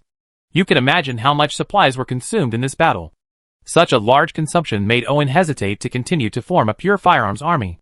After all, these alone were enough to arm a larger number of cold weapon troops. However, after looking at the number of casualties, Owen finally firmed up his previous idea. Because if the cold weapon troops were to fight those contagious aberrants, the number of casualties would probably reach 4 digits. Therefore, although a large amount of ammunition was consumed, the results achieved were still good. Almost thousands of aberrants were eliminated in 3 days. Even if most of them came one after another, it was already a good result. Just comparing the ammunition consumed, Owen was stunned by the tenacious vitality of the aberrants. The deformed people's brains can't dodge at all, and there is no problem of missing when they are crowded under the wall. How many bullets will it take to die? In any case, the military camp has indeed made great achievements. And Irving is not in vain. A large amount of materials have been transported there. They have been fed with wine and barbecue, and everyone has been given a generous bounty. In addition, Charlie, Monk, and Kayla have each been upgraded to a level, and are not far away from becoming regulars. Next, the military camp will be renovated, and there will be no more missions, because I am afraid there will be no chaos coming for a long time. After all, the aberrations coming all the way will not let go of the delicious food along the way. But the matter didn't end there. Irving just likes to be stubborn. But that doesn't mean he has no temper. It's okay if you don't have the strength. You can only endure it when you are angry. After all, it is easy to fight hard. But the problem is that you only have one life. And it is not for you to play with or to be angry. But now Irving has the qualifications that he doesn't need to endure. So he takes action when it's time to take action, so that his grandson suffers this injustice. Is this information sent by a black hand? Owen picked up the information on the table, read it over, and said with a sneer, Yes, it was just delivered, Maya said, while counting the supplies that needed to be sent to Mara Town next. It seems that the Black Hand is quite stretched out. The battle in Mara Town has just ended, and they have even found the mastermind behind the scenes. Owen touched his chin and decided to let Jinbu strengthen surveillance of the Black Hand. Since they are so free, they are going to press for the payment for the Book of Flesh. They have been left with them for such a long time, so they should give it to them. Otherwise, let them get out, Owen said angrily. The payment has been sent, along with the information, Maya said, and then handed the tallied bill to Owen. Oh, this was planned. Black Hand really deserves his reputation. Owen raised his eyebrows. He didn't have any reaction to Black Hand's little tricks, but he wanted to cause trouble for them. The Book of Flesh was sold to Black Hand, but Owen did not ask for money, but various rare resources. Otherwise Black Hand would not have delayed the payment for so long. It's a pity that what Owen wants is of high value. Although the Book of Flesh is extremely precious, the things he can exchange for it are really not much, barely reaching the bottom line of his psychological expectations. And although he got the things, he couldn't keep them. The previous experience on the third floor of the ruins made Owen understand that although the Ultramarines are powerful, they are only powerful. They still have shortcomings, especially the equipment. Whether it is electronic muscle beams, composite armor, or chainsaws, swords cannot reach the limit of design. The biggest limitation is the material. Originally, I wanted to make do with the low-grade mithril steel found in the ruins. But now with these rare materials, the quality can be improved by 1 or 2 levels. But after the revenge was over, Owen squeezed his fingers, sneered, and let Maya continue to handle official duties while he came to the root. The root located on the first floor of the underground city already has a considerable scale, both in terms of size and number of people. Now the area where the root is located has been expanded into 5 major areas, namely the Central Training Ground, the Convalescent Center in the east, the Intelligence Department in the south, the prison in the west, and the Research Room in the north. The functions are quite complete. As for the personnel, in addition to Samui and Shinobu, there is also a ninja team that has been expanded to 4 and 30 witch hunters. The ninja team consists of 1 chunin and 9 jinin. Although they are not from Naruto, the Mage Forbidden Curse and Ninja Skin, they are still quite elite, especially after learning the breathing method, sneaking and the ultimate slash. They can avoid not much. But witch hunters were what Owen valued most. He even thought that the original 15 witch hunters were not enough. So he asked Emil to choose some that were as miserable as possible. Sure enough, after being reborn in his hands, these witch hunters had fanatical faith in him, and were called dead warriors. As for strength, every witch hunter has been strengthened many times, including T-Virus plus secondary blood potion plus green herbal potion plus demon hunter trial. They have extraordinary mental perception ability, strong physical fitness and recovery power, and can skillfully use various weapons, potions, and sigils are highly resistant to abnormalities, especially magic and curses. Then equipped with soft armor lined with mithril threads, dragon skin tights, silver swords, steel swords, hidden weapons, and magic potions, frontal combat is not as good as that of the Ultramarines. But in terms of the diversity of methods, no one in the territory can match it. In some respects, witch hunts are special professions that target legal and weird professions. Being targeted by them makes even Emil feel creepy. This is why she sighs for her former companions. Because once targeted by a witch hunter, she would be dead. Chapter 216 Operation to Capture Witches. The target this time is Countess Farrier, who was once the second leader of the Northland Witch Union, nicknamed the Curse Killer. As the name suggests, she is a terrible witch who is extremely good at cursing, Owen said to Sammy and Ron. Master is preparing to launch a witch hunt? Sammy is no stranger to Farrier. In fact, the famous nobles and forces on the border of the Northern Empire are the targets of her inquiry, and initial results have been achieved. She wants to. It was Owen's idea that was confirmed. If it is just an assassination, there is actually no need to send out witch hunts. Although ninjas are not as good as witch hunters in frontal combat effectiveness and methods, they are more suitable for killing people. Therefore, using witch hunts with restrained legal professions has a deeper meaning. Yes, because I want to catch people alive. Although Owen chose revenge, he did not get carried away. If it were another protagonist, he would have been tricked, and he would probably have to kill the opponent's whole family, or even massacre the city to relieve his anger. However, Owen placed his position as the Lord, so he can kill people. But it must be meaningful. Killing an important person. The characters must have enough interests. Simply assassinating Farrier is meaningless to Owen. Apart from venting unnecessary anger, there will be no additional benefits, and it may even cause some unnecessary trouble. After all, this person is on the border with the Empire. Many powerful people maintain quite ambiguous relationships, and even the Imperial capital has personal connections. Even if it's just a joke, it will bring some unnecessary trouble to Owen. And the last thing the Hydra family needs right now is trouble. But if you capture and conquer the other party, the benefits are obvious. Not only will you gain an important territory on the border of the Empire, but you can also use the other party's personal connections as a springboard to enter the Empire that Owen has longed for. But how to conquer the opponent is a problem. And even Irving is not sure. Unlike those desperate witches who are in H.L., Farrier is also a witch. Not only is she beautiful, She also owns a prosperous town on the border of the north and monopolizes the fur trade in the north. Every year, even excluding the management part, the income is not a small number. It is unrealistic for such a person to conquer the other party with some small means. Master, maybe you can ask Madame Emile. For such a target person, Sammy didn't have any good ideas. So he made a suggestion, and Owen was thoughtful after hearing it. Turning around and heading to the magic school, Owen found Emile, who was basking in the sun in the garden. Because there is only one male assistant, Domi, in the whole school. Not only does he have to live alone outside the school, but he can only enter the school during class and leave immediately after class. So Emile simply went for a full-body sunbath. To be honest, the white was a bit dazzling, and it made him squint his eyes. It's for Farrier. Lying on a special lounge chair reinforced by steel pipes, Emile raised his head, glanced at Owen from the top of the mountain, calmly changed his position, and tried to let the sunlight shine evenly on his body, and then continued said, I knew you would come after I felt the familiar cursed breath from Mara Town. Emile was quite accurate in judging people. She knew that Owen was diligent and thrifty, and would not easily waste any useful witch. It would be troublesome to subdue her. After all, every living witch is a huge threat, especially those who are good at cursing. Emile raised his hand and scratched his head, shaking it so that the reflected sunlight continued to shine, making Owen even more unable to open his eyes. When I opened my eyes, all I could think about was that. I will go this time. Otherwise you will have no choice but to kill her. Emile sighed helplessly. After all, they formed the Northland Witches Alliance together. Even if the relationship is not good, if she can lend a helping hand, it's not good to just sit back and watch. That night, Emile went to her original farm with the root operators. All the people here were replaced by system members, and there were underground secret passages. It was not difficult to cover up her whereabouts without being discovered.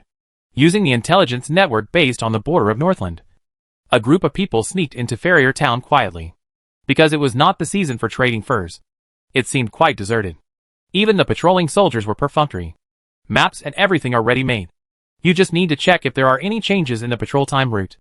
At night, the group of people sneaked towards the Lord's mansion, and the operation to capture the witch began. Theriel's Lord's palace is located at the back of the town, close to the Empire's border, because she often entertains guests from that direction. Because banquets are often held, the building style of Lord Farrier's mansion is more in line with the nobility of the imperial capital. It is mainly luxurious and beautiful. There are gardens and statues everywhere. It is very tasteful at first glance. This is very popular with guests. But it is not conducive to defense.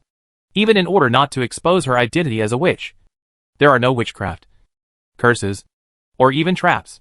The defense relies on dozens of soldiers. These are all disguises. I'm sure the people living here are just stand-ins. Although Farrier is addicted to playing the role of the Countess, her own level has not declined. So she must have a secret place to study witchcraft and curses. Emile just took a few glances and decided it was a bait. Shinobu, who was responsible for commanding the operation, did not raise any objections because her intuition also told her that there was a problem here.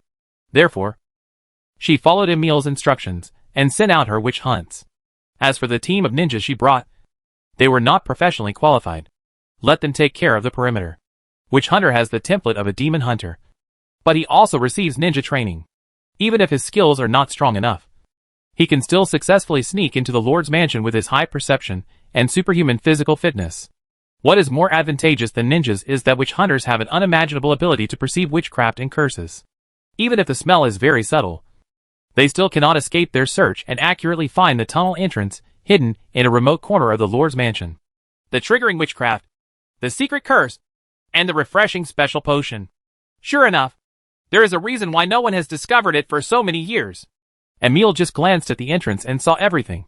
But she didn't take action next because Witch Hunt had no intention of entering through the entrance. Shinobu released a few small snakes, walked forward for a while, nailed a kunai to the ground, and nodded to the Witch Hunter. The Witch Hunter took out a bottle of magic potion and poured it on the kunai's position. The soil where it met the potion immediately melted like snowflakes. After pouring the bottle of potion, the tunnel stone wall could already be seen. Judging from the gaps in the tight stone walls, it seems that the construction was done with care. But it was useless. With Emile as the master of potions in the territory, and the various potion formulas accumulated at Hogwarts for thousands of years, The territory has a wide variety of potions. Therefore, if there is a potion that melts soil, a potion that melts rocks will naturally, it's also indispensable. People's inertial thinking was used here, and they only made the door indestructible, but forgot to reinforce the walls. Therefore, the witch hunter easily sneaked into the tunnel, cracked various witchcraft and traps along the way, and successfully arrived at Farrier. It took a lot of effort to build the Land of Voodoo. Chapter 217, The Land of Voodoo. Walking down the dark tunnel. Although there was no lighting, Emile and Witch Hunter were not affected at all. Instead, they were calculating how far they had gone. According to the distance, they followed according to the tilt angle of the tunnel. They had obviously gone deep underground, so it was a bit strange. The deeper the underground, the better. Construction costs and ventilation issues must be taken into consideration. But when they came to a natural underground cave, they understood why the tunnel was so deep. I didn't expect that she would find a good place, Emile said casually, holding his mace and wand, flicking away the brightly colored scorpion that fell on his shoulder. It's a good place for witches, because the underground caves are extremely damp, causing thick moss and tall ferns to grow everywhere. There are dense plankton in the water everywhere. And the most terrible thing is that they are crawling everywhere. The colorful insects and snakes make people's scalp numb just by looking at them. For ordinary people, walking 5 steps in this place is like smoke coming out of ancestral graves. But for witches, it is nothing, because many things here are essential materials for performing witchcraft, cursing and brewing potions. After all, chewing centipedes and toads is an introductory lesson for witches. Of course, after acquiring the foundation of Hogwarts, the witches changed these spellcasting habits that affect her appetite and physical health. Ahead is a Land of Voodoo. Please be careful. Emile saw the invisible dividing line not far away. The plants and poisonous insects that crossed the line were more energetic and brighter in color. So she said to the witch hunters around her. The 5 witch hunters nodded, and then drank a bottle of dark green potion without changing their expressions. This can greatly enhance their resistance to poison, because the voodoo land is not a kind place, and it can swallow up human lives. Very powerful. Just like mages have wizard towers, and wizards have their own wizard huts, witches also have their own unique side advantages. For example, a witch like Farrier who is good at cursing likes the voodoo land the most. She infiltrates witchcraft, poison and curses into every inch of the land to create her own special area. So outsiders have no way to hide their own. The traces were discovered as soon as they got close. At this time, in the depths of the cave, Farrier's face changed as she was throwing colorful mushrooms into a pot to brew potion, because she sensed the arrival of the intruder, and also felt a familiar aura, one that made her very unhappy. The breath. After pondering for a moment, Farrier did not escape through the secret passage, but put down the potion she was brewing and walked towards the intruder. When Farrier saw the tall Emile, her face became ugly.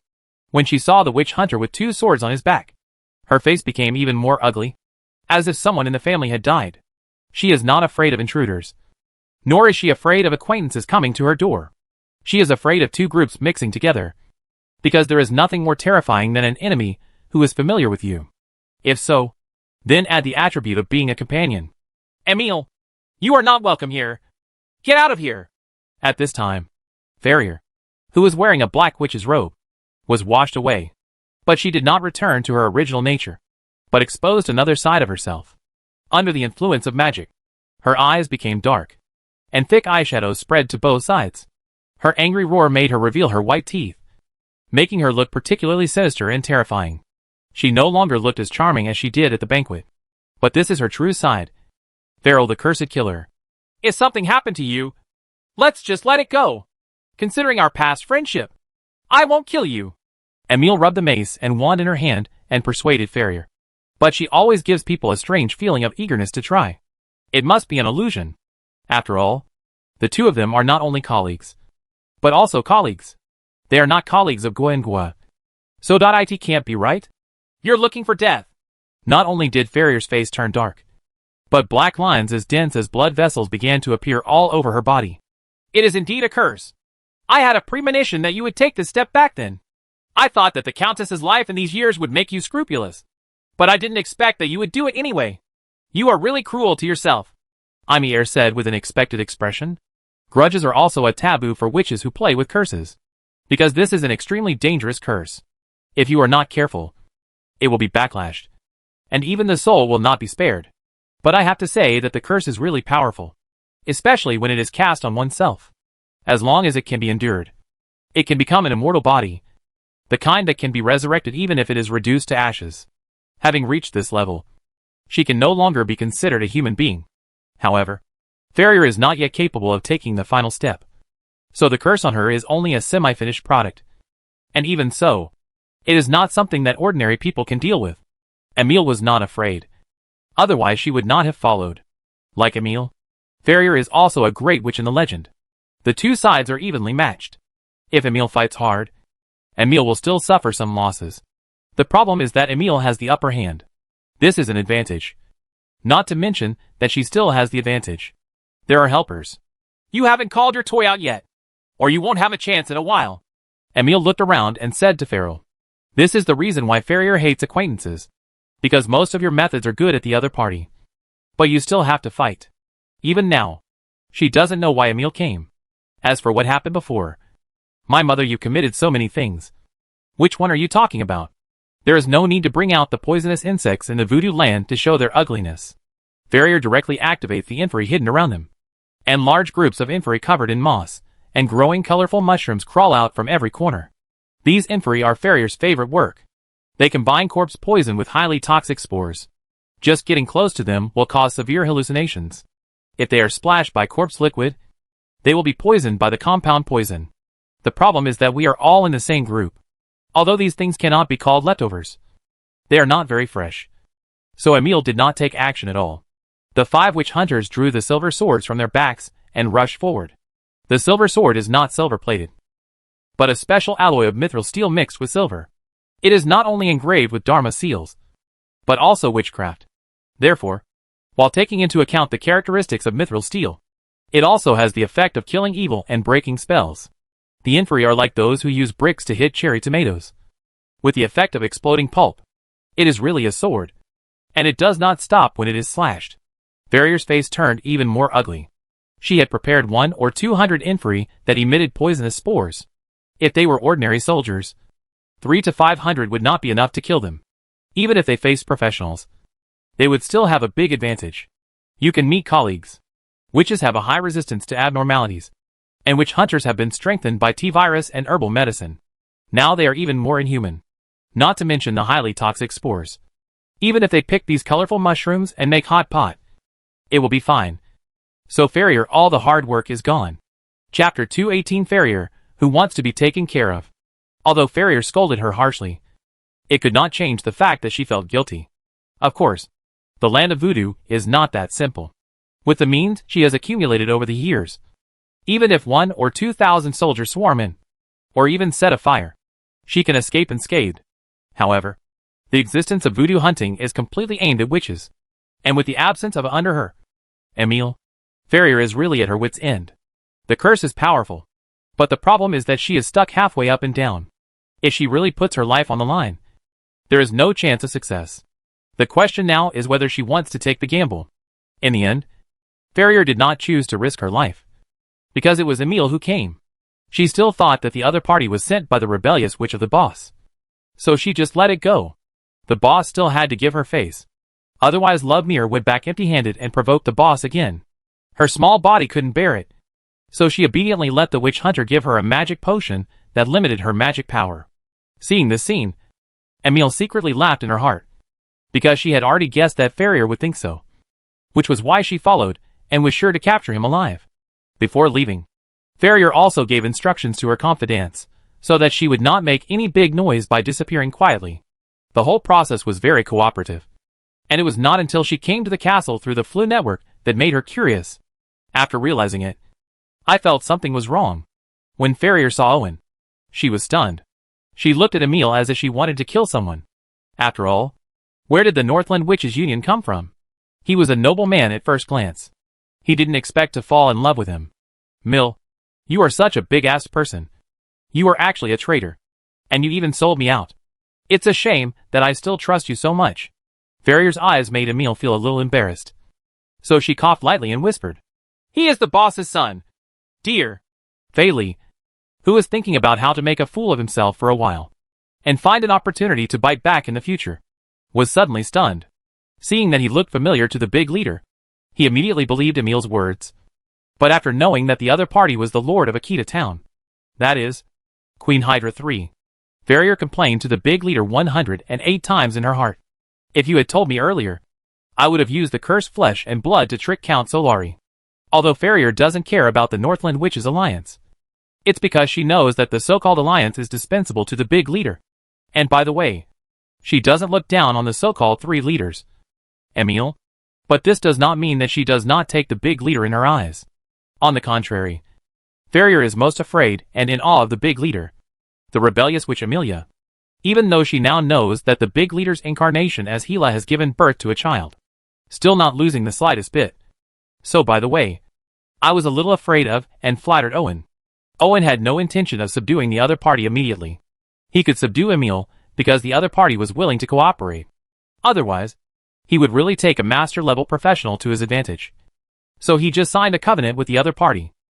Interestingly, Owen discovered that Farrier didn't actually have much ambition. She was obsessed with her identity as a countess and even acquired a territory because she liked the life of a nobleman.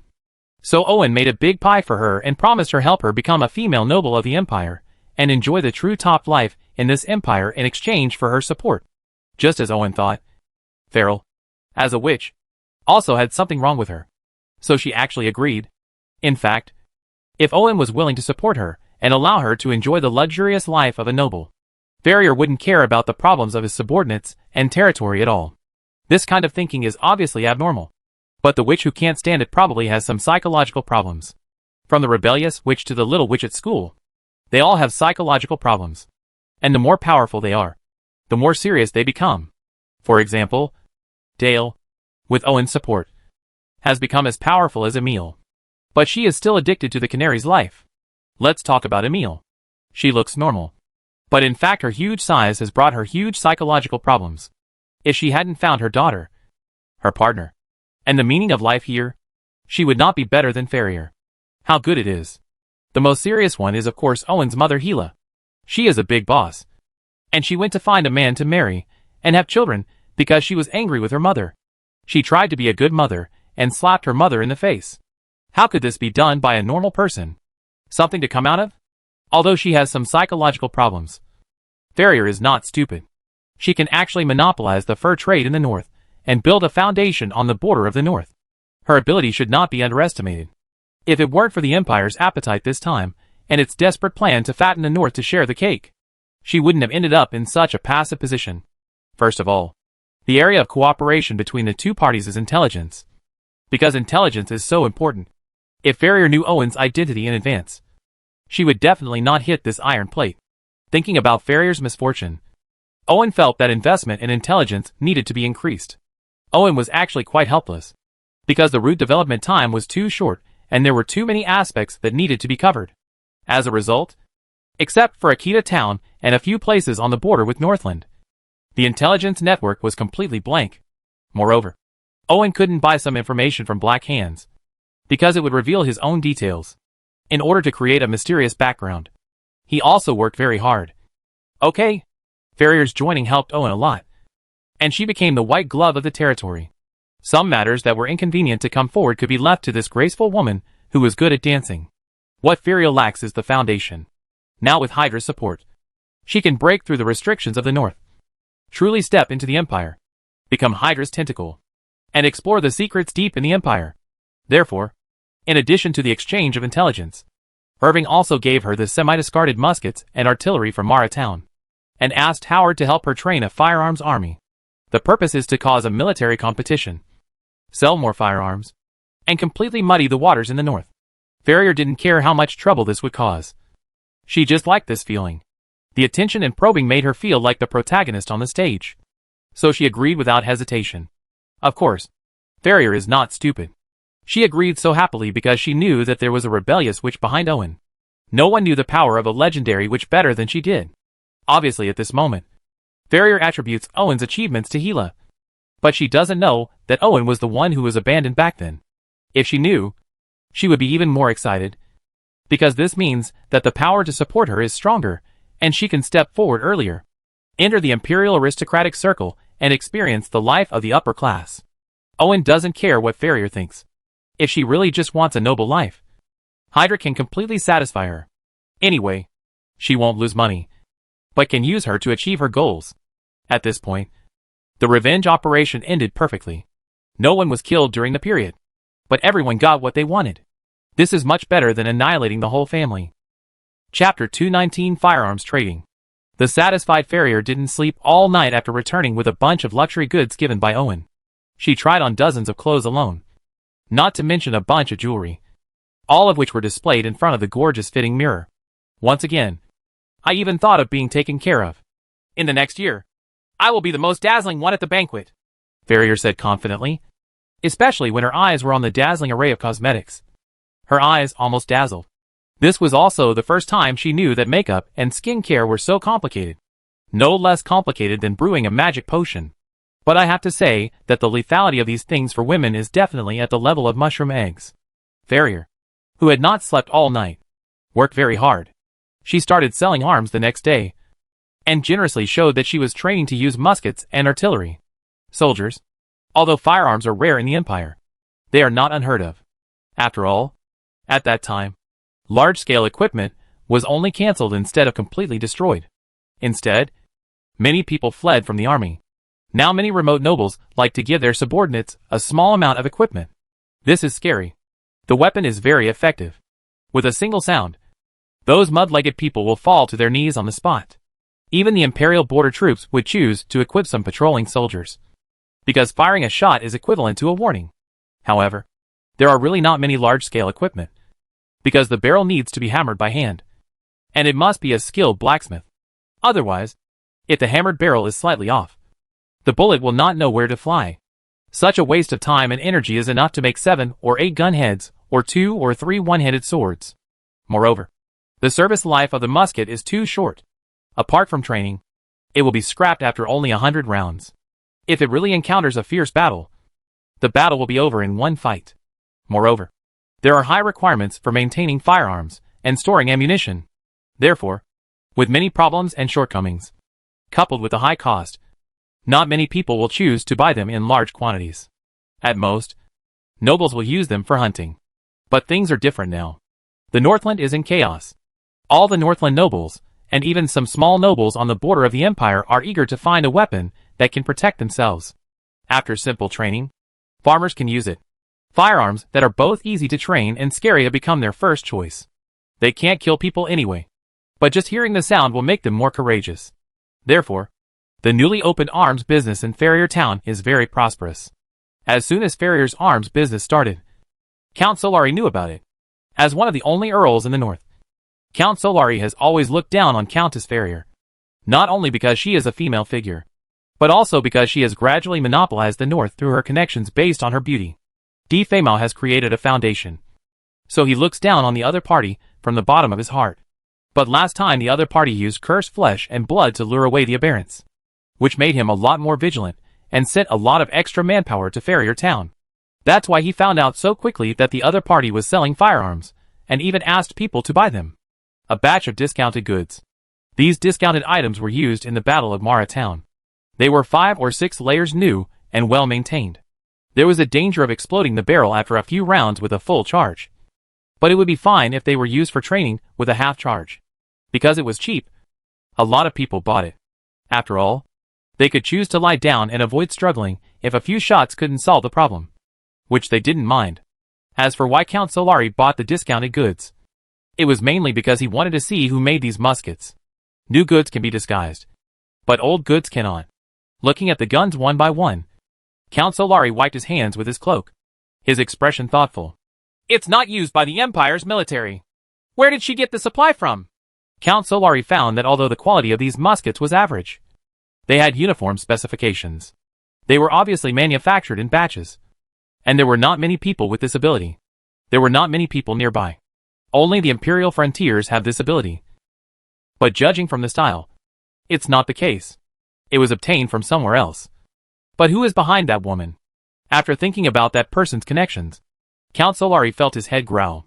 He simply gave up thinking and instead considered whether to purchase a batch of firearms. Because he has an elite cavalry under his command, Count Solari prefers to take the initiative and attack quickly. and has little interest in the formation-focused and slow-moving musketeers. But now the situation is getting worse and worse. He is vaguely aware of the Empire's plan, and the family's attitude has become ambiguous, which gives him an ominous premonition. Therefore, as a defensive weapon, it is indeed necessary to purchase a batch of muskets. The most important thing is that the price is not expensive. Even if it is brand new, he can accept it, as Count Solari purchased a large number of muskets. Countess Farrier even trained an army of firearms and drove the mobs around with great force, which immediately caused a change in the direction of the entire Northland. Many northern nobles and minor nobles from the border of the Empire came here to buy muskets. Fay Lyre refused to refuse anyone who came, and sold them for money. She sold thousands of muskets in a short period of time, allowing Owen to obtain a large amount of funds. And Fay Lyre, I also used my bedroom to buy more luxuries from him. Even a luxurious bathroom. Such a large-scale sale of muskets has naturally attracted the attention of many people. But just like Count Solari, Countess Farrier's interpersonal relationships are too complicated. For more than 10 years, her connections have spread all over the Northland and the borders of the Empire. Even the imperial capital has connections with several big cities. After all, the top furs in the north are the best stepping stone. In addition, Countess Farrier is charming and good at dancing. She has friends all over the world and countless admirers. It is not impossible to find the person who provides these muskets through her connections. But the time and cost will definitely make most people unable to do so. People give up this idea, so they can only use other methods. Sammy, who was building an intelligence network in Farrier Town, suddenly came back, but after listening to her report, Owen was dumbfounded. Is the situation really that bad? Owen said, rubbing his brows. This is still too short a time. If we give the Root some more time, we can dig out more information. Sammy was also a little helpless, because she knew very well the importance of Farrier Town to the outward development of territorial intelligence. But it happened the situation in Farrier Town was so complicated that she even found it difficult. Because Farrier is addicted to the upper-class aristocratic life. Many things in the territory are completed by her subordinates. These subordinates have been manipulated by Farrier.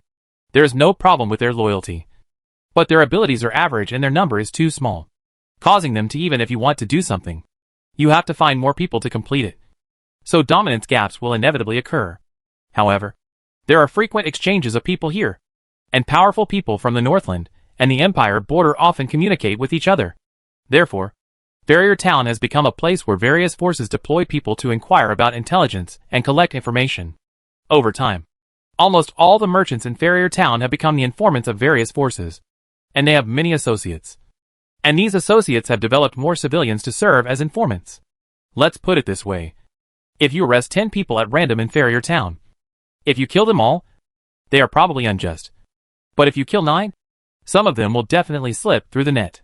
This shows that there are a lot of spies and spies in Farrier Town. Chapter 220 City of Spies. In this city of spies, everyone belongs to their own country. But some are from nobles. Some are from other forces. Some are multifaceted spies. And some don't even know who they work for.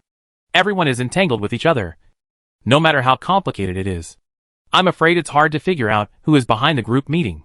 Recently, there have been more people from the Devil's Head and the Church of the Flesh, making it a mess. Samly realized something was wrong before she even laid out her intelligence network. After some secret investigation, she was shocked by the density of spies here, even though she came from the Naruto world where ninjas are everywhere. Yes, we can no longer use the number of people to describe it. We can only use the density to describe it. Go and call Farrier. Owen rubbed his eyebrows until his eyebrows turned red. He didn't think of a solution, so he could only ask someone to notify Farrier first, because of the double-sided mirror and FLA network. Farrier arrived very quickly, but when she received the information provided by Sammy, she was also dumbfounded and even took a breath. Of course, she knew that there were many spies in the territory, but she never cared about it. However, Farrier never expected that the number would be so large. It was like everyone was working as spies part-time. She has not been killed yet, all because of her. If it's done well enough. It's like the relationship between Mom and Dad and Snake and Shield. Farrier's face turned green. She never thought that Owen had lied to her or had a conspiracy, because it was too easy to know the truth. Potions similar to Veritaserum were not uncommon, and she had many methods. We can pry open those people's heads and learn the truth. So the biggest problem now is how to solve it? So besides Owen, there was another person scratching his head in the room.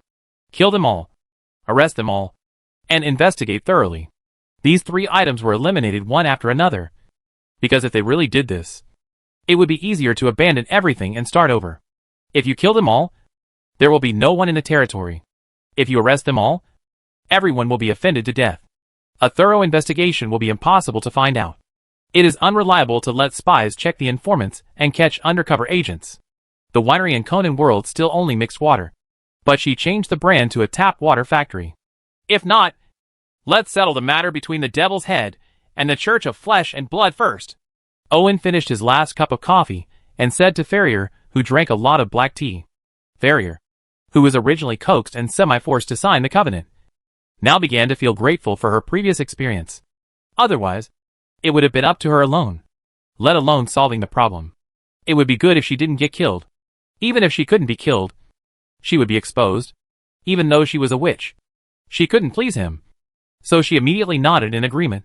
The Devil's Head and the Flesh Church have been very active recently. The number of people who have died in the north due to them has already exceeded 10,000. Judging from the situation in Farrier Town, it is possible for any one of them to massacre the city, let alone the 2 families together. So they must be dealt with first. It's just a good time to reorganize and control the army and some key positions. Owen thought for a while. This operation will definitely cause a lot of casualties. So why not take the opportunity to put some people on the death list? Jinbu is very good at arranging people's deaths. But Felicia continues to scratch her head when it comes to arranging people to take over those positions, because she doesn't have that many people. No. It should be said that she still had a lot of people before she saw that information. But she lost them after seeing that information, because she thought they were her own people. But in fact they were not. It was too late to use witchcraft to transform it. In desperation, Farrier could only second a group of middle-level supervisors and basic managers to Owen to fill the vacancies in the territory's management. Although there is a hidden danger of attracting wolves into the house. Considering the complexity of the territory, what else can Farrier do? Owen was also speechless. He thought he didn't have to worry about putting on white gloves. But he didn't know that he had to wash them himself and provide the soap himself. Without further ado, Owen gave the root authority and asked Sammy to mobilize ninjas and witch hunters to set up a killing spree in Farrier Town. He was so anxious because he was afraid that something would happen to these 2 families, and hundreds of people would be killed or injured. If the town of Farrier turned into a wasteland, all his investment would be lost. Came to Farrier Town quietly through the FLA network, and Sammy began to make plans. The ninja is more professional and is responsible for investigation, while the witch hunter checks the equipment and is responsible for taking action. It only took half a day for the knowledgeable ninja to explore the location of the 2 families. The drawings were very detailed. They even found the tunnels and laid traps. The whole process was undetected. It can be seen that after Sam how strong will Yi and Ren's professional abilities become after further training. Remember the details, and then wait for night to fall. Facing the witch hunter's fanatical eyes, Sammy crossed her arms. She was also full of expectations for her first mission. But she still had to wait. I didn't want to wait until night, so I just gathered the team to surround the place and start organizing.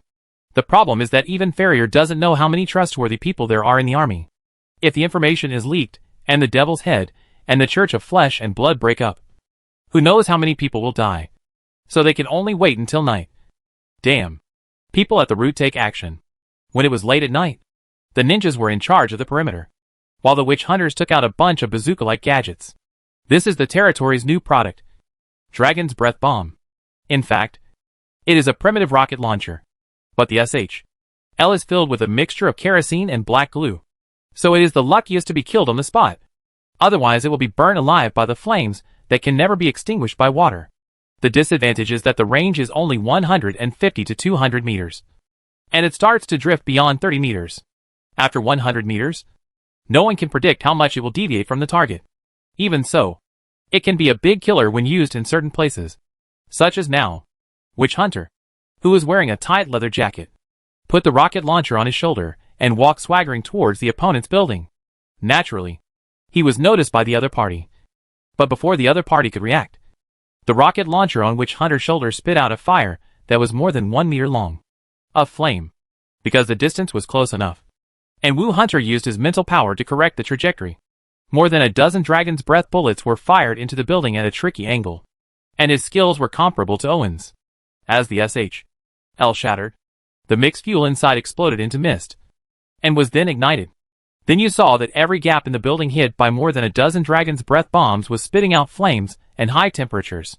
The entire building, they all feel like melting in the flames, which shows how high the temperature is. If it were an ordinary enemy, I might not even bother to clean the battlefield. But the opponent is a member of the Church of Flesh and Flesh. I dare not say that immortality is standard, but his vitality is so tenacious that he can cut off his head and rip out his heart without dying. Especially since there is a person inside, a bishop of the Church of the Flesh. It is the instinct of organizations, like the Devil's Head and the Flesh Church, to cause trouble. However, they are suppressed at all levels within the Empire. Even if they want to cause trouble, they are afraid that the Empire will take the opportunity to kill them. However, this time the chaos in the north has allowed them to see how to cause trouble. Opportunity. At first, they doubted whether this was a trick set by the Empire. After all, the Empire was really capable of deceiving them with the lives of hundreds of thousands of people. But thinking about the hundreds of thousands of lambs waiting for the butcher's knife in their hands, and thinking about the touch of flesh and blood, and the sweetness of blood, they couldn't bear it anymore, and sent some of their men to the Northland. The bishop of the Flesh Church would not have come so soon. But not long ago, the Flesh Church received news of the appearance of the Book of Flesh, and found out that the Book of Flesh came from the north. So he came. But he would rather not have come. Chapter 221 Dragon Breath Bullet. At night, the bishop of the Flesh Church, who had come all the way here, had no intention of resting. Instead, he immediately summoned all the people in the north to hold a bloody sacrifice. This is not only to get to know each other, but also to show one's authority and let them know who is the boss. So no one dares to be late, because they know the price of being late. That is, as a sacrifice to the Lord of Flesh and Blood. The sacrifice was held in a remote building. At this time, the bishop of the Church of the Flesh was waiting there, wearing a robe that looked like it was sewn with bacon. The believers also arrived carrying cattle, sheep and other fresh meat. Yeah.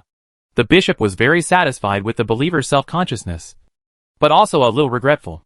This place is too close to the border of the Empire, and it is in a bustling town. It is not easy to kill too many people, so we can only make do with beef and mutton. Fortunately, the Lord of Flesh is not picky, as long as it is a creature of flesh and blood. After placing the sacrifices on the altar, the bishop began to hold sacrifices. He raised his hands high and joined dozens of fanatical believers in singing praises to the greatness of the Lord of Flesh and Blood around the altar filled with fresh blood and flesh. The whole scene was like a slaughterhouse occupied by a group of psychopaths. Capture and open the same ladder, according to the custom of the Flesh Church. In addition to sacrificing new flesh and blood, believers will also sacrifice a part of themselves as a tribute to the gods. And the more pious they appear. For this reason, many believers died during the ceremony. But that was before. With the continuous suppression of the Empire, it is not easy to develop believers. And sacrificing yourself can easily leave scars on the body, if someone follows the clues. If you are not careful, the missionary work in the entire region will suffer a huge blow. So it has been give up this ritual. As the sacrifice progressed, just as the bishop was about to distribute blood wine to the believers, more than a dozen dragon's breath bullets were fired. The flesh and blood bishop's nerves were trembling all over his body, trying to get rid of the shackles of his body and escape alone. This was a secret technique given to him by the Lord of Flesh and Blood, which made his nerves far beyond the range of normal creatures, like a steel wire. But at this time, he only thought about to escape. Danger! At this moment, the breath of death penetrated the bishop's body. Out of instinct, he used a secret technique. The swollen nerve shot out from his body, instantly piercing dozens of believers around him and pulling them back as human shields. But the dragon's breath bomb is so terrifying. The terrifying high temperature is getting higher and higher under the constraints of the building.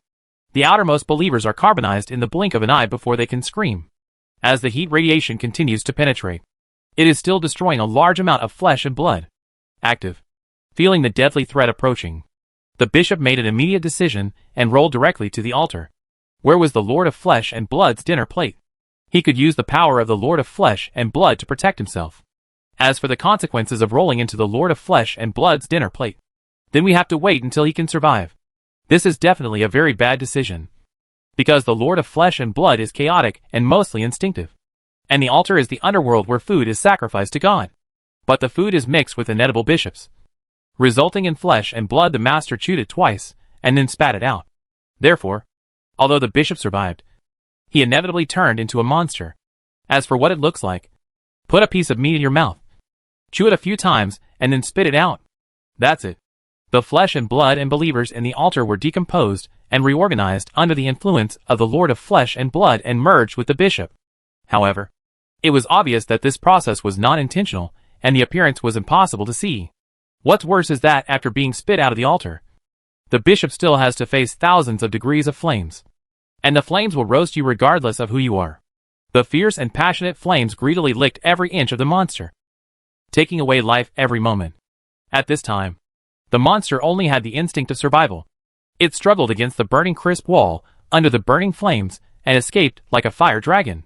However, the flames did not bring power, but fatal damage. Just after arriving in the outside world, the monster's nearly collapsed flesh and blood began to reorganize again, discarding a large amount of inactivated flesh and blood. While the body became slender, the body surface was also covered with a thick layer of scab, and hundreds of legs grew at the same time, with more arms. It looks like a giant centipede. Owen, who saw the scene through the one-eyed giant eagle, almost said the words, "Are you the national master?" But thinking that no one in this world could understand, he swallowed it back. After coughing and putting down the coffee in his hand, Owen continued to read and asked the Flame Queen to analyze the data, because this was very important information. After all, he didn't think that the Flesh and Blood Church would stop here, and he would have to deal with it for a long time in the future. So the more detailed the relevant information, the better. Facing the centipede monster that could give him nightmares for a lifetime just by looking at it, the witch hunter had no expression on his face. These witches were originally severely distorted in body, causing their mental state to be distorted. They were only a thin line away from inhuman witches. Even after they were recast, their mental state was far from normal, so they were not affected by the scene before them. They calmly put away their swords, took out their broomsticks, and got off the ground, giving up on melee combat. Instead, they chose to hover in the night sky, then shouldered their rocket launchers and used dragon breath bombs to add more fire to the monster. Taking into account the difficulty of the Flesh Church and the existence of the Flesh Plague, Owen prepared a large number of dragon's breath bombs for Witch Hunter. So the Witch Hunter riding a broomstick directly transformed into an armed helicopter, whizzing, firing dragon's breath bombs, adding fuel to the fire. The centipede monster is always in flames. The centipede monster was unwilling to face death and kept struggling to escape, so it ignited many surrounding buildings and caused huge panic. After all, such a large human centipede was running around and could wake up even the coffin board. No one expected to see this nightmare-like scene in the middle of the night, so they instinctively ran away, causing even greater panic. Hell, I just said people from the Church of the Flesh shouldn't be allowed to stay here. I don't know how many people who were awakened by the scene in front of them said this sentence, but there was no way. Although they didn't like the Church of Flesh and Blood, there was no one who dared to stand up and oppose it and was still alive. So those who were still alive chose to shut up. But now they regret it. Helpless, in order to keep their own wealth and status. These people, regardless of who is behind them, whether it is one person, two people, or even more people, have to take action at this moment. Organize people to put out the fire, and restrain those who are at the end of the crossbow. Stop running around. Flesh and blood monsters. Just go and die. They are so active not because they are loyal to Farrier, but because they know very well that once they lose the town of Farrier, they will lose everything. In the Lord's mansion, Farrier, who should have been worried and angry about someone making trouble, was sitting elegantly on the terrace with a cup of black tea, sneering at the scene in front of her, without feeling any distress at all. The town that she was originally proud of is now like a joke. Apart from the name, what does the entire territory have to do with her? In a town full of spies, she still felt like a lord. Every time she thought of this, the anger in her heart was stronger than the flames in front of her. At the moment, Farrier was just like an honest man who met a scumbag and gave her a son to raise. He was completely angry. It was good that he didn't help light the fire. Anyway, the worst he could do was to be kept. Didn't Emile and her daughter live a life like this? She was jealous of the decent upper-class life and the slickness of everyone. However, in the face of the unsuspecting confidants who came to report the news, Farrier had to play her role well. So she issued an order without interest for soldiers to be dispatched to suppress the unrest. And she was also prepared to intervene to stabilize people's hearts. Chapter 222 The Night of Assassination. Farrier's current state of mind is very interesting. Because everything she has been proud of for more than 10 years has been used to make wedding dresses for a bunch of people. Although she has not completely given up on herself. Her heart is full of emotions that she will destroy herself if she is tired. Because she is really I can't muster the energy to start a business again. In order to vent her emotions, Farrier not only became one of the masterminds behind the incident, but also personally wrote a death list. Now this list has become a reminder. In the town that is gradually becoming chaotic, the people on the list die in various coincidences or unlucky ways to make room for the people sent by Owen. In order to avoid suspicion, the ninja responsible secretly stirred up chaos and randomly killed some unlucky people, making it impossible to investigate because there were too many suspects. Before the ninjas took action, some smart people took the opportunity to kill their opponents and blame others. As the chaos spread, more and more people had this idea and implemented it. There were no longer enough assassins in the town. There is more than one order in each one. Sometimes he is a hired killer one moment and becomes a new target the next. In such a chaotic situation, the clues left by the ninja are not important anymore. Even if Holmes comes now, there is no way to find the murderer. Because there are too many murderers in this ghost place. According to the comic style, there are really little black men everywhere. People were running around. Conan could break his legs even if he came. There were too many murders that happened at night. Except for the Church of Flesh and Blood. The operation to eliminate the demon head also did not go smoothly. Compared with the Flesh Church, which has a large number of people, the Devil's Head is much smaller in scale. Several warlocks are crowded in a private house. As a result, because they are careful in everything, they detect the approaching threat in advance. After all, the devil is still intuitive.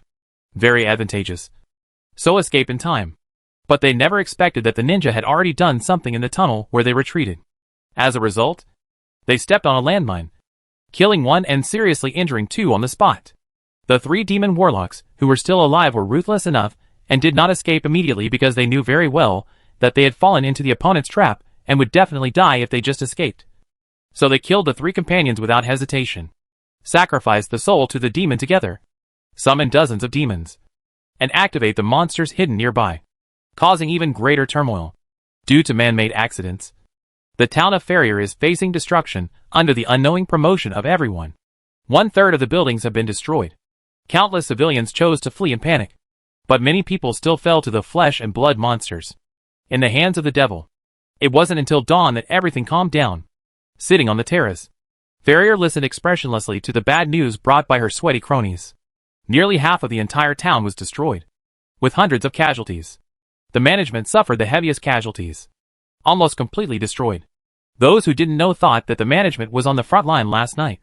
But in fact, they had arranged everything. After the assassination, he had to face assassins arranged by others in a blink of an eye. And there were more than one wave. It can be said that the number of tasks completed by the local assassins last night was the total number of tasks completed in the past 3 years. This is embarrassing, because everyone had a tacit understanding before deploying manpower to Farrier Town. And everything was fine. Who would have thought that last night? Everyone was somehow connected and wanted to eliminate some competitors. As a result, you lit a fire. I added a bundle of firewood, and he poured a bucket of oil. And it became a big deal. In this regard, Sammy silently said that these are what she should do. Although they assassinated each other last night, it was impossible to achieve this effect because of the different levels of assassins. But who asked for more professional ninjas to help check and fill in the gaps? So more than half of the management could follow the gang. The remaining injuries, even those with the most minor injuries, will have to recuperate for several years. While those with more severe injuries will hopefully be able to return to their jobs and shine if they can be reemployed. However, this was obviously impossible. Farrier spent a large amount of money to select suitable people from the chaos to replenish the population, and at the same time posted notices to select talents. Owen promised her managers to join the spies sent by various forces to become a member of Farrier Town, and quickly help her manage the large influx of people. Rioters are not easy to contain. In addition to having enough money and food, they must also be able to contain them. Otherwise they will inevitably suffer the consequences. There is no need to worry about money and food. Farrier's small treasury is still quite rich, and the food is also supported by Owen. It will be no problem to feed the entire population of the entire town, let alone 1 or 2,000 people. After giving these people a full meal, the manager immediately went to work without giving them any time to rest. There were soldiers with muskets standing by to supervise their work. This is not because they are not kind enough, but because people will have random thoughts when they are full. These are chaotic people. If they join forces to rebel, I don't know whether they will succeed or not. I am afraid that Farrier Town will not be able to retain them. So they start working immediately after eating, fall asleep after finishing work, wake up to eat, and then work again, not giving them time to think. After the house is built, follow Owen's lead and distribute the property and farmland directly. Those who are barefoot are not afraid of those who wear shoes. So once they have fixed assets, these so-called chaotic people become docile people, because they are reluctant to part with the property they have dreamed of in this life. Farrier Town stabilized at an astonishing speed and quickly recovered its strength. Some small private movements also gradually subsided because they could not find an opportunity. But Hydra's support for Farrier did not end. And the aftermath of this incident would not end so simply. Regardless of the Devil's Head or the Church of Flesh and Blood, they are not the ones who swallow their losses hard. If they don't come back with revenge, they would be disgraced by the reputation of their evil organizations. And this is what Owen hopes for. As long as Farrier does not fall, the hatred will be attracted to her, and the territory can take the opportunity to develop, absorb more people, and complete the renewal. For this reason, Owen specially sent a small team of ninjas and 10 witch hunters to take charge of her personal safety. He also sent Howard to help organize the soldiers and train a pure firearms army. Just as Owen expected, the rapid development of Farrier's town attracted a lot of attention. Because of Farrier's complicated interpersonal relationships and the unknown number of admirers, it was difficult to figure out the power behind it. This attracted a lot of attention. More people came, not only curious about Farrier, but also curious about what happened at night. Being able to annihilate a flesh bishop, dozens of flesh cultists, and many demon warlocks from the Devil's Head in one night is definitely not something that an ordinary organization can accomplish. Even the Black Hand mobilized a group of elites to come to Fairly Air Town. After Owen knew this, he secretly breathed a sigh of relief and was finally able to develop his territory with peace of mind. Chapter 223 Great Development of the Territory. Although not long ago, the place where thousands of deformed people pass became a dead place. But thanks to the continuous influx of chaos into the north, it did not take long to fill this empty space. And the repaired military camp was once again, they started hunting, keeping the good ones and killing the bad ones. The population growth of the territory entered the fast lane again, thanks to a good internal affairs system, a strong army, and Owen's kindness. The rebels assimilated quickly, even if there were restless ones. It was easy to deal with them. The military camp was the best place for them. I didn't look at Charlie. Munch Kira is only one step away from becoming a full-time employee. There are precedents. No matter how restless, unless they are born chaotic and evil, they will choose to fight within the existing framework. After eliminating this part of the unstable factors, the rest can be easily arranged. Those who know how to farm will farm. Those who know how to herd will go to herd. Those who know crafts will work. And those who want to be soldiers should become soldiers. If you think you are talented, you could also go to the town center to recommend yourself. However, even with this diversion, and there has always been a remnant in Akita town, the influx of people in a short period of time is still too much, and the town cannot accommodate it, so it can only be dispersed outwards. It is unrealistic to rebuild the town. There are only 4 towns in the 4th level town center. Now they have been given to Mara Town, Green Shade Town, Nomadic Tribe, and Bison Tribe. Therefore, Irving divided the original Mujai Earth forts outside the town into levels, with 100 households as one base and 300 as one fort, and built Mujai Earth forts. It is actually a village, except that all adult males are militiamen and are given out muskets for regular training, so that even if they are surrounded by regular troops, they can withstand for a certain period of time. But division alone is not enough. These places also need to have managers. Owen had an idea and took out the empty duty of the general's camp. On this basis, he drew a big carrot for the new arrivals and divided the territory into serfs, farmers, commoners, gentlemen, knights, and knights, with the latter 2 are divided into 3 levels. The gentleman corresponds to the citizen, which refers to the farmers and businessmen with small assets in the territory. They have money but no power, so they are eager for recognition. So Owen gives them the vanity they need. Gentlemen do not have many privileges. But Owen stipulates that farmers and commoners must be courteous when meeting gentlemen, and take off their hats to show respect. In other words, whoever sees them nods. And there is no need to line up. Irving praises himself for being able to satisfy the vanity of these people and gain gratitude and support without paying any additional cost. A knight does not need you to be a knight. He is a military position outside the military system. He is mainly responsible for the training of the militia in the place he manages. A knight has a higher status than a knight, and is similar to a township chief. His duty is to assist local farmers in managing the territory, such as organizing production, collecting taxes, labor, and public announcements. No one doesn't like rights. Even if it's hard, they still enjoy it. Not to mention that the pie drawn by Owen includes them all. So they are all working hard to fulfill their responsibilities. The stability of the territory has accelerated development, and Maya is already preparing to build a city. As for Owen's previous concerns, the Empire's predators are about to leave for dinner. So what are they worried about? It is the last word to develop one's own strength as quickly as possible. It took Owen several years to understand this. But thanks to his previous low profile, the Empire is now focusing on the more mature and plump northern borders, rather than the remote places near the northern boundary river. Because in the middle the distance was so far that it would take several days even if we rode horseback day and night, half a month by caravan, and even a narrow escape on foot, before the emergence of large-scale cheap transportation methods. This kind of development is completely worth the loss. So unless they discover the truth about this plum fruit in Akita town, they will not focus on it in the short term. So Irving still has time now. And it is the time for his best development. First, there is the foundation laid previously, including iron ore, fuel, stone, wood, industry, talent, and food, which are enough to support the rapid expansion of the territory. Second, there had just been a big commotion in Farrier Town, and the Countess acted like she had someone behind her back.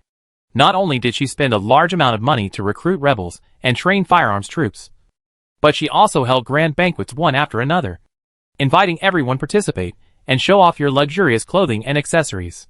The food provided during the period contains a lot of spices, and the wine is also a rare and exquisite product. Whether it is delicious or not, the food is really expensive. Even ordinary nobles cannot afford these, and even if they do, they would not be willing to use them at a banquet of this caliber because they are not worthy. Now everyone is speculating that Farrier, the famously beautiful countess, has a powerful admirer. In comparison, even the town being rebuilt and the firearms army being trained are not important. Not to mention the remote Hydra territory. The third is Mara Town, where military camps and nomadic tribes form a dragnet between the northern border and the Hydra territory. The insurgents can never come back, while gaining a lot of labor. It also keeps the territory isolated from the outside world. Thanks to these advantages, Maya can freely replan the territory, starting with building city walls. Owen was hesitant about building the city wall, because the stone materials needed to build the city wall previously came from underground ruins and could be directly demolished. But now the underground ruins will be the focus of the next development, and they certainly cannot be directly demolished to build the city wall. This is totally worth the loss. Fortunately, with the mining of the buffalo collar iron ore, a large amount of stone was also brought with it. For this reason, the Flame Queen stepped up the construction of underground tunnels from the territory to the buffalo collar iron mine. The original tunnel was more like a pipeline, because no one was needed to drive it. So the trains that transported the ore were many. Anyway, the iron ore transported did not need to be kept intact, so there was no need to build it too big. But stone was not good enough, so expansion became inevitable. After expansion, the underground tunnel from Akita town to the Buffalo territory can now pass small trains driven by goblins, which can transport 10 to 20 tons of cargo at a time, if it does not stop day and night. The transportation volume is considerable, although the which can transport the space expansion bag through the FLA network faster with the space expansion bag. The territory cannot currently make the space expansion bag itself, and can only exchange it through Owen. In addition, there is currently a need to support Farrier Town with supplies. Plus, considering the long term, Irving agreed to the plan to continue expanding the underground tunnels, and eventually reach the standard of double railways. The puppet machinery factory located in the underground city is also working overtime to produce excavators and cranes. The quantity does not need to be too large, but it is enough to increase the progress of the project more than 10 times. but it requires a large amount of steel. The speed of development of Akita Town shocked some outsiders stranded here, including many businessmen with long-term vision, especially after the class divisions were announced in the town center. How could these rich but powerless people stand this? Those who have the capital should seize the opportunity to buy property, and those who have no capital should find ways to participate in it. After assimilation, these people are at least commoners. Most of them are citizens, and some even have noble potential. Their joining further enriches the talent pool of the territory. What's interesting is that while the territory is busy, Owen has nothing to do. There was no way. There was Maya for big things, and there was a well-established management for small things. There were really not many things that required him to make the decision. So Owen, who had nothing to do, planned to go to the Blue Sea to see where he had explored. Chapter 224 Princess as a Gift. Although he has returned to his original world, Owen has not given up on the Blue Sea. After all, this is a new and unexplored world, and it is still a low-mystery world with little ability to resist. Without further exploration, it is like drinking yogurt and just licking the bottle. It's the same as covering. It's wasted. It must be licked deeply, carefully, and repeatedly. Only when it is licked dry and clean can it be considered worthy of one's own ability. Therefore, Owen has been there twice during this period, accelerating development there and also arranging exploration missions. After having the experience of underground ruins, Owen was very curious about whether there were ruins in the Azure Sea. So he asked people to explore the origins of humans in that world to see if they could find another ruins. Owen knew very well how many benefits a relic could bring. Even picking up trash could make him fatter. So he was naturally very attentive. Calculate the time. Even if you don't find anything this time, you should have some clues, Owen thought. Thinking of this, Owen couldn't sit still. Seeing that he had nothing to do in the territory, he packed up some things and headed to the Blue Sea through the portal. Gradually, I became familiar with the feeling of time travel. When I opened my eyes, I stood in front of the portal. The 10 samurai responsible for guarding immediately knelt down and escorted the lord back to the castle tower. Now the castle tower has been upgraded to the 3rd level, and it looks pretty good. A city wall has been built around it. Although it is a bit small, it is pretty good for the island. Outside the city walls are neat farmlands and villages, with thousands of Japanese farmers working hard. The climate here can achieve 3 crops a year, and it can meet the needs of the territory without Owen's cheating. There are even a lot of remaining. I really don't know how those savages, who also live in tropical climates, can live like savages. Are they brainless, or their evolution bar is stuck? Everything here is good. The only regret is that the castle tower reaches the top of level 3, and the upper population limit is only 5,000. This makes Owen a little disappointed, because he cannot use the human sea tactic. However, the number of savages on Bull Island, which was renamed Hydra Island, is already limited. Another group was killed before, resulting in the current population of the territory being only a little over 2,000. Most of them need to work to complete production tasks, and the rest follow them as soldiers. Sailor. At present, the castle tower can recruit a Shigeru, Hatamoto, and samurai. According to the combat effectiveness, the corresponding progress value is 1.35. The advantage is that it does not need to consume the progress value and only requires gold coins to recruit. The disadvantage is that it is weaker than the troops of the same level. But this is not important, because as a world dominated by oceans, the main force in the battle has never been the army, but the strong ships and guns. There are now 3 more ships in the territory than before. In addition to the 2 scimitar destroyers, there is also a new capital ship, the 3rd level battleship Storm with 80 guns. Originally, Owen didn't plan to exchange for the big and useless battleship, but after knowing some of the situation in the Blue Sea, he still exchanged it for the battleship. Currently, the battleship was driving away the nearby sea beasts and banshees, and was training at the same time to form combat effectiveness as soon as possible. Unexpectedly, it happened to meet the envoy from the Queen's Island. A brand new battleship. It seems we have all underestimated this one. This time the messenger is still Abigail, but she looks a little more tired than before. It seems that this period of time has not been very smooth. Thinking about it, you know that rescuing a 3rd princess is a great achievement. But bringing back a 3rd princess, who tried to rebel, and was found to be the leader is seeking death. She is pretty good. After all, she is a confidant of the Queen. As a member of the royal family, it is understandable that the 3rd princess cannot handle it. Therefore, although she is under a lot of pressure, one day will eventually pass. Shulia will what bad luck. Shulia, who returned alive, can be said to be the biggest scandal in the royal family of Queen's Island. Even if the queen loves him, his cuteness will disappear. What's more, he is a time bomb right now. So he has to consider whether he should let him catch a cold and die or make a mistake, fall into death on the stairs. The queen's unabashed look made Shulia feel chilled. But he was not willing to die like this.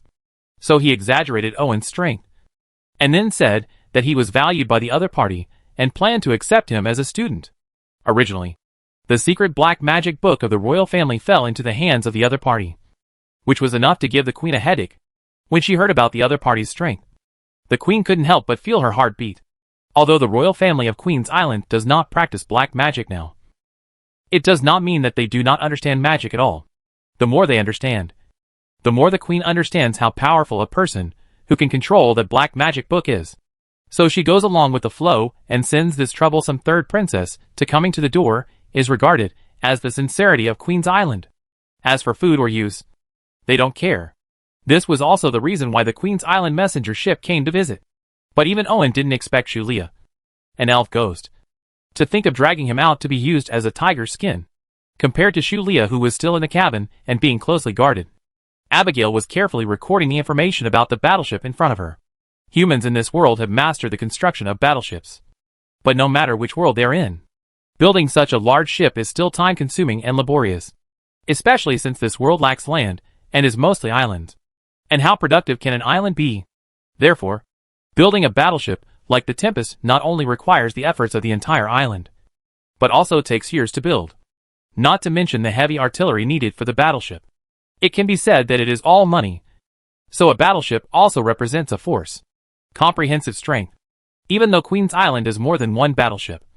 After seeing this brand new battleship, Abigail decided to maintain a high respect for Irving. You must know that Queen's Island built the last battleship 5 years ago. It has not yet calmed down. And the other party's ability to independently build a battleship is a manifestation of its strong strength. So it is carried out according to the standards of visiting a country. When Irving received the news of the visit of the Queen's Island envoy, he knew that his men's exploration of the origin of mankind had been exposed. Otherwise the other party would not have given some of the books in the Queen's Island collection as gifts. And they were all books about the origin of mankind. Obviously, Irving had previously the movements of his men attracted the attention of Queen Island. However, this did not surprise Owen.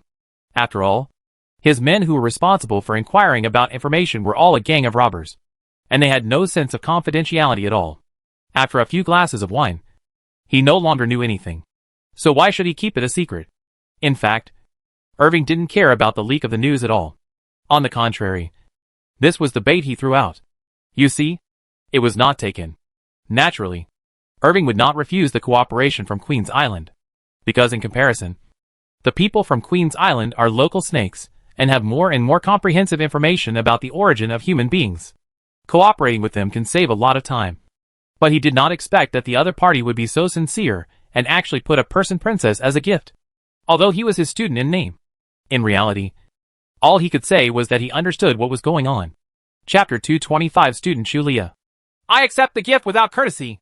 On the high castle tower, Owen enjoyed the meticulous care of the Japanese maid. He said calmly to the envoy from Queen's Island. At the same time, he glanced at Shulia. It was obvious that the gift was the scope also includes him. Neither Abigail nor Shulia objected to this. One was in awe of the other's strength, and the other was relying on the other to save his life. Negotiations require one party to be subdued. After Abigail, who represented the Queen's Island, put down the aggressive attitude of the powerful forces, the two parties quickly completed the exploration and cooperation. So she returned to report to the Queen not long after. And only the third princess Shulia stayed. Owen didn't want to accept this student at first. After all, he wasn't really a pervert, and he had no interest in splitting his sleeve. What's more, this guy was ambitious and wanted to usurp the throne, which was even more troublesome. But if you think about it carefully, it's actually quite interesting, isn't it? So I really plan to teach something, just to pass the time. How have you been during this time? Owen asked the maid to step back and asked Shulia, who still maintained the demeanor of a princess even though she was not used to kneeling. It's very bad. Shulia told the truth. He was really having a bad life because his mother and sister wanted to kill him. If he hadn't still been of some use, he would have died long ago due to various minor accidents. It's just bad. Because you chose the wrong path. Owen smiled slightly and continued. You think I'm not qualified to be the queen? Shulia smiled. But the madness hidden in her eyes could engulf him at any time. Because this was his only obsession. When this was denied, his life will be meaningless. No. What I'm saying is that you chose the wrong career, Owen said still calmly. And Shulia's madness was not enough for him to take seriously. A crazy warlord can drag thousands of people into hell. But the rage of an incompetent person is meaningless. After all, not every madman is called a clown. I am a mage, a wizard, an alchemist, a puppet master, and a summoner. But this does not prevent me from becoming an excellent lord. Owen used himself as an example, and stewed a pot of poisonous chicken soup for Shulia. Although she didn't say it explicitly, Shulia immediately understood what Owen meant. After comparing it with her own experience, he finished the bowl of chicken soup. He almost died after taking the black magic book. But the other party was able to gain the respect of Queen Island. What's the difference? The answer is strength. As long as he is strong enough, he can occupy an island and become his own queen.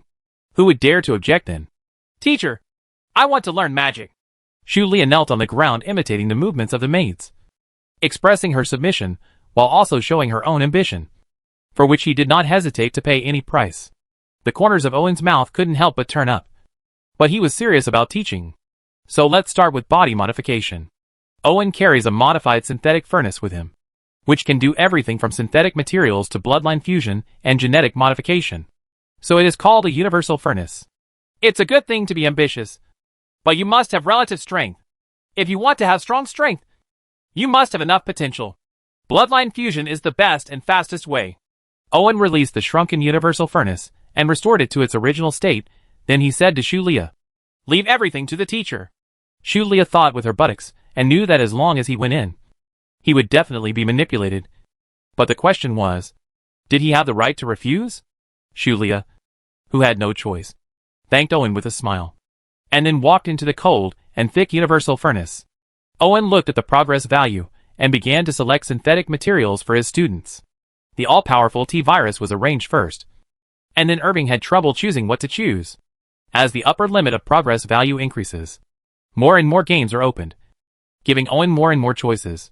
The problem is that he has never played many games at all, and he doesn't even know the plot background very well. As a result, most of the games are idle. Therefore, when choosing Fusion Bloodline for students, he chooses among several familiar games. This is it. It will feel very exciting. Owen touched his chin and smiled strangely as he helped Shulia choose the Fusion Bloodline. It is said to be a universal furnace, but it is better to use the system to strengthen the opponent, so there is no danger at all, and the Bloodline Fusion will be completed soon. Shulia came out of the universal furnace and was incredibly beautiful. Her whole body seemed to be sparkling. I feel amazing and very comfortable. Shulia kept touching her body with her hands, especially when she looked deeper. Her expression was very subtle. The bloodline fused to you is called Vila. It is a natural magical creature and the embodiment of charm. Its appearance is even better than that of the legendary elves. Owen said with some pride. The bloodline chosen for the student, whether it is strong or not, is another matter. Fun enough to be true. As magical creatures, Vila and Succubus know each other very well. They are equally beautiful and full of charm. They are born with magical power and have the ability to transform. However, they cannot easily have deeper communication with the opposite sex. Vila can change their appearance and even turn into animals, especially when they are angry. They can turn into a harpy that releases fire. To some extent, Vila has a bad temper. As a natural shapeshifter, gender has no meaning to Vila, which is why Shulia's expression just now was so subtle. Now the last obstacle to her becoming the queen no longer exists. These are textbooks. If you don't understand anything, you can ask me at any time. Owen took out the Hogwarts spell textbook and said to Shulia. His attitude became a little gentler from the previous indifference. After all, everyone he is a face control person, and he is no exception. Being good-looking is an advantage. So although he is not affected by charm, he will inevitably be given preferential treatment. The Hogwarts magic system was prepared for Shulia after careful consideration. First of all, her Vila bloodline comes from this world. In addition, although the power of Hogwarts spells is not great, it is very versatile and can be used as long as there is magic power. It is used and covers all aspects, including space, time, and cause and effect. But to what extent Shulia can grow is not important to Owen. It is just a casual move. For now, her management ability is more useful. Shulia wanted to become the queen.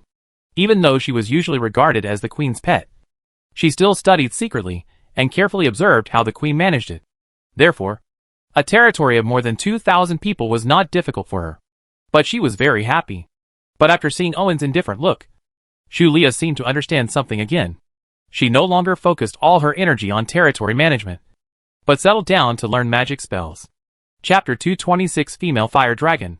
While Shulia was busy studying, Owen had already carefully scanned the collection of books sent from Queen's Island, and continued to search for places that matched the records on the collected charts. Because of its long history, even Queen's Island, which has existed the longest, has only a partial understanding of the secrets of human origins. According to the legends currently circulating, the first humans were lost in this unknown sea by boat. However, in the collection of books on Queen's Island, humans first rode not a wooden sailboat, but a flying ship. It's just that this spaceship encountered a storm and crashed into a very dangerous place in the world. The survivors had to build a ship to leave. Even so, they suffered heavy losses, causing a gap in the inheritance. According to the legend and the collection of books on Queen's Island, Owen set his sights on the only continent in this ocean.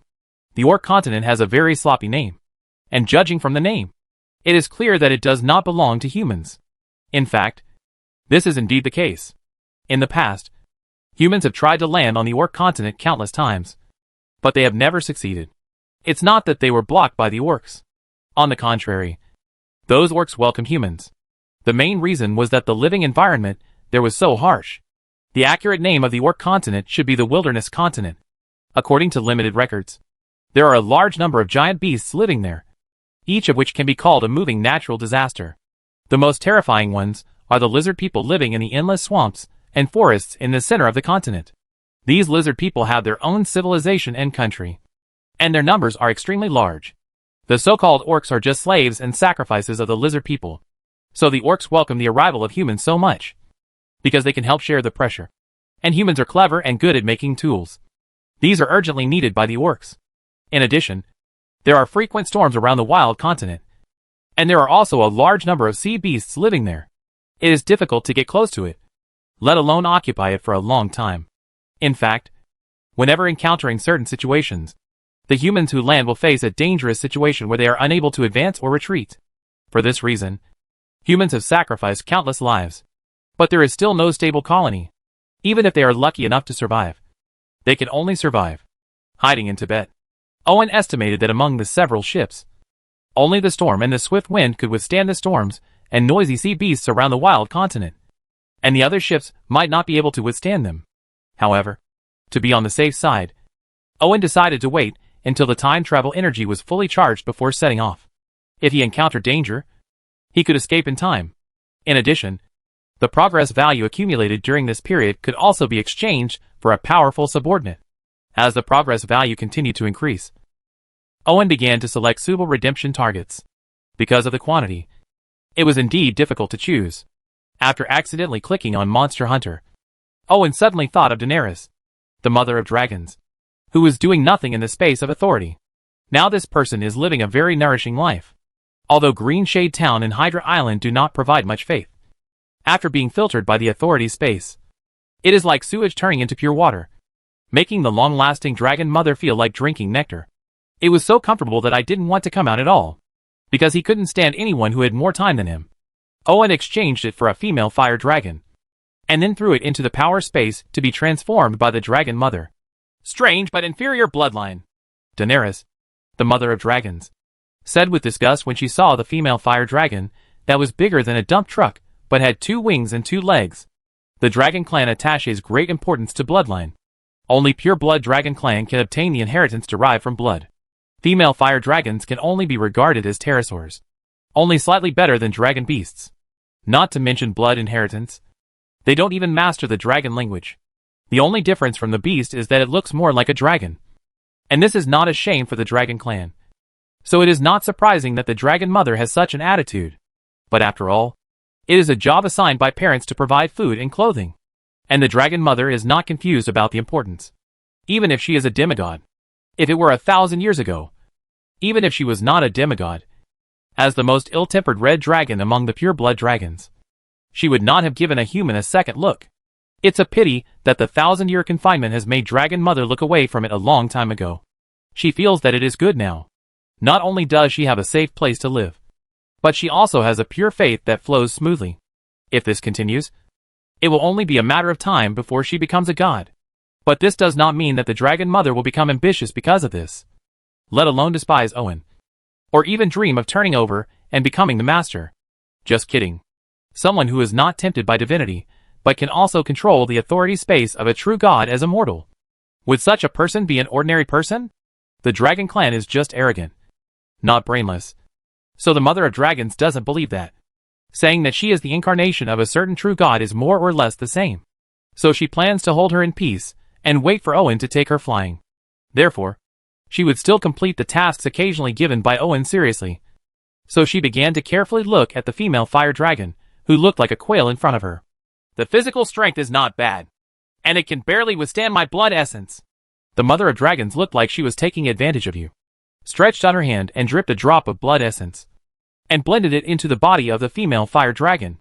At this time, the mother of dragons has no body, and the current image is just an illusion in the power space. But the heart containing her essence and blood is here, and it is also the core of her future reconstruction of the physical body. So if it is not for Owen's sake, she would not waste a drop of blood on a pterosaur. Obtaining a drop of the blood essence of the demigod dragon clan is not enough to completely transform the female fire dragon, but it is enough to allow it to take another step forward. The already huge body swelled again. The surface of the body was also covered with a thick layer of red dragon scales, and a pair of all-like dragon horns grew out. It's a pity that it still has wings and feet, and has not broken through the limitations of bloodline. Even this is enough. In addition to the venom, the fire breath of the female fire dragon has become more deadly, and the already strong body has exceeded the upper limit of the pterosaur. Some weak pure-blood dragons may not be its opponents. The dragon mother was somewhat satisfied with this, because from now on, her consciousness could be attached to the female fire dragon, so she could enjoy the scenery outside. As for her real body going out, she has been locked up for thousands of years, and refuses it from the inside out. She barely manages to maintain her life by looking at the scenery outside as a female fire dragon. As the owner of the authority space, Owen can somewhat perceive the thoughts of the dragon mother, and this is exactly the thinking he instilled in the dragon mother through the authority space. No one really thinks that they did nothing when faith passed through the authority space. How is it possible? The dragon mother is a demigod, and the chance of becoming a god under his training is not low. How can he let such a big treasure run away? He must use whatever means are available. But in comparison, his methods are more sophisticated and greedy than those of the people in the ruins. Not only his body, but his soul, and will also want to change into his shape. So start with the fear in her heart.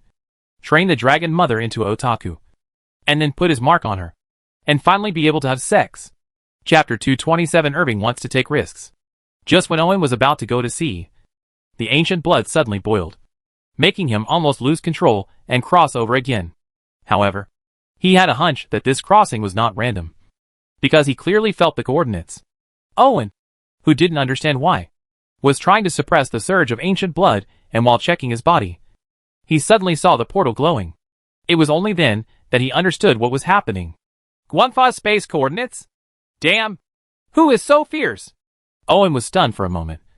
First cursed, and then came to the portal as fast as he could, pressed his hands on it, and while stabilizing the boiling ancient blood, he is sensing something carefully. But the most important thing is to cover up the mark of the portal to prevent the location of the portal from being exposed. No matter how the portal is made, the principle is the same. The basic function is transmission and positioning. Therefore, although Owen made it with reference to multiple systems, it is still connected to the transmission point in this world. That's not right. It should be a nearby teleportation point that broadcasts its location and frequency. Anyone with a teleportation function can receive it and use it as a mark to travel to the teleportation point. When the constantly fluctuating light from the portal calmed down, Owen put down his hands and fell into deep thought. Apart from the teleportation gate he created, the only teleportation point in this world is the spaceship that was used when the human race came to this world. The question now is whether the teleportation node was accidentally triggered by someone, or whether it was a deliberate trap. To be honest, Owen was really moved. Just because he is a coward does not mean that he does not have the urge to take risks. Especially when the danger is not great. He can go on a small adventure like a real adventurer to satisfy the hidden impulse in his heart. Considering that this world is not very mysterious. Apart from guns and artillery, the only ones that can pose a threat to him are the giant beasts. In addition, he can cross borders at any time. So he becomes more and more excited. Thinking that the trump card in his hand was not a vegetarian. Irving explained it, and happily put on the equipment he had prepared long ago. He wears a spiritual headband, electronic muscle girdle armor, a loose mage robe, a silver sword slung around his waist, and a chicken leg-shaped staff in his hand. He only needs a white beard to dare to charge. It is unparalleled among the orcs. However, this outfit is only secondary. It is more for a certain feeling. The most important thing is actually his own attributes. The attribute bar is not static. Not only can Irving adjust it, but he can also be biased in terms of functionality. It happened that the previous attribute column was too cumbersome and complicated, and Owen planned to simplify it so that it would be easier to deal with it in the way of a mage. But after seeing the heavily armored demon sheep and the pet cat Neezy in the attribute column, Owen couldn't help but frown. Because they haven't been summoned and used for a long time. The two can no longer keep up with their progress. After thinking about it, Owen took out a fire dragon egg and some mithril steel, and fused these with a heavily armored magic sheep. The fire dragon egg can no longer be hatched, but it still has value in itself. At least as a synthetic material. It is still a great supplement to the heavy-armed magic sheep. After fusing with the fire dragon egg, the heavily armored demon sheep became larger in size, and its thick horns became a bit ferocious. Even its bad temper became even more violent, and from time to time, it would spit out a stream of flames that would blacken the ground. However, the improvement in strength is obvious. If the previous heavily armored magic sheep could only break through a wall, then the current mithril dragon sheep can compete with armored vehicles. As for the cat that he raised on a whim, because the appearance of the pure-blood cat was not in line with his aesthetics, he kept it in the castle, and was taken care of by the house elves. He only petted it occasionally when he thought of it. There happened to be good material. So Owen merged it with the elf cat from Monster Hunter to become a 1-meter-tall catman. Unexpectedly, the appearance of Elu changed after being mixed. The raccoon cat Elu was unexpectedly cute. So Owen was in a good mood and named it Elu. Although the name is a bit perfunctory, the appearance and feel are really good, and Irving can't put it down. It's just that Elu cats are not just pets. They are also good helpers for monster hunters. In addition to helping to pull carts and collect trophies, they can also assist hunters in combat and recovery. Owen touched his chin. Because of his appearance, he rarely generously exchanged some good things for Elu. After doing this, Owen opened the much streamlined attribute bar. Name, Owen. Age, 23. Occupation, mage/wizard. Magic value, 600/600. Command 35. Force 30. Intelligence 60. Politics 40. Charisma 70. Specialties, occult arts. Ancient blood. Fragments of authority. Skills, elementary telekinesis. Intermediate mental power. Intermediate meditation. Elementary alchemy. Elementary air magic. Intermediate spells. Intermediate onmyoji. Elementary runes. Elementary witch literature. Elementary devil aura. Elementary monster summoning. Equipment, electronic muscle girdle. Steel robe. Unicorn sword. Brave staff. Spirit ring. Holy Ares power armor. Thunder shock hammer. Seiko heavy bolter. Seiko high-speed chain sword. Portable universal furnace. Mount, mithril dragon sheep. Pet, Elu. Shikigami, steel fist. Giant scythe. Female fire dragon. Slime queen. Minotaur. Great witch Emil. Demon centaur Bella. Blood princess angel. Mother of dragons Daenerys. Puppet, top hat. Nisha. Zaku. One Bao. One-eyed eagle. From a numerical point of view, Owen's attributes have increased, but they are only visible, far from being first-rate. But the skills are extraordinary and quite rich. And this is simplified, with no subdivisions at all. Otherwise it would be at least several thousand words longer. This is the result of his hard work over the years. In addition to these, the equipment is also gorgeous. Not to mention that he also has many puppets and shikigami. It is an exaggeration to say that he has an army of one man. But if he wants to deal with him, there is no army without even thinking about it. Owen, who was full of confidence, teleported himself through the lock node. Unexpectedly, he was dumbfounded as soon as he opened his eyes. Based on the intuition brought by the ancient blood, Owen knew that he had not left the world he was in before, but had just crossed a certain distance. But the sight in front of him shocked him. Right now, he was in a fairy tale-like beautiful valley, full of unseen plants, birds and beasts, and under his feet was an ancient teleportation array that was constantly releasing space markers. But he has no time to study these now, because he accidentally discovered that there is a small town in the valley. In addition to some humans, there are also many orcs living here. They are not the kind of violent green-skinned orcs, but demi-humans who have the appearance of beasts but live like humans. They wear well-fitting clothes and use common language with a slight accent to skillfully solicit customers for business. And the people they greet are with someone like Owen, who came out of the teleportation array. Chapter 228: A Strange Town. Owen was stunned for a moment when he saw the lively small market made up of simple tents and street stalls. Then he saw people dressed as adventurers of all kinds constantly calling for friends, which made him feel dumbfounded. How could it be like a scene in a game? Came to reality? Silver scale breastplate costs 5 gold coins each. The quantity is limited. First come, first served. The hawker, who was wearing a hood to avoid being recognized, was selling the silver scale breastplate, which was shiny and fluffy and had a fishy smell in his hand. But except for a bunch of little kids, no one took a second look at these real fish scales. Healing potion. A good healing potion. 1 bottle is worth a life. If you don't buy it, let it be a fortune teller. Good people will be rewarded. The witch holding the crystal ball with an ugly face laughed strangely, and the color in front of him was suspicious. Strange potions are still bubbling, but not many dare to get close. After all, witches are notoriously moody and will curse you for who knows what reason. Thunder Warhammer. A high imitation artifact, starting with 100 gold coins. The tall Tauren blacksmith vigorously waved the warhammer thicker than a human calf in his hand, showing its power to the passing adventurers. The problem is that this thing is almost 100 gold coins. It weighs a lot, and that human being can be very tiring just carrying it out on adventures. Pet eggs are on sale. Buy one, get one free. The beautiful blonde lady carried a basket and sold colorful pet eggs everywhere. However, those who know the industry can see that these pet eggs are randomly picked up from outside, and at most they will hatch into lizards. As for snakes, whether they are poisonous or not, you have to experience it yourself to know. The Birds of Prey team is recruiting people. They have super survivability and can take care of people. We welcome mages. Warriors, get out! 3 female adventurers with different styles are recruiting teammates. Unfortunately, there are too few mages, and there are too many males with obscene purposes.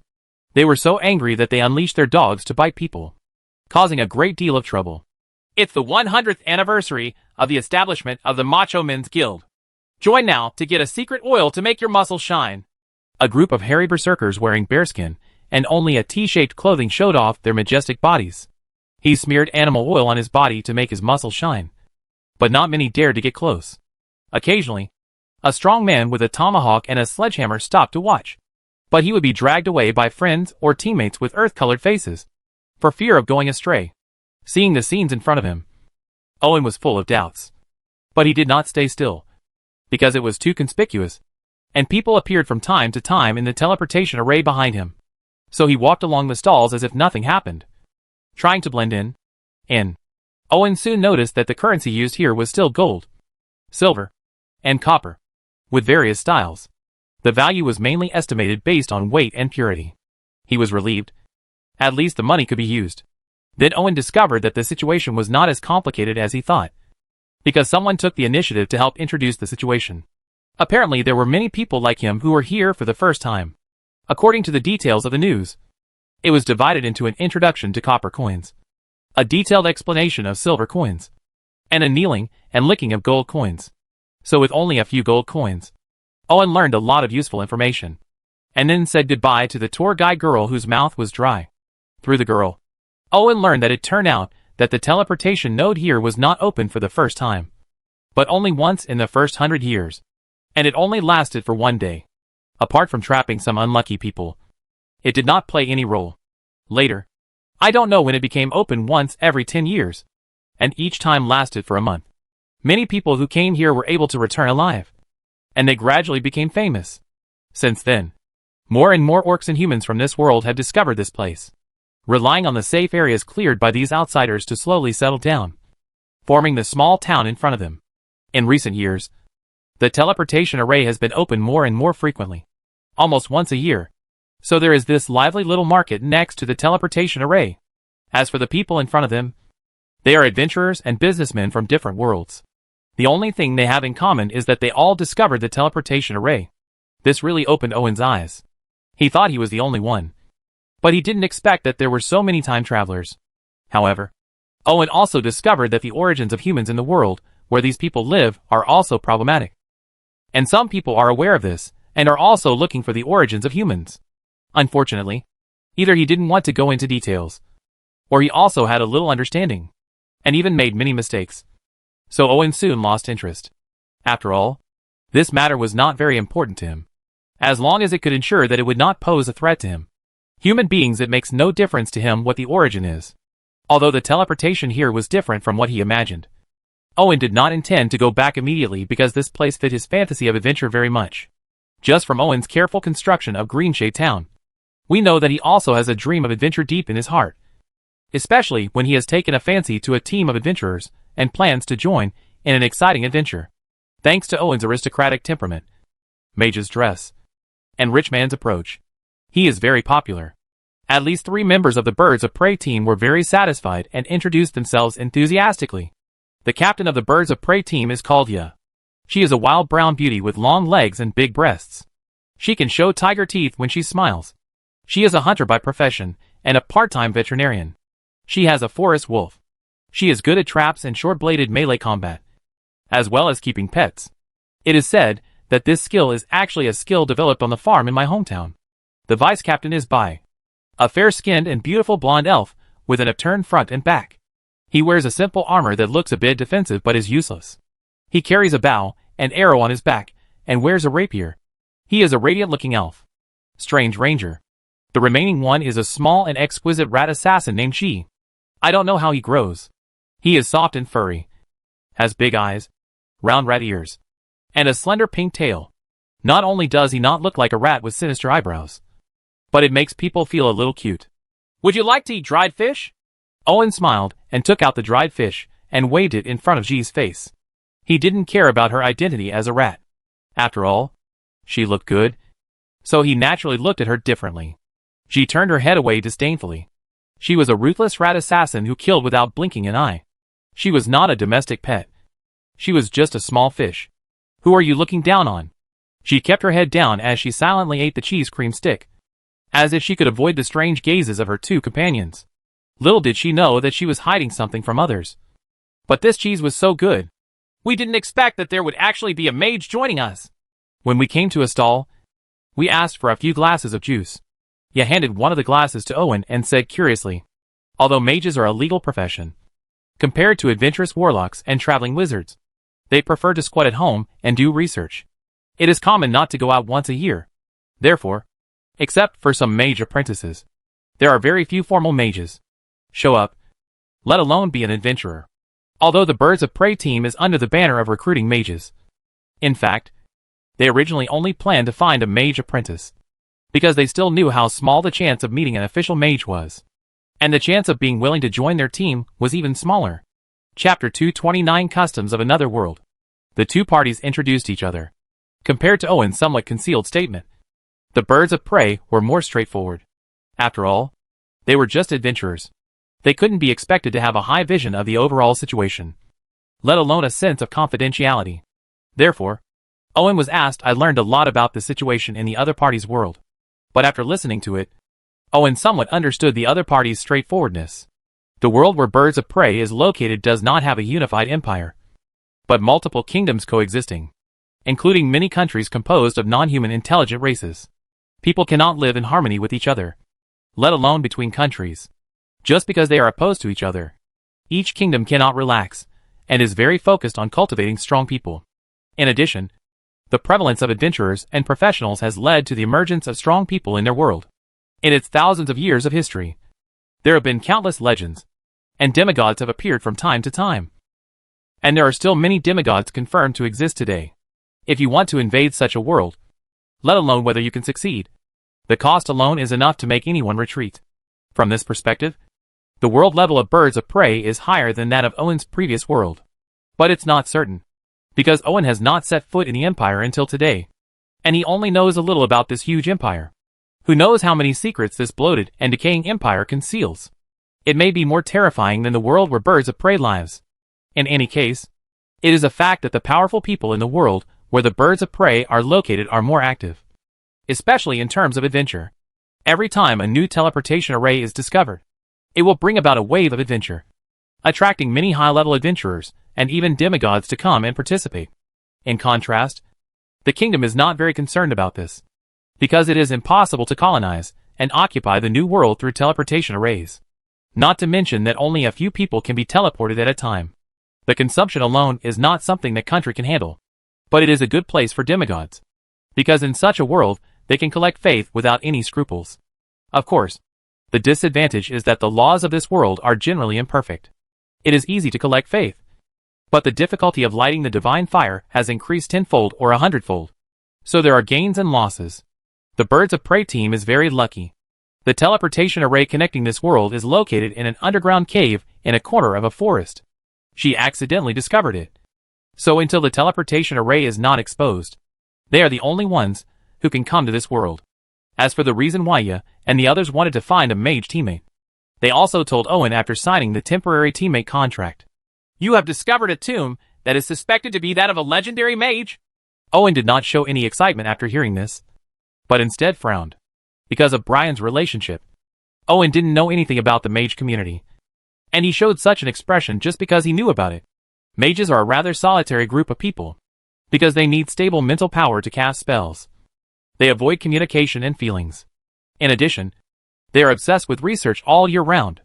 Therefore, the older and more powerful mages are, the more ruthless and ruthless they become. After reaching the legendary realm, almost act in a completely different way of thinking from ordinary people. Therefore, after the mage dies, he either buries everything about himself, or he prepares for the test and waits for the destined person to come. But the most terrifying thing is those who transform themselves into undead. They have completely abandoned all bottom lines, and no one can predict the consequences. Moreover, legendary mages often use their own mage towers as mausoleums, even if no one is in charge.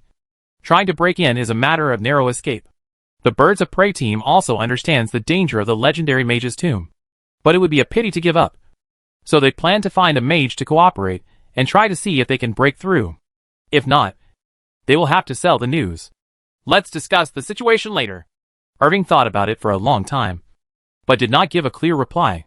As the captain, Yen nodded, because she also knew that it was impossible to make an accurate judgment based on the limited knowledge and past experience of the three of them. So she had to let professionals like Owen go to the scene to take a look. Next, Ya introduced the town of Glen to Owen. It was not their first time here, and G was a local native, so he was quite familiar with it, and even owned a house. However, Owen refused to go back to live with them, and instead wandered around the town. The source of the population of Glen Town is quite complicated. It is mainly composed of local demi-humans. That is, intelligent races with beast-like characteristics, such as G. There are also the descendants of humans in this world, who tried to colonize the wild continent but failed, and the intelligent creatures from other worlds that mistakenly entered the teleportation array in the early days, but were unable to return. Together, they formed this peculiar town. Owen, who built Greenshade Town with his own hands, likes the familiar style of Glen Town very much, and he always feels like it is Crouching Tiger, Hidden Dragon, Chicken Island. The meat seller on the street may be a sword master. The map seller on the street corner may be a great mage. The person sneaking around in the alley buying some unhealthy picture albums may be a legendary assassin. It's all possible. After leaving the territory, leaving many guards, and walking on unfamiliar streets, Owen suddenly felt a sense of freedom from all restraints. However, Irving did not indulge in this feeling, because just like billionaires sometimes envy the simple happiness of ordinary people, it is absolutely impossible for him to give up his wealth to work hard for daily necessities. Although adventure is good, being a lord is more enjoyable. But Owen still knows the difference. He doesn't intend to ask for trouble. This experience is enough. While walking, Owen suddenly found himself in a strange alley. Most of the people walking around were men, but occasionally there were women. but not many. Is this the authentic alien world? Customs? Men and women? Owen was shocked. Even though he had more than one woman, he had actually never been to a place like this in his life. So he couldn't help but feel excited. Of course, Owen didn't want to test the depth, but mainly to feel the atmosphere. Yes, just to feel the atmosphere and satisfy his curiosity. This is human nature and understandable. Owen coughed lightly. When he stepped into the alley, he hesitated whether to show the face of a sleazy regular or to maintain the face of a gentleman. Before he could think about it, he was attracted by the first store. Wooden Club? The name reminded Owen of Mickey Mouse Clubhouse. But when he looked inside, he saw a cat lady lying on the long counter with a lazy and flirtatious attitude. Seeing Owen peeping out his head, Caslin narrowed her big eyes, as if she wanted to lure his soul away. It's a pity that the cat-eared girl is okay, but the cat girl who looks like the white cat in Tom and Jerry is better to forget it. Only then did Owen realize that his bottom line was unexpectedly strong, which was gratifying. But Owen's next experience was really eye-opening. In addition to real cat girls, there were also female dwarfs with long beards, cowgirls with the most powerful breasts, mermaids who could only live in water, and even winged humans with human bodies and bird claws. Chapter 230 Women who are not easy to mess with. Not to mention Owen, who is enthusiastic and obsessed with exploring the customs of other worlds. The three birds of prey team brought large and small bags of food to Chi's home. Bag Inn, located under the roots of a big tree, because there are a large number of demi-humans living in Glen Town. The living environment is diverse. For example, the cliffs on both sides of the valley are mostly inhabited by winged people and goat people. Some freshwater murlocs and frogmen live in ponds and streams. There are also special animals on and under the trees. Resident. After saying hello to the squirrel girl who was drying nuts upstairs, and giving some snacks to the dim-eyed ant mole next door, the three of them opened the small door between the tree roots and got into G's warm little home. The cave between the tree roots is not as dark and humid as imagined. There is a small window at the top, so there is good ventilation. There is also special clay applied on the wall, which effectively isolates the moisture in the ground. It is a bit shady, but after lighting the fireplace was lit, and the last bit of coolness was driven away. Although I haven't been back for a long time, the cave is extremely clean, and there are inconspicuous but warm little flower pots placed on the small windowsill. Apparently, people come here from time to help clean. This is not surprising. As a rat tribe, she comes from a very large family, with dozens of brothers and sisters alone. Although many have disappeared due to various reasons and accidental deaths, there are still more than a dozen brothers and sisters living in the family. She has been living in Glen Town and nearby, and she has already gotten married and had children, which has made her family stronger. So even though she has not been back for a long time, her cabin is still well taken care of. Sitting in front of the fireplace, the three of them divided the food they bought and discussed Irving while eating. As veteran adventurers and women, how could the three birds of prey trust someone so easily? In fact, the number of men in their hands could not even be described in words. However, they are not exceptions, but the rule.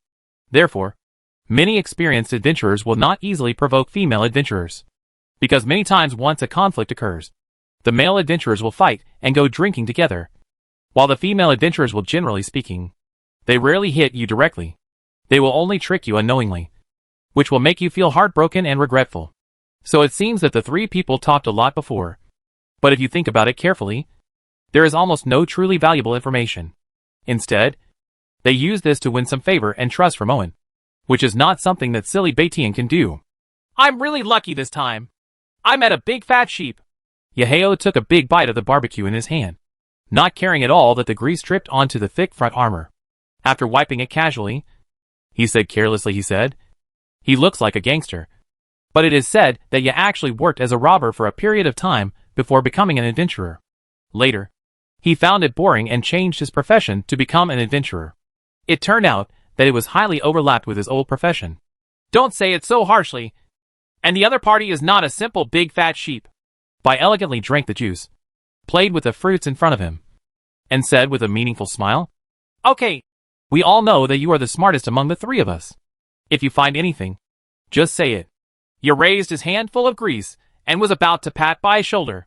She avoided him in disgust, but she still said, Do you think the other person is handsome, polite, well-educated, and elegant? Every time Bai said something very handsome, he nodded with all his teeth. But you didn't realize that the other party is not a human. At least not a pure-blooded human. If I feel right, the other party has elf blood with high purity and quality. At this point, Bai's eyes were shining.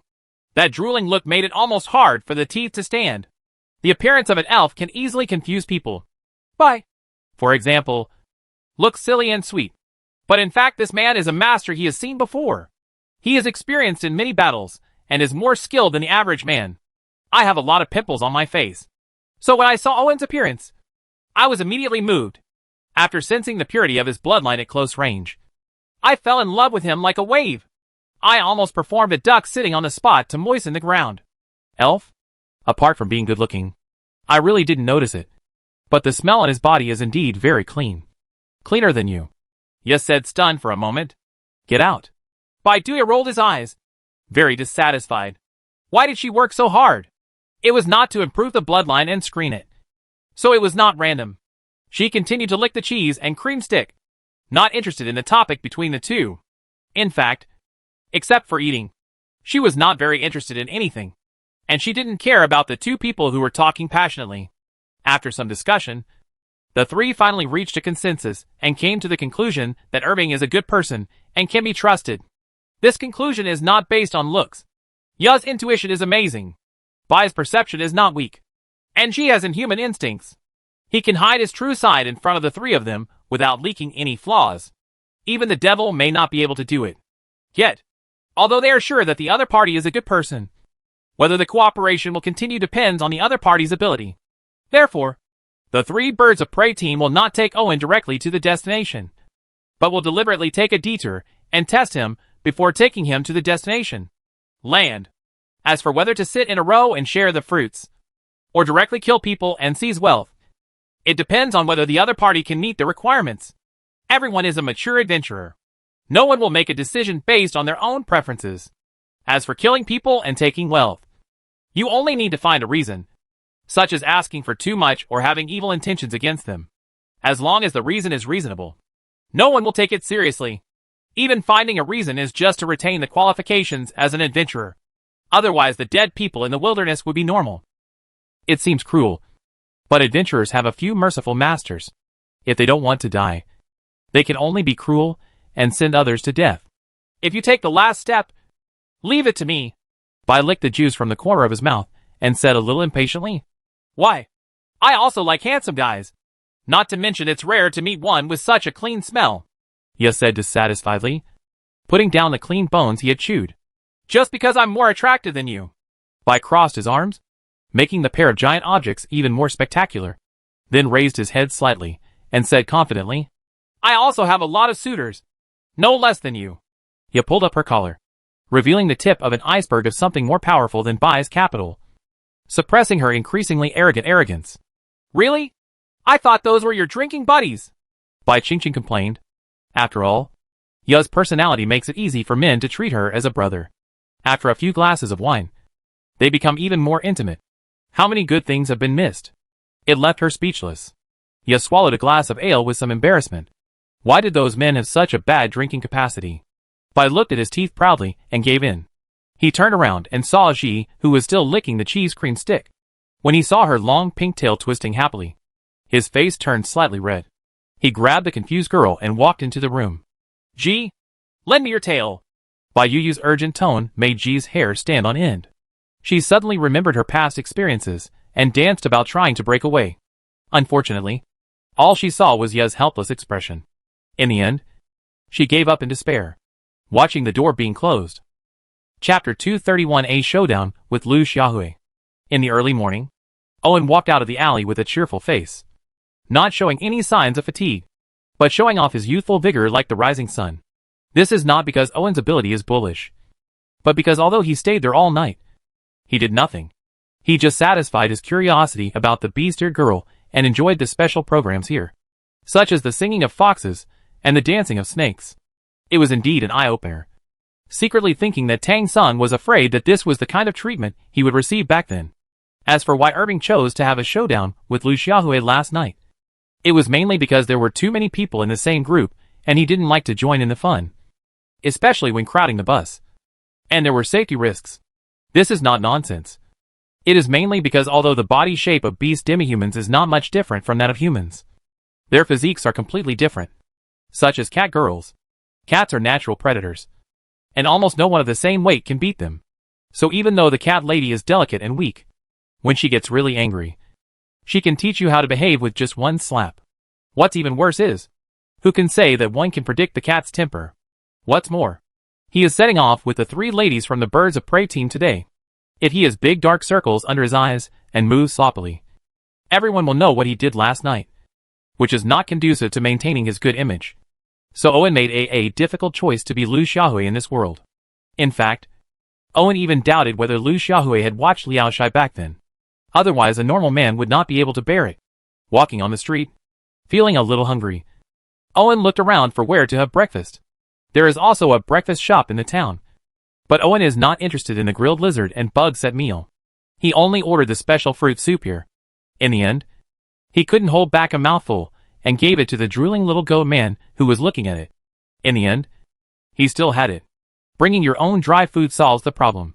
Yesterday we made an appointment to meet at the animal pen in the town. Owen asked for directions, and walked out of the town.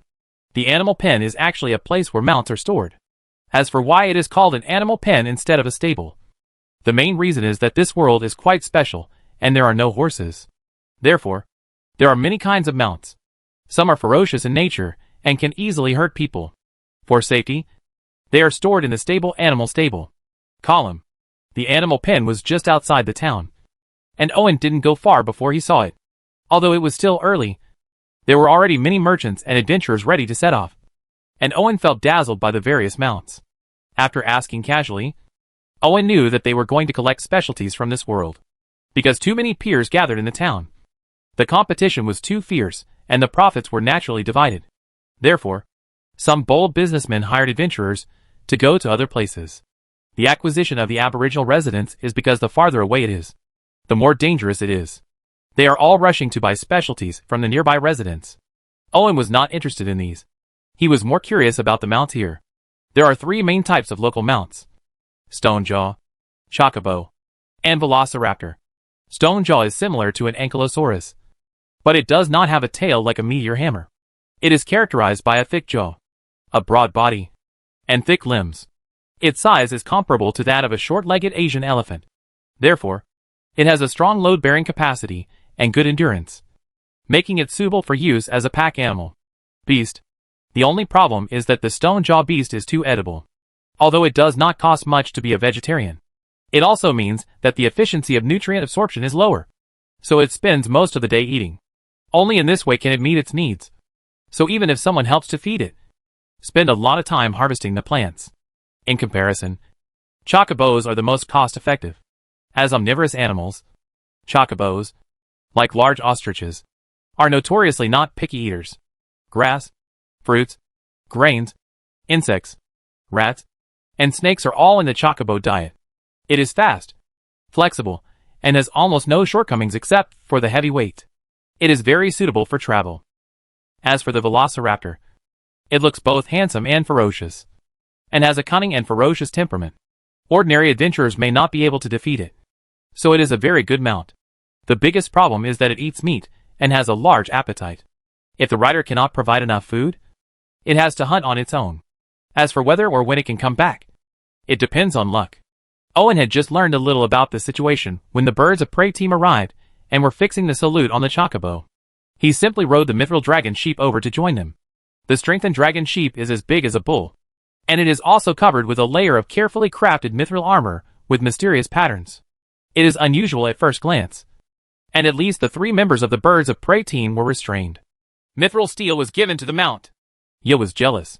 You must know that mithril steel, as an excellent magic alloy, has always been priceless. Even if it was sold, the price was not something she could afford. I think I want a mithril light armor with the same pattern. Bai's eyes were a little blurry, and she was probably willing to switch places with Long Ong. Only Ji was the most innocent.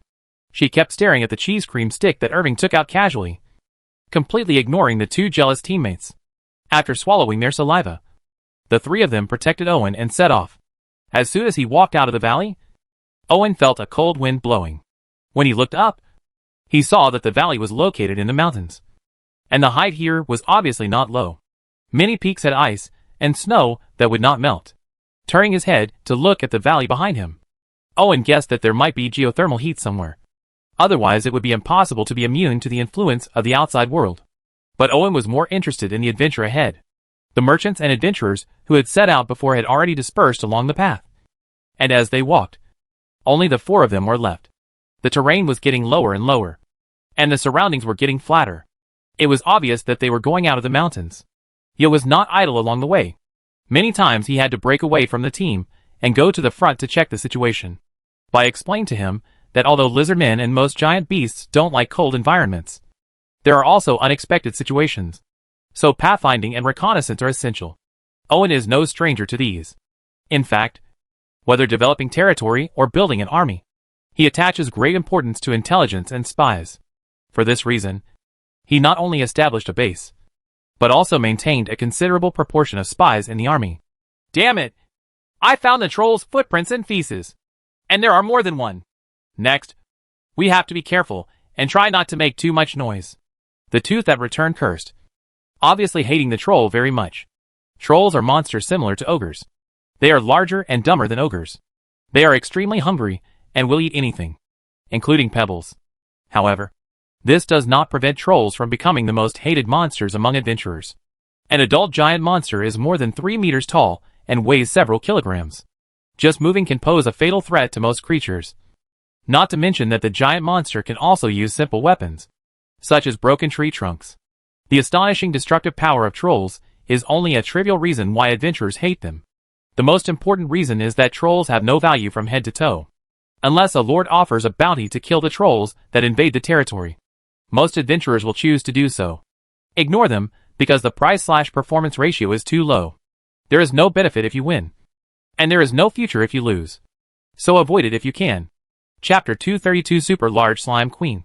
The fangs were really powerful, and they managed to get out of the danger range before the giant monster noticed them. So they couldn't catch up even if they wanted to. Owen saw those stupid big guys from a distance. Even sitting there, they looked like hills. Just by looking at them, you could tell how powerful they were.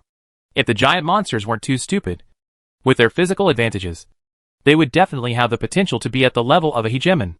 It's a pity that God gave them powerful bodies, but took away their brains. Hearing the angry roar of the troll behind her, Yu was very happy because she once again played tricks on those stupid big guys. But the trolls are just the beginning. As the terrain becomes flatter and the surrounding plants become more lush, there are more and more dangerous situations. Fortunately, Yu and the others were indeed experienced and could solve the problem without Owen taking any action, so that he could focus on other aspects. In fact, Owen has long discovered that the environment here is very special, because a large number of ferns are preserved here. After trying hard to dig into the knowledge of past lives in his mind, Owen could only come up with the result that ferns are more suitable for dinosaurs. After all, who can study this? Besides, the prosperous period of ferns has passed hundreds of millions of years. What is the real situation? I'm afraid that no one can tell for sure, so we can only make half guesses based on the current information we have. As for whether it's reliable or not, it's just like someone who can travel through the past and come up with evidence. We don't have to listen to experts. Owen was lucky enough to come to another world. Unfortunately, his knowledge was limited, and he could not conduct in-depth research. He just felt that the oxygen content here was a bit high. If not one of the few people was an ordinary person, he would probably suffer from oxygen poisoning.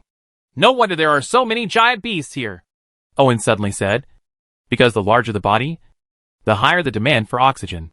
Otherwise, it cannot satisfy the consumption of the huge body. Not every giant beast is like a dragon, even in the crater, can survive in it. However, oxygen cannot be generated out of thin air. Owen consciously began to collect plant species here, and when he goes back to cultivate them, he can use them as an oxygen production machine for underground ruins. In fact, Owen has discovered that he is more here to investigate than to satisfy his inner sense of adventure.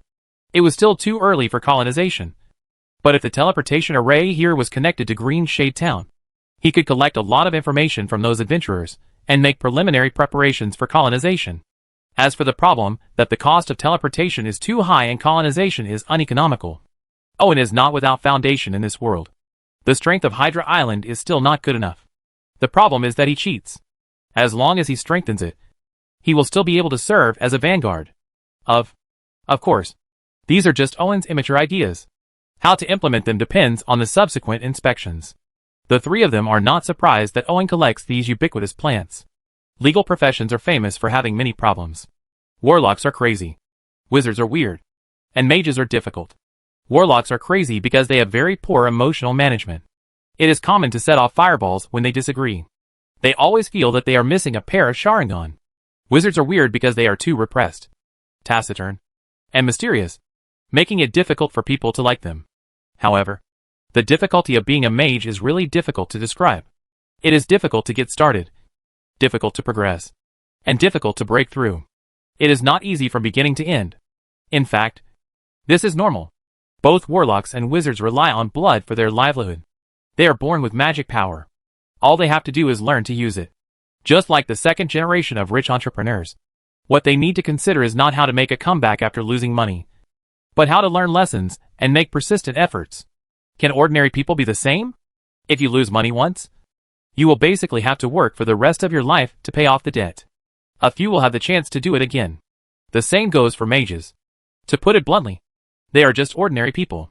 It is difficult to awaken spiritual power through meditation. It is difficult to use spiritual power to resonate with elements. It is difficult to build magic models through runes. It is difficult to research. It is difficult to innovate. And it is even more difficult to make breakthroughs. It can be said that this is a profession that only belongs to geniuses. Those with a weak mind can only be apprentices for a lifetime. Only true geniuses can get started. And any legendary mage is a figure like Leonardo da Vinci. Are there many such people? Not many. So most of them are stuck as mage apprentices, and eventually die from reckless breakthroughs or from the teacher's experiments. This shows how difficult the profession of mage is. Just because it is difficult, the mage will not let go of any opportunity. These ordinary plants in the eyes of the teeth may play a decisive role in some aspects. As for what role they play, they are not able to know.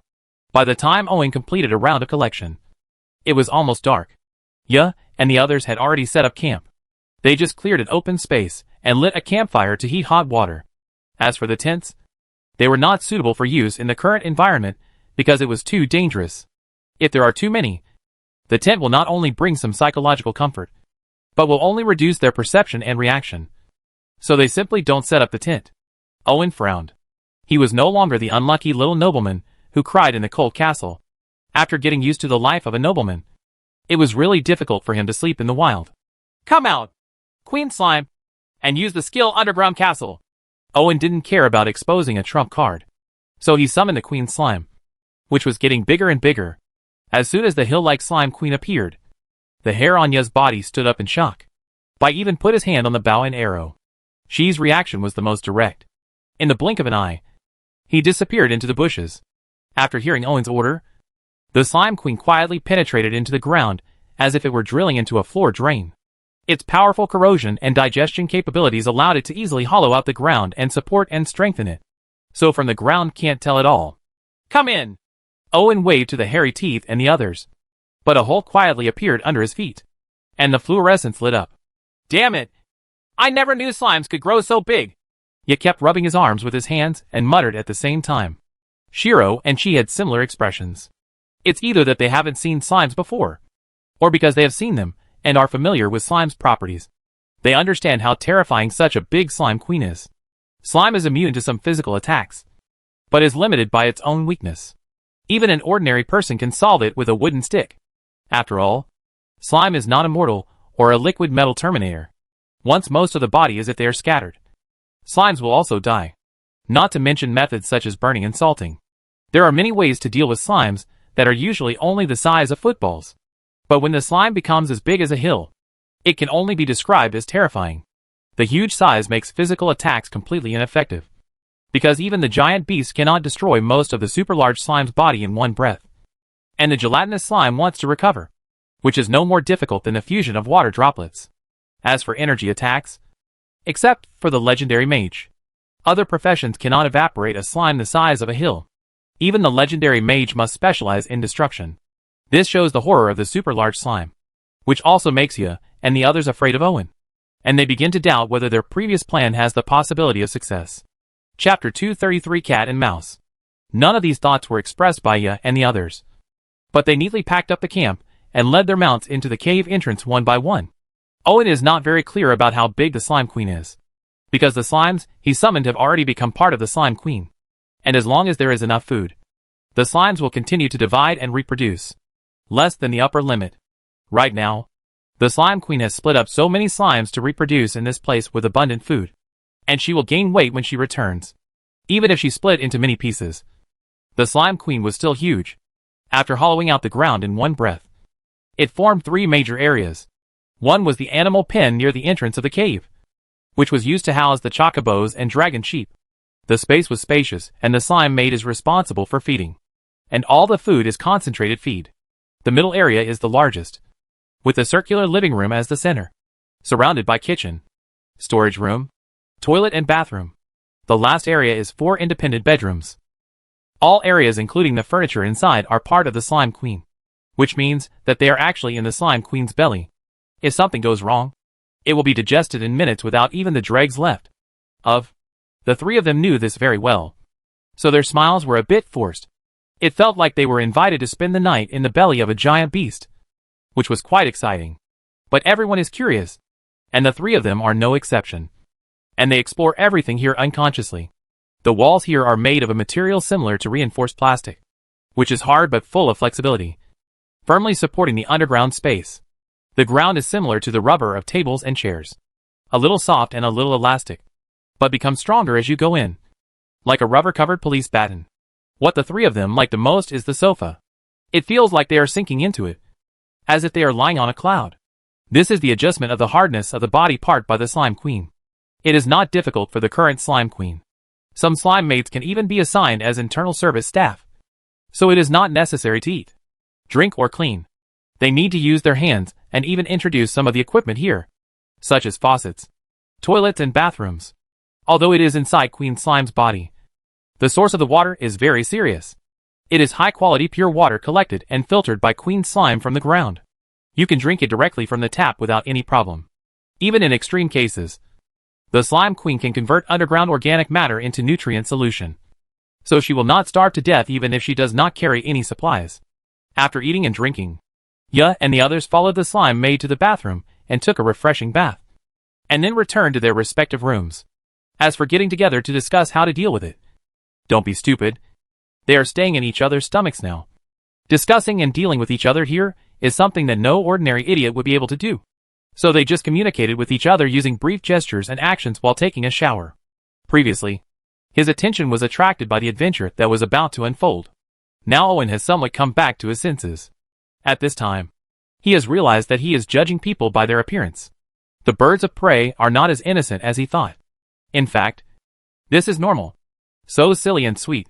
It is estimated that these 3 people have long been dead. How can they live such a nourishing life? With this understanding, Owen will naturally be on guard.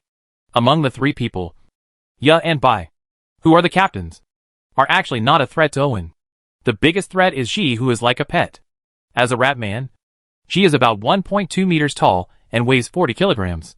He is not very strong and his speed can only be said to be average. However, his reactions are extremely sensitive, coupled with his boneless racial advantage. He is a natural assassin. Irving estimated that if she launched a sneak attack within 3 meters, he might not be able to react. But this does not mean that Owen has no means to deal with it. The simplest one is Elu. After all, he is a rat. It would be okay to find a cat to keep an eye on him. Early the next morning, when she got up early and saw Elu the cat walking out with breakfast, the whole mouse felt bad. Not only was he stiff, but he also had the urge to fall to the ground and pretend to be dead. Cat people? Yahabai, who got up one after another, was stunned. Didn't you see it before? Her name is Elu. She is my personal attendant. Owen, who got up last, brushed his teeth and washed his face, then sat at the dining table, eating Elu's fried eggs and bacon, then picked up bread and milk, and said calmly. Yahabai nodded blankly, and then looked at Ji, who was still in a stiff state with sympathetic eyes. Although the beast-like demi-humans have lowered their animalistic nature and strengthened their rationality, they still do not deal with their natural enemies. The rat race has the most say in this matter. Because there are too many rats that eat rats. There are eagles in the sky, cats, and holes on the ground. There are snakes in it. And the most terrifying one is the cat, which is the mortal enemy of the rat. She finished breakfast with tears in her eyes. And when she went out, she burst into tears. If there was anything more terrifying than a mouse and a cat in the same room, it would be eating at the same table. How many times did Aluma unconsciously put the fork in front of Ji? When she came to her senses, the pity in her eyes made Ji tremble. Yahabai had to comfort Ji, who was trying to escape back to the town, and finally decided to give up those little temptations and take people directly to the master's tomb. Obviously, what they found was not a big fat sheep, but a dragon in sheep's clothing. Now that the other party is treating you politely with a smile, you should kneel down quickly and continue without letting the other party's face fall to the ground. Then it will not be as simple as kneeling down. Next, Irving enjoyed special treatment, and the service was really good. Everyone who had used it said it was good. As for the details, I won't go into details. Of course, although the process is very enjoyable, who takes advantage is completely a matter of benevolence and wisdom. Do you really think that women will suffer in this kind of thing? As he went deeper, Owen discovered changes in animals as well as plants. The mountains and peripheral areas are dominated by mammals. However, as we go deeper, there are more and more ferns. The oxygen content gradually increases. The temperature and humidity also rise, resulting in a decrease in the number of animals. But some dinosaur-like creatures become more and more popular. There are more and more, and they are getting bigger and bigger. Owen has released one Baobao to facilitate the collection of various data, including plants, mainly various dinosaur-like creatures. Dinosaurs were extinct long ago in Owen's previous world, but now that they are seen, even if they are not as magical as dragons, they are still full of curiosity. But with the collection of data, Owen discovered that dinosaurs in other worlds are not ordinary. The simplest examples are velociraptors and pterosaurs. The velociraptor in the previous life was actually not very big, let alone a mount. However, the velociraptor from another world looks like a smaller Tyrannosaurus rex, which is stronger and more ferocious. Therefore, it not only has amazing combat power, but also can become an excellent combat mount. Pterosaurs in the previous life were very dependent on terrain. Because pterosaurs relied on gliding to fly, their nests had to be at high places. But the pterosaurs from another world can actually climb trees and jump to fly, which is an eye-opener for Owen. Chapter 234 Lizardman Clan. Be careful. There are raptors nearby. Yas sniffed, and his expression suddenly changed. If there was something that you didn't like to encounter the most, then hordes of velociraptors would rank in the top 3. Velociraptors are natural hunters. Strong, agile, cunning, ferocious, and good at cooperation. Even a hunter like you would never want to run into such an opponent. No, it's the lizard people. Bai is worthy of his elf bloodline, and his eyes are good. But this news is not as good as that of the raptors, because the lizard people rank first on the list of Ya's most hated ones, followed by the giants, beasts and raptors. Velociraptors like to cooperate to hunt prey, but due to the density and quantity of prey, the number cannot be too many, ranging from 3 to 5 to 10 or 20. Any more cooperative hunting will not be cost-effective, and it will not be harmful to the environment. The prey is in hot pursuit, so as long as you run fast and don't get surrounded, you can avoid fighting. But the lizard people are different. They are the real rulers of the wild continent. Not only do they occupy the most resource-rich area in the center of the continent, but they also establish kingdoms and tribes belonging to the lizard people under the influence of outsiders. Their population and organization have increased dramatically, and they have become increasingly terrifying. The beast-like demi-humans who had barely managed to survive had to hide in the cold mountains, resulting in a sharp decline in their numbers year by year. Moreover, the lizard people still maintain the tradition of blood sacrifice to our gods, because they love outsiders like them. They will be extremely excited once they find out about them, and they don't care about their own casualties. I feel the flavor of faith. The Dragon Mother's voice reached Owen's mind through the authority's face, making his heart move. It seems that he needs to find out the details of the lizard people's faith next. If there is no true god behind him, then to avoid waste, let the Mother of Dragons take over these ownerless beliefs. Owen was helpless about this. Although he promoted the belief in the Mother of Dragons in Green Shade Town and Hydra Island, those believers only believed in him because of his face. To put it simply, Owen was their first object of faith. So all believers, they are all pan-believers. The kind who burn incense when meeting gods.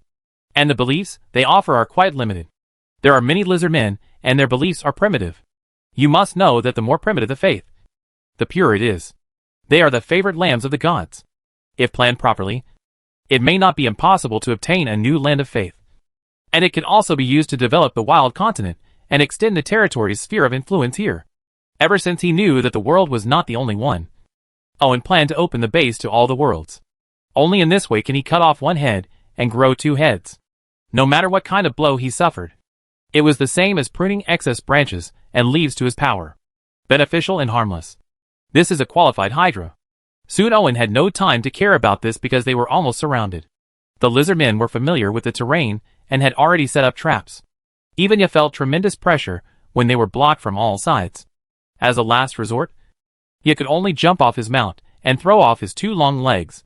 He actually ran faster than the chocobo and rushed to the front. But this will consume a lot of Yaya's physical strength. This is obviously not a wise move when facing the enemy's encirclement and suppression.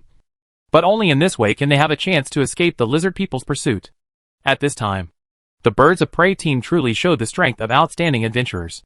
As a hunter, Yao lowered his body like a wolf and ran at the front, while avoiding traps. He could also accurately judge the direction of the lizardman's encirclement. And he could always lead the team. Escape from the gaps in the encirclement. If Ya is the hound that rushes at the front, then Bai is a good hunter. Her archery frequency is not fast, but she is very accurate. And she knows how to seize the opportunity. She is either aiming at the lizard hunter who is about to block Ya, or from both sides. The lizardman riders surrounded them from the sides, blocking them a little and causing confusion, maintaining the fragile balance of chasing each other. She also asked Owen to change the idea of she being a pet. Her agility and lightness allowed her to maintain balance on a running chocobo, and she was skilled in using hand crossbows, hidden weapons and poisons. It was obvious that she was definitely a qualified assassin.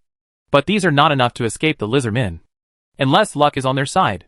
However, Owen felt that these three were not really serious at all, although they did not say it clearly. They were waiting for him to take action. Attack acceleration! Owen did not forget that he was a mage. So instead of summoning Shikigami and puppets to launch a counterattack, he just used a simple first-level air magic to accelerate the attack, and then rode away the dust, letting a bunch of people, the lizardmen, who were about to encircle them, watched helplessly as they disappeared. After running out of the encirclement, he was panting like a dog and had to continue walking in a circle. It was obvious that the hunter's ancestors had summed up a lot of useful experience in their lives. Are all lizardmen so crazy?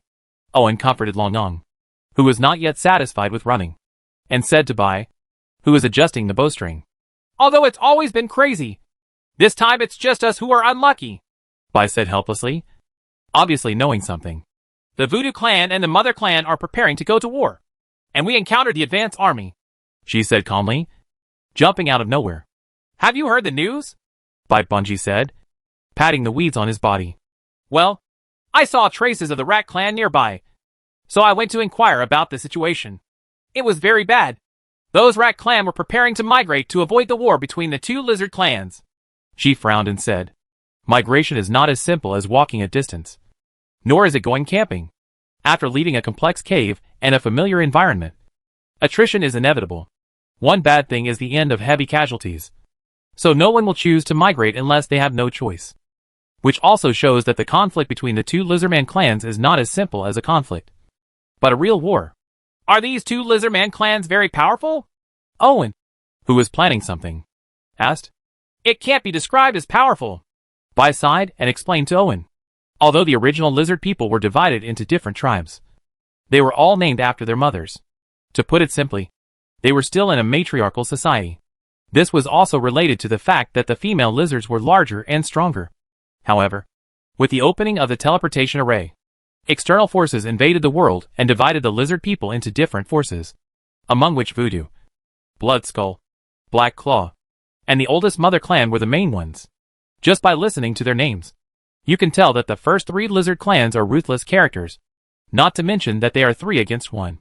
Even the Mother clan is the oldest and largest, but it cannot withstand the stalking of 3 strong men, and they are forcibly divided not long after. It is divided into 3 parts, namely the Wood Mother in the forest, the Jellyfish near the river, and the Mountain Mother at the foot of the mountains. The Voodoo clan was attacking Shan Mu, and she was the one taking the initiative. This was not good news for Ya and the others. It's not that Ya and the others are both Holy Mothers, and they are worried about Mountain Mother, but because the existence of Mountain Mother is the barrier of the mountains. Once this barrier is lost, the beast-like demi-humans in the mountains will face the more aggressive voodoo clan. Chapter 235. The enemy of my enemy is my friend. This is not simple. The enemy of my enemy is my friend. If you don't want to face the voodoo clan, then just support the Mountain Mother clan, Owen said calmly. The three of them looked at each other and realized that this was indeed the best way at the moment. The mountains are the only place where the beast-like demi-humans can live now. There is no way to retreat. However, they will definitely not be able to defeat the voodoo clan. Otherwise, they will not hide in the mountains and rely on the low temperature and low oxygen environment to prevent the lizard men from invading in large numbers. The problem is that the Shanmu clan is not very aggressive, and they have to face the pressing pressure of the voodoo clan. They adopt a laissez-faire attitude towards the mountains. But if they change it to the voodoo clan who likes blood sacrifices, they are afraid that they will be killed if they hide underground, catch them and bleed them. So now we can only choose to cooperate with the relatively mild Shanmu clan to fight against the invasion of the voodoo clan. As for the post-war issues, we have to wait until we can survive. This matter has little to do with adventurers like Ya and others. But if the valley town is occupied by the voodoo clan, they are afraid that they will never think about coming again, and they will not dare to come. So they are so active. The war between the two clans disrupted the plans of the adventurers who came here specially. Even those businessmen who wanted money rather than their lives began to consider whether to run away in advance to save money and lose their lives. Owen was also thinking about what to do next. As for taking risks, he was not in a hurry. What's more, the two major clans at the foot of the mountain each sent many raptor riders and lizard hunters to fight against each other. Going down the mountain at this time was purely seeking death. So he went with it. After the messenger Ya and the three of them made an appointment, he contacted Maya through Emil and asked her to provide a plan. Although she already understood the mystery and abilities of her master, going directly to occupy territory in another world and planning to participate in the war between two indigenous forces was still beyond Maya's ability. However, having full control over the development of the territory over the years, Maya has grown a lot. With the assistance of the Flame Queen, she quickly came up with a preliminary plan. Because there is too much information missing, the solution provided by Maya is very simple. Because the simpler, the less likely it is to make mistakes. That is to form a core of beast-like demi-humans, and then participate in the battle between the two major clans as mercenaries, while doing arms trading. Owen touched his chin and thought it was a good idea. But now that he didn't have the right manpower, he alone couldn't support this plan. In fact, manpower is not a big problem. There are portals on Hydra Island and the underground ruins, and a group of manpower can be sent over at any time. The problem is that the number of transmissions through the portal is limited, and due to design flaws, Owen's traveling energy needs to be consumed to maintain the space channel, making unlimited transmission impossible. After thinking about it for a long time, Irving finally decided to teleport people from the original world, because Hydra Island really didn't have any capable subordinates. So although teleporting in the same world cost less, Irving still chose to teleport some powerful ones from the original world. Hands down, as a choice, Owen began to consider who to teleport over. Teleportation is not free. In addition to durability and load capacity, energy consumption must be considered. The most common method of teleportation is to use magic power from the outside world.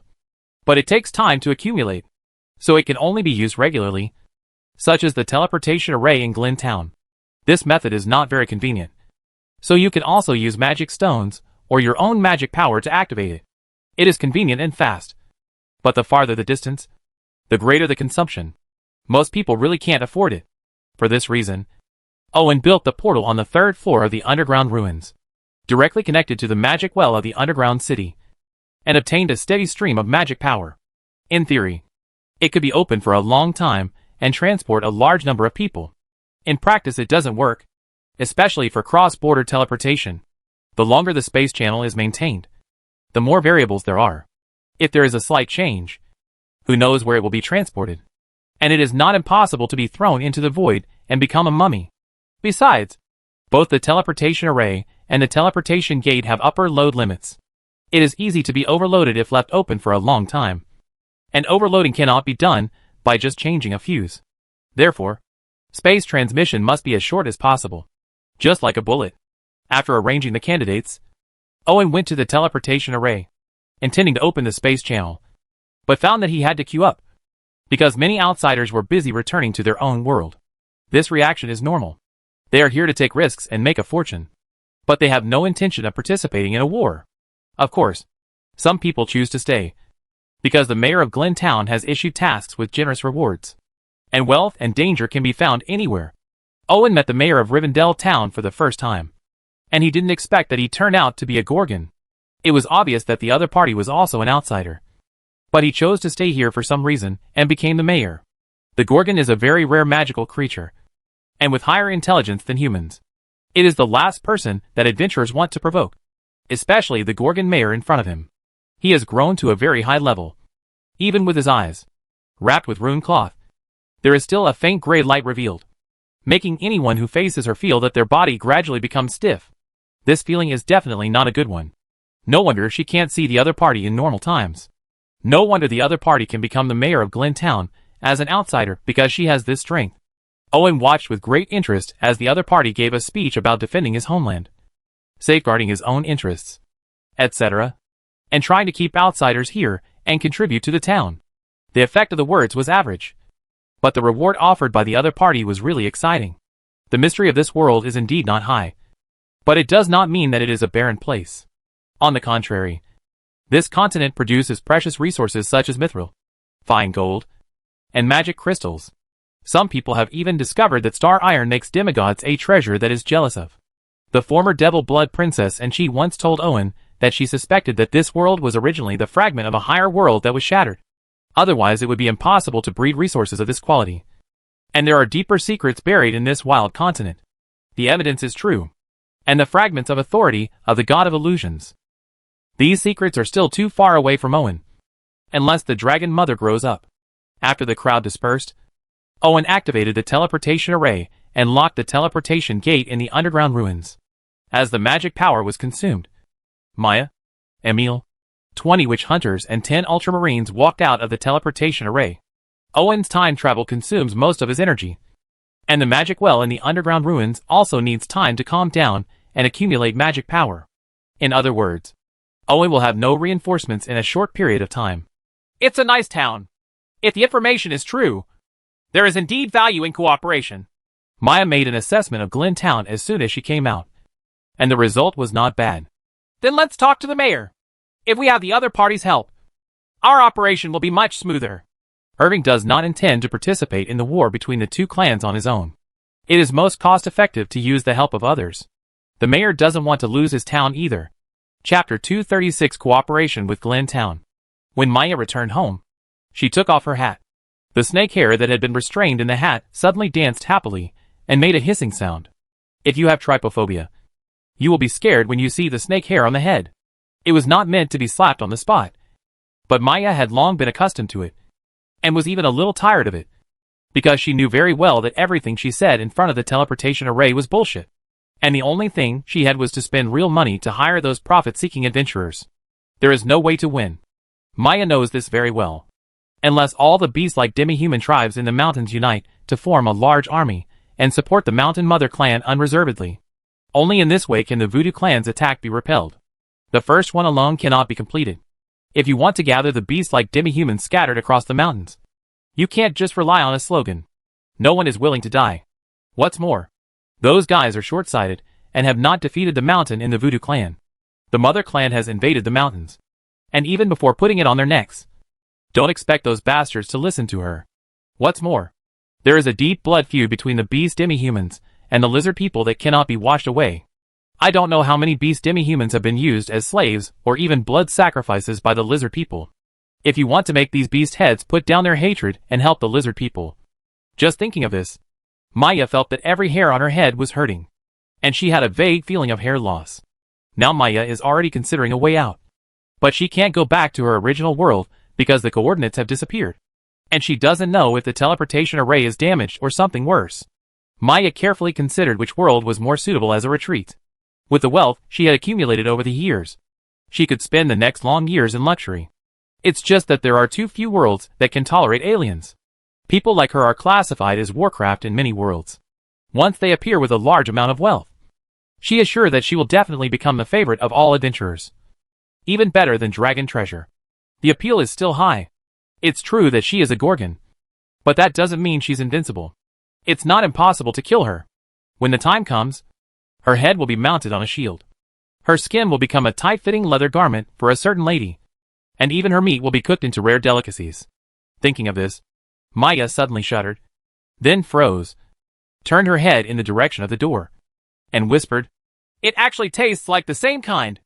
As a rare Gorgon, Maya has never seen a few of her kind. Not even once since she came to this world.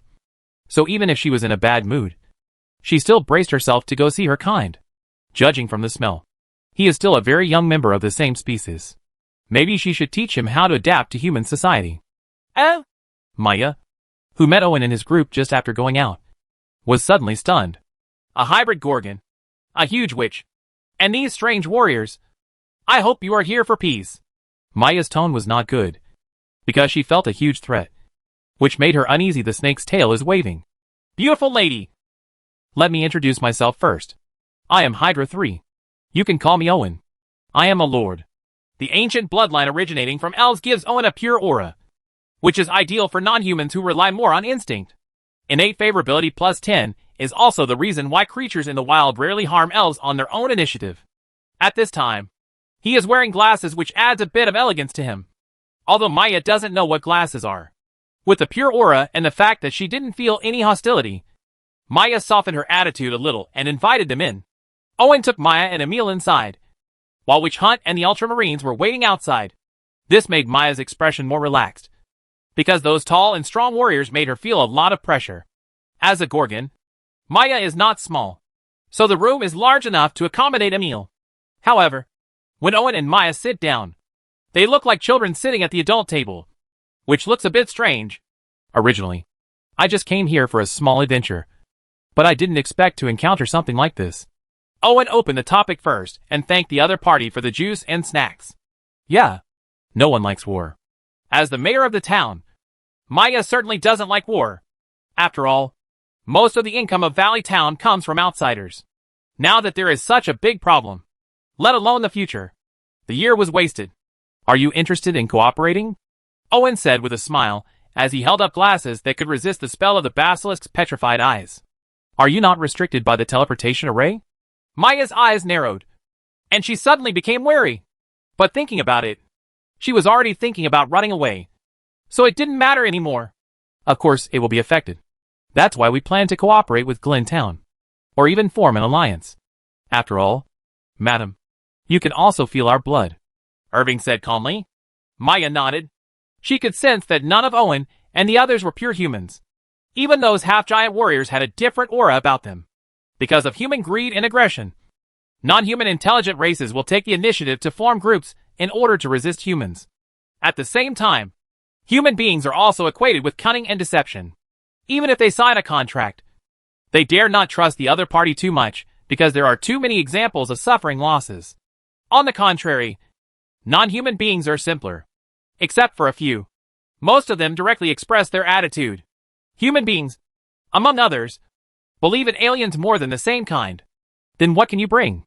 Maya, who had regained her composure, sat cross-legged and elegantly, ready to negotiate terms. Maya, the next step is up to you.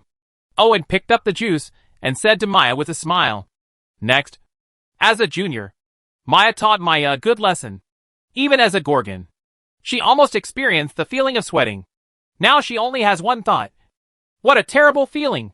However, after hearing Maya talk about Green Shade Town, Maya trusted Irving a little more and looked forward to the future cooperation. Building an army is the most important thing at the moment, followed by weapons and food. Hydra can provide these. The question is, what can Rivendell Town provide? Owen generously gave Maya a list of supplies and asked her to be gasped. Obviously stunned, then froze again. Valley Town is really special because of the existence of the teleportation array. It is easy to obtain a large amount of wealth. However, in a war, it is difficult to effectively convert this wealth into power. So Maya can only choose to exchange wealth for the other party's support. And the exchange ratio is obviously not going to make people happy. Ms. Maya, you don't have to worry too much. Hydra never treats its allies badly, and it is richer than you think. Owen obviously saw Maya's concerns and said with a smile. Maya then remembered that the half-giant warriors she had seen before were actually equipped with mithril steel armor. At least in terms of wealth. The other party was not lying. Chapter 237 The Temptation of Medusa. Although the two parties have reached a cooperation, the matter is not over, but has just begun, because the complexity of the matter is beyond Owen's imagination. Before, he had never thought that the situation in Glentown or Kunshan was so special, due to the high terrain and cold climate of the mountains. The products are not rich. Even if they learn to cultivate terrace fields, it will be difficult to meet the demand. Therefore, the beast-like demi-humans hiding in the mountains have to spread out in groups and form in dozens or hundreds. A small group that lives by hunting and gathering. This resulted in each small tribe being very close-minded, and it was too difficult to bring them together. First of all, they would not be willing to fight for the lizard people. Secondly, fighting would consume the tribe's adult population, which was the foundation of the tribe's existence. Adding to the trouble, although the development speed and scale of Yogu Town completely exceeded the limits of the mountains due to the existence of the teleportation array, it was still dominated by small groups. So even as the mayor, he did not have much power. For example, Maya was able to become the mayor because she was strong enough. As for management, there was no management at all. The entire town operated completely freely. If it hadn't been affected by outsiders all year round, it would have been chaos instead of become rich and prosperous. In this case, the only thing Maya did was to collect taxes and then kill the bastards who dared to peek into Rivendell town. Owen was speechless. He thought that his management of the territory was invincible. But he didn't expect that Maya was even more powerful than him and treated him as a protection fee collector. In fact, Maya is helpless about this. It's not that she doesn't want to take care of Yogu Town, but she can't. Her strength allows her to occupy the position of mayor and collect high taxes. But as an outsider and without any trusted subordinates, she simply can't. She may not be able to manage the affairs of the town, or even form an army. In other words, she has not integrated into the town at all. In fact, Owen is also very troubled by this. Maya lacks enough appeal to integrate the power of Glentown, let alone the tribe of beasts and demi-humans scattered in the mountains. In desperation, Irving decided to start from a small town and form a small army to lead the way. However, after getting to the bottom of it, he almost wanted to give up. Beast demi-humans are far stronger and sharper than humans. Even after Cat Girl and Bunny Girl reach the level of ordinary people, they still have the strength to overturn several strong men with bare hands. Cat Girl, who is disfigured without raising her hand, even looks good. The bully Bunny Girl, thanks to the rabbit's well-developed lower limb strength, can kick a strong man weighing 200 kilograms 7 or 8 meters away with one kick. Those with a weaker physique can prepare for the banquet, while the lighter ones will have to break a rib. This shows how rich the physical resources of the beast demi-humans are. The problem is that they rely too much on physical advantages, resulting in beast demi-humans not being good at using tools and weapons. Fortunately, Glentown already has a foundation of civilization due to the influence of outsiders. Other beast-like demi-human tribes in the mountains are not so good. Iron tools are rarely seen in these small tribes, and wooden sticks and stone axes are obviously not as good as the original minions' use. Not to mention the issue of discipline. It's easy to make wild beast-like demi-humans fight hard. It's easier to make them learn discipline and obey orders than to kill them. The stronger the beast demi-humans, the more so. Which put Owen's idea of forming an army into a deadlock from the beginning. Owen soon understood that beast-like demi-humans were more suitable for use as surprise troops or special forces, rather than for large-scale operations. Maya on the side reacted faster than Owen. After frowning, she gave a revised version of the initial plan. Beforehand, we were prepared to fight steadily. We would first form an army and establish a base, and then discuss cooperation with the Shanmu clan. Now they can only do the opposite. First trade with the Mountain Mother clan as an arms dealer, and then slowly integrate the beast-like demi-human tribes in the mountains. The change of plan reduced the importance of Glentown to another level. After realizing this, Maya hesitated for a moment, and then proposed a new deal. Now Maya realizes that she can't do anything without manpower. So she wants to hire some manpower from Owen. Maya plans to hire some outside adventurers, and then find some from the residents of Rivendell town, plus the manpower hired from Owen, to barely build a team, so that they will not have to watch the next changes.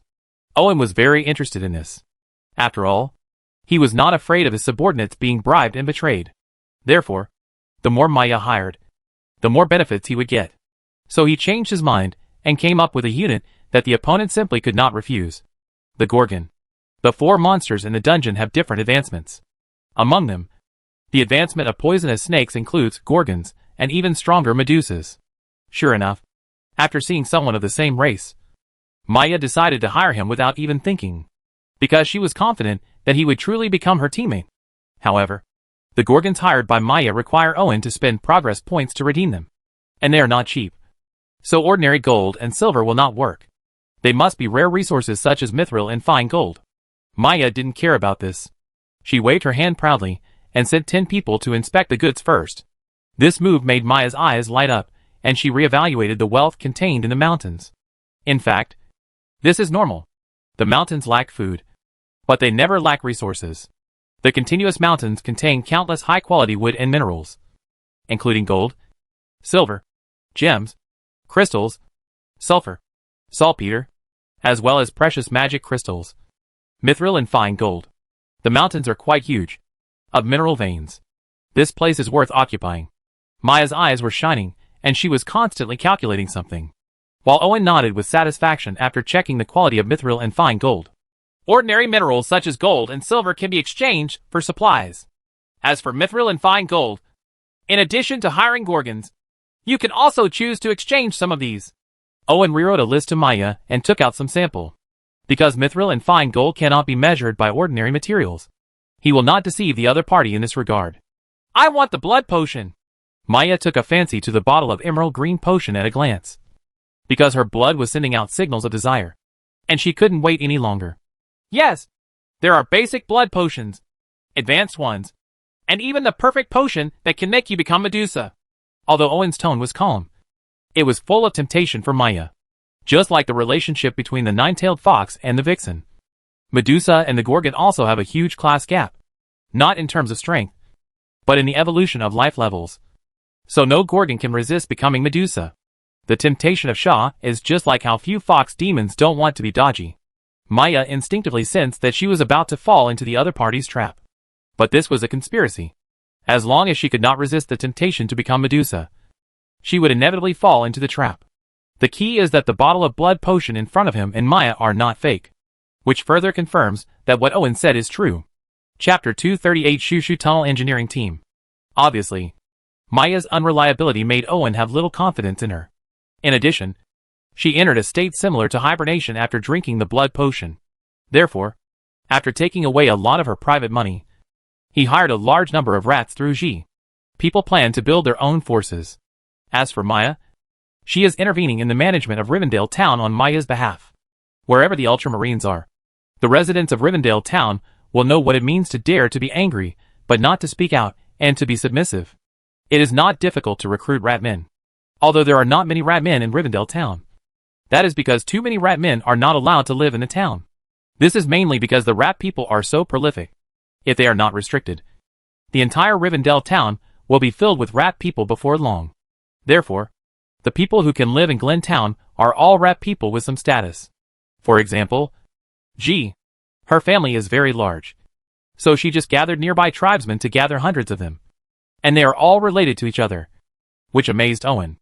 A dark mass of rat men gathered not far from Glen Town. They seemed a little uneasy because they were far away from the warmth and safety of the cave. However, out of trust in G, these rat men were still waiting there quietly. Soon Owen came with 10 witch hunters. Seeing the black rat men, he felt a little trypophobic. But thinking about the role they could play, he still got used to it. These furry little guys with a pair of black bean eyes are natural spies. Unfortunately, no one has ever made use of the rat people all over the mountains or the entire wilderness, because they are too weak. So weak that people don't want to take a second look. After all, who cares about a mouse that can be kicked away and can only hide in hiding? But Owen, who has dealt with black-backed ratmen, knows that these little guys are not as weak as imagined. Even if they cannot be used for fighting, it is still good to get information. Moreover, the ratmen's requirements are very low. They have 2 meals a day. I want to eat well, but I want to be full. At least I can eat enough for 1 meal a day. And the types of food are not limited.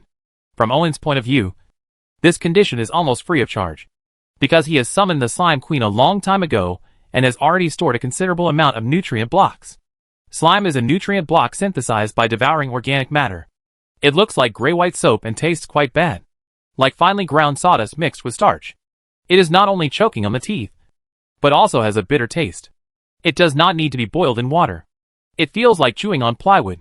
Even so, the nutritional value is still there. At least it is more than enough to fill the stomach. It's definitely not possible for Owen to feed the ratmen in the entire mountains at the moment. But there is no problem with a few hundred ratmen, which can keep them full. So he generously took out the mountains of nutrient blocks, and allowed these rats to all you can eat as food. There is no need to soak the nutrient cubes in water. These rat people like the hard texture of the nutrient cubes very much. The clicking sound of eating them made Owen's ears feel itchy for a while. After looking at the size of the rat people, Owen offered a meal package of 3 nutritional blocks a day, and generously provided a salary of 10 nutritional blocks per month. The rat people were very satisfied with this. In addition to these, Owen also attaches great importance to labor security. Specially equips the rat men with vests, hard hats and engineer shovels, and forms a team for the rat men. Ordinary rat men wear yellow safety helmets. They are basic laborers, and carry out all the dirty work. The rat men wearing blue helmets are all experts at digging holes. They are responsible for the safety of the tunnel and determining the direction. Otherwise, if you get lost underground, you can't just dig up. If you dig a water vein or a cesspit, you will die.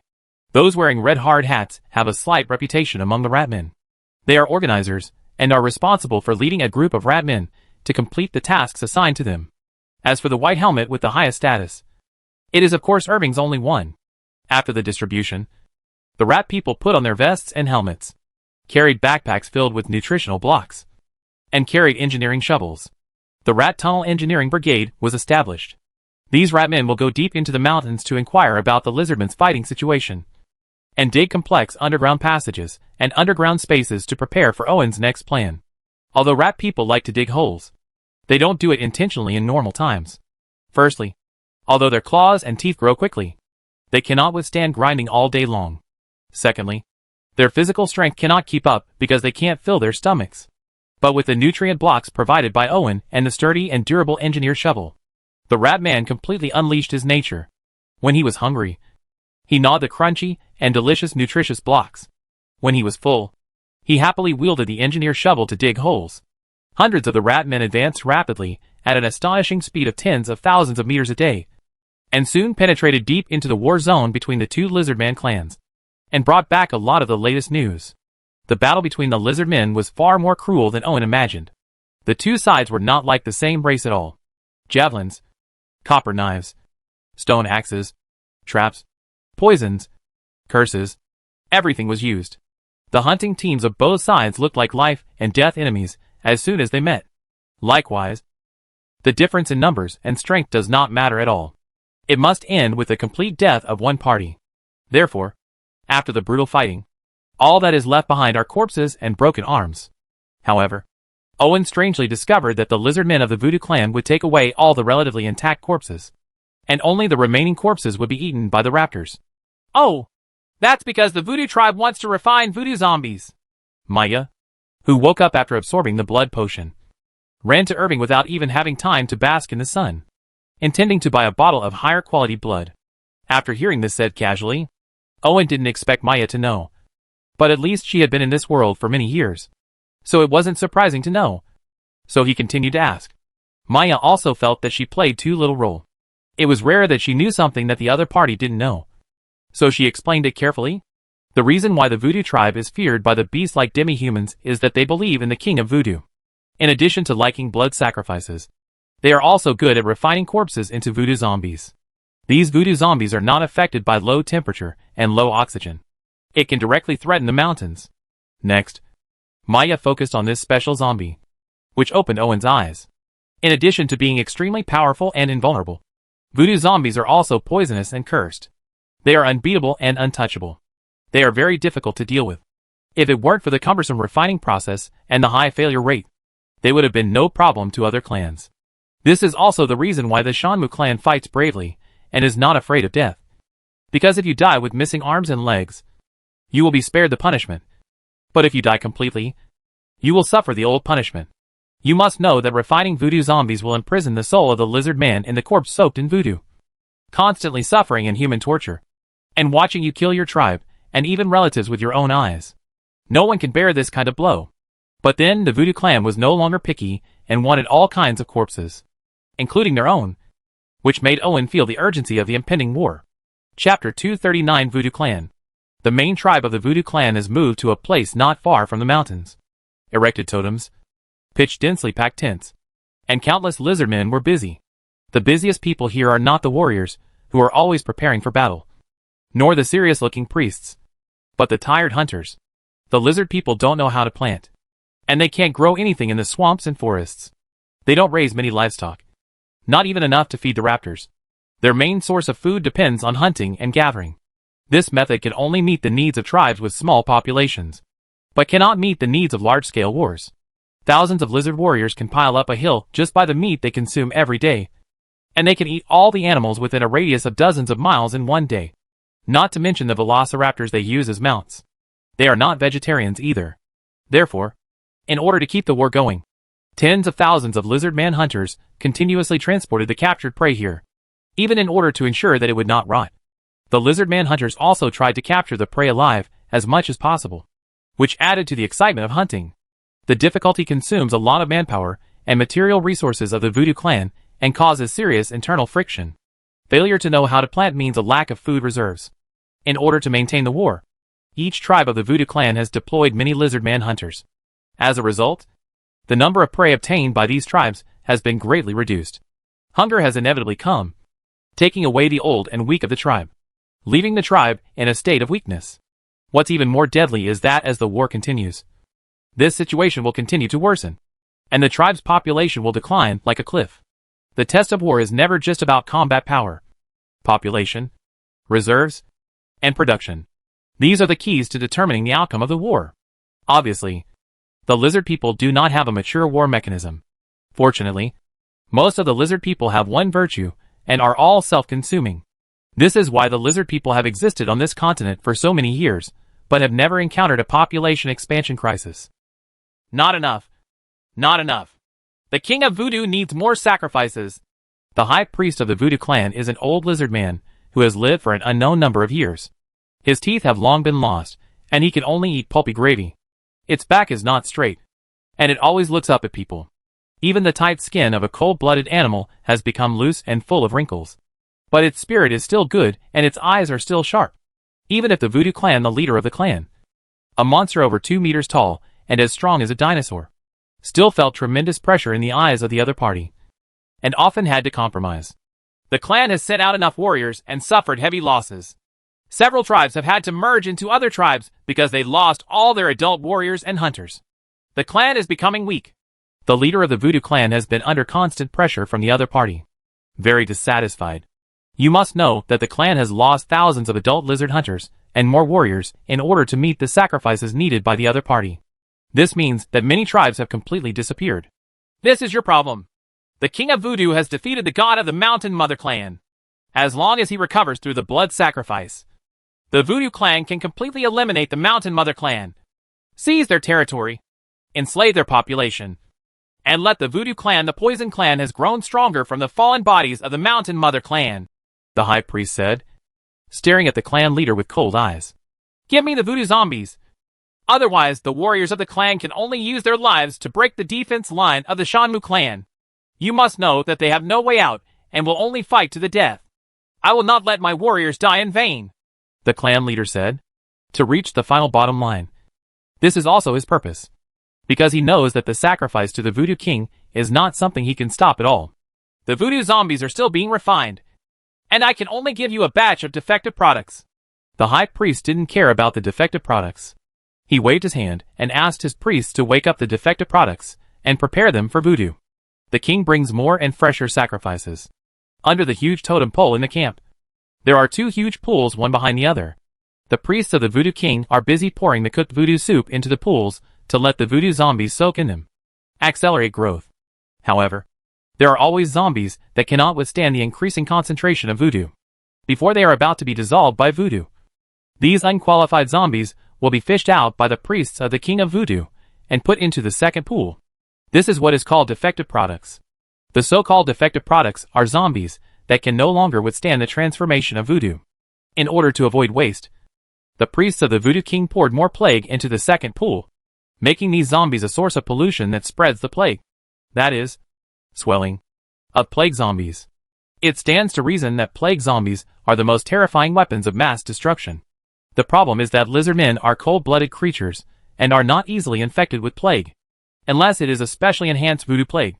Ordinary plagues will only be effective for most lizardmen. It is equivalent to a bad cold. Weakness is inevitable. But except for a few old, weak, sick and disabled people, basically they will not die from it. If there is magic to dispel the plague, recovery will be faster. However, the high priest did not expect to rely on these plague zombies to achieve final victory, but used them to test the gods of the Mountain Mother clan. If the Mountain Mother clan is unable to drive away the plague, it proves that their gods have been severely damaged. At that time, the high priest will hold a huge blood sacrifice to awaken the voodoo king in advance and completely win this long war. To this end, the high priest will do whatever it takes, including killing the voodoo clan leader who always raises many questions. Just like his predecessors, no tribe or clansman is as important as the king of voodoo. As long as the king of voodoo devours the god of the Mountain Mother clan, as the one who has made the greatest contribution, he will also be rewarded by the king of voodoo and become an immortal god. Let alone whether the king of voodoo can win. Whether he will be so generous as to grant divinity to mortals is something that is unbelievable. Unfortunately, the high priest, who was already too old, only had this so-called glimmer of hope in his eyes, and he abandoned everything else, including the voodoo clan. Owen didn't know what was going on inside the voodoo clan, because it was full of voodoo and curses, and even the rat men didn't dare to approach easily. But he had a pretty good idea of the situation of the Mountain Mother clan, compared with the voodoo clan, which still maintained a fierce attack despite heavy losses. The desperate Shanmu clan, although resisting desperately, has lost confidence because the gods they believe in have not responded for a long time. Even though the Shanmu clan is fiercely fighting, during the battle, they took time to hold many sacrifices, but there was still no response, which caused panic within the clan. If there was no way out, the clan would have disbanded long ago. But this is definitely good news for Owen, especially after hearing the news about the Mountain Mother god. He saw an opportunity. Chapter 240, The Spread of Plague. The goddess of the Mountain Mother, one of the three mother goddess of the Mother Lizardmen, the other two being the goddess of the Wood Mother and the god of the Jellyfish. According to legend, the god of Mountain Mother is a lizard god born in the rocks. She has a ferocious head but a plump figure. She is the god of fertility. Therefore, the Mountain Mother clan has a larger population than the Voodoo clan. This is why they are at a disadvantage, but can still resist voodoo. The reason for the fierce attack of the clan. If there were no accidents, the Shanmu clan would be able to overwhelm the Voodoo clan with its population advantage. But a despicable but successful sneak attack caused the Mountain Mother god to be severely injured by the Voodoo king, and he is not yet awakened, causing panic among the Mountain Mother clan. This also made Owen couldn't help but have the idea of letting Longmu Tao Jiang and Li Dai go public under a backdoor, so as to take control of the Shanmu clan. The only problem now is that he must determine whether the god of Mountain Mother is really so bad that he is unable to respond to the outside world. Otherwise, a god, even a totem god, is not so easy to deal with. Therefore, Owen suspended the idea of contacting the Mountain Mother clan and quietly waited for the opportunity to come. Anyway, the god's injuries were not easy to recover from, so he could afford to wait. Although he chose to wait, Owen was not idle during this period, but was preparing to strengthen his trump cards, such as Maya. This woman is a hard-working and meritorious master, and she cannot be treated badly by anyone. As for the cautions and little thoughts of the past, Owen has long since ignored them, so he can do it with confidence and boldness. After exchanging 4 Gorgons to temporarily send Maya away, Owen prepared to strengthen Maya's bloodline to the level of Medusa. In fact, this is not difficult. After all, Maya has been strengthened with a Gorgon bloodline before. So as long as the progress value is in place, and combined with high concentration blood potions, Maya's strengthening is a matter of course. So she has humans and Medusa. The two forms gave Owen a new experience, but they were too life-consuming, especially the snake's tail, which was really draining. So he had to give it a try. However, Owen was not happy for long, because there were signs of the spread of the plague in the mountains.